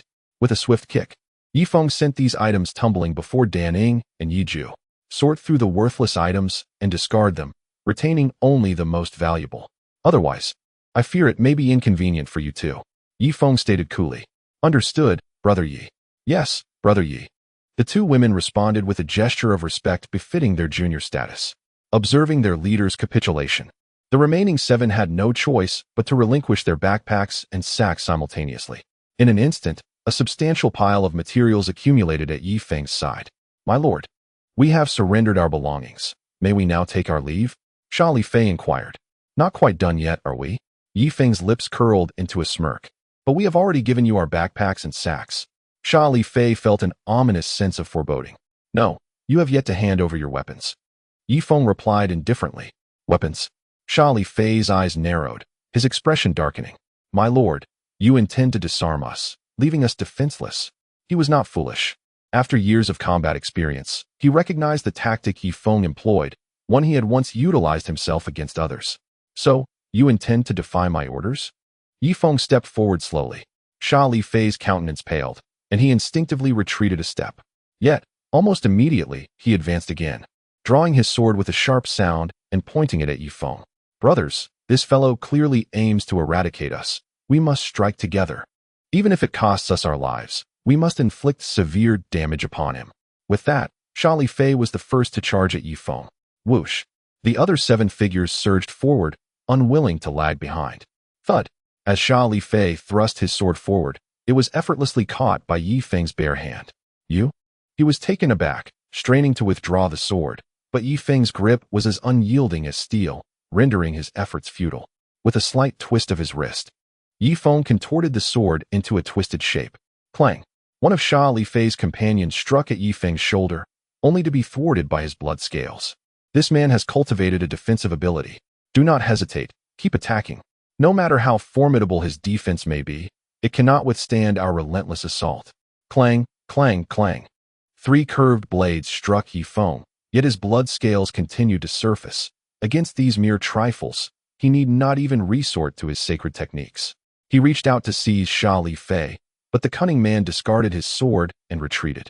Consequently, Yi Feng grasped a robust man to his left. The man was taken aback, and his curved blade struck fiercely against Yi Feng's shoulder. Clang! The blade was sent flying, and the man's hands were left bloodied from the recoil. It is impossible. I have mastered the Vajra technique. Your strength cannot possibly be so immense. A robust man struck Yifeng squarely on the forehead. Clang. It sounded as though metal had collided. Chapter 8:20. A hint of enchantment appeared on his face. Ugh. My hand. My hand. His 5 fingers bent at unnatural angles, looking quite pitiful. The others hurriedly stepped aside, anxiously observing the robust man. Is it my turn now? Yifeng seized the robust man with his left hand and pulled back his right fist. Wait, my lord. I concede. Bang.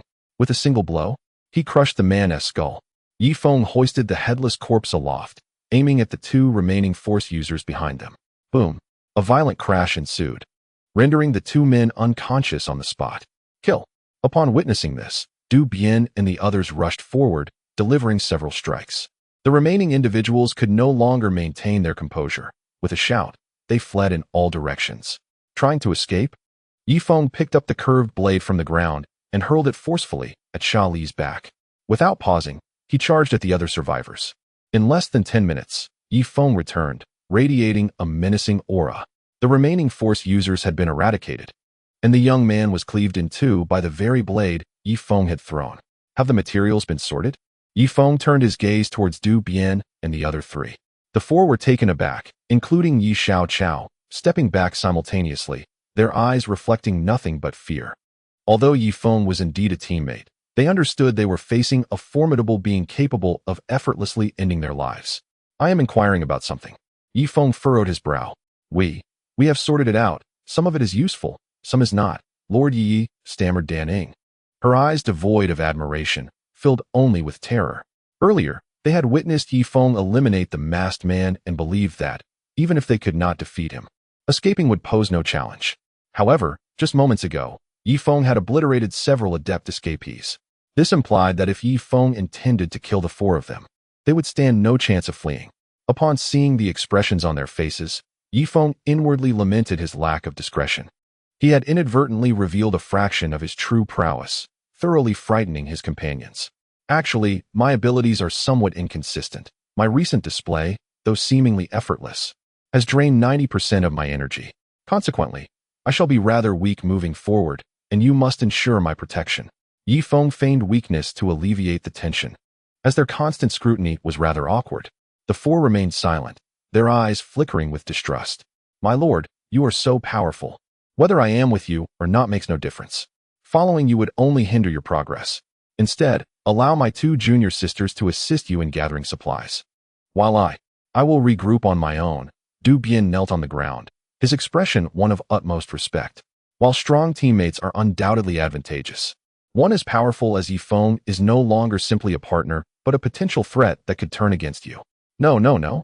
The 2 women were utterly terrified, simultaneously dropping to one knee. Master Yi, our abilities are far too inadequate. Should you require assistance in procuring items, Brother Dubian possesses strength that surpasses ours combined. He is the finest logistics personnel.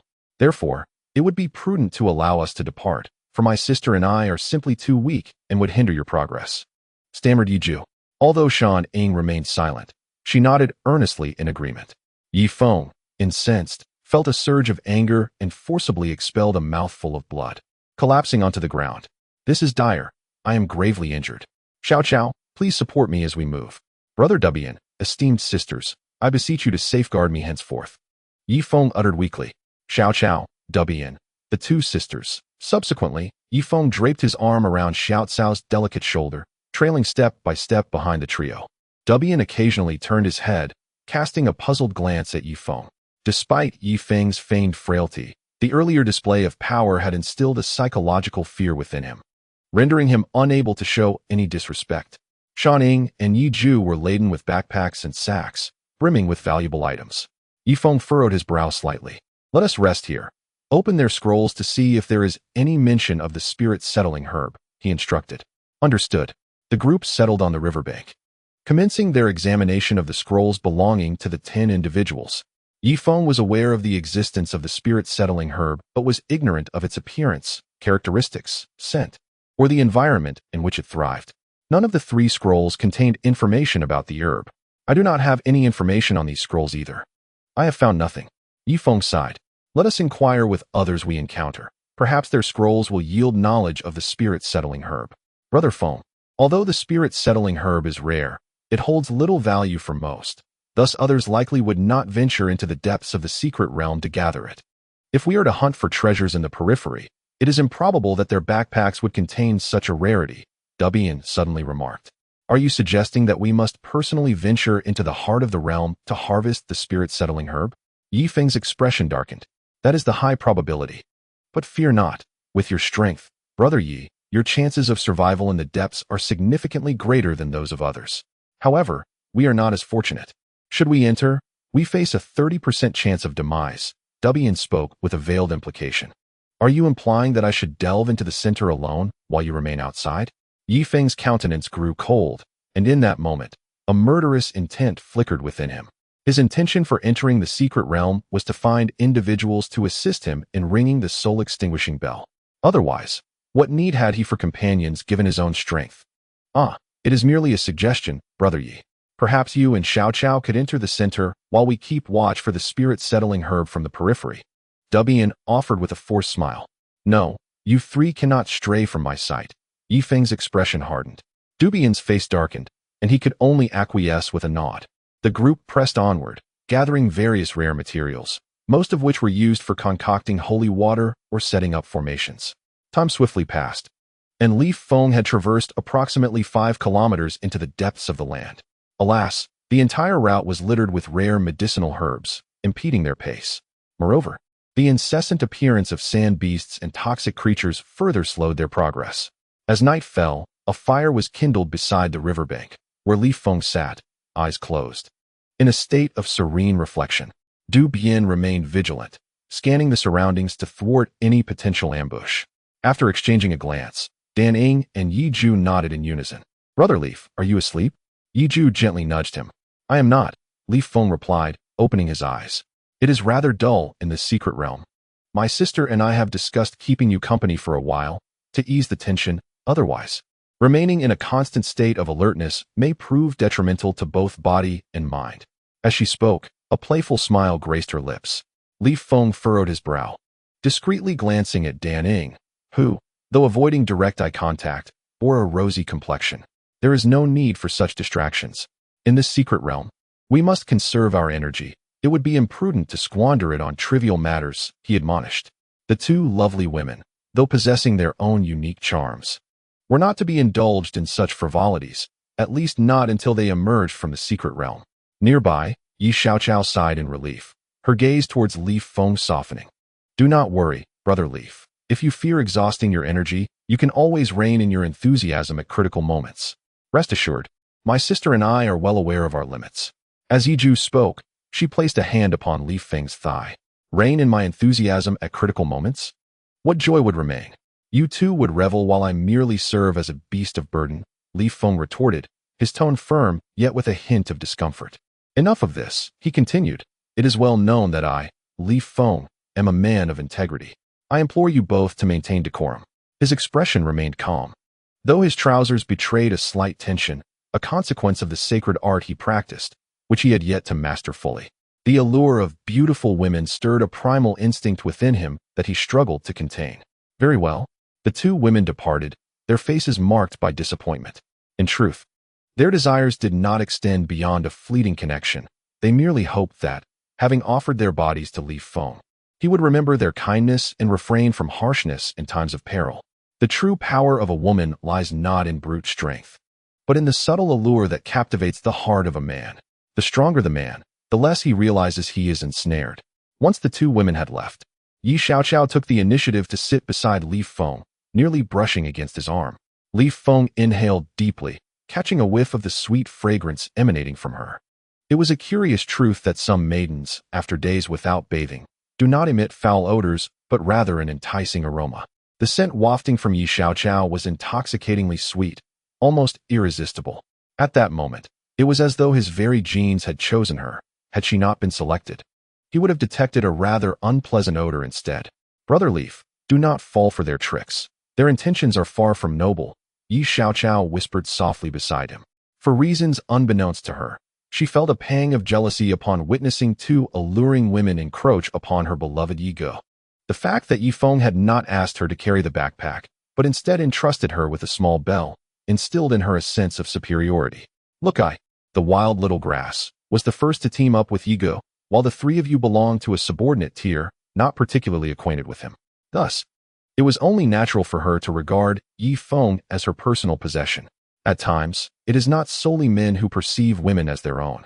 Women can harbor such thoughts as well, and wild little grass epitomizes this sentiment. As time drifted by, dawn approached swiftly. Yi Feng opened his eyes and glanced at Du Bian, who was keeping watch. Du Bian promptly nodded at Yi Feng, signaling that he had not slacked off during the night. All right, let us prepare to set forth towards the heart of the secret realm, Yi Feng declared. Rising to his feet, Shan Ying and Yi Ju, still in a semi-drowsy state, hurriedly gathered all their backpacks and sacks upon hearing Yi Feng's words. As for the scrolls, they incinerated all those they had memorized, leaving only the less easily remembered ones, or simply tearing them up. They understood that following Yi Feng would surely lead to a bountiful return from the secret realm, and they needed to minimize their burdens. Suddenly, Shanning had a thought. Yi Shidi, why don't we bury some of the heavier ores in a concealed location and retrieve them after exiting from the center? This way, they won't be too conspicuous. Otherwise, if others see us laden with so many items, they will immediately suspect us of murder and plunder. First, they might report us, leading to the confiscation of all our materials. Second, carrying such a load would incite others' desires to steal from us. Upon hearing Shan Ying's suggestion, Yi Feng nodded in agreement. Very well, let us find a discreet spot to dig a pit and bury these treasures.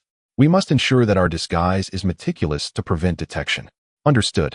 With that, the group made their way to a certain foothill, using curved blades to dig a small pit, carefully burying the herbs within. Wild little grass tore off a piece of turf to perfectly camouflage the pit. The others busied themselves erasing their footprints. Are we ready? Let us leap forward 30 meters together, thus obscuring our treasure's location from others, Yi Feng instructed. Ready. With a simultaneous effort, the five of them jumped 30 meters. Landing on the riverbank, Shan Ying and Yi Ju felt considerably lighter, chatting and laughing as they walked. Of course, they still carried a few backpacks, though they were empty, making their strides effortless.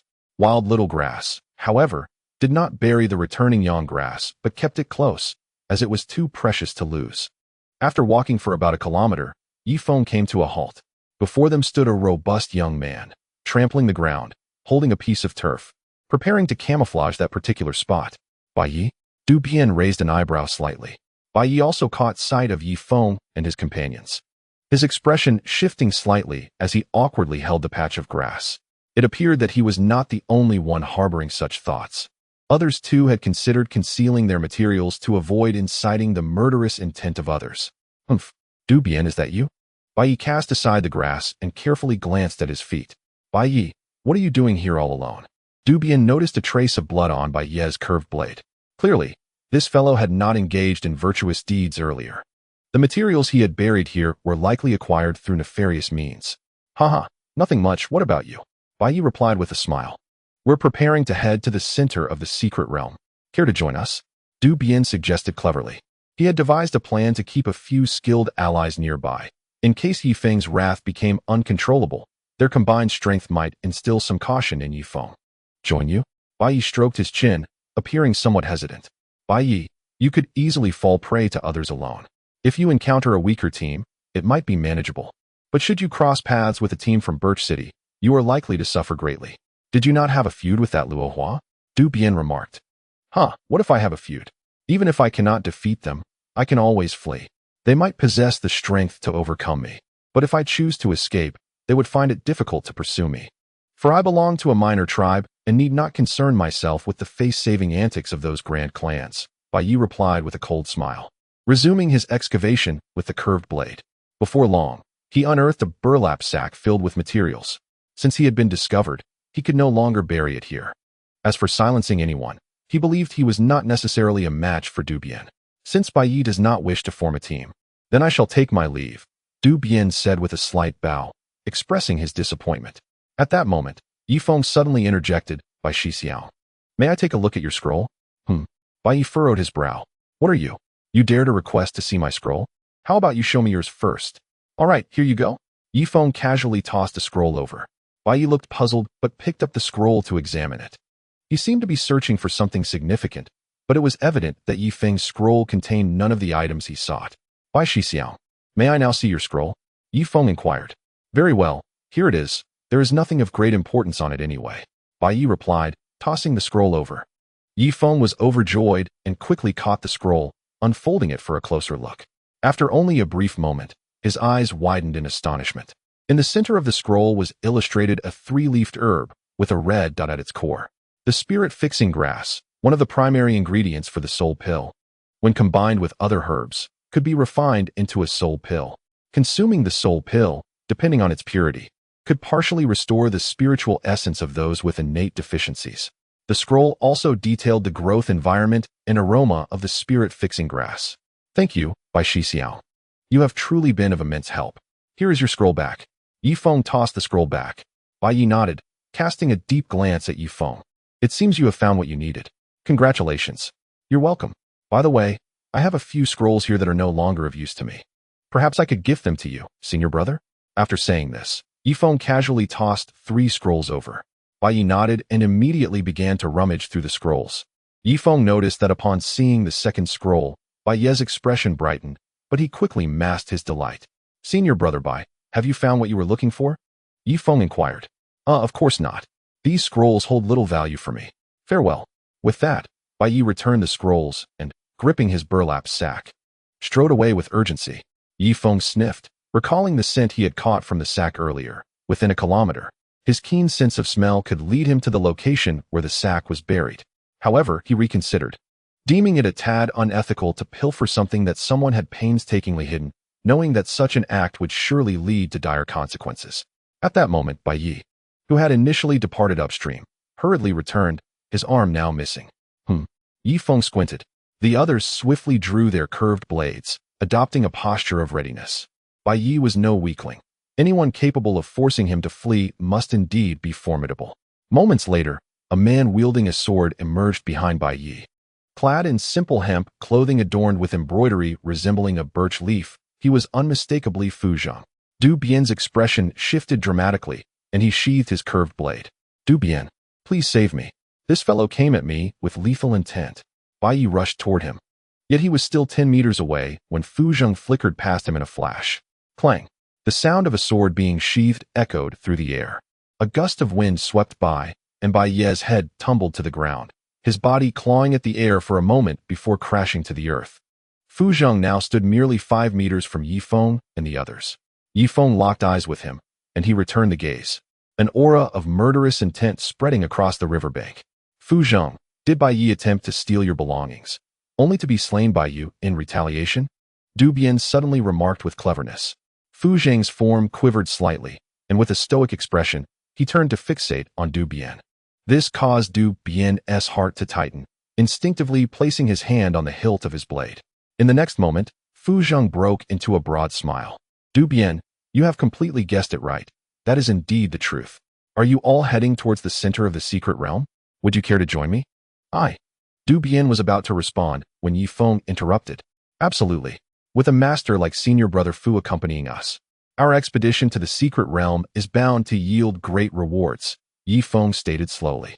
Very well then, senior brother Fu, let us journey together. Du Bian quickly added with a smile. Fu Zhang cast a deep glance at Yi Feng before striding forward. As a top-tier expert, he could undoubtedly sense the formidable energy emanating from Yi Feng. It appeared that among Du Bian's group, Yi Feng possessed the greatest strength. Before entering the secret realm, Fu Zhang received instructions from the Lord of Birch City to eliminate as many talented individuals as possible while avoiding any conflict with the Green Grass tribe, focusing instead on the One Sword Gorge. The upper echelons of the 3 premier tribes were well aware of this. Yet they held an unwavering confidence in the talents they dispatched. After all, the resources of the Green Sea Desert were limited, and it was only logical to attempt the eradication of the talents from the other 2 tribes, albeit discreetly, to maintain the honor and reputation of their own clans. Du Bian glanced at Yi Feng and then at Fu Zhang, suddenly taking a few steps forward to walk alongside Fu Zhang. While Fu Zhang was formidable, he had not yet reached a level that instilled despair. Yi Feng, however, was a different matter. His strength was unfathomable, and Du Bian harbored concerns that after the trial, Yi Feng might eliminate them all. Yi Ju hesitated for a moment, but ultimately followed Fu Zhang, creating a 10-meter distance between herself, Yi Feng, and the others. Shanning observed the trio ahead, then glanced at Yi Feng and Yi Xiaoqiao. In the end, she decided not to join them, choosing instead to obediently remain behind Yi Feng. Yi Feng nodded in approval. "Senior Sister Shanning, I have a favor to ask of you," Yi Feng said courteously. "Yi Shidi, whatever you need, just let me know. It is no trouble at all," Shanning replied hastily. "If one day I suddenly turn into a statue and become immobile, could you please ring the soul-extinguishing bell to free me from my inner demons?" Yi Feng inquired. "Of course, that is what teammates are meant to do. Even if you hadn't mentioned it, I would have acted," Shanning sighed with relief, having feared that Yi Feng would pose a challenging request. "Indeed, as long as you assist me, once we exit the secret realm, everything apart from the soul-fixing grass will be shared equally. I assure you, you will not suffer any losses," Yi Feng assured her. "Absolutely," Shanning exclaimed, her excitement evident as she felt she had earned Yi Feng's trust. Ahead, Fu Zheng paused momentarily, having overheard Yi Feng's words. "You're quite arrogant. Do you truly believe you can leave the secret realm alive?" Fu Zheng remarked without turning his head, his tone laced with a sense of confrontation. A figure of strength like him was accustomed to being the center of attention wherever he went. Yet now, two beautiful women preferred to walk with Yi Feng rather than follow him, which irked him considerably. Youth often harbors a competitive spirit, and even a master like Fu Zheng was no exception. Whether or not one can survive the secret realm is not something you need to concern yourself with. Fu Shixiao. "Shall we continue on our journey?" Yi Feng inquired nonchalantly. "Of course we must press on. However, I believe it would be wise to keep our distance," Fu Zheng replied, turning to face the others. "At this moment, I do not wish to be accompanied by Yi Feng, as I find his demeanor disrespectful. Those willing to follow me, please stand behind. Those who wish to accompany Yi Feng, step behind him," Fu Zheng declared coolly. Chapter 823. What an unfortunate coincidence. Du Bian was elated and promptly positioned himself behind Fu Zheng. Yi Ju, however, found herself in a dilemma but, after a brief 2 seconds of hesitation, also moved to stand behind Fu Zheng. Yi Feng narrowed his eyes, casting a cold gaze at Fu Zheng and Yi Ju. "Senior Sister Shanning, and the other sister, are you certain you wish to follow Yi Feng?" Fu Zheng asked indifferently. Before the two women could utter a word, Du Bian interjected. "Shimmy Daning, do come over quickly. Do not engage with a tiger, for you might not even know how you meet your demise." Daning glanced at Yi Feng once more, her lips twitching as if she were on the verge of speaking. "I am sorry, Du Bian and Yi Ju. You cannot accompany Fu Zheng. You must remain by my side." Yi Feng spoke coldly, interrupting the moment. It would be foolish to allow these two individuals, who had witnessed a fraction of his true prowess, to venture outside. Should they speak recklessly, they could jeopardize his safety when others sought to confront him. The adage "a clear shot is easy to evade, but a hidden arrow is hard to defend against" resonated within him, and he would not permit them to stray from his watchful gaze. Du Bian's face paled, casting a pleading glance toward Fu Zheng. With an impassive expression, Fu Zheng rhythmically tapped the hilt of his sword.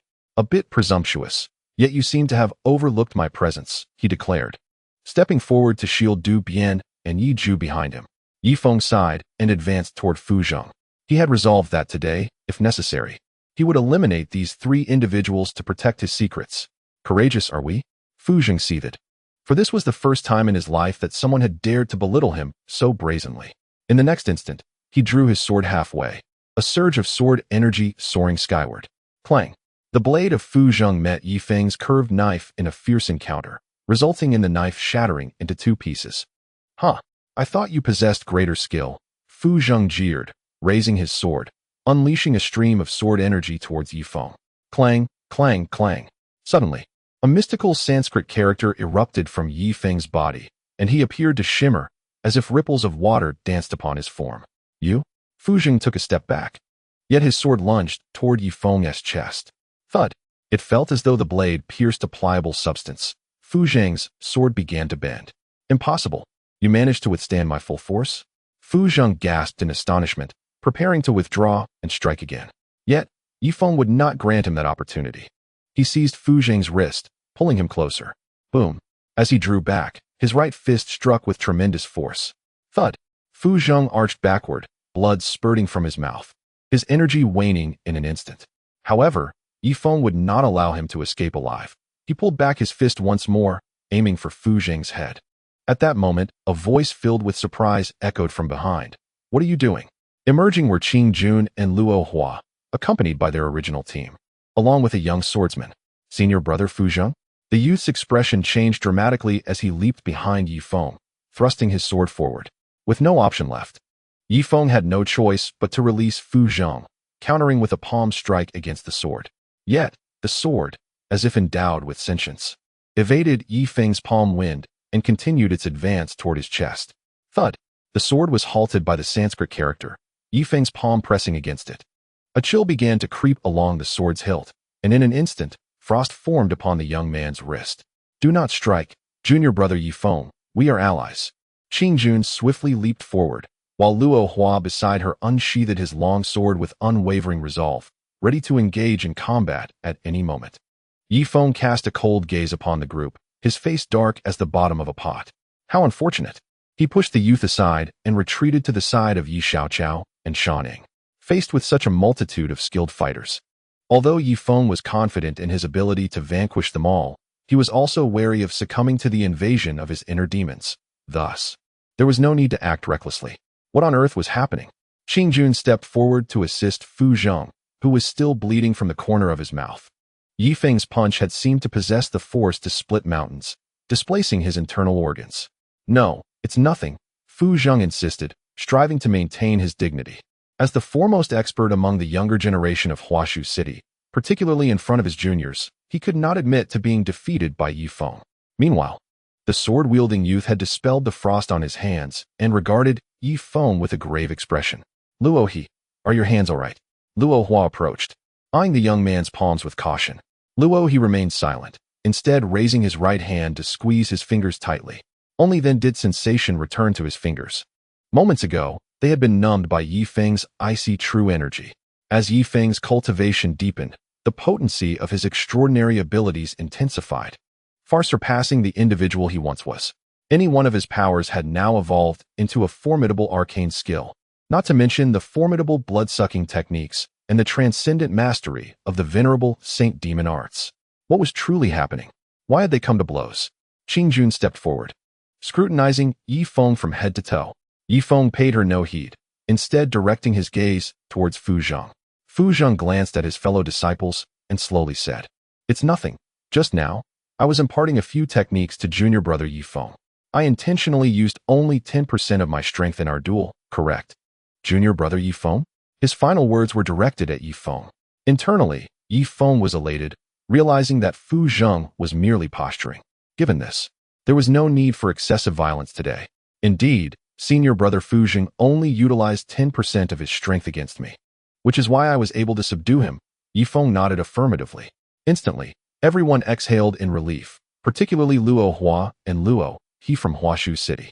Fu Zheng had always been their idol. If even he were to lose, it would deal a devastating blow to their spirits.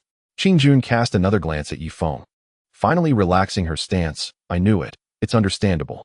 However, being able to contend with senior brother Fu Zheng at 10% of his strength is still commendable. You should know that when senior brother Fu Zheng was merely a third-tier power master, he could simultaneously defeat 5 ninth-tier power masters. It was that battle that solidified his fame throughout the desert.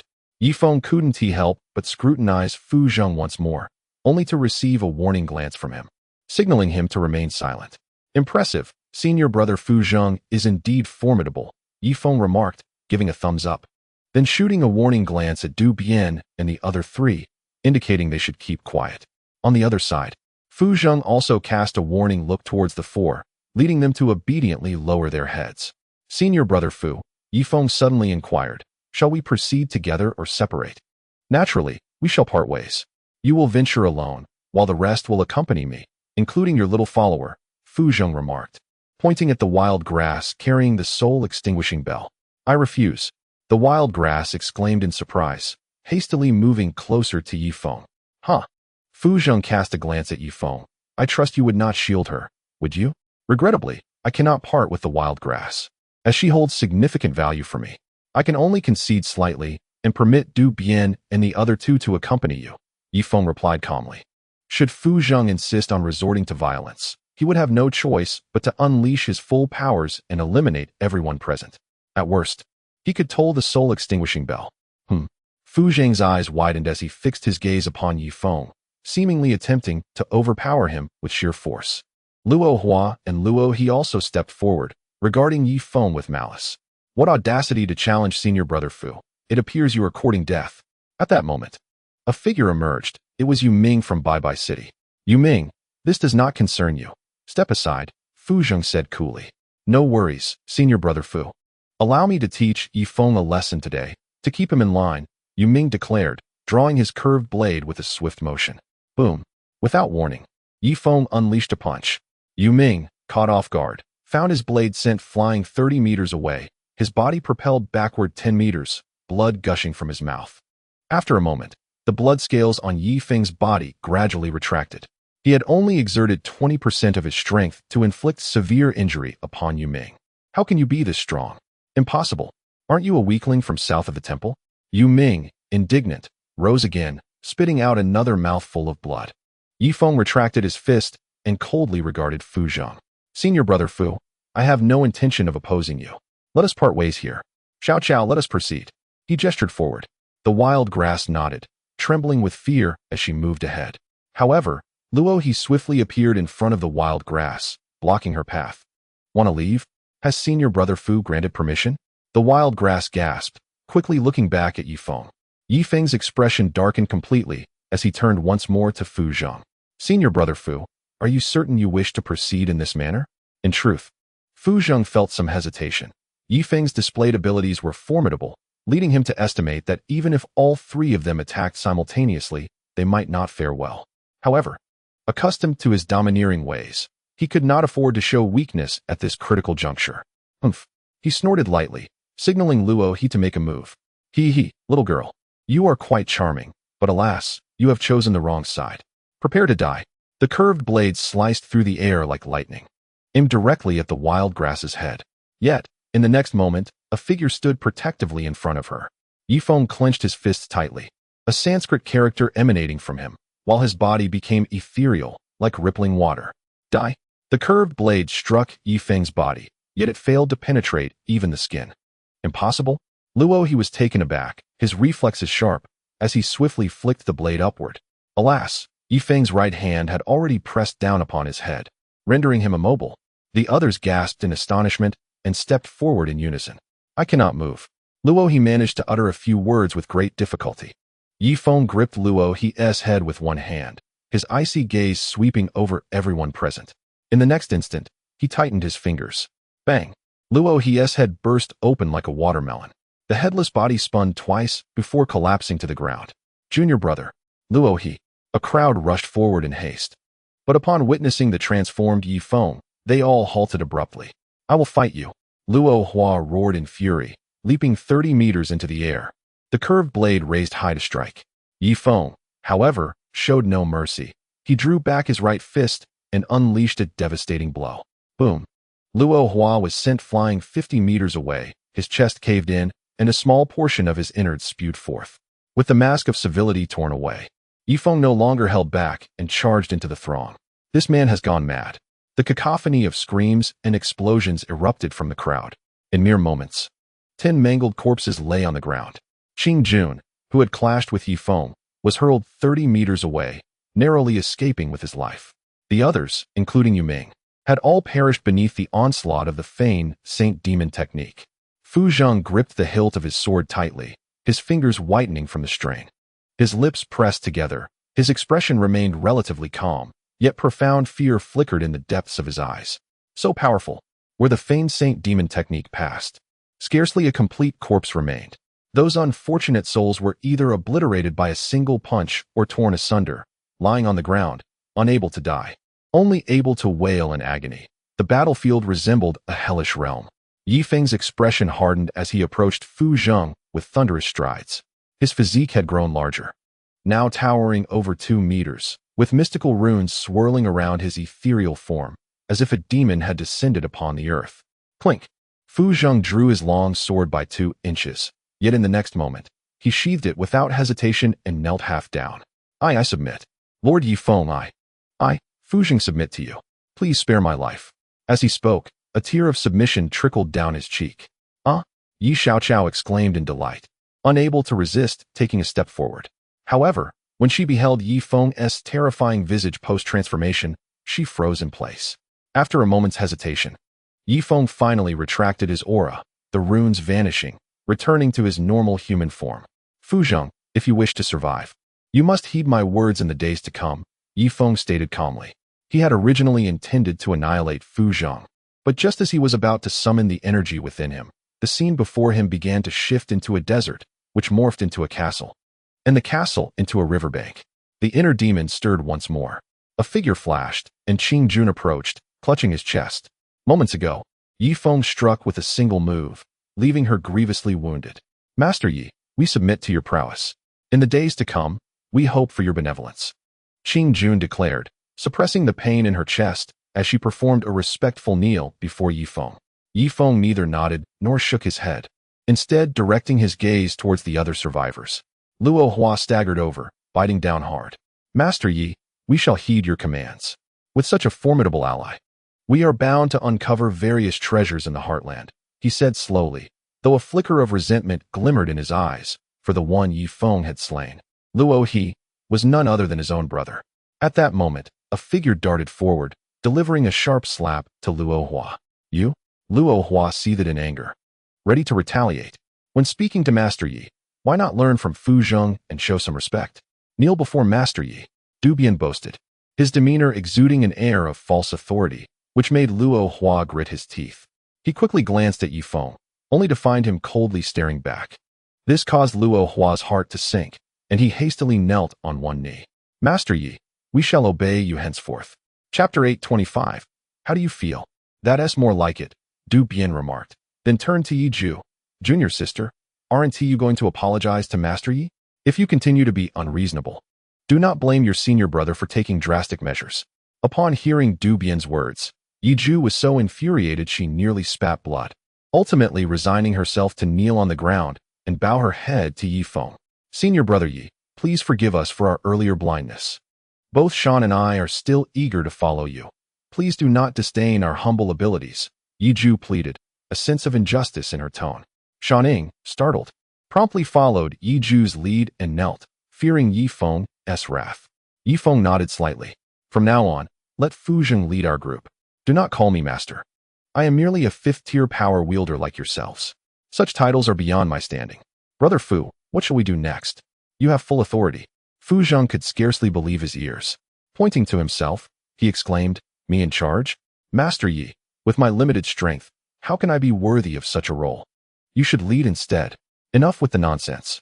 Du Bian thundered, advancing with his hand raised high, yet faltered upon meeting Fu Zheng's increasingly piercing gaze, ultimately refraining from striking. Fu Zheng, you are truly foolish. Do you not comprehend Master Yi's intent? Unlike us, he does not revel in ostentation. He is a person of noble character who acts with humility. Allowing you to take charge is to pave the way for your plans to gather various precious herbs. Naturally, if he finds your strategy unsuitable, he will express his thoughts. Do you now grasp Master Yi's meaning? Du Bian admonished. A blaze of anger ignited within Fu Zheng. He glanced at Yi Feng, realizing that Yi Feng had no intention of reprimanding Du Bian, and everything fell into place in his mind. Yes, Master Yi, Fu Zheng replied slowly. Fool, did I not make myself clear? Master Yi is a humble individual. You are to address him as Master Yi and must not reveal his true strength to others. Du Bian scolded once more. This man, fearing retribution from Yi Feng later, was now eager to curry favor and prove his worth. After delivering a stern reprimand to Fu Zheng, he turned to Yi Feng with a solicitous expression. Junior brother Yi, did I act correctly? Yi Feng cast a cold glance in his direction and pointed at Fu Zheng. Senior brother Fu, you may take charge now and lead us to the heart of the secret realm. Fu Zheng exhaled a sigh of relief, slowly straightening up and gesturing ahead. Yida? Junior brother Yi, my plan is to proceed directly to the center of the secret realm. We shall seize the bounty from those who return laden with treasures and gather any rare medicinal herbs we encounter. Of course, there is no need for you to take action yourself. I, Fu Zheng, hold some strength in the vast desert. Unless we face particularly formidable opponents requiring your intervention, I can handle the rest on my own. Naturally, Du Bian should assist as well, for his strength is no trifling matter. Let him and I take the lead while you, junior brother Yi, enjoy the fruits of our labor. As Fu Zheng concluded, He inadvertently dragged Du Bien into the conversation. Huh? Du Bien exclaimed in surprise, quickly turning to Yi Feng. What do you think, junior brother Yi? Very well, we shall heed senior brother Fu's guidance. Let us set forth without further delay, Yi Feng replied, eager to gather the soul-fixing herb, leaving no time to dwell on the intricacies of the two men's subtle rivalry. Thus, the group set off, their spirits dampened. Apart from Yi Feng and Yi Xiaoqiao, who appeared relaxed, the rest bore expressions of concern. After all, a master capable of annihilating them lurked within their ranks. How could they maintain cheerful countenances? As Fu Zheng walked several dozen meters ahead, he suddenly raised his right hand, causing the entire party to halt. He dashed into a grove of bamboo, swiftly chopping down a few stalks to fashion a makeshift slide. Du Bien, and you too. Yi Xiaoqiao, carry junior brother Yi. He is our pillar of strength, and we must ensure he retains ample energy. Even the stamina for travel must not be squandered. Fu Zheng stated matter-of-factly. Yi Feng, he added, I hadn't anticipated that flattery could stir such commotion. It is entirely unnecessary. We can simply travel at a normal pace. Yi Feng replied coldly. At the entrance of the hot spring enclave in Chongqing City, a long queue had formed. Among the crowd were individuals from various clans, the Duoyan, the people of Notching, members of the Huangsha tribe, and citizens from Jushi City, along with various small tribal groups. Sir, how many hot spring coins can I exchange for this crystal dan I hold? My wife is ill and requires hot spring coins for treatment on Hot Spring Island. I have heard that the hospital there has a pharmacist specializing in the treatment of worm diseases, lamented a member of the Huangsha tribe. Let me see. Not bad at all. A level 10 crystal dan. This should fetch around 2,000 hot spring coins. However, bear in mind that to take a boat, you will need to spend 500 coins. Once you reach the hot spring hospital, you will also need to pay a registration fee of 5 coins and 500 for the specialist consultation. Recovery from worm disease requires an extended hospital stay, costing 100 coins per day. I advise you to gather more crystal dawn, Ma Lebi replied expressionlessly. Very well, the Huangsha tribesman said glumly as he departed. Next, Brother Ma, we are all familiar faces here. I have 50,000 hot spring coins and wish to purchase a curved blade from Notching. Spoke the commander of the Duoyan tribe. 50,000 is insufficient. You must also pay taxes. I suggest you deposit it in hot spring silver, where you might earn some interest. Ma Lebi responded with an air of professionalism. Very well. With a swift turn, De Bury made his way to the branch of Chongqing City, depositing a total of 50,000 coins. It is so cold, my lord. I wish to exchange these hot spring coins for some frozen fish, as we can no longer consume the meat of the sand beast. We discovered parasites within its carcass, remarked a resident of Nanching. Very well, that should suffice to purchase 100 pounds. You may enter the concession area. Ma Lebi nodded in agreement. At that moment, a woman in the crowd suddenly collapsed into the snow with a thud. This is bad. She has contracted that disease. Panic ensued as the area was swiftly cleared, with everyone covering their mouths and noses, casting horrified glances at the woman. Burn her. Otherwise, the parasites will crawl into our mouths, someone shouted. However, Ma Lebi approached calmly, producing a small vial from his pocket. Without hesitation, he pried open the woman's mouth and poured the entire contents of the vial into her. Shortly thereafter, her body began to convulse violently, and she expelled a mouthful of vomit onto the ground. Despite his disgust, Ma Lebi used a meat cleaver to extract several parasites from the vomit, casually tossing them into the fire.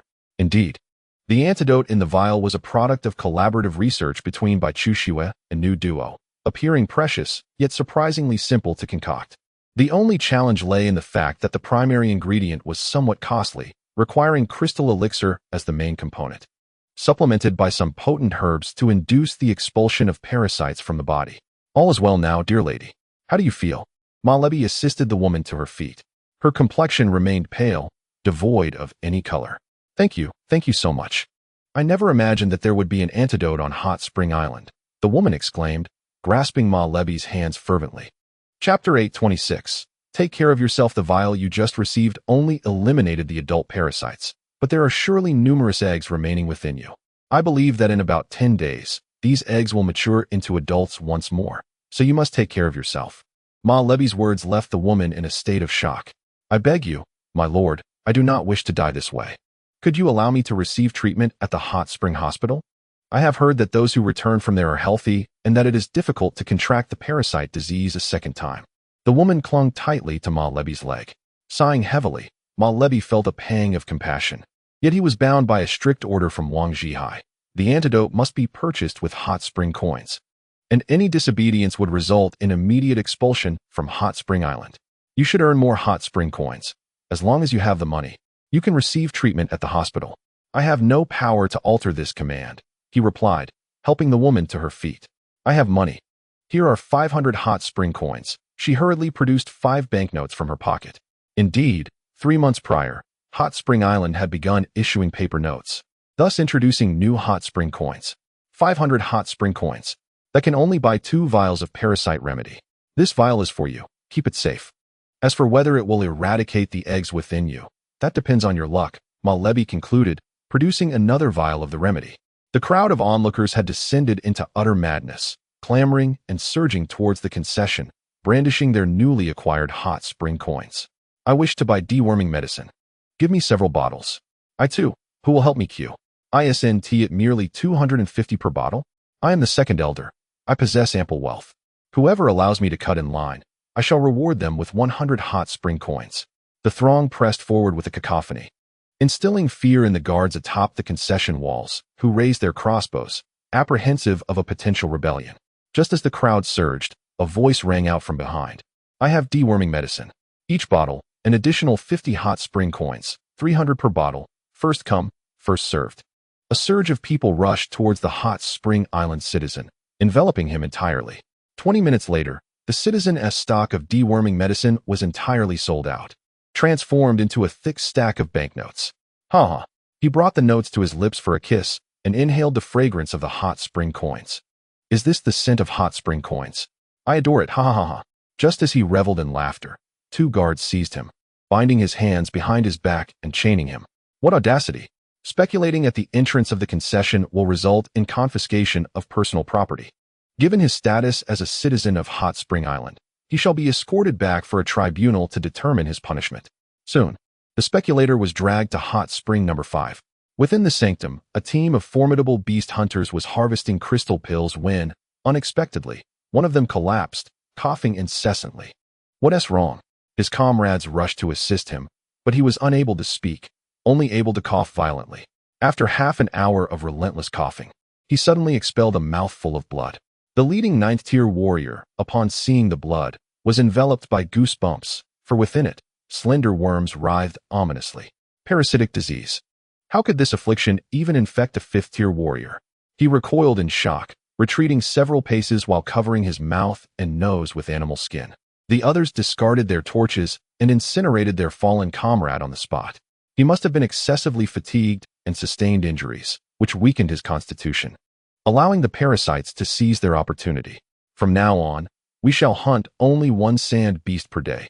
The rest of the time, we must rest, sleep, and eat well to avoid exhausting ourselves, the 9th-tier warrior advised. He displayed some knowledge, likely having discerned methods for preventing and treating the parasitic disease. Meanwhile, at Hot Spring Island, warships traversed the harbor, transporting countless steel plates to the docks, where laborers from subcontracted companies conveyed the plates to the castle site, subsequently welded onto the castle's exterior by specialized technicians. Among the 30,000 laborers, only 50 were citizens of Hot Spring Island, serving as engineers or technicians, thus exempt from physical labor, which was predominantly performed by the subcontracted workers.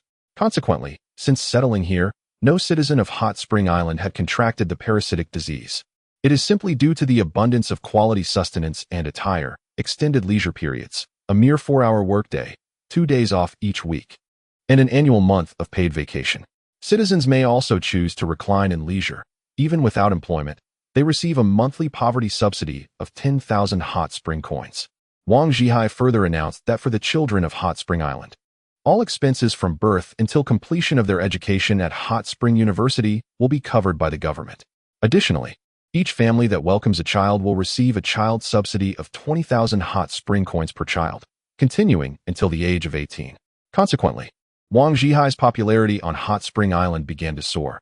Although he still lagged behind Feng, he had significantly surpassed Secretary Susan, as well as the president of Hot Spring University, Su Yun, and the director of Hot Spring Hospital, Nu Duo, along with vice president by Chu Xue. Wang Zhihai awoke at noon, casually consumed a meal, and commenced his workday. Under the protection of Jin Qi, bearing gifts in hand, he began to extend his condolences to the outsourced citizens, the Duoyan people, the Huangsha people, and the residents of Giant Stone City. Friend, I am a visitor from Hot Spring Island, and I would like to inquire about your earnings for a month here, Wang Zhihai inquired gently. What earnings? Our Duoyan elite have embezzled everything. Initially, you offered us 10,000 coins per month, yet half of that ends up in the pockets of Chongqing City. Furthermore, 1,000 coins must be given to the company, and another 1,000 to the foreman, leaving us with merely 3,000 coins. It's truly a life worse than that of a dog, the laborer retorted angrily. Then why don't you file a complaint with Hot Spring Island? Isn't there a suggestion box at the dock? Wang Zhihai responded with surprise. Is that so? Look beside the suggestion box. Not only are there 5 crossbows, but also over 30 skilled guards. Who would dare to drop a letter in the box? They would lose their job by morning, or worse, be sent back to that wretched place of Chongqing City, the laborer replied with indignation. Ah, but you could also work in Chongqing City, Wang Zhihai suggested once more. At the mere mention of Chongqing City, the laborer scoffed. Please. The wages there are even lower. Even management only earns 500 hot spring coins a month.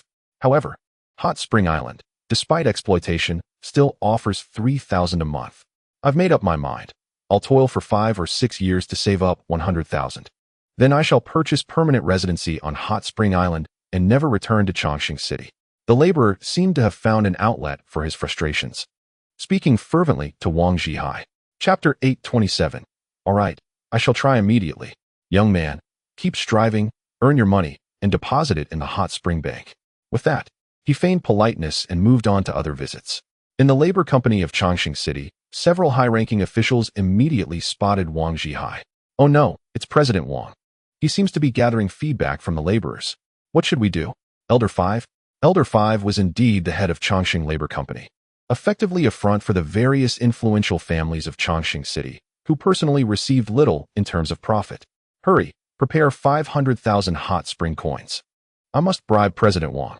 Within a certain secret room on Hot Spring Island, Ding Tuanshuan slowly opened her eyes.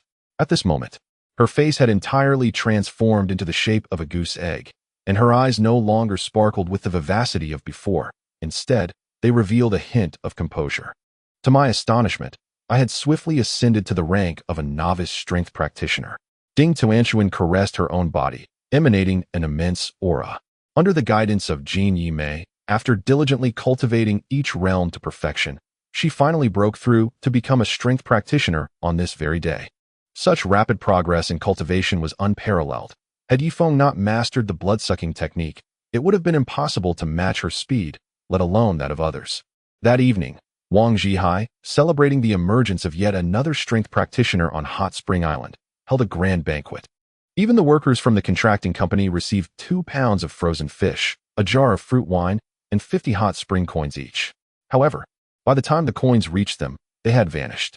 At that juncture, Yifeng had penetrated 100 kilometers into the heart of the area, where traps and prohibitions abounded. Du Bian had lost a leg due to the treacherous terrain, yet he persisted in proving his worth, leaning on a cane to lead the way. Ha ha ha, Brother Feng, rest assured, I still possess value, Du Bian grimaced as he trudged ahead. Yifeng remained expressionless and silent. Fu Zheng, however, sneered disdainfully. What value does a one-legged waist hold? Brother Feng, what I mean is, since this fellow is of no use anymore, why not? Yifeng waved his hand. No, he has contributed in the past. I cannot unjustly slay the innocent. Let him remain with us. Indeed, Brother Feng. That was my intention as well. Do not misunderstand me. Fu Zheng quickly acquiesced. Qing Jun had ceased clinging to Luo Hua, instead positioning herself closely beside Yifeng, periodically wiping the sweat from his brow and offering him sips of water, a complete turnaround from her previous demeanor. The young wild grass, still in her youth, found herself at a disadvantage in the contest for affection, merely simmering with frustration from the sidelines. At that moment, Fu Zheng had ascended a small hill, gazing forward. Brother Yi, splendid news. There lies a cluster of purple flowers just over 1,000 meters ahead. However, the spatial fluctuations near the flowers are quite severe, likely indicating another prohibition like the last one. He called out from the hilltop. Let us investigate, Yifeng replied, swiftly appearing beside Fu Zheng, his gaze directed towards the flowers in the distance. Indeed, Amidst a marsh, a purple blossom was rhythmically opening and closing. He quickly turned his attention to the scroll in Fu Zheng's hand. The purple flower, after a century, turns blue, after a millennium, purple, and after 3 millennia, it becomes a deep violet. The flower below had fully transformed into a violet hue, indicating it was at least 3,000 years old. Surrounding it, vapor rose, and the space shimmered with slight distortions. Upon observing this, Feng realized the challenge ahead. It was likely that prohibitions encircled the flower. If it were so easy to harvest the purple flower, the earlier generation of powerful practitioners would have plucked it long ago when the secret realm opened 500 years prior, and it certainly would not have survived for so long. Brother Yi, the violet flower is one of the primary materials for establishing the protective array of our clan. Its uses are manifold, whether for upgrades, cultivating unique techniques, or saving lives. I observed its surroundings and noticed that the space here seems distinct from ours, Fu Zheng remarked. Yi Feng's eyes sparkled. This was precisely the material he sought for the protective array. After all, relying solely on the castle of Hot Spring Island would be insufficient to withstand absolute zero, and many citizens would perish from the cold. Now that he had become a citizen of Hot Spring Island, Yi Feng could not remain indifferent. He had to take responsibility for them. In return, the citizens would lend their full support in his times of need, which was the ethos of Hot Spring Island. Brother Fu, why don't you test the power of the barrier? Yi Feng suggested. Me? All right, I will try it immediately, Fu Zheng responded. He glanced around and suddenly lifted a massive stone, hurling it towards the violet flower's location. The stone soared smoothly for about 20 meters, but upon reaching 30 meters, it collided with a transparent barrier, shattering into pieces with a resounding crash. Let's go, Yi Feng said, swiftly moving to 30 meters away and gently stabbing forward with his curved blade. Indeed, a transparent barrier was present, invisible under normal circumstances, but it revealed its defensive capability upon contact. Had Fu Zheng rushed past at full speed, he might have collided fatally with the barrier. Brother Yi, step back a bit. I will test how strong this barrier's defense is, Fu Zheng declared, unsheathing his sword with a swift motion. Yi Feng nodded and retreated 20 meters. Hi. With a powerful swing, Fu Zheng struck, causing the barrier to ripple like water, its transparency shifting from 100% to 50%. The impact sent his sword flying, numbing his grip. Thankfully, he had only exerted 80% of his strength. Had he used all his might, his hand would have been injured. What formidable defense. Brother Yi, let me try with full strength. Worst case, my hand will be injured, Fu Zheng said, retreating to retrieve his sword. Meanwhile, Yi Xiaoqiao and others approached, gazing in astonishment at the semi-transparent barrier before them. The barrier's defensive capability surpassed that of the divine spear, making it impossible for ordinary individuals to breach. However, in terms of defensive diversity, the divine spear's barrier was significantly superior, as it contained golden threads that would slice anyone foolish enough to enter into pieces. Hi! Fu Zheng's muscles tensed, and he struck fiercely with his sword. Clang! The sword shattered into 2 pieces, but the effect was achieved. The entire barrier materialized before everyone's eyes, forming a hemispherical shield spanning several hundred meters. The violet flower, seemingly sensing the external attacks, began to pulse rhythmically, indicating its awakening. Remarkable, Yi Xiaoqiao exclaimed, stepping forward in awe to behold the violet flower. Such a high-grade violet flower must possess immense medicinal potency, valuable for breaking through cultivation bottlenecks, and typically, one would hesitate to use it for daily training. Shall we attempt to dig downwards? Shanying suddenly suggested. Indeed, let us commence the excavation. A group hastily began to scrape away the earth beneath them. However, after burrowing less than half a meter, they soon abandoned their efforts. Chapter 8:28. A flicker of apprehension from above. The barrier appeared as a hemisphere. Beneath the soil lay another hemisphere, securely enveloping the purple flower. 5 centuries ago, the previous practitioners lacked the strength to extract this flower, indicating its formidable nature. We must devise alternative strategies rather than relying solely on brute force. Fu was pacing back and forth, as if the flower would belong to him once acquired. Yefeng rhythmically tapped the hilt of his dagger, ultimately refraining from utilizing the transcendent divine arts. Given his current predicament, should he unleash his full powers, the inner demons would undoubtedly surge forth. However, if we could transport 100 siege crossbows from notching, we might breach this barrier. A solitary crossbow would undoubtedly fail to penetrate, but a relentless barrage from 100 could surely shatter it. Yefeng, Your physical prowess is remarkable. Perhaps you could attempt it your way? Fu hesitated for a moment before finally turning to Yefeng. No, some things cannot be forced.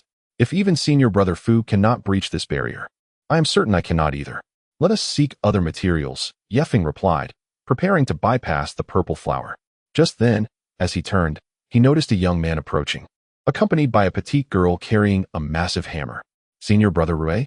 Dubian exclaimed joyfully, darting to stand beside Rui Tian. Yejua hesitated briefly before joining Rui Tian, while Shannying remained by Yefeng, her expression still wavering. Senior brother. Senior brother. The two called out earnestly before positioning themselves behind Rui Tian, casting disdainful glances at Yefeng. Fu narrowed his eyes, resting his hand on the broken sword. Fu Zhong. Ha ha ha. Do you seek to possess this purple flower? Rui Tian remarked coolly. Both were peak practitioners, capable of sensing the lethal intent emanating from one another. Rui Tian, I fear no one shall leave with this purple flower. If you doubt my words, feel free to test it yourself, Fu Zhong smirked. Yet, Yefeng discerned the slight wavering in his laughter, hinting at a palpable trepidation towards Rui Tian. At that moment, Dubian leaned close to Rui Tian and whispered a few words in his ear. Rui Tian's expression shifted as he glanced toward Yefeng in the distance. Is it true? Rui Tian inquired uncertainly. Indeed, it is true, replied Yejua. Rui Tian's demeanor grew solemn, his countenance darkening noticeably. Ha ha ha. Fu Zhong, your fortune is quite remarkable. I take my leave. Without hesitation, Rui Tian turned and departed. He had contemplated eliminating Fu Zhong, but, after heeding the words of his fellow disciples, he decided to weigh his options carefully. With Fu and Yefeng together, he was not entirely confident in eradicating them both, but had to consider the associated costs. When a person exerts themselves to the utmost, they can unleash boundless potential. Even if they are capable of vanquishing two formidable warriors, they are likely to sustain some injuries. Moreover, there remains one adversary unvanquished. He cannot afford to be harmed. On this side, Fu Zhong let out a sigh of relief and turned to gaze at Yifeng. Phew. Yifeng also exhaled a breath of relief. Just moments ago, upon encountering the so-called senior brother, he felt a flicker of trepidation. That individual undoubtedly possessed some extraordinary powers. Brother Feng, let us take another route. Fu Zheng's demeanor had transformed. The pride on his face evaporated as he sensed the murderous aura exuded by Rui Tian. A splendid idea, let us proceed. Yifeng nodded in agreement. The group continued on their journey, and after a moment's hesitation, Danning followed suit. She was perplexed. Despite it being the perfect opportunity to part ways with Yifeng, she found herself unwilling to leave him. This sensation was bewildering. Could it be? Danning cast another glance at Yifeng's retreating figure, a faint blush gracing her cheeks. Junior Sister Dan, do hand your backpack to Luo Hua. Having carried it for so long, I am sure you are weary. Yifeng suddenly turned back and remarked. Oh, it's nothing. I can still manage this little bit. Danning replied flustered. Yifeng smiled gently, choosing not to press further, and resumed following Fu Zhong. Junior brother Yi, Rui Tian is exceptionally strong. Among all the warriors in the vast desert, he ranks within the top 10. Even when he was a 9th-tier warrior, he made the sand bandits near Jinxiao flee in disarray, Fu Zhong explained. Then, with his prowess, could he eliminate a 9th-tier king? Yifeng inquired. Certainly. He could have done so 3 years ago. As for his current strength, it can only be described as unfathomable, Fu Zhong replied. We must avoid him in the future. Even if we cannot evade him, we should strive to avert any conflict. Yifeng nodded. Junior brother Yi, I believe that in the secret realm, we cannot afford to separate any longer. If we do, Rui Tian will pick us off one by one. If the abilities you have displayed thus far are all you possess, I can assure you that you are no match for Rui Tian. However, together, while we may not be his match, at least we can instill a modicum of caution in him. Fu Zhong seemed apprehensive, his earlier bravado dissipating. Look, up ahead. There's the yin-yang grass, the finest material for cultivating eye techniques. Qing Jun suddenly pointed forward. Oh, Yifeng exclaimed with delight, hastening a step forward. There lay a solitary small plant on the hillside, but in its vicinity, not a blade of grass grew within several dozen meters. Additionally, its hues were peculiar. Some leaves were white, while others were black. Brother Fu, I must trouble you, Yifeng said. It is my duty, Fu Zhong replied, gripping his curved blade and cautiously approaching the yin-yang grass. As he neared the plant, his steps faltered, and he began to circle it erratically, seemingly entranced. This is bad.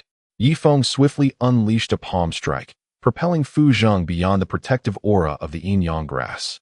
After a moment, Fu Zheng regained his composure, shaking his head as his bewildered gaze sharpened. Such powerful illusions. As I stepped into the desolate expanse, a labyrinth materialized before my eyes. Fortunately, Brother Yi extended his assistance. Otherwise, I would have been ensnared within its confines. Fu Zheng's face was devoid of color, though he had lingered only a few seconds in that barren realm. It felt as though he had endured an eternity. Yi Feng remained unaware of the depth of Fu Zheng's despair. He had flailed his blade aimlessly in the maze until sheer exhaustion overtook him. At that moment, a group of 6 appeared ahead, 5 women and 1 man. Qing Jun, filled with joy, rushed toward the man. Brother Qing Yu, it's me, Qing Jun. She leapt into his arms as if she had spotted a long-lost kin. Qing Jun, why do you look so pale? Are you injured? Qing Yu initially cast a wary glance at Fu Zheng before pulling Qing Jun from his embrace. Yes, I am gravely wounded. Qing Jun hesitated, but ultimately refrained from disclosing that it was Yi Feng who had inflicted her injuries. She believed that Brother Qing Yu might not be able to contend with Yi Feng, but the presence of senior brother Qing Qian would have made a difference. Fu Zheng had suffered at Yi Feng's hands, so his current abilities were likely on par with Qing Yu's, a standoff of sorts. Brother Fu Zheng, do you intend to harvest this yin-yang herb? Qing Yu inquired, looking toward Fu Zheng. No, let us share the spoils. Brother Qing Yu, why don't you go and collect it? Fu Zheng replied with a sly grin. Huh, if even you cannot obtain it, how could I possibly succeed? Now that I have found my junior sister, I shan't intrude further. Farewell, Qing Yu said, bowing slightly as he prepared to depart with Qing Jun wait. Fu Zheng suddenly obstructed the path of the 7. What? Qing Yu's expression darkened as he grasped the hilt of his sword. Do not misunderstand. Earlier, I encountered Rui Qian. As a genius of the Greenfield Department, you should be aware of the underlying matters, correct? Upon hearing this, Qing Yu's expression stiffened, and he gradually released his grip on the sword. He did not attack you? Qing Yu asked. No, the situation was peculiar. I believe it would be prudent for your Greenfield Department to ally with us from Huashu City. Otherwise, with Rui Tian's strength, he could eliminate us one by one at any moment. What do you think? Fu Zheng proposed an alliance. Qing Yu remained silent, his gaze shifting to the side where Qing Jun stood. Yes, Qing Jun nodded, discreetly assessing Yi Feng's demeanor. Brother Yi, Brother Qing Yu has agreed to join forces with us. We can now delve deeper into the heart of the matter, Fu Zheng said with a smile. No need to rush into the depths. I must acquire the yin-yang herb first, Yi Feng declared, striding purposefully toward the herb. In the next moment, his form shimmered, rippling like water, as a sacred script swirled around him. Boom! With a single punch, the space surrounding the yin-yang herb began to distort subtly. Yet, Yi Feng's assault did not cease. Each strike was swifter than the last. After delivering 30 punches, the ground around the herb had been thoroughly plowed. Yi Feng smiled faintly, retracting his sacred technique, and plucked the yin-yang herb into his grasp. Got it, he said, tossing the herb toward Danning. Danning hurriedly caught it and stowed it within a bag. Oh, Qing Yu's eyes sparkled with intrigue as he turned his serious gaze towards Yi Feng. The 5 attractive women surrounding him similarly regarded Yi Feng with curiosity, as though he had transformed into a rare treasure. Let us proceed. Time is of the essence, Yi Feng mused, calculating that they had already spent a month in the secret realm. There remained a considerable distance to the heart of the domain, and upon reaching it, they would need to allocate another month to hasten towards the exit, rendering their time increasingly precious. I shall forge ahead to clear the path for junior brother Yi, Fu Zheng remarked with delight. The strength Yi Feng had displayed earlier had surpassed what he had shown during their first encounter. Remarkable. He had not anticipated that this expedition would unveil such an extraordinary talent. Unbeknownst to him, Yi Feng had not been idle during their time in the secret realm. Each time he gathered materials, he utilized his blood-sucking technique to absorb their medicinal properties, quietly employing them to cultivate the Brahma Saint demon art. He believed that soon he would break through to the second level of this formidable technique. The prowess of the first level was already astounding. He could scarcely fathom the strength of the second. At that moment, a deafening roar reverberated from the depths of the secret realm. The group clutched their heads in agony, their faces contorted in distress. The roar persisted for a full minute before subsiding, punctuated by the sounds of sand beasts fleeing nearby. What could that be? Wild Xiao Xiao released her grip on her head, her small face devoid of color. It must be at least a level 28 sand beast. A beast of the strength monarch class. Qingjun also uncovered her ears. Within the entire group, only Yi Feng remained unperturbed. Though the roar had triggered the passive mechanism of his Brahma Saint demon art, causing the Brahmin scripts on his body to flicker briefly before vanishing. That roar cannot belong to a mere level 28 sand beast. I suspect it is at least level 35 or higher. Fu Zheng corrected Qingjun. Is that so? Qingjun, now emboldened by Qingyou's support, no longer felt the need to placate Fu Zheng. Junior sister, Fu Zheng is correct. If it were a first-tier strength monarch sand beast, our senior brother would be capable of vanquishing it. Thus, its roar would not possess such an effect. Only a level 35 beast or above could emit such might. Qingyu stated objectively. Oh, Qingjun pouted, seemingly displeased. After advancing over 1,000 meters, Fu Zheng pointed to a low-lying area nearby. That is a Vajra fruit. Senior brother Yi. The Vajra fruit is specifically used for body refinement. It may greatly aid you. After comparing it with a scroll he had taken out, he spoke earnestly. Oh, Yi Feng felt a rush of excitement. Most of the herbs he had previously absorbed were not intended for body refinement. In that case, I shall retrieve it. Albeit there is only one. Upon concluding his statement, Yi Feng swiftly approached the Vajra fruit and plucked it. The fruit was adorned with a layer of golden patterns and emitted a pungent medicinal aroma. Brother Fu, please bring the scroll for me to examine. I need to confirm that this is indeed a Vajra fruit. Yi Feng called upwards. Based on his experience, items with a sharp odor often contain poison. He wondered if Fu Zheng might be leading him astray. The notion of vigilance against others is indispensable. With that, Fu Zheng tossed the scroll towards Yi Feng. Just then, a colossal golden figure leaped down from the hillside, crashing thunderously before Yi Feng. Alarmed, everyone drew their weapons. Before Yi Feng stood a towering 7-meter-tall golden gorilla, reminiscent of the mighty King Kong from the movies. This was no ordinary creature. It was a royal tier sand beast. Everyone, attack together. Fu Zheng commanded, thrusting his broken sword towards the gorilla's back. With a piercing sound, the sword embedded itself, prompting the gorilla to leap into the air, retaliating with a ferocious punch aimed at Fu Zheng. However, Fu Zheng, not lacking in strength, deftly evaded, retreating to a safe distance of 100 meters. Meanwhile, Qing's joined the fray, sweeping his curved blade left and right, leaving cross-shaped gashes upon the beast's body. The gorilla, lacking in intelligence, enraged, abandoned Fu Zheng to pursue Qingyu. Yet, after a few strides, Yi Feng clenched his fists and delivered a devastating blow to the gorilla's back. This punch was formidable, infused with the power of the sacred demon technique and the third layer of the Chongyang skill. The gorilla, weighing several tons, was sent flying 10 meters away, crashing heavily to the ground, spewing forth a mass of internal organs. Roaring, it struggled to its feet, wobbling as it charged towards Yi Feng. However, Qingyu seized the opportunity to ambush from behind, inflicting a 2-meter-long gash where the punch had landed. Blood gushed forth as the gorilla staggered, torn between attacking Yi Feng and Qingyu. At that moment, Fu Zheng soared 10 meters into the air, wielding his broken sword with great force. With a thunderous crash, a half-ton head tumbled to the ground. Chapter 830, I shall forego my share. The royal tier sand beast immediately knelt, collapsing lifelessly. Yi Feng retracted the sacred scripts that adorned his body and strode confidently to the gorilla's abdomen. Soon, a brilliant golden crystal pill was extracted. Fu Zheng and Qingyu sheathed their weapons and gradually approached Yi Feng. Brothers, this crystal pill is the result of our combined efforts. How about we each take a third? Yi Feng proposed. Sounds good. Qingyu nodded in agreement. No. Junior brother Yi has contributed significantly. I shall forfeit my share, Fu Zheng insisted, waving his hands. He had learned from experience that respect is due to the strong. Although Qingyu had witnessed Yi Feng's prowess, he had not been bested by him and felt entitled to his third. Brother Fu Zheng, are you truly certain? Yi Feng inquired once more. Indeed, I am certain. I am not one who specializes in body refinement.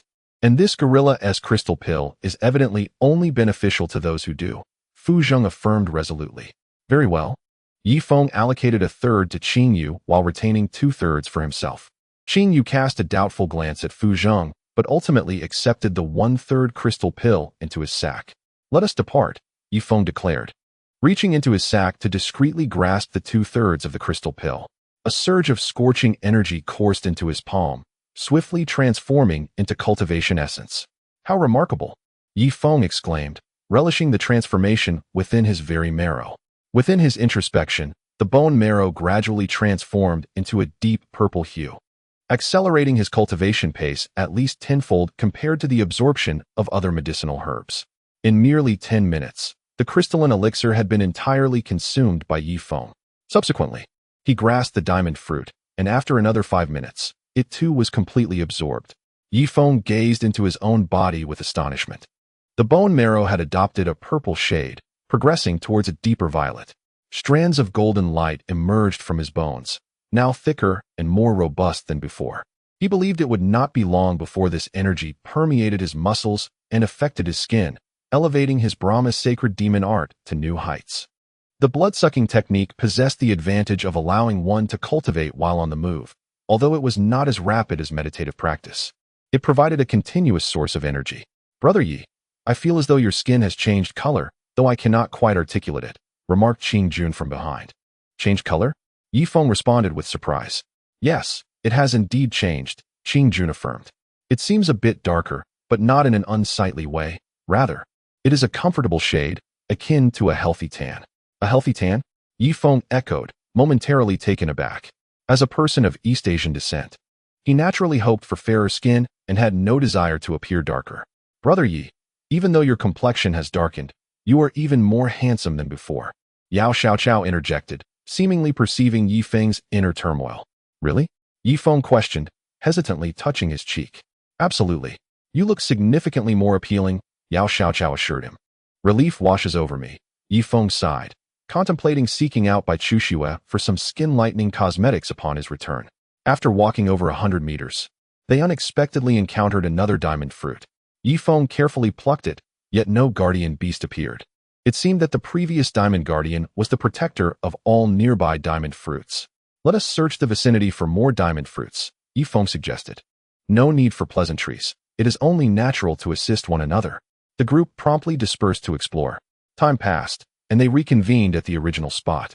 Yi Feng counted, discovering a total of 5 diamond fruits. He hurriedly placed them into a sack and quietly activated the blood-sucking technique. Luo Hua scrutinized Yi Feng's skin closely before inquiring. Brother Yi, your body refinement technique does not resemble the diamond technique or the dragon elephant skill. Is it perhaps a different method of body refinement? Ah, indeed. It is a different technique, Yi Feng replied evasively. To think it is another body refinement method. It must be extraordinarily powerful, far surpassing the dragon elephant skill and others. Might I request a copy, Brother Yi? I have decided to focus my future cultivation on body refinement, Luo Hua expressed. After witnessing Yi Feng's prowess, Luo Hua's worldview had been profoundly impacted, compelling him to consider adopting Yi Feng's path. A copy? Yi Feng hesitated. The divine sacred demon technique is a martial art left behind by the gods, and to be frank, its keeper is rather reluctant to share it with others. Lo Hua, you must maintain decorum, admonished Fu Zhong, sensing Yi Feng's hesitation. Lo Hua nodded, continuing to forge ahead. After walking several hundred meters, Yi Feng's eyes narrowed as he beheld a dense forest. The types of trees were strikingly familiar. They were none other than the iron shadow woods of Giant Tree City. However, this grove appeared to have been partially felled, and several corpses lay scattered about. Is this iron shadow wood? Fu Zhong, possessing some knowledge, dashed into the thicket. He glanced at the fallen bodies, his expression growing grave. Do you recognize them? Qing Yu inquired. I know 2 of them. Their strength was akin to that of a 6th-tier power king.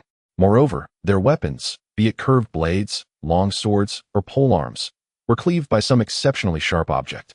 And they barely had time to unsheath their arms, Fu Zheng replied solemnly. Meanwhile, Yi Feng caressed the smooth cut of an iron shadow tree. What weapon could sever such resilient timber so effortlessly? Undeterred, he drew his curved blade and struck fiercely at the iron shadow wood. Clang! The blade chipped at the edge, while a small notch appeared in the tree. This indicated that while the iron shadow wood might not match the hardness of the colossal trees in Giant Tree City, it was still formidable. What kind of weapon could level this forest with a single stroke? Others joined him in examining the cut, their expressions fluctuating between uncertainty and concern. Could it be the claws of a true martial realm sand beast? Qing Jun suddenly proposed. True martial realm? Are you jesting? According to records, none of the previous batches of trial participants encountered such beasts in the secret realm. If it were indeed a true martial realm sand beast, why did it not consume the corpses? Fuzheng countered. Qing Jun, seemingly displeased by the rebuttal, pouted. If it wasn't a beast, then it must have been humans. But are there indigenous humans in the secret realm? Yi Feng retorted. There are the ancient giants. However, their weapons, at best, are cumbersome and hardly sharp. Qing Yu interjected. Does this imply that this grove of iron shadow trees was decimated by trial participants? Yi Feng's expression darkened. He discerned that in the secret realm, whether it be indigenous giants or sand beasts, as long as one did not provoke them, they would typically refrain from causing trouble. However, trial participants were different. They were human and often resorted to murder for treasure. If it were indeed the participants wielding such sharp weapons, could even the practitioners of the divine sacred demon technique stand against them? Wait. Yi Xiaoqiao suddenly paused. If such a weapon exists, it should be able to breach the barrier of the purple luo flower. She exclaimed with delight. Her grandfather's time was drawing near, and while the resurrection grass could merely prolong his life, to truly extend it by several decades, they needed a purple luo flower of at least 3,000 years. Indeed. As we return, let us observe whether the barrier has been breached. If it has been severed, it indicates that the challenger possesses such a weapon. Should that individual prove to be weak, we shall seize the opportunity. If strong, we shall retreat. Fuzheng decisively made the call. Agreed, let us proceed. No sooner had Yi Feng uttered these words than a contingent of 20 appeared ahead, 1 woman and 19 men. The woman appeared disheveled, her eyes vacant, as if she had endured unspeakable torment. Yi Feng's expression darkened, a glimmer of murderous intent flashing in his gaze. Without needing to inquire further, he surmised the nefarious deeds committed by the 19 men. Fuzheng raised an eyebrow and placed his hand upon the hilt of his sword.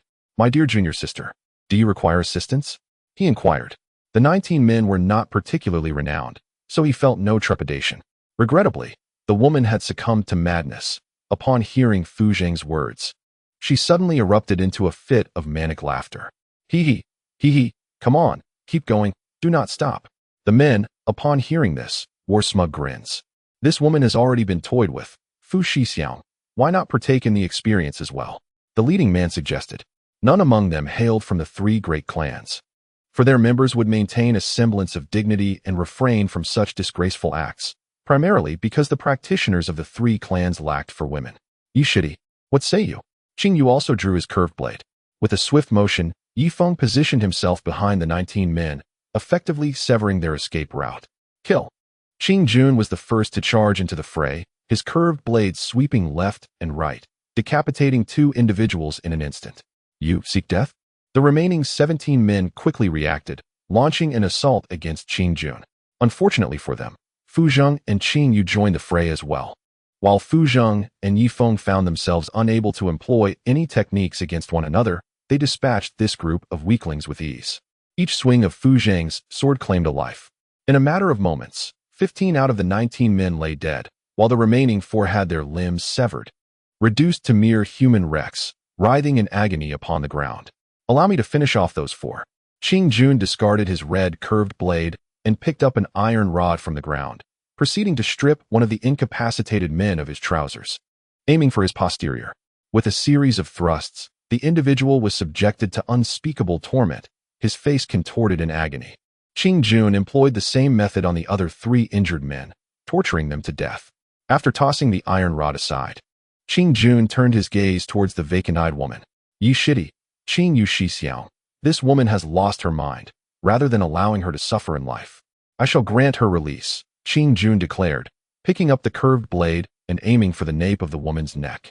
Indeed, make it swift, so she may not suffer. Qing Yu nodded in agreement. No.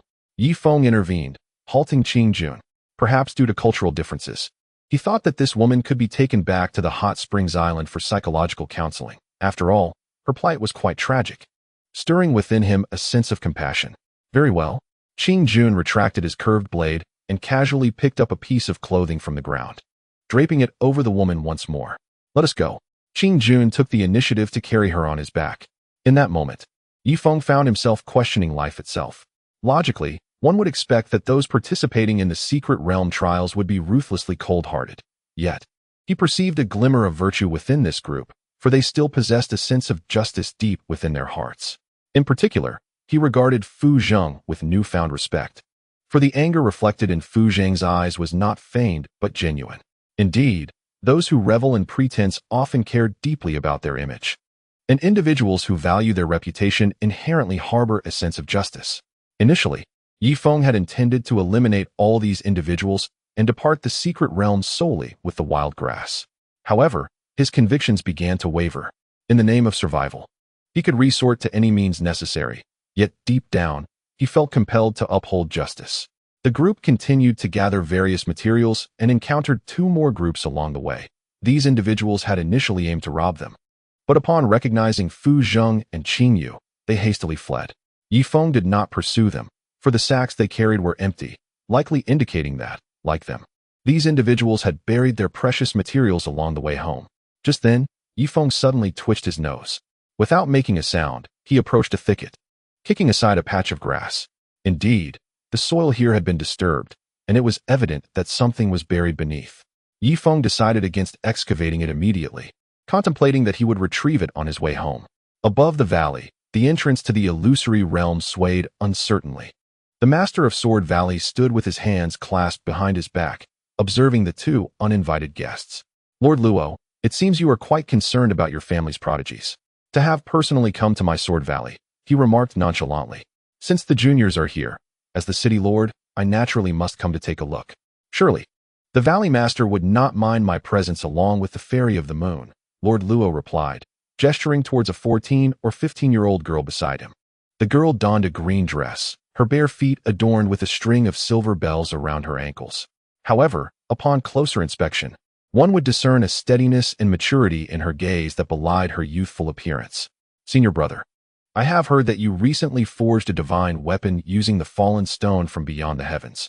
May I have the honor of witnessing it? The Fairy of the Moon inquired directly. The expression of the Master of Sword Valley shifted slightly. Such well-informed news. It seems the fairy has placed quite a number of individuals in my Sword Valley, he replied coolly. Nonsense, is not senior brother the same? Might we be allowed to see that divine weapon? The Fairy of the Moon pressed further. The Master of Sword Valley shook his head, then nodded. Very well. But you shall have to wait until the trials conclude before you can see it. Upon hearing this, the expressions of the Fairy of the Moon and Lord Luo changed simultaneously as they exchanged glances. With their intellects, they had already deduced the location of the divine weapon. Meanwhile, within the secret realm, Yi Feng and his companions advanced at a deliberate pace. As we approach the heart of this enigmatic realm, we find ourselves surrounded by traps, restrictions, and elusive sand beasts, though, to be precise, they should be referred to as extraordinary creatures. Chapter 832. Exercise caution in the desert. They may be termed sand beasts, but within this secret domain, the term extraordinary creatures is more fitting. Brother Fu, you are renowned in the vast desert. Well-versed and knowledgeable. Have you ever heard of a method to dispel one's inner demons? Yi Feng casually inquired. Fu Zheng glanced at the soul-extinguishing bell resting on the wild grass, and a flicker of understanding crossed his mind. The issue of inner demons is quite manageable. By steadily advancing and perfecting each realm to its zenith, one can naturally avert the emergence of such demons. At least within the realm of strength monarchs, inner demons are unlikely to manifest. Beyond that, we have yet to contemplate further, Fu Zheng elaborated. Yi Feng thought to himself, isn't he merely stating the obvious? If I were to diligently cultivate, would I need to seek ways to overcome my inner demons? However, he pressed on. But what if that individual has not taken a steady approach and has already attained the realm of strength masters? Is there a way to solidify the foundational skills of a strength master? To my knowledge, there is no solution. Even if that person were to abandon all their cultivation and start anew, it would not resolve the issue, for the initial path of cultivation is singular and unparalleled. Recultivating seems to offer little aid to one's mental state, Fu Zheng continued. He had surmised that Yi Feng was referring to himself. The others, not lacking in insight, cast sympathetic glances toward Yi Feng. Being scions of esteemed families, they were acutely aware of the significance of a solid foundation. Thus, from a young age, elders within their clans would guide them personally, ensuring that they established a robust base while reaching the strength master level, perfecting each realm to its fullest. Yet Yi Feng had taken an unorthodox route, advancing to the strength master level without any guidance. Surely, the library at Sword Gorge must contain methods to resolve inner demons? Yi Feng inquired once more. Perhaps, for the sword pavilion boasts a collection of texts spanning over 100,000 years. Even if 100,000 new techniques are published annually, the volumes in that library could be counted in the billions. To date, even among strength monarchs. At most 1/10 of the library has been explored, Fu Zheng replied. Yi Feng felt a wave of frustration wash over him. Even if he gained access to the library, his eyes alone would not suffice to absorb the knowledge contained within. Even dedicating a century to reading would only allow him to glance at the covers of the tomes. A computer would be invaluable now, enabling direct keyword searches. Isn't the spirit-fixing herb a remedy for inner demons? The wild grass suddenly interjected. The spirit-fixing herb is known for mending the soul. It may offer slight assistance against inner demons, but it must be refined into a soul elixir. A solitary spirit-fixing herb would undoubtedly be insufficient. One would require a substantial quantity along with other ingredients. Once all materials are gathered, one must seek out an alchemist, who may not guarantee success on the first attempt, risking the creation of wasteful elixirs. It was now Qing Jun who spoke. Yi Feng's expression darkened. He hadn't anticipated that the issue of inner demons would be so convoluted. Of course, he could not dismiss the possibility that Qing Jun was withholding certain secrets from him. The relationship between the two is rather delicate, straddling the line between partners and rivals, yet it has not yet reached the level of mutual admiration. The subsequent steps involve gathering the materials necessary for concocting the soul pill, departing the secret realm in full, and ensuring that from the 60% of materials extracted from the sword canyon, none of the soul pill ingredients are taken. Afterward, he must seek out a senior pharmacist to assist in crafting the soul pill. Should any misstep occur, Yi Feng's expedition into the secret realm would be rendered futile. His intention in entering the realm was to confront his inner demons. Even if he successfully creates the soul pill, it will not entirely resolve his turmoil. Are you all familiar with the ingredients required to concoct the soul pill? Yi Feng inquired, surveying the group. No, Fu Zheng replied with a shake of his head. The others exchanged glances, mirroring his response. Very well, from now on, gather all materials bearing the character for soul. Leave nothing behind, Yi Feng commanded. Understood, junior brother Yi. They replied in unison, nodding their heads. At that moment, a wave of bloodshed wafted towards them. Yi Feng narrowed his eyes and swiftly made his way to a stone forest. There, he discovered that the area had been ravaged, with a colossal sand beast's carcass lying at its center. Fu Zheng hurriedly approached the monstrous remains, examining its skin and bones. Junior brother Yi, this is a beast of the Power Emperor level. It's likely a tier above the diamond sand beast we previously vanquished, approaching the second tier of Power Emperor. He noted, his expression fluctuating with concern and astonishment. Yi Feng also approached to inspect the creature's remains. Indeed, the condition of its skin and bones was comparable to that of the diamond sand beast they had slain. Is its crystal core still intact? Yi Feng asked. Let me check. Fu Zheng reached towards the beast's abdomen, but slowly shook his head. The crystal core is missing, and judging by the incision, it was cut open by a sharp object. If it were another beast, the wound would have been torn. Yi Feng nodded in acknowledgement, realizing that among them, there was an exceptional expert wielding an indomitable weapon, as evidenced by the manner in which the stone forest had been cleaved. Who could it be? Yi Feng queried. I suspect it is likely Rue Tian, though it could also be. Fu Zheng glanced at Qing Yu and Qing Jun. Don't look at us. If senior brother Qing had such a weapon, we would have formed a team with him long ago, Qing Yu interjected. Then it must be Rue Tian, Yi Feng surmised, his eyes narrowing. It seems we must exercise caution when facing him next. We cannot afford to give him the chance to draw his sword. It is best to launch a relentless assault until he is defeated. It is also possible that other trial participants are involved. After all, the vast desert is home to many hidden talents, and some smaller tribes harbor formidable individuals. The three major races do not encompass all that the desert holds, Qing Jun remarked. Indeed, we must tread carefully, Yi Feng concluded. Just then, the frontmost member, Luo Hua, let out a terrified scream, leaping 5 meters into the air. What happened, junior brother? Fu Zheng rushed over. However, in the next instant, his expression shifted dramatically as he brandished his broken sword wildly towards the forest, as if warding off some unseen threat. Ah! Luo Hua let out another anguished scream, staggering towards Yi Feng, his face contorted in agony. Ah! Fu Zheng also cried out, clutching his broken sword as he fled from the woods. Upon reaching Yi Feng, Luo Hua immediately tore open his shirt, revealing several small red spots on his chest. It hurt so much, ugh. In a moment of madness, he brandished a meat cleaver and slashed at his own chest. The red spots began to writhe. And the instant he cut into them, a swarm of ants emerged, crawling out in a dense mass. This is bad. These are parasitic ants. Once they penetrate the skin, they reproduce rapidly. Yi Xiaoqiao, glancing at the scroll's description, quickly hid behind Yi Feng. The parasitic ants seemed to have found a new target, with powerful hind legs. They leapt towards Yi Feng. Clang, clang, clang. The blood scales emerged, easily blocking the onslaught of the parasitic ants. Chapter 833. I do not wish to embrace death. The others were taken aback, quickly distancing themselves from Luo Hua, particularly Qing Jun, who covered her mouth, nearly retching. Luo Hua had completely lost his sanity, methodically slicing into his own chest with the cleaver, exposing his innards, yet he showed no signs of stopping. The parasitic ants had fully burrowed into his organs, feasting on his flesh while rapidly multiplying.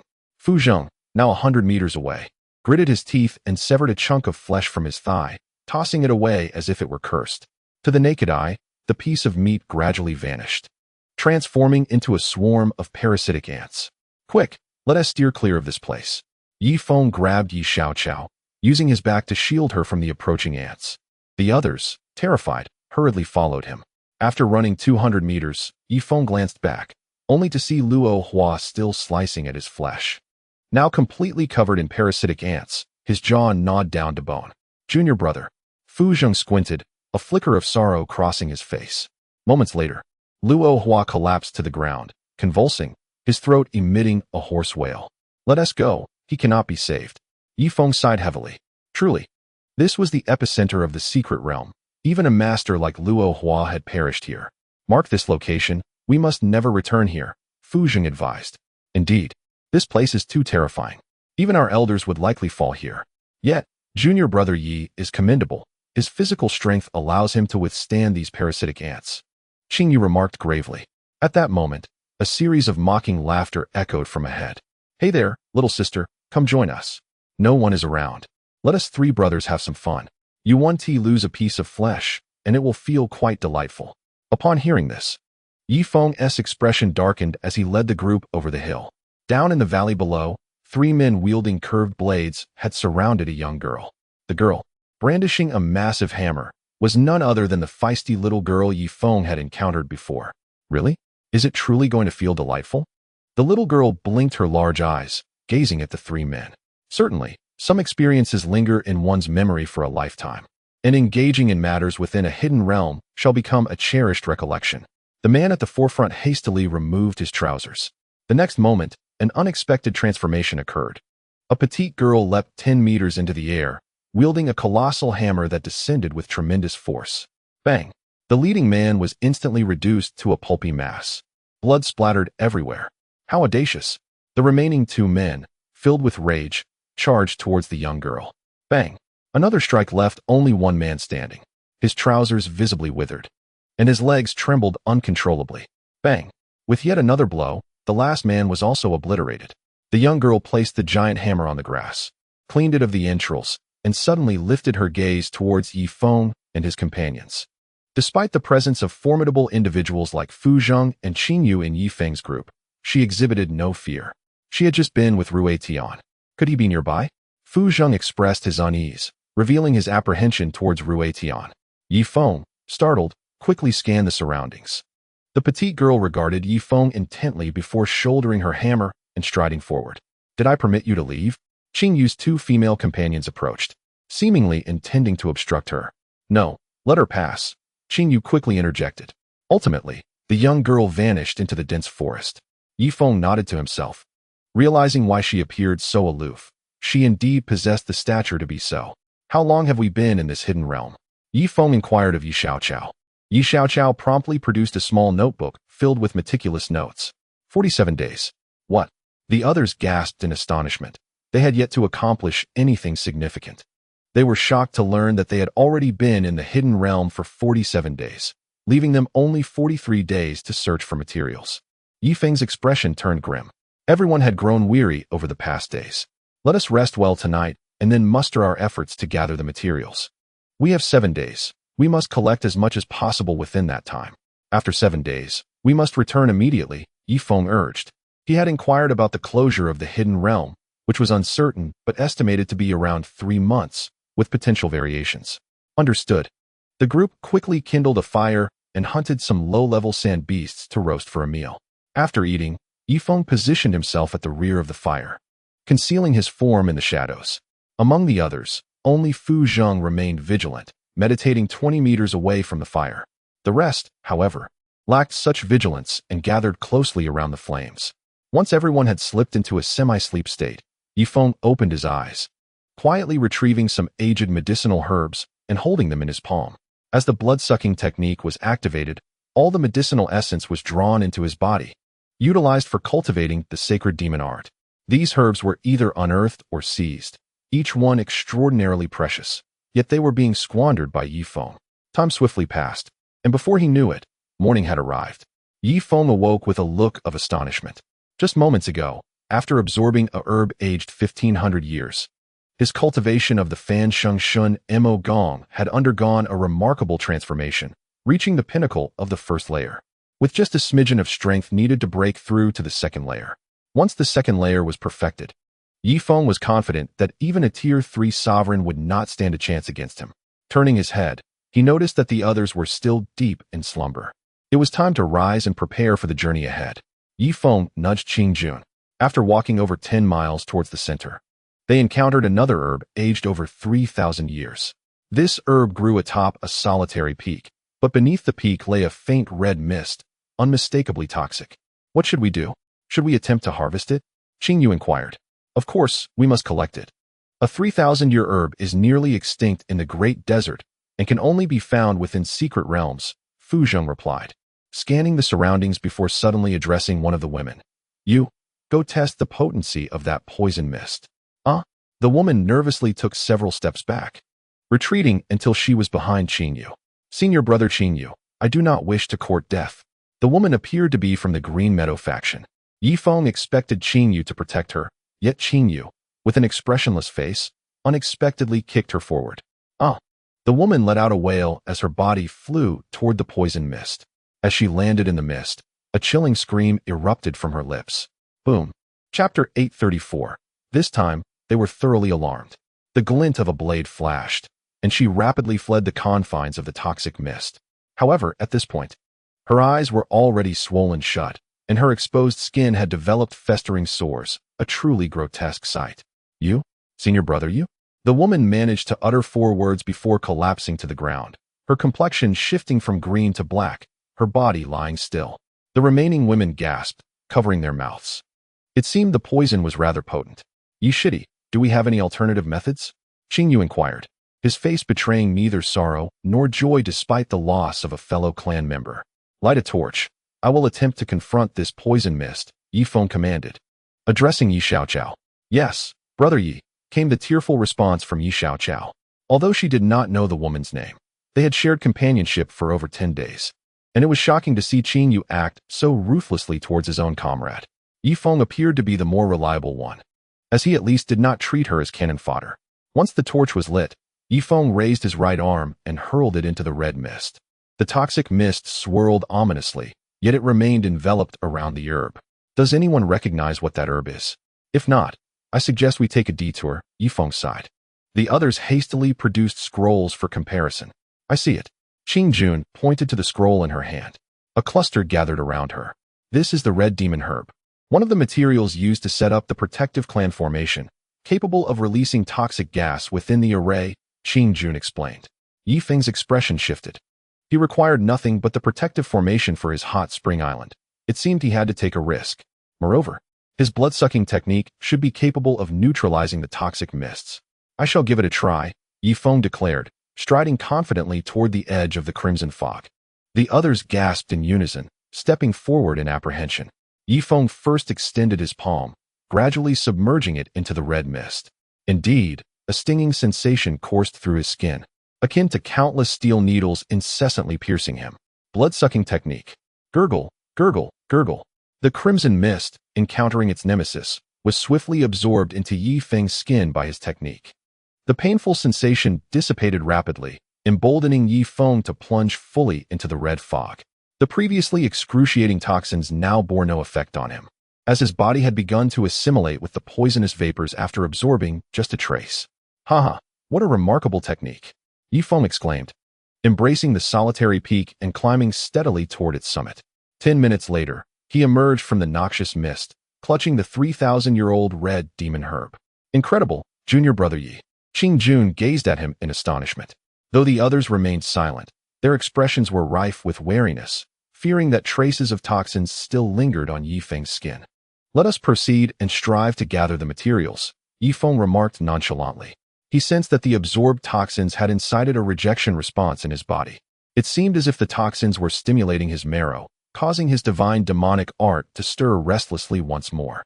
After walking for half an hour, Fu Zheng, who was at the forefront, suddenly halted. Why have we stopped? Feng inquired. Senior brother Yi, look at the ground. Fu Zheng pointed ahead, a flicker of confusion crossing his face. Feng leaned in for a closer inspection and discovered a corpse, its face already blackened.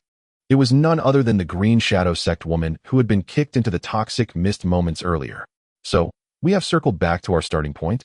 Qing Yu approached, nudging the corpse with his foot, confirming its grim reality. From now on, follow my lead, don't stop, and maintain a straight line, Feng said as he pushed Fu Zheng aside, taking the lead once again. This time, he traversed mountains and crossed rivers in a perfectly straight line, encountering two strange beasts along the way, which he dispatched with a single punch. However, after half an hour, they astonishingly found themselves back at the original spot. The corpse had begun to exhibit slight gigantism, its face now grotesquely deformed. The previously composed group was instantly stricken with alarm. What shall we do?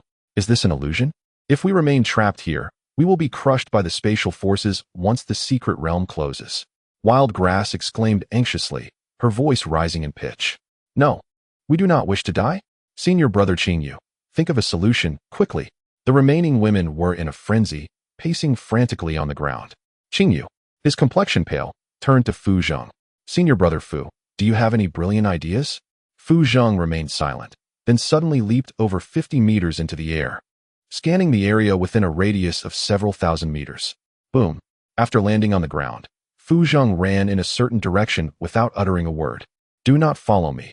I shall attempt to find my way out, he declared, and with that, his figure vanished from the sight of the others. Half an hour later, Feng suddenly twitched his ears and glanced behind him. To his astonishment, Fu Zheng emerged swiftly from the rear, a glimmer of delight gracing his features. However, upon seeing Feng and the others, the joy on his face evaporated instantaneously, replaced by sheer terror. How is this possible? Why have I returned? Just moments ago, I distinctly saw that stone forest. Was it not the path to freedom? Fu Zheng paced anxiously.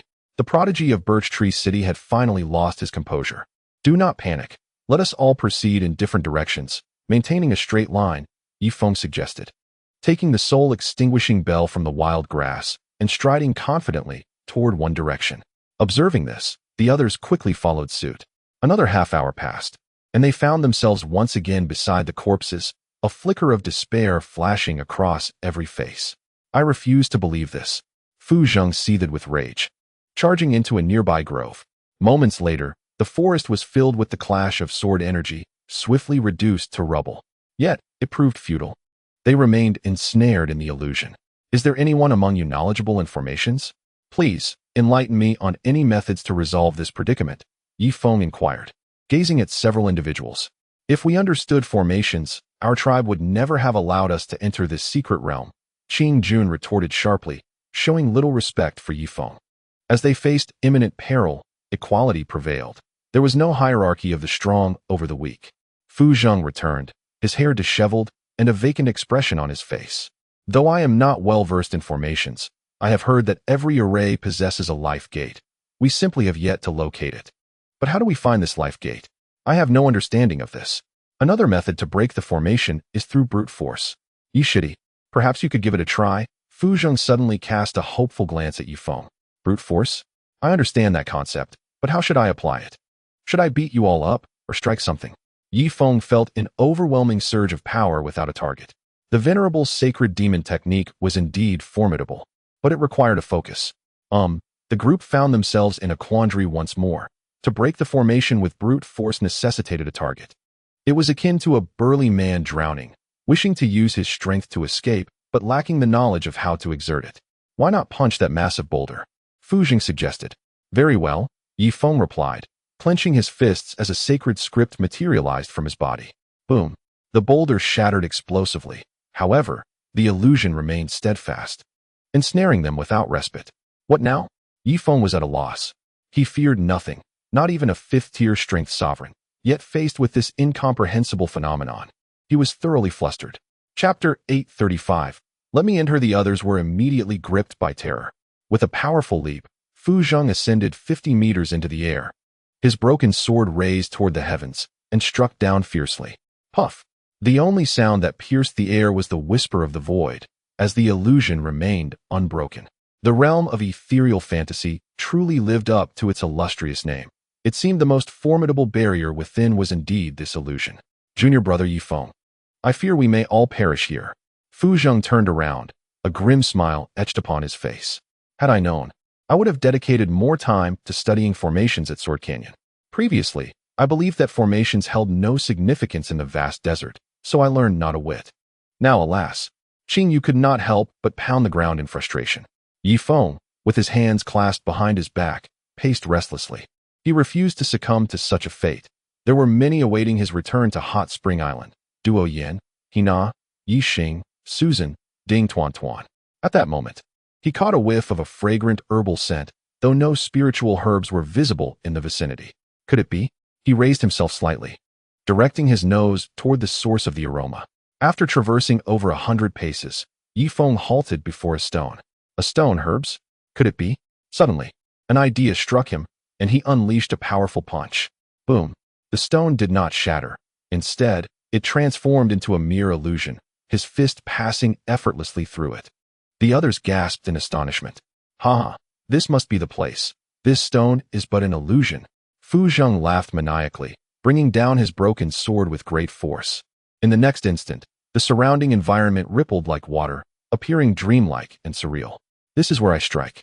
Qing Yu similarly swung his blade. The watery illusion quaked violently, as if on the verge of collapsing. 20 meters away from Yi Feng, a young girl's expression shifted dramatically as she hurriedly grabbed a grayish-white stone, placing it elsewhere.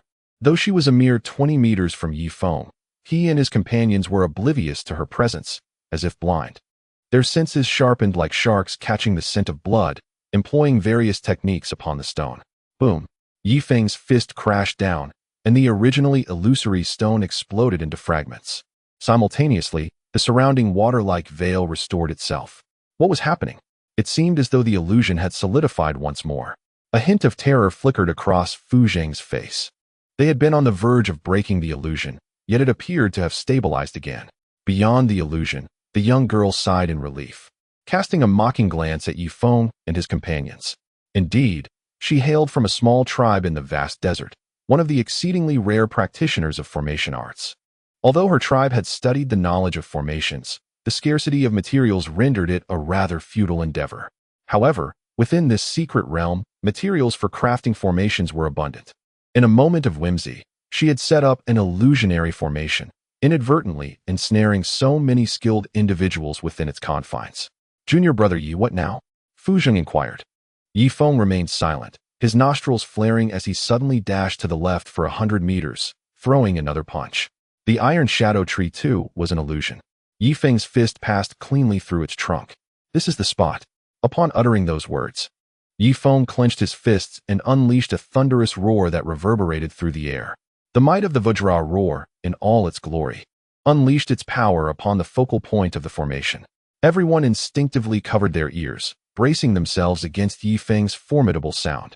After a prolonged 10 seconds, a bizarre scene unfolded. The surroundings transformed, and Yi Feng and his companions found themselves on a riverbank. Upstream, a young maiden stood transfixed, clutching a grayish-white stone, her eyes wide with astonishment as she gazed at Yi Feng. Ha ha ha, we have escaped. We have escaped. Woo woo. The wild little grass initially erupted into laughter, only to collapse to the ground in tears shortly thereafter. The others mirrored her emotions, oscillating between laughter and tears, their nerves frayed. Moments ago, they had been engulfed in despair, fearing they would be trapped in the illusion, ultimately succumbing to the spatial forces within the secret realm. The sheer joy of narrowly escaping death drove them to a state of delirious euphoria. Miss, how did you end up on the riverbank? Ha ha.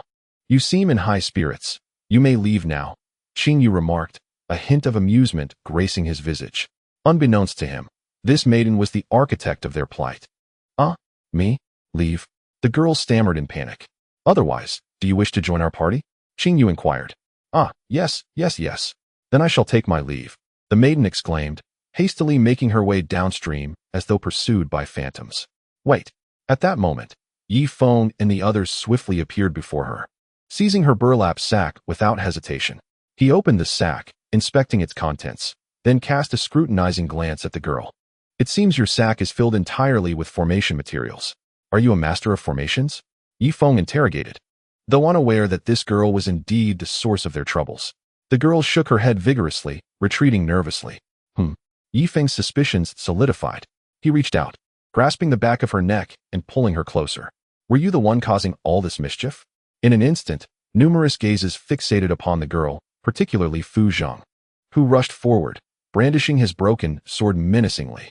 He had nearly been frightened to death just moments ago, only to discover it was this girl behind the antics. You shitty. Step aside. I don't want your blood on my hands. Fu Zhang spoke, his tone laden with lethal intent. No, please. I want to do it again. Spare me. The girl trembled in fear, fully aware of Fu Zhang's formidable reputation. You little scoundrel. I merely intended to frighten you, and it turns out it was truly you. Yi Feng seethed, blood boiling within him as he hoisted the girl up. With a swift motion, he delivered 3 resounding slaps, rendering her unconscious. Let me finish her off, Fu Zhang declared loudly. Wait, Fu Zhang, let me land a couple of punches on her. This wretched girl nearly scared me to death. Qing Jun rushed forward, eager to exact his own form of justice. Hold on, Yi Feng interjected, halting both of them. This woman is a master of formations. We must not harm her. If we encounter an illusionary array again, we will need her expertise to unravel it. Otherwise, none among us possesses the knowledge of such arrays. And should we find ourselves ensnared once more, I cannot guarantee my ability to decipher these formations, Yi Feng explained. Upon hearing this, the other's anger was swiftly extinguished. When pitted against the instinct for survival, venting frustration pales in significance. What is your name? Qing Jun demanded, grasping the girl by her collar. My name is Guogua. The girl hastily replied. What kind of name is Guogua? Are you fabricating a name to deceive me? Chapter 836, The Loss of Fighting Spirit. Qing Jun's fury flared, raising her hand as if to punish the girl. I truly am called Guogua. Enough. A name is merely a moniker. We must now leverage her knowledge of formations. Yi Feng interjected, blocking Qing Jun. For reasons unknown, upon seeing this girl, he was reminded of Ding Tuan Tuan. Junior brother Yi, I feel we have ventured deep enough. There is no need to proceed further. Should we encounter an ancient giant, even someone of your caliber might meet their demise. Therefore, I propose we return home now, Fu Jing suggested. Having been trapped in the illusion earlier, he was now devoid of fighting spirit, merely wishing for a safe return, too frightened to contemplate anything further. Yi Feng then turned to the others. What are your thoughts? I wish to return home as well. After all, we have already gathered an ample amount of herbs along the roadside. Even if we only manage to extract 60% of what we buried, we shall still return laden with bounty, Qing Jun concurred. Yi Feng surveyed the others, who, pale and shaken, nodded slightly in support of Fu Jing's sentiments. However, we have yet to find the soul-fixing grass. My purpose for entering this secret realm was solely for that item, Yi Feng replied, shaking his head. At that moment, Wild Little Grass placed a small hand on Yi Feng's shoulder. Brother Yi, I will stay with you. I will not abandon you, Wild Little Grass declared. This gesture warmed Yi Feng's heart, for at least one person was willing to accompany him, ready to sound the bell of demise at a crucial moment. Junior brother Yi, I believe we should position ourselves at the exit, intercepting and robbing other trial participants. This way, the cost of demise will be significantly lower.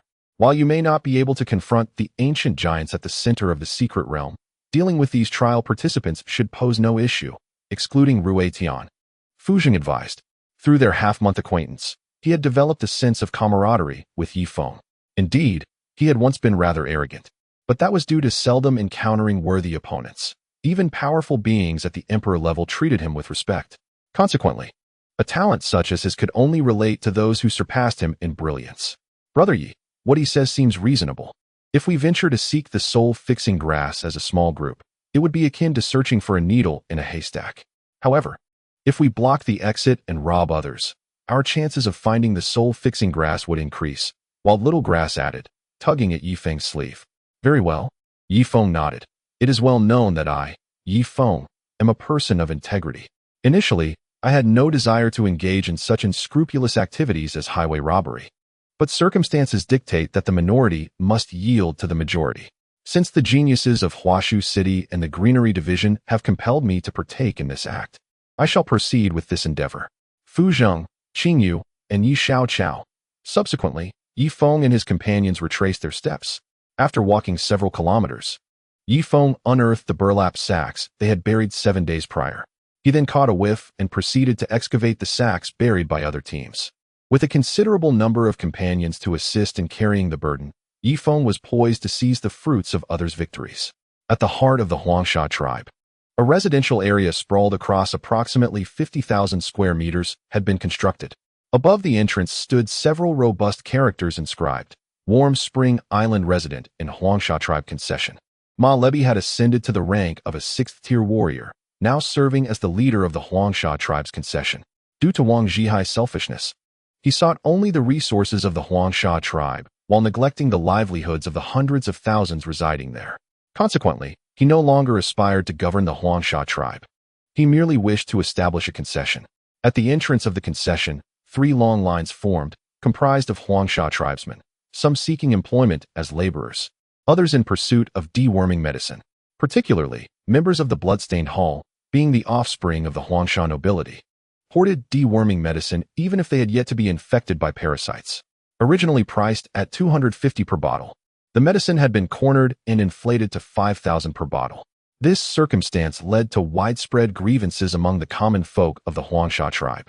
Yet they found themselves powerless to act. Ma Lebi approached the concession's entrance with his hands clasped behind his back, only to be surrounded by a throng of Huangsha nobles. Mr. Ma, could you make an exception? I wish to purchase 1,000 bottles of deworming medicine in one go. Ma Lebi raised an eyebrow. How could you, the newly appointed leader of the Huangsha tribe, consider such a purchase?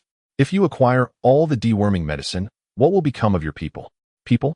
The extreme cold is soon to engulf this place. These commoners are expendable. As long as we nobles survive, that is sufficient.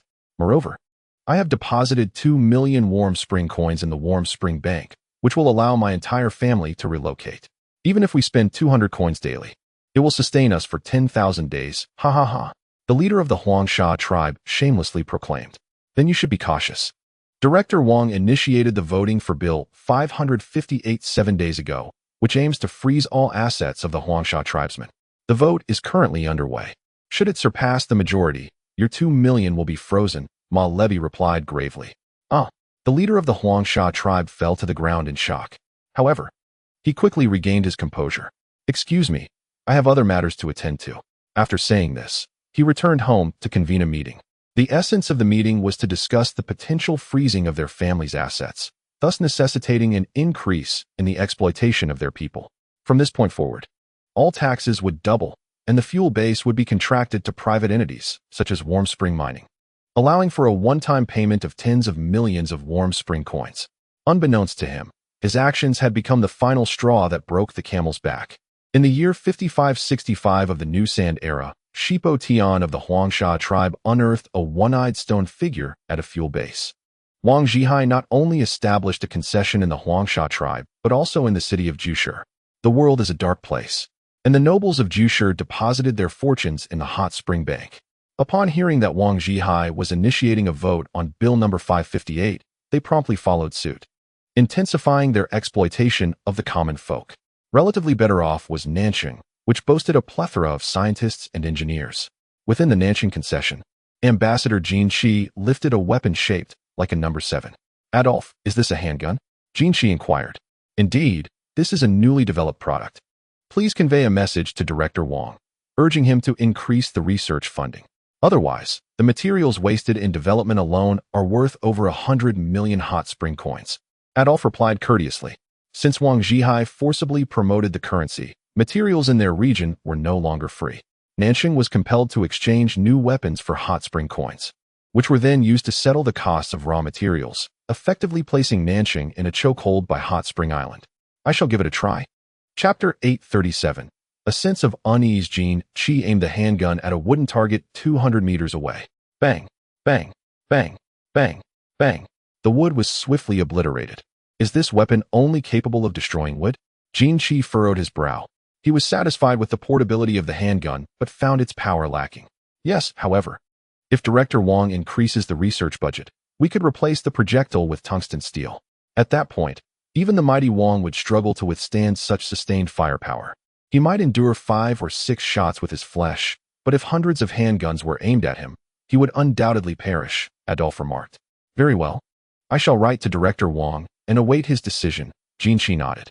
On Hot Spring Island, he only acknowledged 2 individuals, Yi Feng and Wang Zhihai. Yi Feng had demonstrated what it meant to be a prodigious genius, while Wang Zhihai revealed that conquering the world did not necessitate brute force. Currency could achieve the same end. By the way, Mr. Jin, we have phased out the old generation of sand vehicles. Now we possess the second generation, which can withstand Nanxing's crossbows and is lighter and more powerful than the first generation. Excellent. Let us sell the first generation of sand vehicles to the nobles of other tribes. The second generation is not for sale, regardless of how many you produce. Hot Spring Island will acquire them all, Jin Qi replied nonchalantly. He had now fully embraced his identity as a hot spring dweller. Anyone daring to label him as a citizen of Jushur would meet his wrath. Simultaneously, he had brought his entire family to the concession to enjoy a life of warmth and togetherness. At that moment, a researcher suddenly collapsed to the ground, coughing violently. Oh no, he has contracted the worm disease. Adolphe stepped back in fright. Mr. Jin, may I trouble you for a vial of antiparasitic medicine? He is a researcher and cannot die, Adolphe hastily implored. A bottle costs 250. You pay first, and I will immediately send someone back to the concession. Jin Qi presented himself with an air of officialdom. Very well. In the secret realm, Yi Feng awkwardly held a freshly unearthed sack, casting an uneasy glance at a group of trial participants ahead. Ah, so that's it. No wonder all the materials we buried have vanished. It turns out you pilfered them single-handedly. Brother Chong, should we dispose of these too? A woman glared furiously at Yi Feng and Yi Xiaoqiao. As for Fu Zheng and the others, they had already scattered to excavate other sacks, for they had buried dozens of their own. Meanwhile, Yi Feng specialized in stealing other sacks and was finally caught red-handed today. Although he could easily eliminate the 7 before him, he felt a twinge of guilt. Lacking confidence in his actions, let us refrain from using the term steal, shall we? Acquire seems more fitting. I assumed these sacks were unclaimed. With the secret realm set to close in a month, why not take what I can? Since you've spotted us, let us split it evenly, Yi Feng said. Rubbing his nose, his face flushed. Ah, caught in the act of theft, and still daring to propose a split? There's no other choice. I must turn you both into mincemeat. The fierce warrior from the Man Gu tribe seethed, dragging out a massive axe. The leader of the group, surnamed Chong, was likely from the same lineage as Chang'e. Yi Feng's expression turned icy. I said 1/2 each. And how can you prove that the materials buried here belong to you? Did you urinate on them? Can you identify them by scent? I can tell you that inside are soul fragment stones, soul-attracting flowers, soul-fixing herbs, and spirit-condensing aromatic wood, along with the crystal cores of the sun-moon beasts. Open it, and see if these are indeed your materials. The warrior from the Man Gu tribe spoke up. Despite their seemingly reckless demeanor, they possessed their own shrewdness. Yi Feng and Yi Xiaoqiao appeared weak, yet surviving in the secret realm to this point indicated they had extraordinary means. Thus, among the remaining trial participants, it was advisable to avoid conflict whenever possible, valuing harmony. Such a plethora of soul-related materials? Yi Feng hastily opened the sack, spilling its contents onto the ground. Indeed, a small herb matched the description of the soul-fixing herb. Ha ha ha, wonderful. I never expected to truly find soul-fixing herbs. By the way, may I ask, what do you intend to do with so many soul-related materials? Yi Feng inquired. Needless to say, they are for laying the foundation to enhance our divine souls. Now do you believe these sacks are mine? The woman replied. I believe you. How about I trade the contents of another sack with you? Yi Feng suggested, tossing a sack before the woman. She glanced inside and immediately kicked it back to him. Pure rubbish. These soul-related materials were all found in the center of the secret realm, and we sacrificed 5 or 6 of our clansmen for them, the woman stated. As for the man surnamed Chong, he remained silent throughout, watching Yi Feng with a wary gaze. His formidable strength allowed him to sense the threat posed by Yi Feng. The sacrifice of your clansmen is not my concern. Regardless, the contents of this sack belong to me and Yi Xiaoqiao, correct Xiaoqiao? Yi Feng prepared to play a trick. He may return other items, but the one with the character for soul he will never relinquish, even unto death. The wild grass lowered her head, unlike Yi Feng, who was adept at verbal sparring. You are Yi Feng, correct? I have heard of you.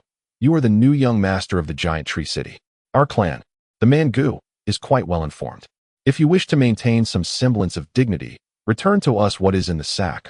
Otherwise, when we leave, I shall spread the word about the ways of giant tree city. The man with the surname Chong suddenly spoke.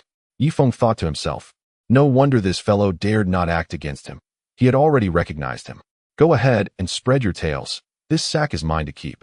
Yi Feng was unfazed, for his base was on Hot Spring Island. As for Giant Tree City, he never regarded it as home.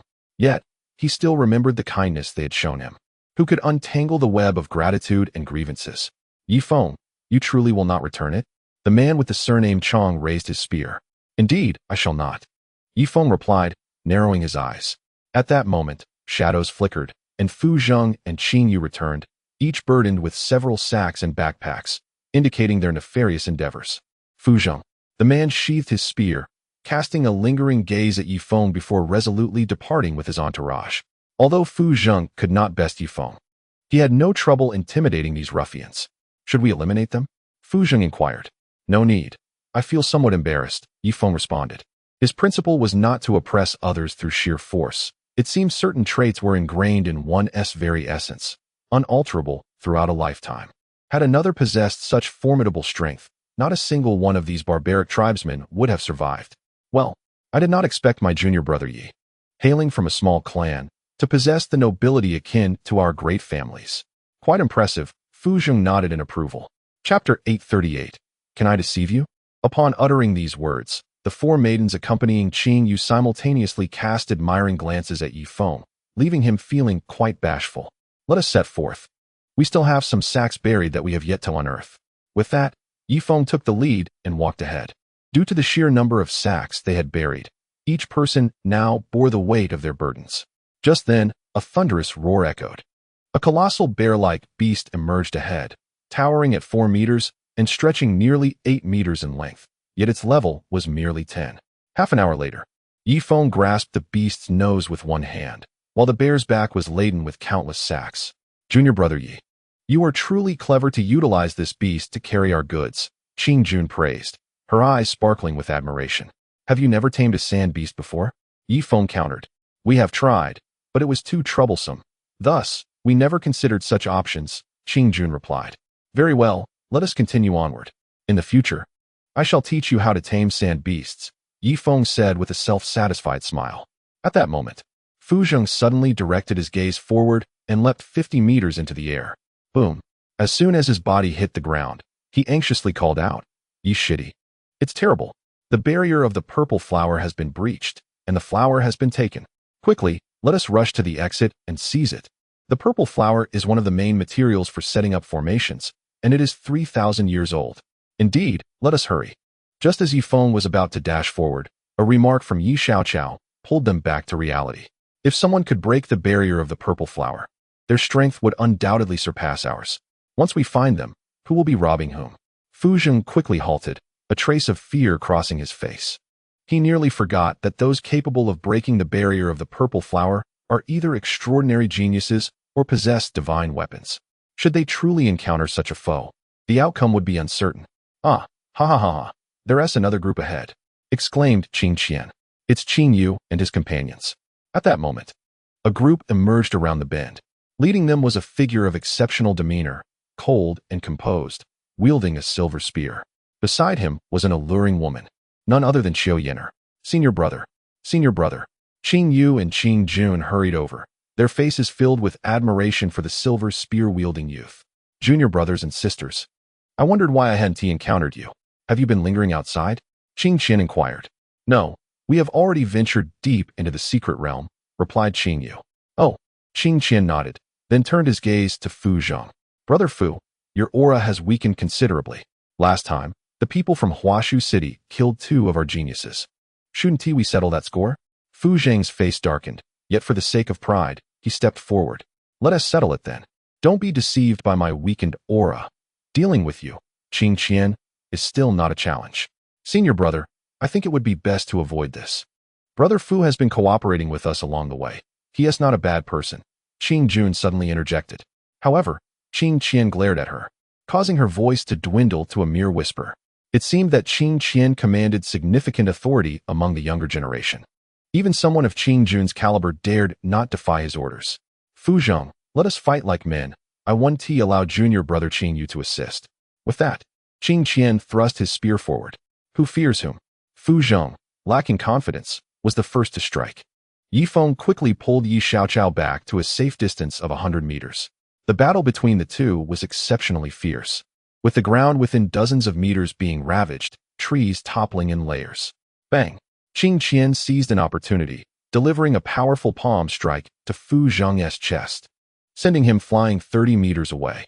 Ha ha ha, Fu Zheng of Huashu City, is that all there is to you? It seems your reputation is unwarranted. Qing Qian laughed heartily, having always regarded Fu Zheng as a mere imaginary foe. Senior brother Qing Qian, you are magnificent. I take pride in you. Qiu Yin'er suddenly approached, leaning her soft form against Qing Qian's embrace. Qing Qian raised an eyebrow, seemingly relishing the flattery from Qiu Yin'er. Fu Zheng wiped the blood from the corner of his mouth and once again brandished his broken sword. Qing Qian, let us engage once more. Yi Feng initially intended to intervene between the two, yet he found himself lacking a valid reason to do so. Should he attempt to mediate, it might not only prove futile, but could also provoke the formidable Greengrass clan. Such a powerful family could easily uncover the location of his hot spring island with a mere investment of time, and without the protective array in place, he risked annihilation. At that moment, Yi Feng suddenly sniffed the air and directed his gaze towards a mountain peak 100 meters away. Qing Qian, Fu Zheng, I believe it would be wise for you both to cease hostilities, he interjected, stepping in front of Fu Zheng. Who are you? Qing Qian's expression was devoid of emotion, yet his heart seethed with anger. How dare this nameless individual obstruct his path? I am Yi Feng, the young master of the Giant Tree City. I kindly ask for your consideration, Yi Feng replied. Giant Tree City, huh? You are the newly appointed young master under Green Xiang Tian, aren't you? Let me tell you, while Giant Tree City may be deemed a prominent clan by other tribes, in comparison to us of the Greengrass clan, it is merely a second-rate lineage. Step aside if you wish to avoid further trouble. Otherwise, Green Xiang Tian may find himself in need of another disciple, Qing Qian retorted without reservation. At that juncture, Qing Yu stepped forward, stating, Master brother, this is junior brother Yi. We must not treat him with disrespect. He then lowered his voice to a whisper. Qing Qian's previous disdain gradually gave way to curiosity. Is that true? Of course, I would never deceive you, Qing Yu assured. Oh, Qing Qian sheathed his silver spear, scrutinizing Yi Feng from head to toe.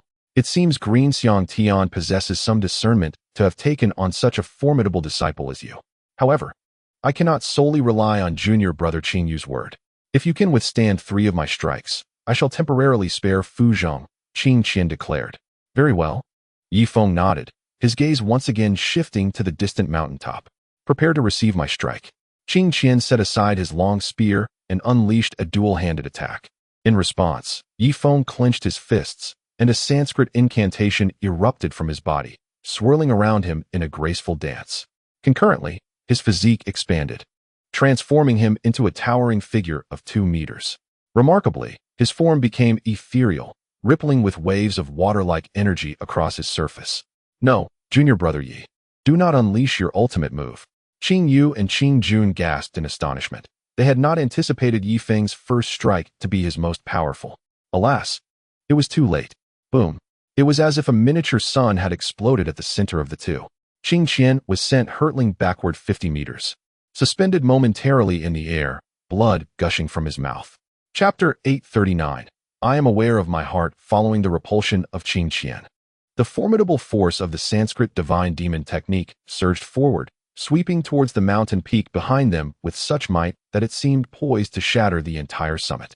At that instant, a surge of sword energy ascended skyward, as a figure leapt 50 meters into the air atop the mountain, brandishing a long sword that struck fiercely against Yi Feng's fist. Boom! A deafening sound reverberated. Everyone covered their ears in agony. The entire mountaintop was flattened, and a golden sun rose steadily, its blinding radiance compelling all to shut their eyes. After a brief moment, a figure gracefully descended onto the grass. As the brilliance faded, the face of Rui Tian was finally revealed. He held a dark green longsword, his expression grave as he regarded Yi Feng. Is he? Rui Tian? Both Fu Zheng and Qing Qian were taken aback simultaneously. Yi Feng sighed, a hint of regret crossing his face. Moments ago, he had intended to seize the opportunity to eliminate Rui Tian at the mountain's peak while dealing with Qing Qian. However, Rui Tian's formidable strength had effortlessly shattered much of the power behind the Brahmin's sacred demon technique. It seemed that among those who entered the secret realm, aside from myself, your strength is unparalleled. What is your name? Rui Tian did not rush to attack. Instead, he inquired about Yi Feng's identity. Yi Feng. Yi Feng declared his name. Never heard of you. Which tribe do you belong to? You seem rather low-key. It appears you have suppressed your true strength, maintaining yourself at the 5th Order Power Master level, all for the sake of the once-in-500 years void illusion realm? Rui Tian continued. He was uncertain of what hidden cards Yi Feng might possess, hence he refrained from making a move. Indeed, had I fully unleashed my potential, I would have ascended to the sovereign of power long ago, all for the void illusion realm. Yi Feng readily aligned with Rui Tian's words. Knowing that boasting bore no consequence, a display of bravado could prove advantageous. As for Rui Tian's strength, Yi Feng was momentarily unaware. Yet the dark green longsword in his hand was undeniably formidable, having pierced through the Brahmin's sacred demon technique's energy with a single strike, even seeming to take the initiative. In such circumstances, it was certainly wiser to avoid unnecessary conflict. Sovereign of power, Rui Tian scrutinized Yi Feng before slowly shaking his head, declaring, merely boasting. With that, Rui Tian suddenly sheathed his longsword and tossed it toward a corner. Junior sister, please hold on to the Changhong. From the corner emerged a petite girl, effortlessly catching the longsword with one hand. Yi Feng, given your remarkable abilities, if you can withstand 3 of my punches, I shall spare your life, Rui Tian stated coolly. 3 punches? Yi Feng felt a surge of delight within, though he outwardly feigned hesitation. So long as Rui Tian refrained from using the Changhong, he could easily defeat him with a single blow. However, at that moment, Fu Zheng stepped forward. Rui Tian, what do you mean? Are you only sparing Yi Feng? What about us? You? Ha ha ha ha. Rui Tian did not respond, instead erupting into laughter. Clearly, he had no intention of letting the prodigies from Huashu City and the Green Meadow tribe go. Fu Zheng's expression darkened as he retreated a step, exchanging a glance with Qing Qian. Just moments ago, Qing Qian had exchanged a punch with Yi Feng, and although he had only absorbed a fraction of Yi Feng's power, he still suffered internal injuries. Now, his strength was on par with Fu Zheng's. Yi Feng, do you dare to face me in 3 punches? Rui Tian disregarded everyone else, his gaze intensifying upon Yi Feng. Yi Feng fell into contemplation. Clearly, this individual intended to test his capabilities. If he could withstand Rui Tian's 3 punches, all would be well. If not, Rui Tian would proceed without hesitation, wiping out his entire group. Just then, his attention shifted to the Changhong sword in the little girl's hand. Something is amiss. The long rainbow sword is exceedingly sharp, undoubtedly with its limitations. Otherwise, why would Rui Tian entrust it to his junior sister? He need only swing his sword incessantly. Even possessing the divine demonic art of the Brahmin saint, he would surely be unable to withstand his relentless onslaught. In an instant, Yi Feng's eyes sparkled with intensity. Yi Feng, do you lack the courage? A sharp glint flashed in Rui Tian's gaze. Due to Yi Feng's persistent avoidance of confrontation, he concluded that Yi Feng's divine demonic art could not be sustained for long. After all, in this world, while formidable techniques may reign supreme, they undoubtedly come at a steep cost, not something one can deploy at will. Very well, just 3 punches. And I ask you, senior brother, to show mercy, Yi Feng said, cupping his hands in salute. Rest assured, I am well aware, Rui Tian replied, a hint of ruthlessness flickering in his eyes. He had no intention of showing leniency.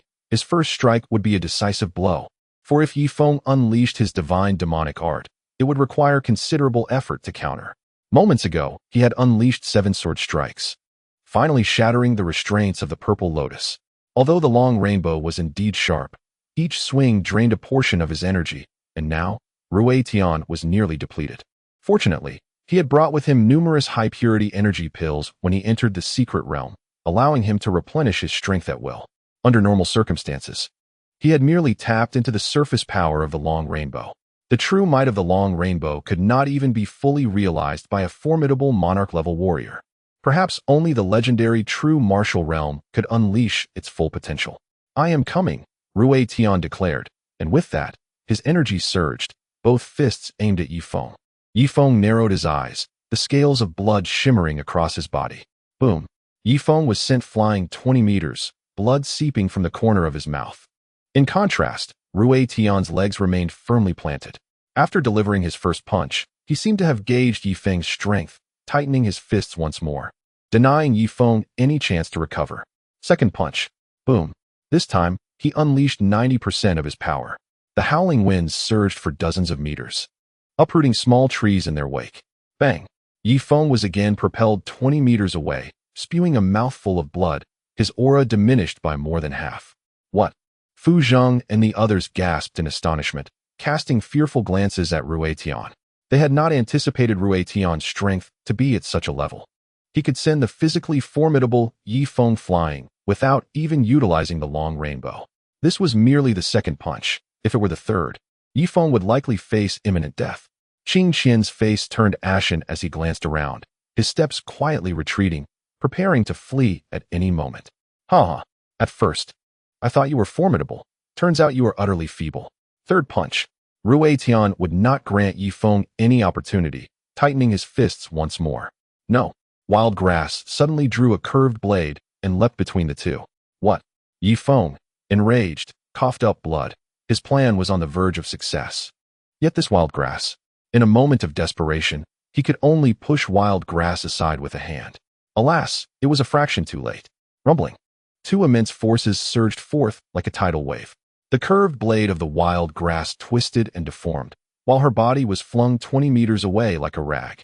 Little grass. Yifeng glanced back at her, feeling the impact reverberate through him. Boom. Huh. Rui Tian was about to burst into laughter when his voice abruptly ceased. Chapter 840. The time is almost up.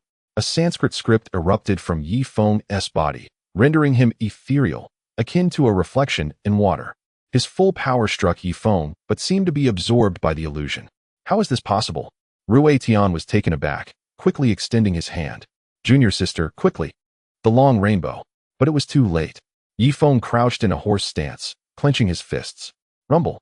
Two pitch-black fists struck Rui Tian directly. Boom. Rui Tian, firmly rooted in his stance, remained unyielded. Yet, in the next moment, his garments tore apart, exposing his bare skin. Uffed. Rui Tian spat a mouthful of fresh blood, his aura rapidly dwindling. Excellent. Junior brother Yi, deliver another punch. Fu Zheng, initially prepared to flee, squeezed back in to encourage Yifeng after witnessing his might. Boom. Another punch landed solidly on Rui Tian's chest. However, a translucent layer seemed to cling to Rui Tian's skin.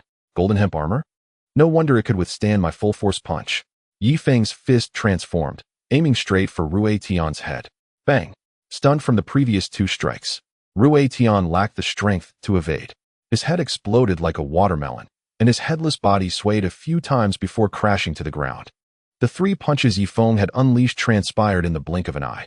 Before anyone could react, the foremost expert of the younger generation had perished. "Senior brother." The little lowly screamed, brandishing the long rainbow and fiercely slashing at Yifeng. "Not good." Fu Zheng dashed over, parrying with his broken sword against the long rainbow. Clang.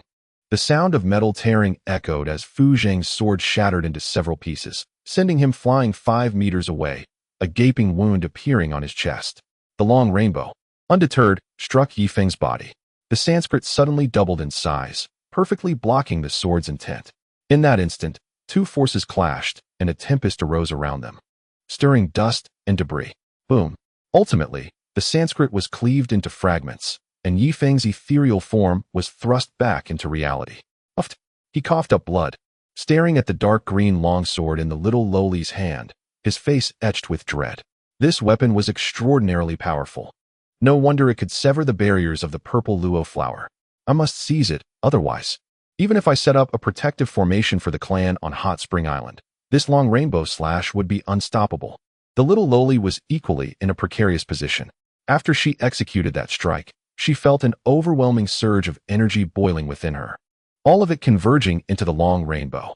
Once the long rainbow had drained her of all her energy, it began to absorb other essences from her, such as her blood and even something otherworldly. With each extraction, the young girl felt her vitality ebbing away. At that moment, a strand of white hair appeared at her temples, making her seem a decade older. When she attempted to wield the long rainbow once more, Feng had already leapt in front of her with a thunderous crash. "You shall perish." The young girl swung a fist towards him, but he effortlessly seized her wrist. With a swift motion, he grasped the long rainbow in his hand. Ha ha ha. For reasons unknown, the moment Feng grasped the long rainbow, a fierce sense of intoxication surged within him, as if with the sword in hand, the world lay at his feet. Suddenly, the young girl collapsed to the ground, her eyes slowly closing, and her lips began to crack. Feng recalled that he had hardly laid a finger on her. How could this be? Hey, don't play dead. However, the young girl's body lay motionless, as if she had succumbed to slumber. This darkened Feng's expression. It seemed that while the long rainbow was formidable, each swing exacted a tremendous toll on the body. In truth, the young girl had not been able to wield the long rainbow. She had unleashed all her strength in a single strike, resulting in her energy being completely drained. Her blood was also on the verge of being siphoned away, but her body's protective mechanisms halted the blood supply, redirecting it towards sustaining her lifespan.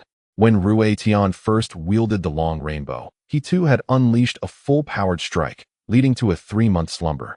Thus, within the secret realm, he was always cautious with his swordplay, striving to exert only a modicum of force. Although this meant he could not fully unleash the true might of the long rainbow, even its mere residual power could sweep through the ranks of the mighty. The only regret was encountering the extraordinary Feng. Junior brother Yi. We cannot leave any survivors. Fu Zheng picked up a curved dagger. Very well, you may dispose of her. Feng nodded slightly. Fu Zheng grinned wickedly, seizing the young girl by her hair, stretching her neck taut. Thud. Blood gushed forth as the violent young girl fell lifelessly to the ground. Meanwhile, Qing Jun was cradling a wildflower. What is wrong with her? Feng inquired with concern. She is gravely injured, but she should survive, Qing Jun replied. Feng breathed a sigh of relief and turned his gaze towards the others. Qing Qian tensed, unable to suppress a step back. The astounding power Feng had just displayed was such that he could guarantee even an average power emperor would be no match for him. It was feared that only those power emperors endowed with extraordinary abilities could surpass Feng. Why, junior brother, shall we exit directly now? Shanning asked with a hoarse voice. The recent slaying of her senior brother in the sword gorge by Feng had left an indelible shock. It was worth noting that she had known Rui Qian for over a decade, who had always been an idol revered by many. Yet now, he lay slain by Feng's hand, in the presence of that little girl, though they had only encountered each other a few times. She was acutely aware that the child was the cherished disciple of the revered Qingyue Sanctus. Even if Feng managed to emerge from the secret realm, he might not escape the clutches of the Aegean Gorge's influence. The demise of two extraordinary prodigies would compel the Aegean Gorge, regardless of their concern for reputation, to eliminate Feng. Of course, we should exit directly. I sense the time is ripe, Feng remarked nonchalantly. If we were to leave directly with all these materials, considering that Rui Tian has perished and Qing Mei has also fallen, what would the Gorge Master think? Danning subtly cautioned. Feng's expression darkened. Indeed, with the formidable prowess of a fifth-tier emperor, it was certain he could sense something amiss. Moreover, with so many people present, should even one individual betray him, he would be left with no place to rest his bones. Perhaps the Aegean Gorge would refrain from executing him on the spot out of concern for appearances, but as long as he remained within their territory, his fate was sealed. Even if he were to escape back to Hot Spring Island, what then? The Aegean Gorge possessed the capability to dispatch an army at any moment, razing the island to the ground. In summary, it was his own weakness that brought about this predicament. Were he endowed with the power to annihilate a fifth-tier emperor, the Aegean Gorge would likely harbor a degree of trepidation. Chapter 841. Consequences acknowledged. The immediate priority was to prevent any information from leaking. With this thought, Yi Feng's gaze grew progressively sharper. Why Yi shitty you? Fu Zheng, the strongest among those present, was the first to sense Yi Feng's murderous intent. Ha ha. The purple flower. This is the purple flower. At that moment, Qing Yu emerged from a sack containing a headless corpse. Having discovered the purple flower along with several other herbs aged 3,000 years, erupting into maniacal laughter. Everyone, place all your materials on the ground, then assemble here. Yi Feng commanded coldly. Yi shitty, while our Birch Tree City and Yijian Gorge appear amicable, we often engage in covert competition. Rui Tian entered the secret realm armed with such formidable weapons. Intending to eliminate all the prodigies from Birch Tree City and the Greenery Department to maintain his dominance over the Yijian Gorge, Fu Zheng explained, swallowing hard. Is that true? Yi Feng's expression shifted, and the murderous aura surrounding him dissipated slightly. Absolutely true. There are unwritten rules known only to us core members, which must remain confidential. Fu Zheng continued. Yi Feng remained silent, directing his attention towards Qing Qian. Astonished, Qing Qian nodded vigorously. Yi, Master Yi, Fu Zheng speaks the truth. Our Greenery Department and Birch Tree City both aspire to usurp the Yijian Gorge's supremacy, seizing all their resources. Thus, we will remain tight-lipped. Afterwards, Qing Qian turned to Qing Yu and Qing Jun, among the prodigies of the Greenery Department. Qing Yu, please inform everyone how Rui Tian and that little girl met their demise. Qing Qian inquired loudly. Qing Yu, being astute, pondered briefly before responding. Rui Tian and the little girl were trapped in an illusion, ultimately crushed by the force of space. Indeed, Qing Qian nodded in satisfaction. Casting a pleading glance towards Yi Feng, her eyes reflecting a hint of desperation. Given Yi Feng's earlier display of strength, it was evident that he could effortlessly eliminate everyone present if he so desired. The others, keenly perceptive, sensed Yi Feng's lethal resolve and gazed at him with trepidation, hoping this formidable figure would show mercy. Qiu Yan hesitated momentarily before stepping unsteadily towards Yi Feng. Lord Yi, may I join you? I was compelled to follow Qing Qian. Had I refused, she would have resorted to violence.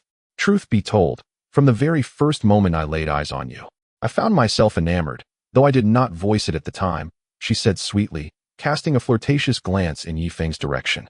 Qing Qian seethed with fury but refrained from unleashing her wrath in Yi Feng's presence. Shameless, Qing Jun muttered disdainfully. Yi Feng sighed, first gazing skyward before lowering his eyes to the lifeless bodies on the ground. To be candid, I did contemplate eliminating all of you a moment ago. However, my experience in the secret realm has been quite enjoyable alongside you, which complicates matters, he spoke slowly. Upon hearing this, a flicker of hope ignited within the others. Rest assured, junior brother Yi, we shall keep your actions in the secret realm confidential. I swear on my mother's name that should any word of your deeds escape our lips, may I face dire consequences, Qing Qian declared first. Witnessing this, Fu Zheng raised his hand in affirmation. I swear by the names of my 3 sons that should I divulge junior brother Yi's affairs one by one. All present made solemn oaths before Yi Feng, particularly the men whose vows sent chills down his spine. Merely swearing is insufficient, Yi Feng replied coldly. A collective gasp escaped the crowd as they instinctively took a step back. Yi Feng's formidable prowess, coupled with the long sword he wielded, left them feeling as though they had no chance to escape. In the next moment, Yi Feng retrieved a coin from his pocket. This is a hot spring coin. If I toss it into the air and it reveals the writing side, I shall trust you. Should it land on the head side, I regret to say, that signifies a severed head, he stated icily. Silence engulfed the crowd as they watched Yi Feng intently. Drawing a deep breath, he hurled the coin into the air. After a brief roll, he caught it deftly in his hand. Slowly, he extended his right fist before the onlookers. Fu Zheng could not help but strain his neck, fixating on Yi Feng's clenched fist. Moments later, Yi Feng gradually opened his hand. Show the words, the others urged excitedly. Yet, as Yi Feng fully unveiled the coin, the head side was revealed. Gulping audibly, Fu Zheng stumbled back 3 steps, instinctively placing his hand on the hilt of his blade. Qing Qian's countenance turned ashen as she too grasped her weapon. The air seemed to solidify, enveloping the foot of the mountain in an eerie silence where even the drop of a pin could be heard. Yi Feng's piercing gaze swept over everyone, and suddenly he grasped the hot spring coin in his palm, flipping it over. The coin, once showing a plain side, now revealed its inscribed face. You are fortunate. The hot spring coin indeed has words on it, Feng exclaimed, a broad smile illuminating his face, revealing a set of pearly white teeth. Ha ha, yes, yes. The coin has the inscribed side, Brother Feng, Qing Jun stammered, tears brimming in their eyes. They all realized that Feng was intentionally granting them a chance at survival. Brother Feng, let us do this. We will evenly distribute these materials among ourselves, and, upon exiting the secret realm, we will collectively hand them over to Aegean Gorge for a share. If you alone carry so many precious materials, the Gorge's master will surely suspect you of slaying Ruetian. Fu Zheng, perceptive as ever, quickly devised an escape plan for Feng. Brother Feng, you cannot take Changhong with you. If you do, the Gorge's master will undoubtedly cast suspicion upon you, and your life will be forfeit. Suddenly, Danning pointed to the Changhong in Feng's hand. Sighing deeply, Feng acknowledged that he had foreseen this consequence from the moment he acquired Changhong. Of course, he could fabricate a tale, claiming it was an item he discovered within the realm, perhaps left behind by Ruetian in his final moments. But would anyone believe such a story? Even if the claim were true, Aegean Gorge would find a way to eliminate him, prioritizing the chance to wrongfully accuse rather than letting him escape. Brother Yi at that moment, Yi Xiaoqiao awakened. Brother Yi, let me take Changhong out.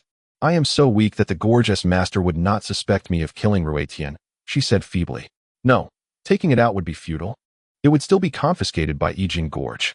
Better to leave it behind in the secret realm. With that, Feng cast Changhong far away. Plop. The extraordinary weapon landed in the midst of a small river. Chapter 842. Do not let my death be so tragic. The others could not help but step forward, their faces etched with regret. What a pity. This weapon is nearly indestructible, yet it would be seized if taken out. Let us go. We have too many materials. We shall exit together, Feng stated calmly. However, just as he finished speaking, his expression shifted dramatically. The others seemed to sense something amiss as they reached out, grasping at the air. Not good. The power of space is compressing. Panic surged through them. This ethereal realm is closing prematurely. Run. There are still several hundred kilometers to the exit. Run. The group could no longer maintain their composure, lamenting their lack of speed as they desperately fled. Damn it. Feng hoisted Yi Xiaoqiao onto his shoulder, a hefty backpack on his back, and a large bundle of sacks in his hands. After running just 2 kilometers, Feng felt as though he bore the weight of 1,000 pounds, the gravitational force of the space bearing down heavily upon him. The native creatures within the realm seemed utterly unaffected by this weight. I can't go on. I cannot run anymore, a woman despaired, collapsing to the ground, sweat glistening on her face. Damn it. Feng gritted his teeth, discarding several less valuable sacks before continuing his frantic dash forward. Brother Yi, please let me go. Each of these materials is worth far more than I am. However, could you take the resurrection grass to my grandfather? He resides at the number 7-foot pavilion, named Wildfire. After speaking, Yi Xiaoqiao struggled to extract a small grass from his pocket. Do not utter a word. Feng's body erupted with blood scales, shielding him from the gravitational force of the space. With the blood scales, his speed surpassed that of his companions, swiftly placing him in the lead. After running another 10 kilometers, other trial teams emerged. Some discarded worthless burlap sacks, while others even abandoned their weapons. Help me, save me, junior brother Yi. At that moment, Feng spotted Du Bian sprawled on the ground. Having broken a leg, he could no longer run and could only crawl laboriously. Ignore him, let us hurry, Fu Zheng urged as he overtook Feng from behind. Gritting his teeth, Feng pressed on. Along the way, he encountered Wild Chrysanthemum, who was struggling to move her legs, a vine tied around her waist bearing several burlap sacks likely filled with precious herbs. Feng swiftly surpassed her, gritting her teeth. Wild Chrysanthemum grasped a few sacks and frantically rummaged through them. Ultimately, she selected the most valuable sack, discarding the others. Puff. At the back, Qiu Yenner was the last, carrying not a single sack, not even her curved blade. Yet, the oppressive force of space made each step a monumental effort, as if she were expending all her strength with every move. In desperation, she tore her clothing, instantly becoming bare. The other men cast furtive glances at Qiu Yenner, but soon gritted their teeth and continued toward the exit. The potent spatial force caused them to sweat profusely. One individual even clasped his feet with both hands to aid his progress. Another, who was somewhat portly, lay down on the ground, rolling his way forward. After some time, a towering mountain loomed ahead, rising over 100 meters with a steep incline of 60 degrees. Under normal circumstances, they could have easily scaled such a mountain. However, today was different. They could only ascend the peak like ordinary individuals, using hands and feet together. Let us push harder. Once we conquer this mountain, the terrain will descend, and our journey will become easier, Qing Qian called out. Despite being a formidable figure, his pace resembled that of an ordinary person in a brisk walk. The weaker individuals, however, were burdened as if carrying hundreds of pounds of stone, needing to rest every few steps. Some, once seated, could not rise again. Puff. One person succumbed to the spatial force, fracturing both knees. No, he cried, resorting to crawling on the ground. Yet, he barely crawled 10 meters before his body was crushed into a mist of blood by the overwhelming force. Oh my God! The others were paralyzed with fear, discarding everything they could, including their weapons. Damn it, there's no choice left. Yi Feng's muscles tensed, and a Sanskrit character erupted from his body, swirling around him in a mesmerizing dance. At this moment, the weight that enveloped him vanished entirely under the augmentation of the sacred demon technique. Without hesitation, Yi Feng sprinted backward for several dozen meters and lifted Qiu Yin'er into his arms. For he could not bear to see such a captivating beauty perish within the confines of the secret realm. Brother Feng, lend a hand. Qing Yu shouted from behind. Me? Brother Feng, I'm here too. Pull me up. I swear, once we get out, I'll dedicate myself to you. It's my first time, I beg you. Brother Feng, Qing Jun exclaimed loudly, completely disregarding her demure image. Others took note of the unfolding scene. Only Yi Feng seemed unfazed by the oppressive spatial pressure. Brother Yi, please help me.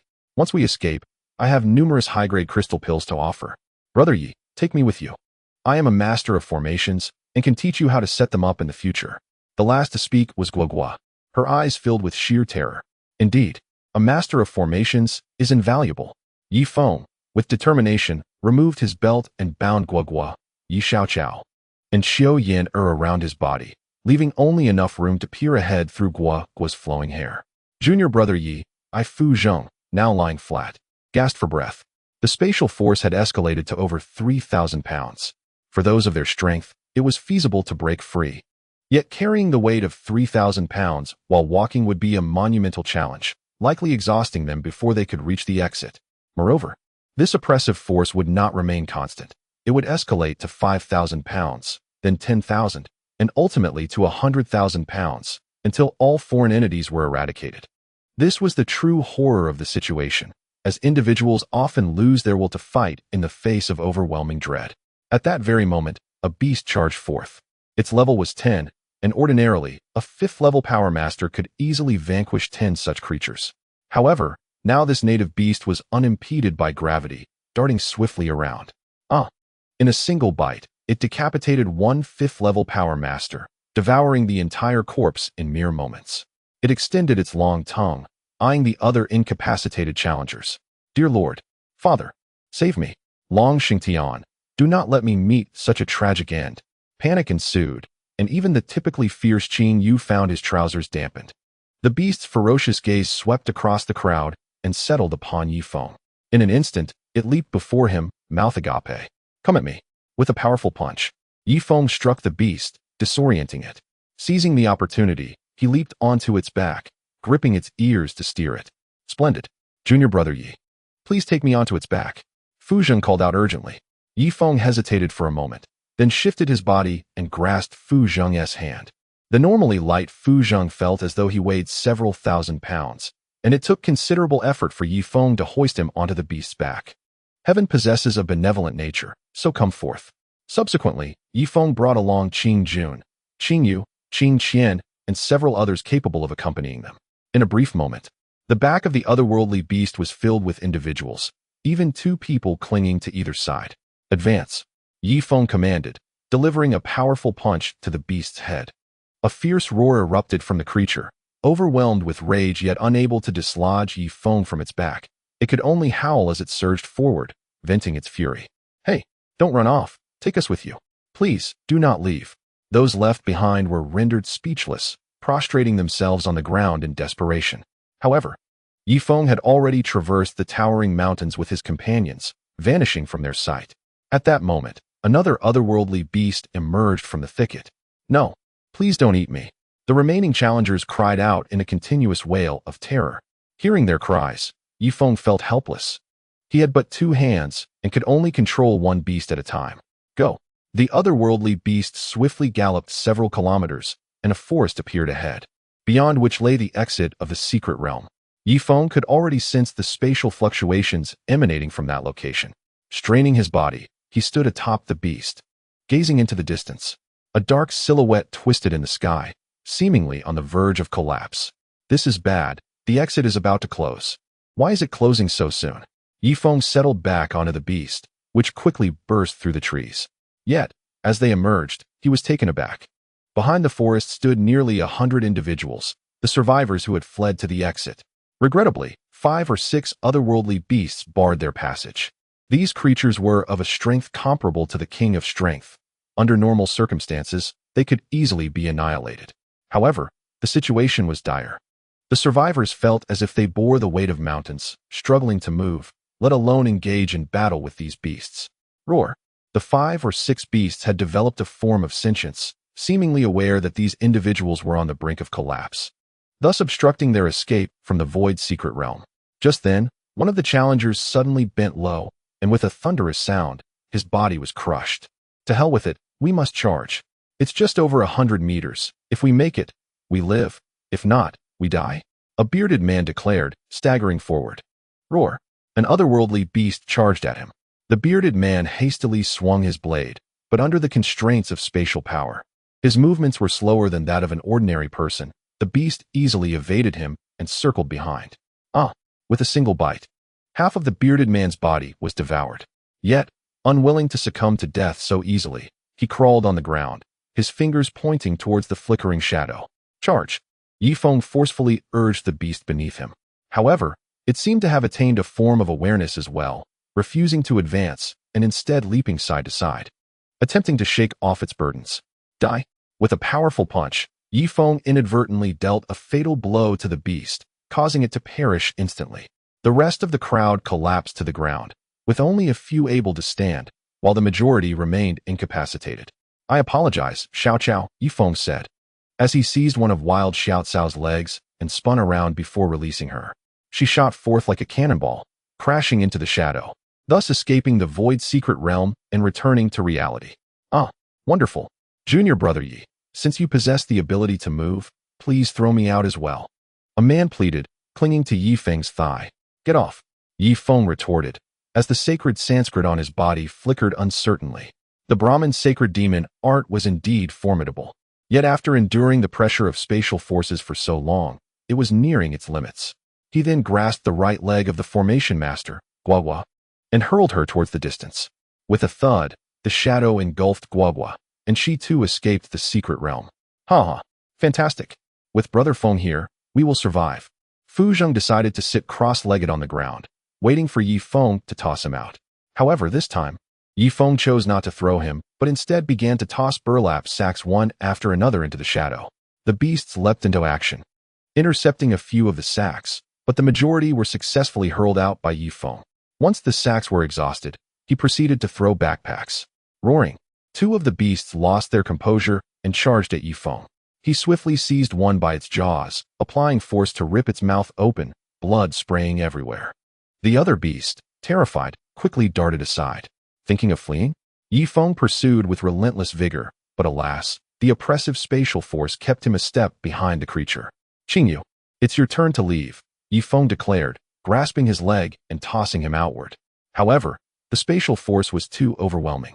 Qingyu flew 50 meters before gravity took hold, crashing to the ground and nearly losing all his teeth. Why, junior brother? Qingyu managed to utter a few words before the remaining beasts surged forward, tearing him apart. Senior brother, Qingjun cried out. Come here. This time, Yifeng grasped Qingjun's leg, opting for an upward throw to utilize the parabolic angle, ensuring she would be sent into the black hole. With a whoosh, Qingjun soared 50 meters high, but after flying 80 meters forward, she plummeted sharply, as if a powerful force from below was pulling her down. Fortunately, Yifeng's grasp of the parabolic arc allowed her to land precariously near the shadow, where the immense gravitational pull drew her into the black hole. Seeing Qingjun freed, Yifeng then grabbed the bare form of Qiu Yin'er. Boom. She too was liberated. Senior brother Fu, it's your turn, Yifeng said, seizing Fu Zheng's right leg and spinning around before releasing him. After rescuing Fu Zheng, the Sanskrit on Yifeng's body became translucent, as if on the brink of collapse. He turned to the remaining individuals. I apologize, but I lack the ability to save all of you. Brother Yi, you should leave. Don't worry about us. Suddenly spoke Duan Ying from behind. Yifeng rolled his eyes and grasped Duan Ying's right leg, swinging her to safety. After rescuing her, the sacred script inscribed upon Yifeng's body shattered completely, and the terrifying gravity bore down upon him. Chapter 844. She must be feeling quite good. Yifeng let out a muffled groan, involuntarily dropping to one knee. Brother Yi, hurry, toss me out too. Qing Qian cried out in panic, scrambling desperately toward Yifeng. You all should take care of yourselves. I must take my leave, he managed to say. And with a jolt, the sacred script reappeared on his body, albeit diminished in size and half as luminous as before. Nevertheless, it was sufficient to break free from the spatial force, though he could no longer engage in battle. The remaining beasts, observing Yifeng's approach, moved forward eagerly, ready to pounce. Die! Yifeng swung a fist, and the beasts recoiled several steps. He exhaled in relief, taking deliberate steps toward the shadow ahead. However, a gust of wind signaled the encroachment of the beasts from behind. One of the creatures sank its teeth into Yifeng's shoulder. Clang! Ah! The beast howled in agony. Its teeth shattered into numerous fragments. It was absurd. The hardness of the sacred demon arts made it impossible for mere teeth to penetrate. Yet, after that bite, the sacred script upon Yifeng's body grew increasingly indistinct, on the verge of collapse. He quickly lifted his gaze forward, where the shadow appeared even more distorted, as if it were about to disintegrate. Not good. The exit is about to seal, came Qing Qian's terrified voice from behind. Without a moment's hesitation, Yifeng surged toward the shadow, rolling and scrambling with urgency. Others gritted their teeth, summoning every ounce of strength to rise. Quick, while he distracts the beasts. Let's run forward. Perhaps we can escape, shouted one of the trial participants, his voice cracking. Yifeng took 5 steps forward, but the beasts closed in once more, clawing and pushing against him. They realized the hardness of his body. Their intent was merely to hinder Yifeng's progress. Once the exit sealed, the spatial force would annihilate all intruders. At this moment, the spatial force had escalated beyond 10,000 pounds, and with a sudden flicker, Yifeng's sacred demon arts extinguished. The dreadful gravity reasserted its influence upon him. Both of Yifeng's legs sank into the rock, and as he attempted to pull them free, it proved futile. Ugh! He was met with a chorus of anguished cries from behind. The beasts were harvesting lives. Yet, Yifeng lacked even the strength to turn his head. Taking a deep breath, he struggled to extricate his legs. Puff! However, the next moment, his legs sank forward another meter. A swaying beast approached, extending its long tongue to lick Yifeng's face. Puff! Yifeng narrowed his eyes and bit down on its tongue. Blood-sucking technique. Gulp, gulp, gulp. The beast was terrified, its claws pushing against Yifeng's body in an attempt to dislodge him. However, once the blood-sucking technique unleashed its power, even the divine could not save it. In the brief moment of distraction, the beast's body shrank by a circle. Yifeng sensed the energy within him and clenched his fists once more. A Sanskrit character emerged from his being. Boom! Yifeng propelled himself upward and glanced at the other beasts. He nearly forgot about the blood-sucking technique. After uttering that, he advanced step by step towards another beast. However, the intelligence of the mystical creatures in this realm was remarkably high. Having witnessed one of their own being drained of life, they now refrained from approaching Yifeng, skillfully evading his vicinity and targeting other humans instead. Junior brother Yi, I implore you, get me out of here. Qing Qian pleaded with great difficulty. All right. Yifeng seized his right leg and swung him with great force. Boom. Qing Qian was also engulfed by the shadow, escaping his predicament. Brother, please save us. Yifeng nodded and grasped the ankles of 2 others, forcefully tossing them outside. After repeating this process a dozen times, he managed to hurl a small portion of the individuals to safety, yet nearly 50 remained behind. I apologize, Yifeng stated before hastily racing towards the shadow. Boom. The moment his body made contact with the shadow, the Sanskrit characters on him shattered simultaneously. Then came the familiar scene. He witnessed a contorted space, his body stretching one moment and being compressed the next. The walls of the passage were coated in a viscous black substance, which morphed into faces. By Yifeng recognized by Guifin struggling against the wall. Just as he uttered those 4 words, his body was suddenly transported to the edge of a cliff. A gentle breeze blew, the familiar air filling Yifeng's nostrils. I've made it out, I've made it out. A familiar voice echoed, and before Yifeng could fully regain his bearings, a soft body collided into his embrace. Xiao Qiao? Yifeng looked down at the wild grass. Yes, brother Yi, I thought you wouldn't make it out. How wonderful. Wild grass exclaimed joyfully. Yifeng raised his head to survey the others. He noticed the master of Sword Gorge standing with his hands clasped behind his back, staring at him intently. After a prolonged gaze, the master turned his attention back to the shadow, a hint of concern etched on his brow. Flanking the master were 2 unfamiliar sovereigns of strength, their presence exuding a similar aura, suggesting they were also of the 5th rank. Yifeng's expression darkened, prompting him to discreetly retreat to the side. Junior brother Yi. Qingjun stood behind a young girl, waving at him. Yifeng nodded, scrutinizing the girl in front of Qingjun. She appeared to be in her early teens. Adorned with a string of bells around her ankles, her demeanor calm and collected, somewhat reminiscent of Duoyan Hina. Is she your junior sister? Yifeng inquired. Shu. Qingjun gestured for silence. The girl maintained her focus on the exit, saying nothing and not even glancing at Yifeng. Hello, junior brother Yi. Yifeng turned to see Fu Zheng greeting him. Greetings, he replied before directing his gaze towards the elder in front of Fu Zheng. With an ethereal presence. He seemed to be an elder from their family. Since Yifeng's emergence, the shadow has grown increasingly unstable. Merely half an hour had passed when that shadow abruptly vanished into the void. The expression of the Sword Gorge master turned ashen, his eyes gradually reddening. In contrast, the leaders of the Greenery sect and Birch City, though displaying some sorrow, remained considerably composed.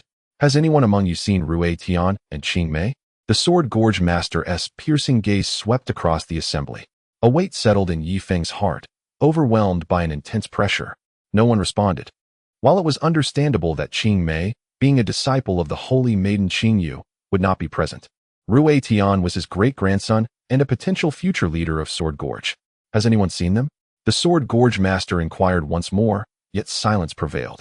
Who would be foolish enough to step forward now, risking misfortune? Yifeng noticed a flicker of delight in the eyes of the elder before Fu Zheng.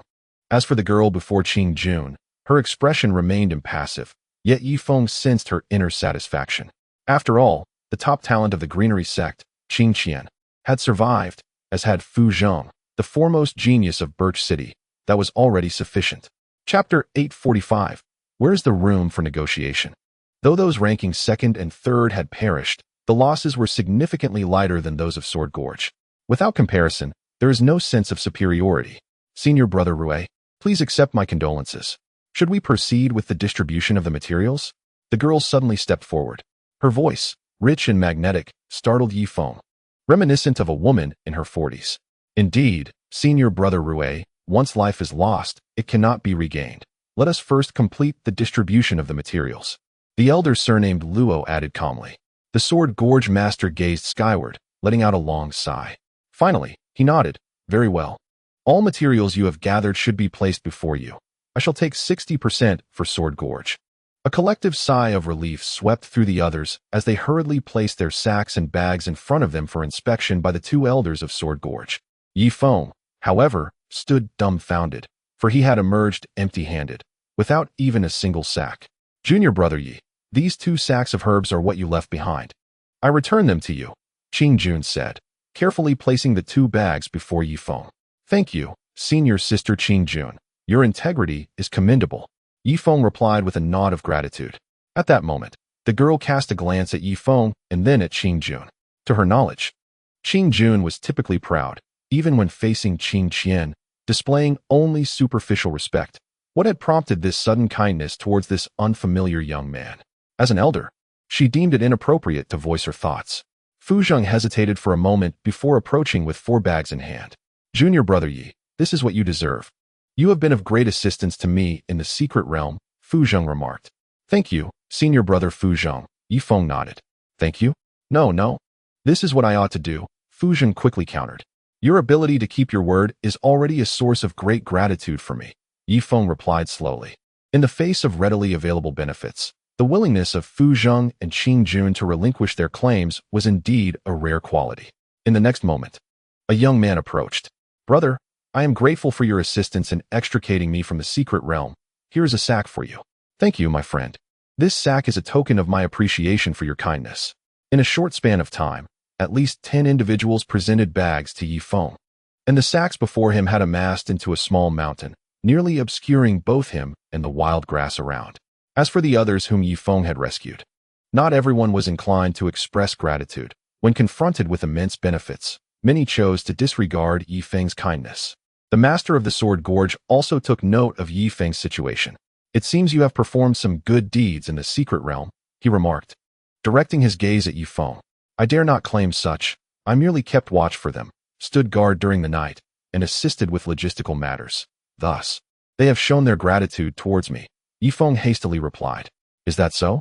Young man, do you perceive me as easily deceived?" The master narrowed his eyes. Yi Feng quickly lowered his head, unable to meet his gaze. "Senior Rue, you wouldn't impose difficulties upon a junior, would you? I believe it is best to promptly withdraw your 60% share, allowing these youngsters to return home with their materials," the Moonlight Fairy interjected suddenly. "Humph. Elders, once the materials are sorted, let us commence the deduction based on their value." The master of the Sword Gorge finally ceased his probing. Earlier, he had faintly sensed the aura of Rue Tian emanating from Yi Feng, which indicated that Yi Feng had encountered Rue Tian and had some form of contact with him. Naturally, he found it hard to believe that Yi Feng could have vanquished Rue Tian, so his conclusion was that Rue Tian, in his arrogance, had ventured deep into the center of the secret realm, only to be crushed by the forces of space when the realm closed prematurely, a month ahead of schedule. However, this did not concern him. After all, his Sword Gorge could claim 60% of these materials. Every 500 years, they employed 5th-tier power masters from the Great Desert to gather resources within the secret realm. Thus, the Sword Gorge was set to reap significant benefits, particularly since the entrance to this void secret realm lay within their territory. With these materials, he was confident that within a century, they would cultivate 5 more unparalleled talents like Rue Tian. The only regret was that the long rainbow had been left behind in the secret realm. Yet, he was unperturbed. In another 500 years, he could arrange for other power masters to search for the long rainbow. It was far too powerful. Even he, a 5th-tier power emperor, could not fully unleash its might. The two elders began to open the sacks one by one, calculating the value of the materials, categorizing them into 3 tiers, upper, middle, and lower. "This 40% is yours, while we shall take 60%. Immediately, the 2 members of the Sword Gorge collected most of the materials, placing them into a cart. "Could you spare me some of the bone-transforming stone?" one trial taker inquired. "Humph. The deductions are determined by us at the Sword Gorge. You have no authority to dictate what remains," the elder retorted without hesitation. "How about this? I only wish for the bone-transforming stone. I shall forego the rest of the materials." It seemed the trial taker had entered the secret realm solely for the bone-transforming stone. Thus he remained insistent. "I'm afraid this is not a marketplace.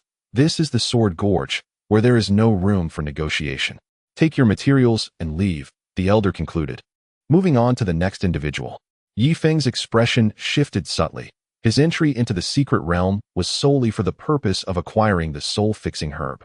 What if that old fellow decided to abscond with his prized herb? With this thought in mind, Yi Feng located the burlap sack containing the soul-fixing herb and concealed it within his embrace. And the purple flower. This was a primary material for setting up the grand formation. Just then, one of the elders bellowed, "Audacious! How dare you hoard materials on your person to evade the taxes of the Sword Gorge? I declare that 80% of your materials shall be seized, and hand over whatever you have hidden in your bosom." The imposing elder glared at a young man. 80%? The young man lamented, his face a portrait of despair as he reluctantly surrendered his concealed items. Yi Feng's countenance darkened. Compelled to return the soul-fixing herb and the purple flower to the burlap sack, fervently hoping that those 2 old codgers would not take away his precious finds. Otherwise, it would be a monumental loss. At last, it was Yi Feng's turn. The elder surveyed the mountain of burlap sacks surrounding Yi Feng, and a spark of excitement ignited in his eyes. "You 4, come forth and assist in tallying the materials," the elder commanded. Immediately, 4 9th-tier power kings approached, emptying the contents of Yi Feng's sack onto the ground. then commenced to categorize the materials into 3 grades: upper, middle, and lower. Purple flower? The elder's eyes gleamed upon spotting the purple flower. Not only he, but even the master of Sword Gorge, the Moonlight Fairy, and the Lord of Luo City cast unusual glances towards it. The purple flower is the finest material for setting up the protective clan formation. Congratulations, Brother Rue. The southern cold wave is poised to sweep across the land, and with this purple flower, we can withstand its invasion, remarked the Lord of Luo City with an envious tone. Ha ha. The master of Sword Gorge laughed heartily. True, the purple flower has been found.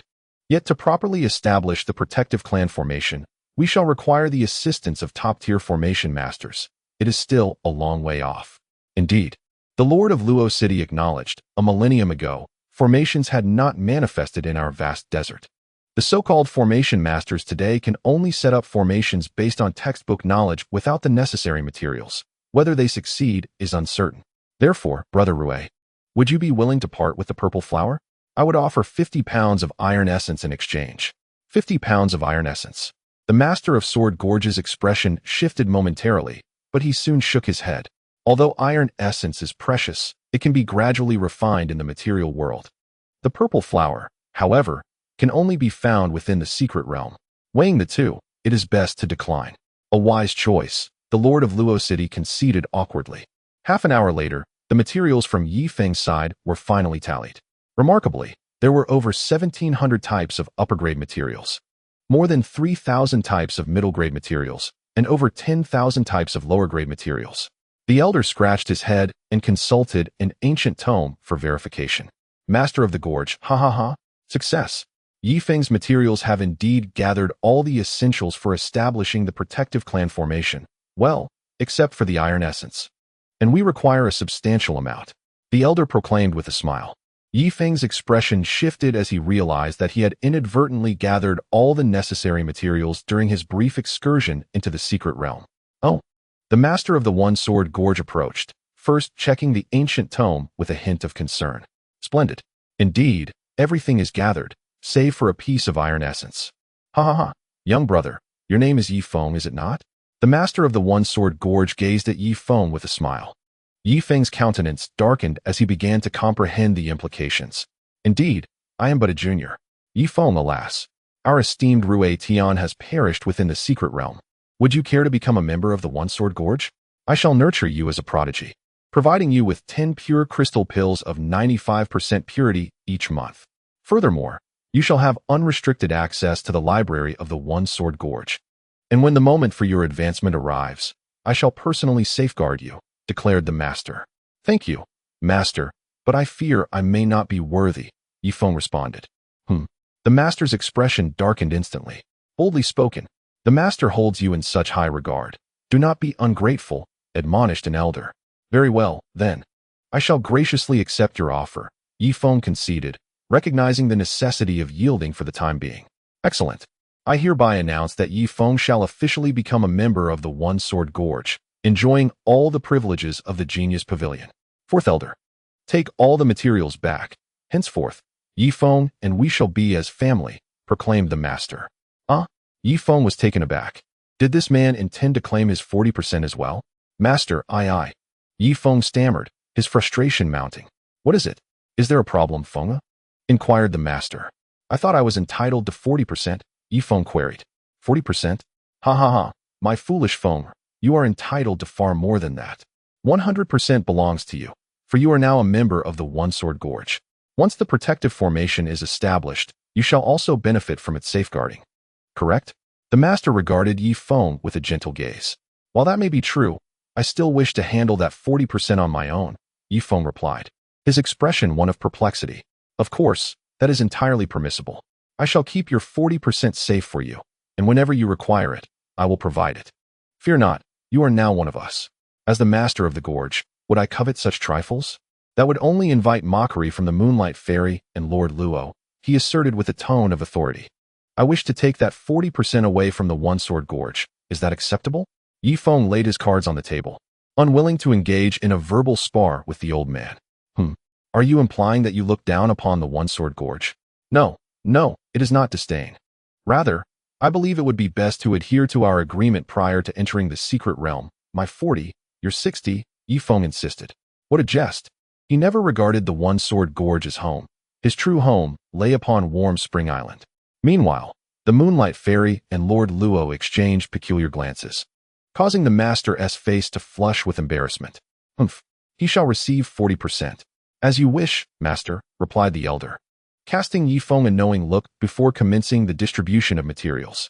This herb is yours, this one is mine, this piece is yours, this piece is mine. This is the soul-fixing herb. The elder, grasping the soul-determining herb, scrutinized Yi Feng's expression closely. The soul-determining herb is mine, while the bone-transforming stone belongs to you. Senior, may I propose a trade? You may keep the bone-transforming stone, and I shall take the soul-determining herb. What do you say? Yi Feng felt a surge of anxiety. He had ventured into the secret realm solely for this item, and despite his subtle tension, the elder had discerned it. This is Sword Canyon, not a marketplace. Bargaining is not permitted. The bone-transforming stone is yours. A glimmer of satisfaction crossed the elder's face as he began distributing other items. These 20 herbs are yours. And the purple lotus, I shall take from Sword Canyon. Yi Feng's frustration boiled over. What the hell? You've taken all the valuable items, leaving me with a bunch of worthless scraps. It took an entire hour for the allocation of materials to conclude. Well then, these 4 portions belong to you. Young brother Yi Feng, the elder remarked with a forced smile. Fantastic, brother Yi, my resurrection herb hasn't been taken. The wild grass exclaimed excitedly. Are you two a pair? The elder inquired suddenly. Yes, brother Yi and I have been a team in the secret realm. Wild grass nodded affirmatively. Almost forgot. The resurrection herb belongs to me, and this herb is yours. The elder snatched away the item wild grass held most dear. You can't do this. That was meant to save my grandfather. Please, give it back. Wild grass pleaded, tears welling in her eyes. Impudent. Speak any louder, and I shall confiscate 2 more portions from you. Wild grass rolled her eyes back and fainted from anger. Yi Feng clenched his fists, a tempest of fury raging within him.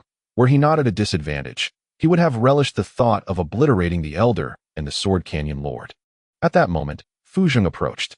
Brother Yi, fortunately, you have retained a portion of the other soul-related materials, which should help in dispelling your inner demons, he whispered.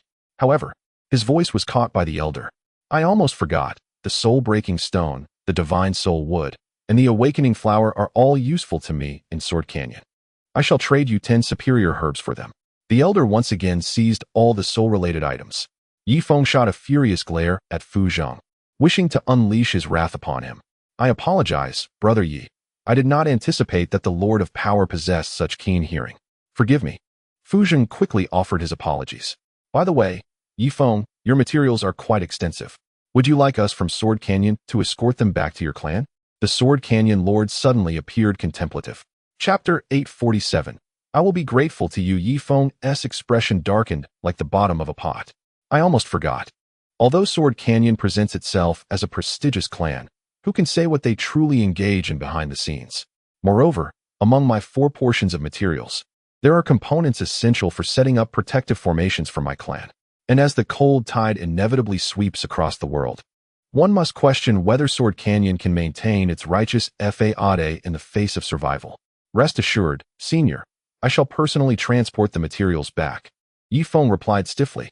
Amused laughter escaped the lips of the Sword Valley Master, who remarked with a hint of both concern and warning, your tenacity is commendable. Yet he'd caution, beyond the confines of Sword Gorge, bandits abound. Even those of formidable prowess may covet the materials you possess. Take care. A shadow crossed Yi Feng's countenance as regret washed over him for participating in this expedition, feeling he had unwittingly aided others in their pursuits. However, after a deep breath, a broad smile illuminated his face. Master of the Gorge, does your previous offer still stand? He inquired. What offer? The one where you promised to accept me as a member of Sword Gorge and assured my cultivation, Yi Feng clarified. Indeed, it stands. However, should you join us, as the Master of the Gorge, I shall have the authority to safeguard your materials and utilize them to forge formation flags and discs, thus establishing a grand protective array for our clan. Are you willing to part with your 40%? The Sword Valley Master posed. I am willing, for I have already become a member of Sword Gorge. Naturally, these materials should be entrusted to the Master for the creation of the clan's protective array. Yi Feng affirmed with a nod. Exchanging glances with the 2 elders beside him, A sly smile emerged on the Sword Valley Master's face. Excellent, Feng. I shall not treat you unfairly. Speak, what do you desire? He asked eagerly. I wish to see if there are any tomes in the library that pertain to overcoming inner demons, Feng expressed. Oh, the library is vast. I have only perused a fraction of it. Nevertheless, I shall inform the library that you, Feng, may freely browse its contents, the Sword Valley Master assured, adding. Yet this reward alone is insufficient. What else do you seek? Crystal pills? Weapons? High-grade elixirs? Or perhaps a liaison with any young lady among the elders? No need for that. I only wish for the privilege of permanent access to the library. Nothing else is required, Feng replied resolutely, a glint of cunning in his eyes. Since you've chosen to take the first step, do not be surprised if I take the 15th. Oh, you have kin within Sword Gorge, do you not? Gather them at the Master's Hall shortly. I shall grant them all the identity of Sword Gorge members. After all, with outsiders present, the Master's demeanor must not appear too unbecoming, lest it tarnish the clan's reputation. Indeed, I have a few friends. Are they also eligible for permanent access to the library? Feng inquired. Alas, that is unlikely. Only you possess such privilege. As for them, I shall permit a month's access to the library, and how much they absorb will depend solely on their own efforts, the Sword Valley Master replied. Very well. Feng nodded in acceptance. After a while, the distribution of materials concluded, and Feng stood empty-handed behind the master, identifying himself as a member of Sword Gorge. Fairy Haoyue, Lord Luo, why not join me in my Master's pavilion? The Sword Valley Master suggested courteously, feeling uneasy about the presence of two fifth-tier powerhouses in his domain. Regrettably, we must attend to the numerous materials that require delivery. Another day, perhaps, they responded, indeed. Do visit me in Huashu City another time. Farewell, Brother Yi. Qing Jun waved goodbye to Feng. Junior Brother Yi. Do come to my Greenfield department when you have the time. Qing Qian waved at Feng. Soon after, Fu Zheng approached and embraced Feng. Junior Brother Yi. Upon your arrival in Birch City, I shall extend to you the courtesy befitting a distinguished guest. Indeed, a line formed behind Feng as those he had rescued came forth to bid him farewell, creating a profoundly moving scene. Wild Little Grass wept inconsolably. For with Feng's promise to join Sword Canyon, her resurrection grass had returned to her possession. Big brother, a charming voice chimed in. It was Qiu Yenner, draped in a linen garment, half of her body nestled against Feng. Big brother, I am now homeless. Will you take me in? I am at your mercy. Feng shivered slightly. Junior sister Qiu, please conduct yourself with decorum. It is well known that I, Feng, am a man of integrity, he stated gravely. Taking a measured step back. How dreadful. I have you firmly in my grasp. Wherever you go, I shall follow, she declared. Wild Little Grass, initially preparing to seek her grandfather, rushed back to link her arm with Feng's, casting a hostile glare at Qiu Yenner. Ha ha ha, Fenger. It seems your romantic fortunes are quite prosperous. Handle this as you see fit, and when resolved, come find me at the Canyon Master's residence. The Master of Sword Canyon remarked as his caravan began to move. A total of 17 carriages filled with rare materials not of this world. Others began to depart as well, though a few women lingered in the distance, casting flirtatious glances at Feng. Little Grass, let us return to the foot pavilion. I have some friends waiting for me there, Feng suggested. Wild Little Grass nodded emphatically. At that moment, the array master Guoguo approached. Feng had previously set aside grievances in the secret realm and had cast her out of the space. Thus she felt a sense of gratitude towards him. Brother Yi, if you have time, please come to Foot Pavilion number 47. My master and I would like to express our gratitude, Guoguo said. Very well, I shall certainly visit. Feng replied with a solemn nod. It was essential to befriend the array master. Otherwise, the plans ahead would falter. After bidding farewell to Guoguo, Feng and Wild Little Grass strode towards the canyon's depths. Wait for me. Qiu Yenner trailed behind them, clutching the hem of Feng's garment. Unwilling to let go. Brother Feng, how wonderful. Who would have thought that your venture into the secret realm would bring back two women for me? In the hall of the Foot Pavilion, Chunin bounced around Qiu Yenner and Wild Little Grass as if they were already his wives. The two women, considering Feng's reputation, refrained from anger, yet their brows furrowed in discontent. Had it not been for Feng, they would have long since turned Chun and into a pig's head. Jie Jiao, Brother Jin Quan, you need not stay at the Foot Pavilion any longer. From today forth, you may reside in Sword Canyon. I assure you, It shall be far more spacious than the foot pavilion, and you will no longer need to pay the master with crystal marbles daily, Feng proclaimed with a smile. What are we waiting for? Let us gather our belongings and depart. A group of individuals hoisted their packs and eagerly made their way towards the Canyon Master's residence. Chapter 848. Dragon 5. In the city of eternal life, the temperature plummeted to over 100 degrees below zero. The streets were sparsely populated, with the occasional figure wrapped in thick clothing, hurrying along. Yet, amidst this frigid landscape, a golden figure strolled aimlessly, bare-chested and seemingly indifferent to the biting cold. Goodness! In such frigid weather, you're flaunting your physique? You ought to hurry home. A startled heart widened his eyes. The tumultuous seas remained unfrozen, with 3 warships anchored, their cannons poised to target the surrounding concession, wary of the possibility that the Doyen people might, in their desperation from hunger, launch an assault on the enclave. Tunger, shivering, stepped onto the deck and quietly removed his mask. In an instant, the warm breath escaping his nostrils crystallized into 2 icicles, and his skin pricked with a sharp, stinging sensation. This was unbearable. Just as he contemplated retreating, he noticed a small boat approaching the warship. What is that person up to? Showing off his muscles in this freezing weather? Tunger gasped in astonishment. Tunger, it's me, Hart. It seems my brother has returned and recognizes me. Quick, lower the rope. Oh dear, I'm freezing. Hart's voice emerged from beneath his mask. Now, Hart had ascended to the rank of a second-tier warrior, while Tunger, with the continuous aid of crystal pills, had also achieved the status of a first-tier warrior. After all, a third of the inhabitants of Hot Spring Island had become first-tier warriors, thanks to their vast wealth. On Hot Spring Island, Wang Zhihai was entertaining 2 foreign guests. Mr. Charlie, Mr. Hanu, with talents like yours, having even developed artillery, why not consider transferring to Hot Spring Island? Rest assured, a monthly salary of 50,000 hot spring coins awaits you, and you've seen the benefits here, housing and meals provided. Even if one day you cease to be engineers, you will still receive a poverty allowance of 10,000 coins. Wang Zhihai spoke within the castle's grand hall, where the floor heating maintained a temperature of 2 to 3 degrees. Outside, the howling winds brought the temperature down to a chilling -100 degrees. However, we are citizens of Notching, and Mr. Adolf would not be pleased. Charlie, possessing a sense of collective honor, remained steadfast in his loyalty to Notching. What does that matter? I ask you, as the chief engineer in Notching, how much do you earn monthly in hot spring coins? Wang Zhihai inquired. 10,000 hot spring coins, Charlie replied, a hint of pride flickering across his face. It was known that hot spring coins, referred to as hot spring gold, could procure anything in the world, including food, weapons, and even women. Meanwhile, other researchers earned only 3,000 hot spring coins a month. As for non-research personnel in other roles, even those at a commanding level in a company earned no more than 5,000 coins per month. And what about the benefits? Wang Zhihai pressed further. Charlie and Hanu bowed their heads. You must be jesting. With 10,000 a month, what more benefits could one desire? I comprehend that this implies a lack of benefits. However, my island of hot springs is an entirely different matter. Raising children incurs no cost in hot spring coins, nor does healthcare or education.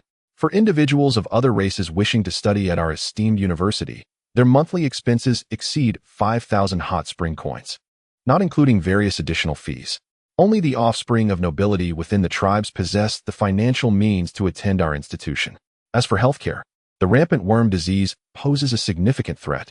Once you become a citizen of the Hot Spring Island, deworming medicine is as accessible as candy, available in abundance. Furthermore, the most crucial aspect is that, with citizenship, regardless of whether you venture to the Huangsha tribe, the City of Giants, the City of Longevity, or other smaller tribes, the chieftains of these tribes will prioritize your protection and seek to curry favor with you, as they desire to leverage your resources and forge cooperative relations with our Hot Spring Island. Do you recall Manhanu? He has since collaborated with an elder from the Huangsha tribe to establish a labor company, earning over 10,000 hot spring coins daily. Do you see that villa on the side of the castle? It belongs to Manhanu.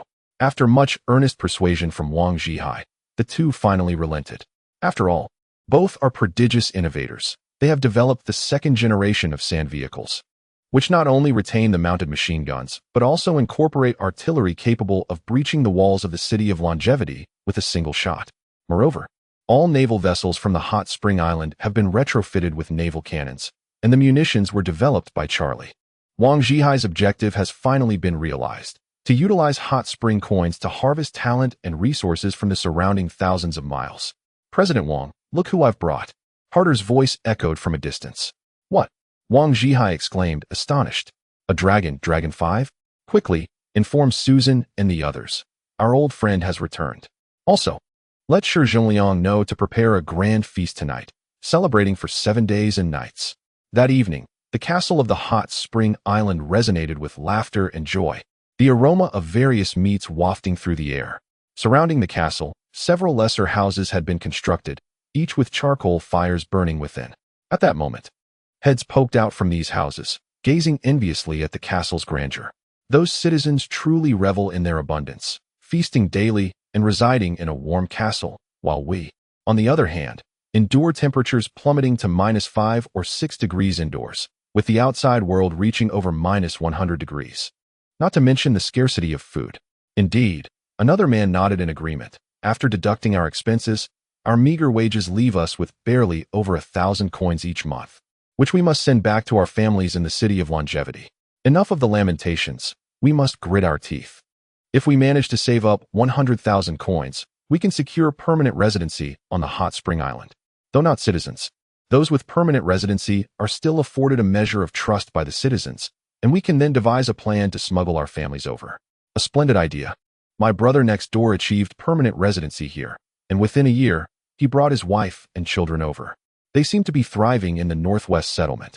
The hot spring island is divided into a castle district and 8 major zones, along with a dock area. In the main castle, the underfloor heating maintains a constant temperature of around 1 or 2 degrees. The castle is divided into 8 distinct zones: east, west, south, north, northeast, northwest, southwest, and southeast. The eastern zone is known as the affluent district, where the nobility of Na City, the Huangsha clan, Giant Stone City, and Eternal Life City reside. These nobles have expended considerable resources to secure a coveted position, yet during the voting process, they were ultimately dismissed, preventing them from acquiring citizenship and, consequently, from residing within the castle. As a result, their families have settled in the eastern district. Although the environment there pales in comparison to that of the main castle, it boasts an array of villas, and the streets are paved with bluestone, under which lies a comprehensive drainage system. The wealthy residents utilize hot water for their sanitation needs, causing the drainage to emit warmth, thus elevating the temperature of the affluent district above that of the other zones. Chapter 849. You fool, he is taking advantage of you. Notably, these wealthy individuals have established their own armed company, whose personnel are solely tasked with guarding the main entrances of the eastern district, barring any impoverished individuals from entry. The weaponry of this armed company has been procured at great cost from the Hot Spring Armory, including the first-generation Na City crossbow. Although it significantly lags behind the third-generation model, it is more than sufficient for dealing with common folk. The second-generation crossbow is available in limited quantities from the Hot Spring Armory, with only 20 units sold each month. The latest third-generation crossbow is not for sale and can only be possessed by citizens of Hot Spring Island. The dock area is the most impoverished yet the most populated among the several districts, housing over 100,000 laborers in cramped conditions, leading to a chaotic, filthy, and odorous environment akin to a bustling marketplace. The population of the dock district exceeds that of the 8 major districts combined with that of the main castle, rendering it a haven for smugglers, as the patrols of Hot Spring Island dare not venture in, lest they be met with violence. Within the Grand Hall of the Gorge, the master of the One-Sword Gorge occupies the central seat, with a veiled woman adorned in light gauze seated to his left. At a respectful distance sit the other esteemed elders of the One-Sword Gorge. Yi Feng gazes at this assembly with rising indignation. Master of the Gorge, you once promised me access to the library for my studies. Why do you now renege on that promise? Yi Feng inquired, his frustration palpable. This is not solely my decision. The other elders oppose your entry into the library. Understand that the texts housed within have been meticulously gathered over centuries by countless generations of the One-Sword Gorge, forming the very foundation of our legacy. Therefore you, Yi Feng, may only study in the library for 6 months, after which, based on your demonstrated merits, we shall determine whether you may continue your studies. The master of the One-Sword Gorge stated indifferently, paying no heed to Yi Feng's wrath. Does that imply that the rewards you promised me in the form of crystal pellets have also been nullified? Yi Feng pressed further. Rest assured, the crystal pellets will indeed be awarded to you. I have the authority to grant you a single crystal pellet with a purity of 95% at this very moment. The master replied. A cold smile spread across Yi Feng's face as he realized the master's words were merely a fade intended for the benefit of the Greenfield sect and Birch City. With no outsiders present, he could exploit his authority without restraint. Yi Feng, you are now a member of the Sword Gorge. As the master of Sword Gorge, I must assign you some tasks. There are numerous bandits around Sword Gorge plundering my merchant caravans. I require you to eliminate them. Within a month, I wish to hear no more news of their rampant activities. The words came from the Grand Elder. Having just joined Sword Gorge and yet to receive any rewards, I am now expected to assist in clearing out the bandits? Yi Feng inquired with a hint of detachment. What sort of place do you think Sword Gorge is? If you wish to join us, you must demonstrate your sincerity, and dealing with the bandits is the greatest testament of that sincerity. Do you agree? The Grand Elder pressed. Me? Yi Feng felt a deep ache in his chest, a surge of pent-up frustration rising within him. You members of Sword Gorge are being unreasonable. Yi Feng had gathered the most materials during his recent expedition into the Void's secret realm. Yet you not only seized all his materials, but now demand him to serve you without any reward. Bai Guogua could no longer contain herself and stepped forward to defend Yi Feng. Bai Guogua, this is a matter of our clan. You should focus on your own tribe first, the second elder remarked coolly. Bai Guogua's tribe was merely a small clan with fewer than 10,000 members. Far beneath the notice of Sword Gorge, which saw no need to put on a show before such a minor faction. They only acted in the presence of larger clans to showcase Sword Gorge's fairness and justice. Yet, once the outsiders were gone, the internal matters were still manipulated by them. Brother Feng, let us leave. You will not find justice here. Yi Xiaoqiao tugged at Yi Feng's sleeve, her eyes ablaze with indignation. After she brought back the revitalizing herb, she had extended her grandfather's life, perhaps for another 5 or 6 years. However, the fundamental issue remained unresolved, the basic lifespan of cultivators. Unless her grandfather could advance to the King of Strength realm within that time, the situation would not improve. Feng Ge, confront them directly. Chenin stepped forward. Master of Sword Gorge, my brother Feng has decided not to join your ranks. Please return the 40% of materials to us, and we will manage on our own. Chenin declared. The master of Sword Gorge seemed to have anticipated this. A slight smile graced his lips. I'm sorry, but those materials have already been sent to the Research Institute for the crafting of formation flags and discs. Thus, I am unable to return them to you. However, I will compensate you in other ways. At this moment, I hereby accept Yi Feng as the 79th closed-door disciple of Sword Gorge. The other elders scoffed, nonchalantly bowing to Yi Feng. Congratulations, Yi Feng, on becoming a closed-door disciple of the Gorge Master. This honor more than compensates for your 40% of materials. Yes. Shouldn't you express your gratitude to the Gorge Master? Yi Feng, ha ha ha. How many among the younger generation can claim to be a closed-door disciple of the Gorge Master? The elders feigned congratulations, yet their eyes glimmered with mockery. Yi Feng felt a surge of blood rise in his throat, yet faced with such a situation, he could only swallow his grievances. Indeed, it was utterly despicable. Trading his identity as a disciple for the materials he had risked his life to retrieve from the secret realm transcended mere unfairness. It was akin to being devoured without a trace left behind. Moreover, what significance does it hold to become a disciple behind closed doors? If one is not taught, such a title is merely superficial. I am grateful for your generosity. Master of the One Sword Gorge, I graciously accept. Yi Feng lowered his head slowly. Brother Feng, are you foolish? He is merely taking advantage of you. Chenin nudged him. Yi Feng shot him a glare. Isn't that the case? Silence, Yi Feng admonished. Ha ha ha, splendid. Yi Feng, you may return to your private residence. As my closed-door disciple, you possess certain privileges. The master of the One Sword Gorge laughed heartily, thoroughly enjoying the situation. A group of individuals arrived joyfully, only to depart from the master's hall with their spirits dampened. After their departure, the master and the elders exchanged glances and could not contain their laughter. This foolish lad, does he not consider what kind of place the One Sword Gorge is? If he obtains treasures from the secret realm, do you think we would let him go without extracting every last bit? At that moment, the masked woman spoke slowly. Senior Rue, are you planning to keep Yi Feng at the One Sword Gorge, Or are you seeking an opportunity to send him away? Let him stay for now. I shall arrange for someone to make his time here uncomfortable. He will leave of his own accord, as we must maintain our reputation outside. The master of the one-sword gorge replied. Indeed. The assembly nodded in unison. Ordinary folks perceive the one-sword gorge as righteous and trustworthy because they hold no significant value. Chapter 850. Your presence disgusts me, yet Yi Feng is different. He has procured numerous materials from the secret realm. Thus, for Yi Feng, the most equitable place is ironically the most loathsome one. After leaving the Master's hall, Yi Feng resolved to visit the library, for 6 months of reading time should not be squandered. As for the reading privileges of Chun, Un and the others, they were naturally revoked. Chunin, you all wait here.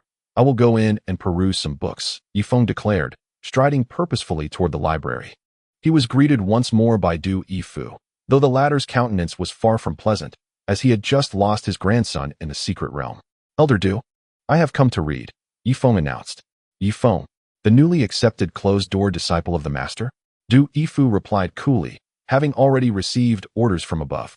Indeed, it seems your information is quite up to date. Yi Feng nodded.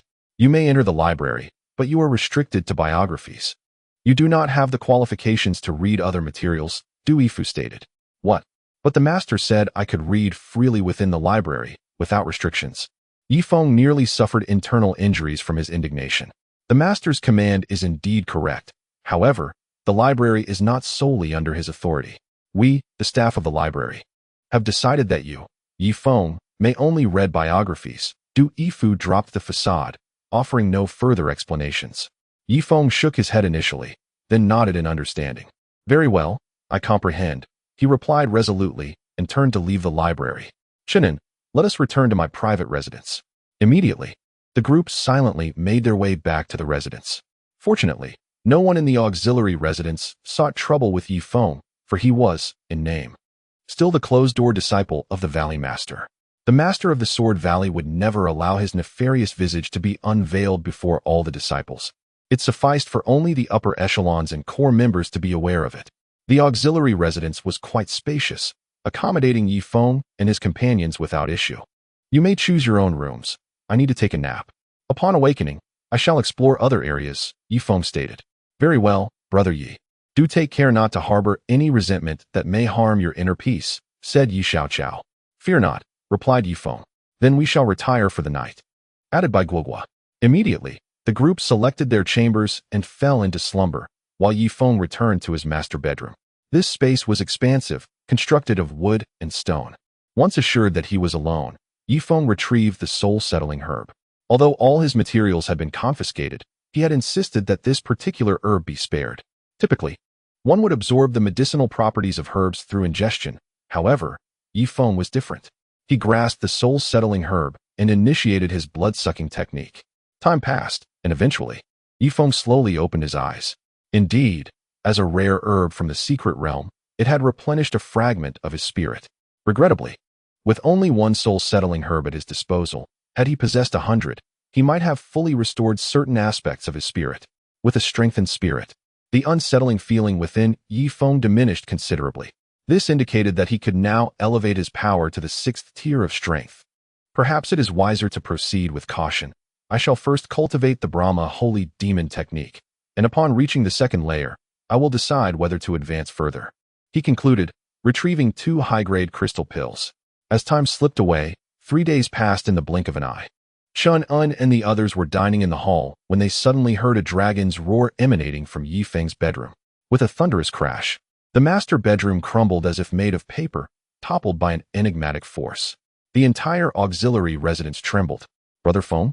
Chunin exclaimed joyfully, rushing into the dust-laden room with his bowl in hand.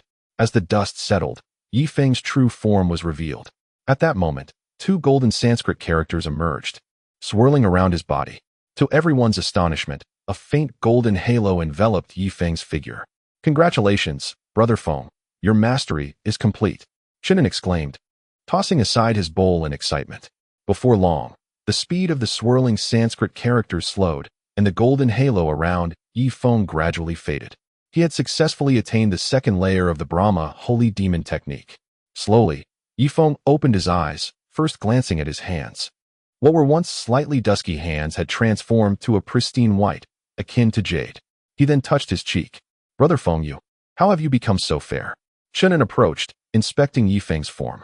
"Do not touch indiscriminately," Yi Feng admonished, pushing Chunin away. "Brother Yi, your skin. It appears remarkably clean and healthy. Previously, your skin had a slight darkness. If you missed a day without washing your face, it would feel rather unkempt. However, now you appear radiant and fair. Although your complexion is pristine, I sense a resilience and thickness to your skin that is difficult to articulate." In the eyes of Wild Grass, little stars twinkled. The man she admired had indeed transformed into a strikingly handsome figure. Is that true? Yi Feng felt similarly. At that moment, two strong men from Yijian Gorge entered the collapsed bedroom area. "Brother Yi, did you cause the other courtyard to collapse?" One of the men inquired cautiously. "And if I did?" Yi Feng's expression turned cold. "Oh, we understand now." The two men exchanged glances with Yi Feng, instantly feeling a powerful pressure that prompted them to hurriedly retreat to report the incident. This time, Yi Feng devoured a sheep, 2 plump sand chickens, and a beef leg. With the second level of the Fan Xing Shun Mo skill, his culinary demands had escalated. He only consumed the most delectable portions. "Guogua, will you accompany me for a stroll in Yijian Gorge?" Yi Feng proposed. Bai Guogua's cheeks flushed with delight. In contrast, the women, including Wild Grass, wore somber expressions. "Haha, Brother Feng, go ahead without worry. I shall entertain the other ladies. Xiao Yenner, come, let me take you to a mysterious place." Chunin offered with a gentlemanly gesture. "Get lost. Just seeing you makes me feel nauseous," Xiao Yenner retorted angrily. "Oh well." Chunin yelped as he scampered back to the bedroom. At this moment, Yi Feng was walking alongside Bai Guogua on the bustling streets of Yijian Gorge. Occasionally, they encountered lively marketplaces, where Yi Feng seized the opportunity to indulge, much to the discontent of those around him. Yet, adorned in the attire of Yijian Gorge, the women he groped dared not voice their anger. Bai Guogua followed Yi Feng obediently, her face flushed throughout, eagerly anticipating his confession. The Research Institute? Yi Feng caught sight of a cluster of buildings and slightly twitched his nose. He recalled the scent of his batch of herbs. Indeed, all those materials were within the Research Institute, even when refined into formation flags and discs. They retained a faint aroma that would not escape Yi Feng's keen sense of smell.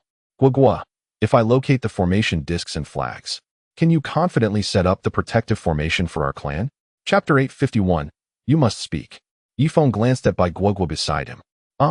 Bai Guogua thought Yi Feng was about to confess to her, but instead, she responded, "As long as the formation discs and flags are intact, I can certainly arrange the grand formation because I am a rare talent in formations within our tribe, as my master has stated, not merely my own self-proclamation." Bai Guogua said with a hint of pride. "Ha ha ha, splendid indeed." After speaking, Yi Feng, dressed in intersect attire, easily infiltrated the Research Institute. Since the creation of formation discs and flags was Yijian Gorge's first attempt, their defenses around the Research Institute were not particularly stringent, allowing Yi Feng to seize the opportunity. However, in the later stages, the Research Institute would undoubtedly be heavily guarded, making it impossible for even a fly to enter.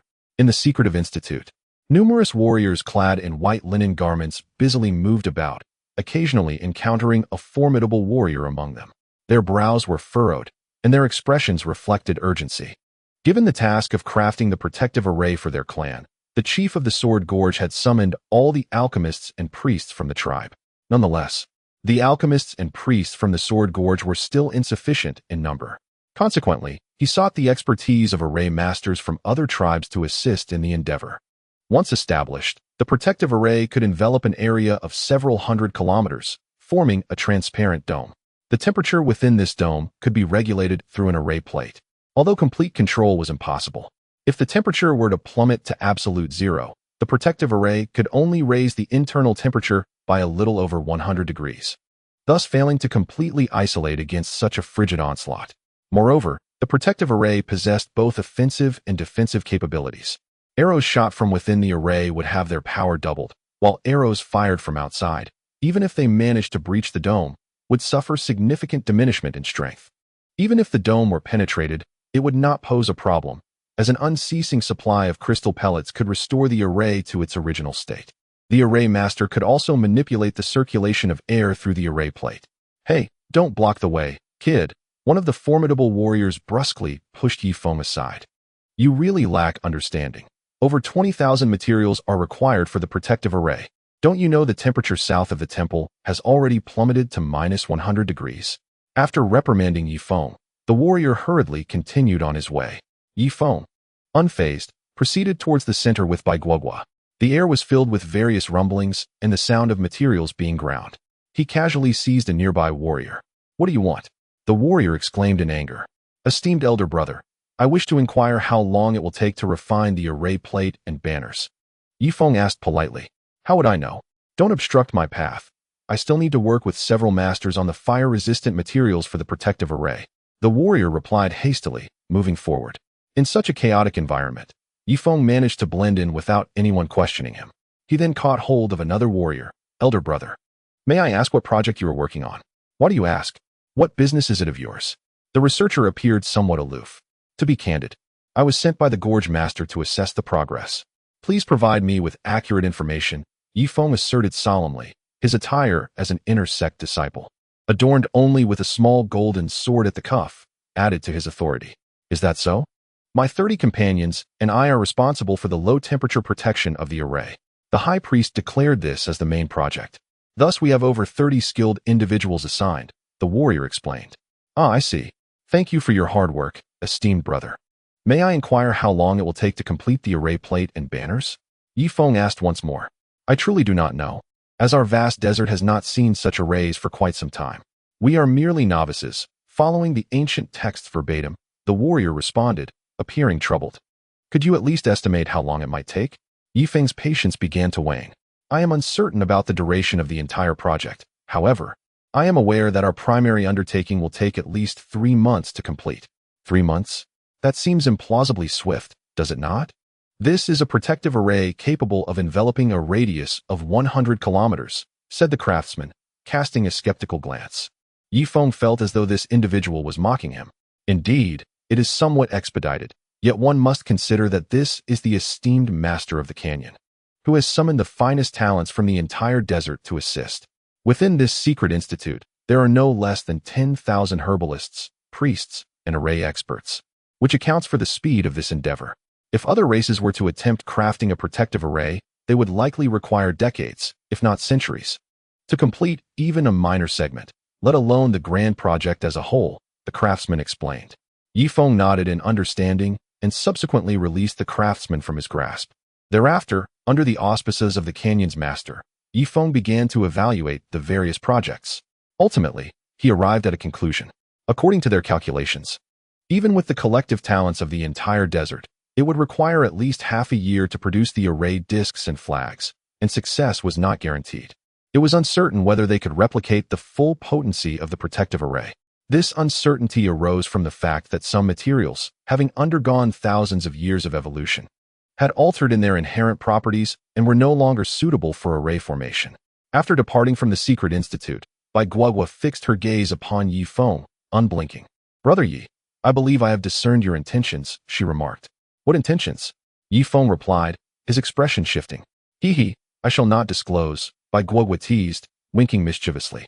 You must tell me, Yi Feng insisted, pressing her against the wall. What if this little girl truly guessed his intentions and reported him? Indeed, his intention was to wait until the Sword Canyon produced the array discs and flags. Then, utilizing his keen sense of smell, to stealthily acquire these items and set up the protective array on Hot Spring Island. With the might of the protective array, even if the master of the Sword Canyon came to confront him, he would be unable to breach it. In fact, it could be said that not even the entirety of the desert's populace could penetrate the protective array on his Hot Spring Island. As Yi Feng accompanied Bai Guogua to the other courtyard, they were met by 2 9th-tier Power Kings stationed at the entrance. Chen and others were confronting the 2 Power Kings, appearing quite incensed. Brother Feng, it is good that you have returned. These 2 ruffians accuse us of destroying the other courtyard and threaten to send us to the foot hall. Chen rushed over to report. Yi Feng nodded, pulling Chen aside to confront the 2 9th-tier Power Kings directly. Yi Feng, we, as the master's disciples, welcomed you with goodwill, yet you have vandalized the other courtyard, indicating your dissatisfaction with the master. Therefore, from this moment forth, you are no longer permitted to reside in the other courtyard. You are to move to the foot hall. stated one of the ninth-tier power kings. Huh. I have retrieved all the materials necessary for setting up the protective array for the Sword Canyon. Once the array is successfully established, it will safeguard everyone from the calamity that occurs once every 80 years. Is this how you treat someone who contributes?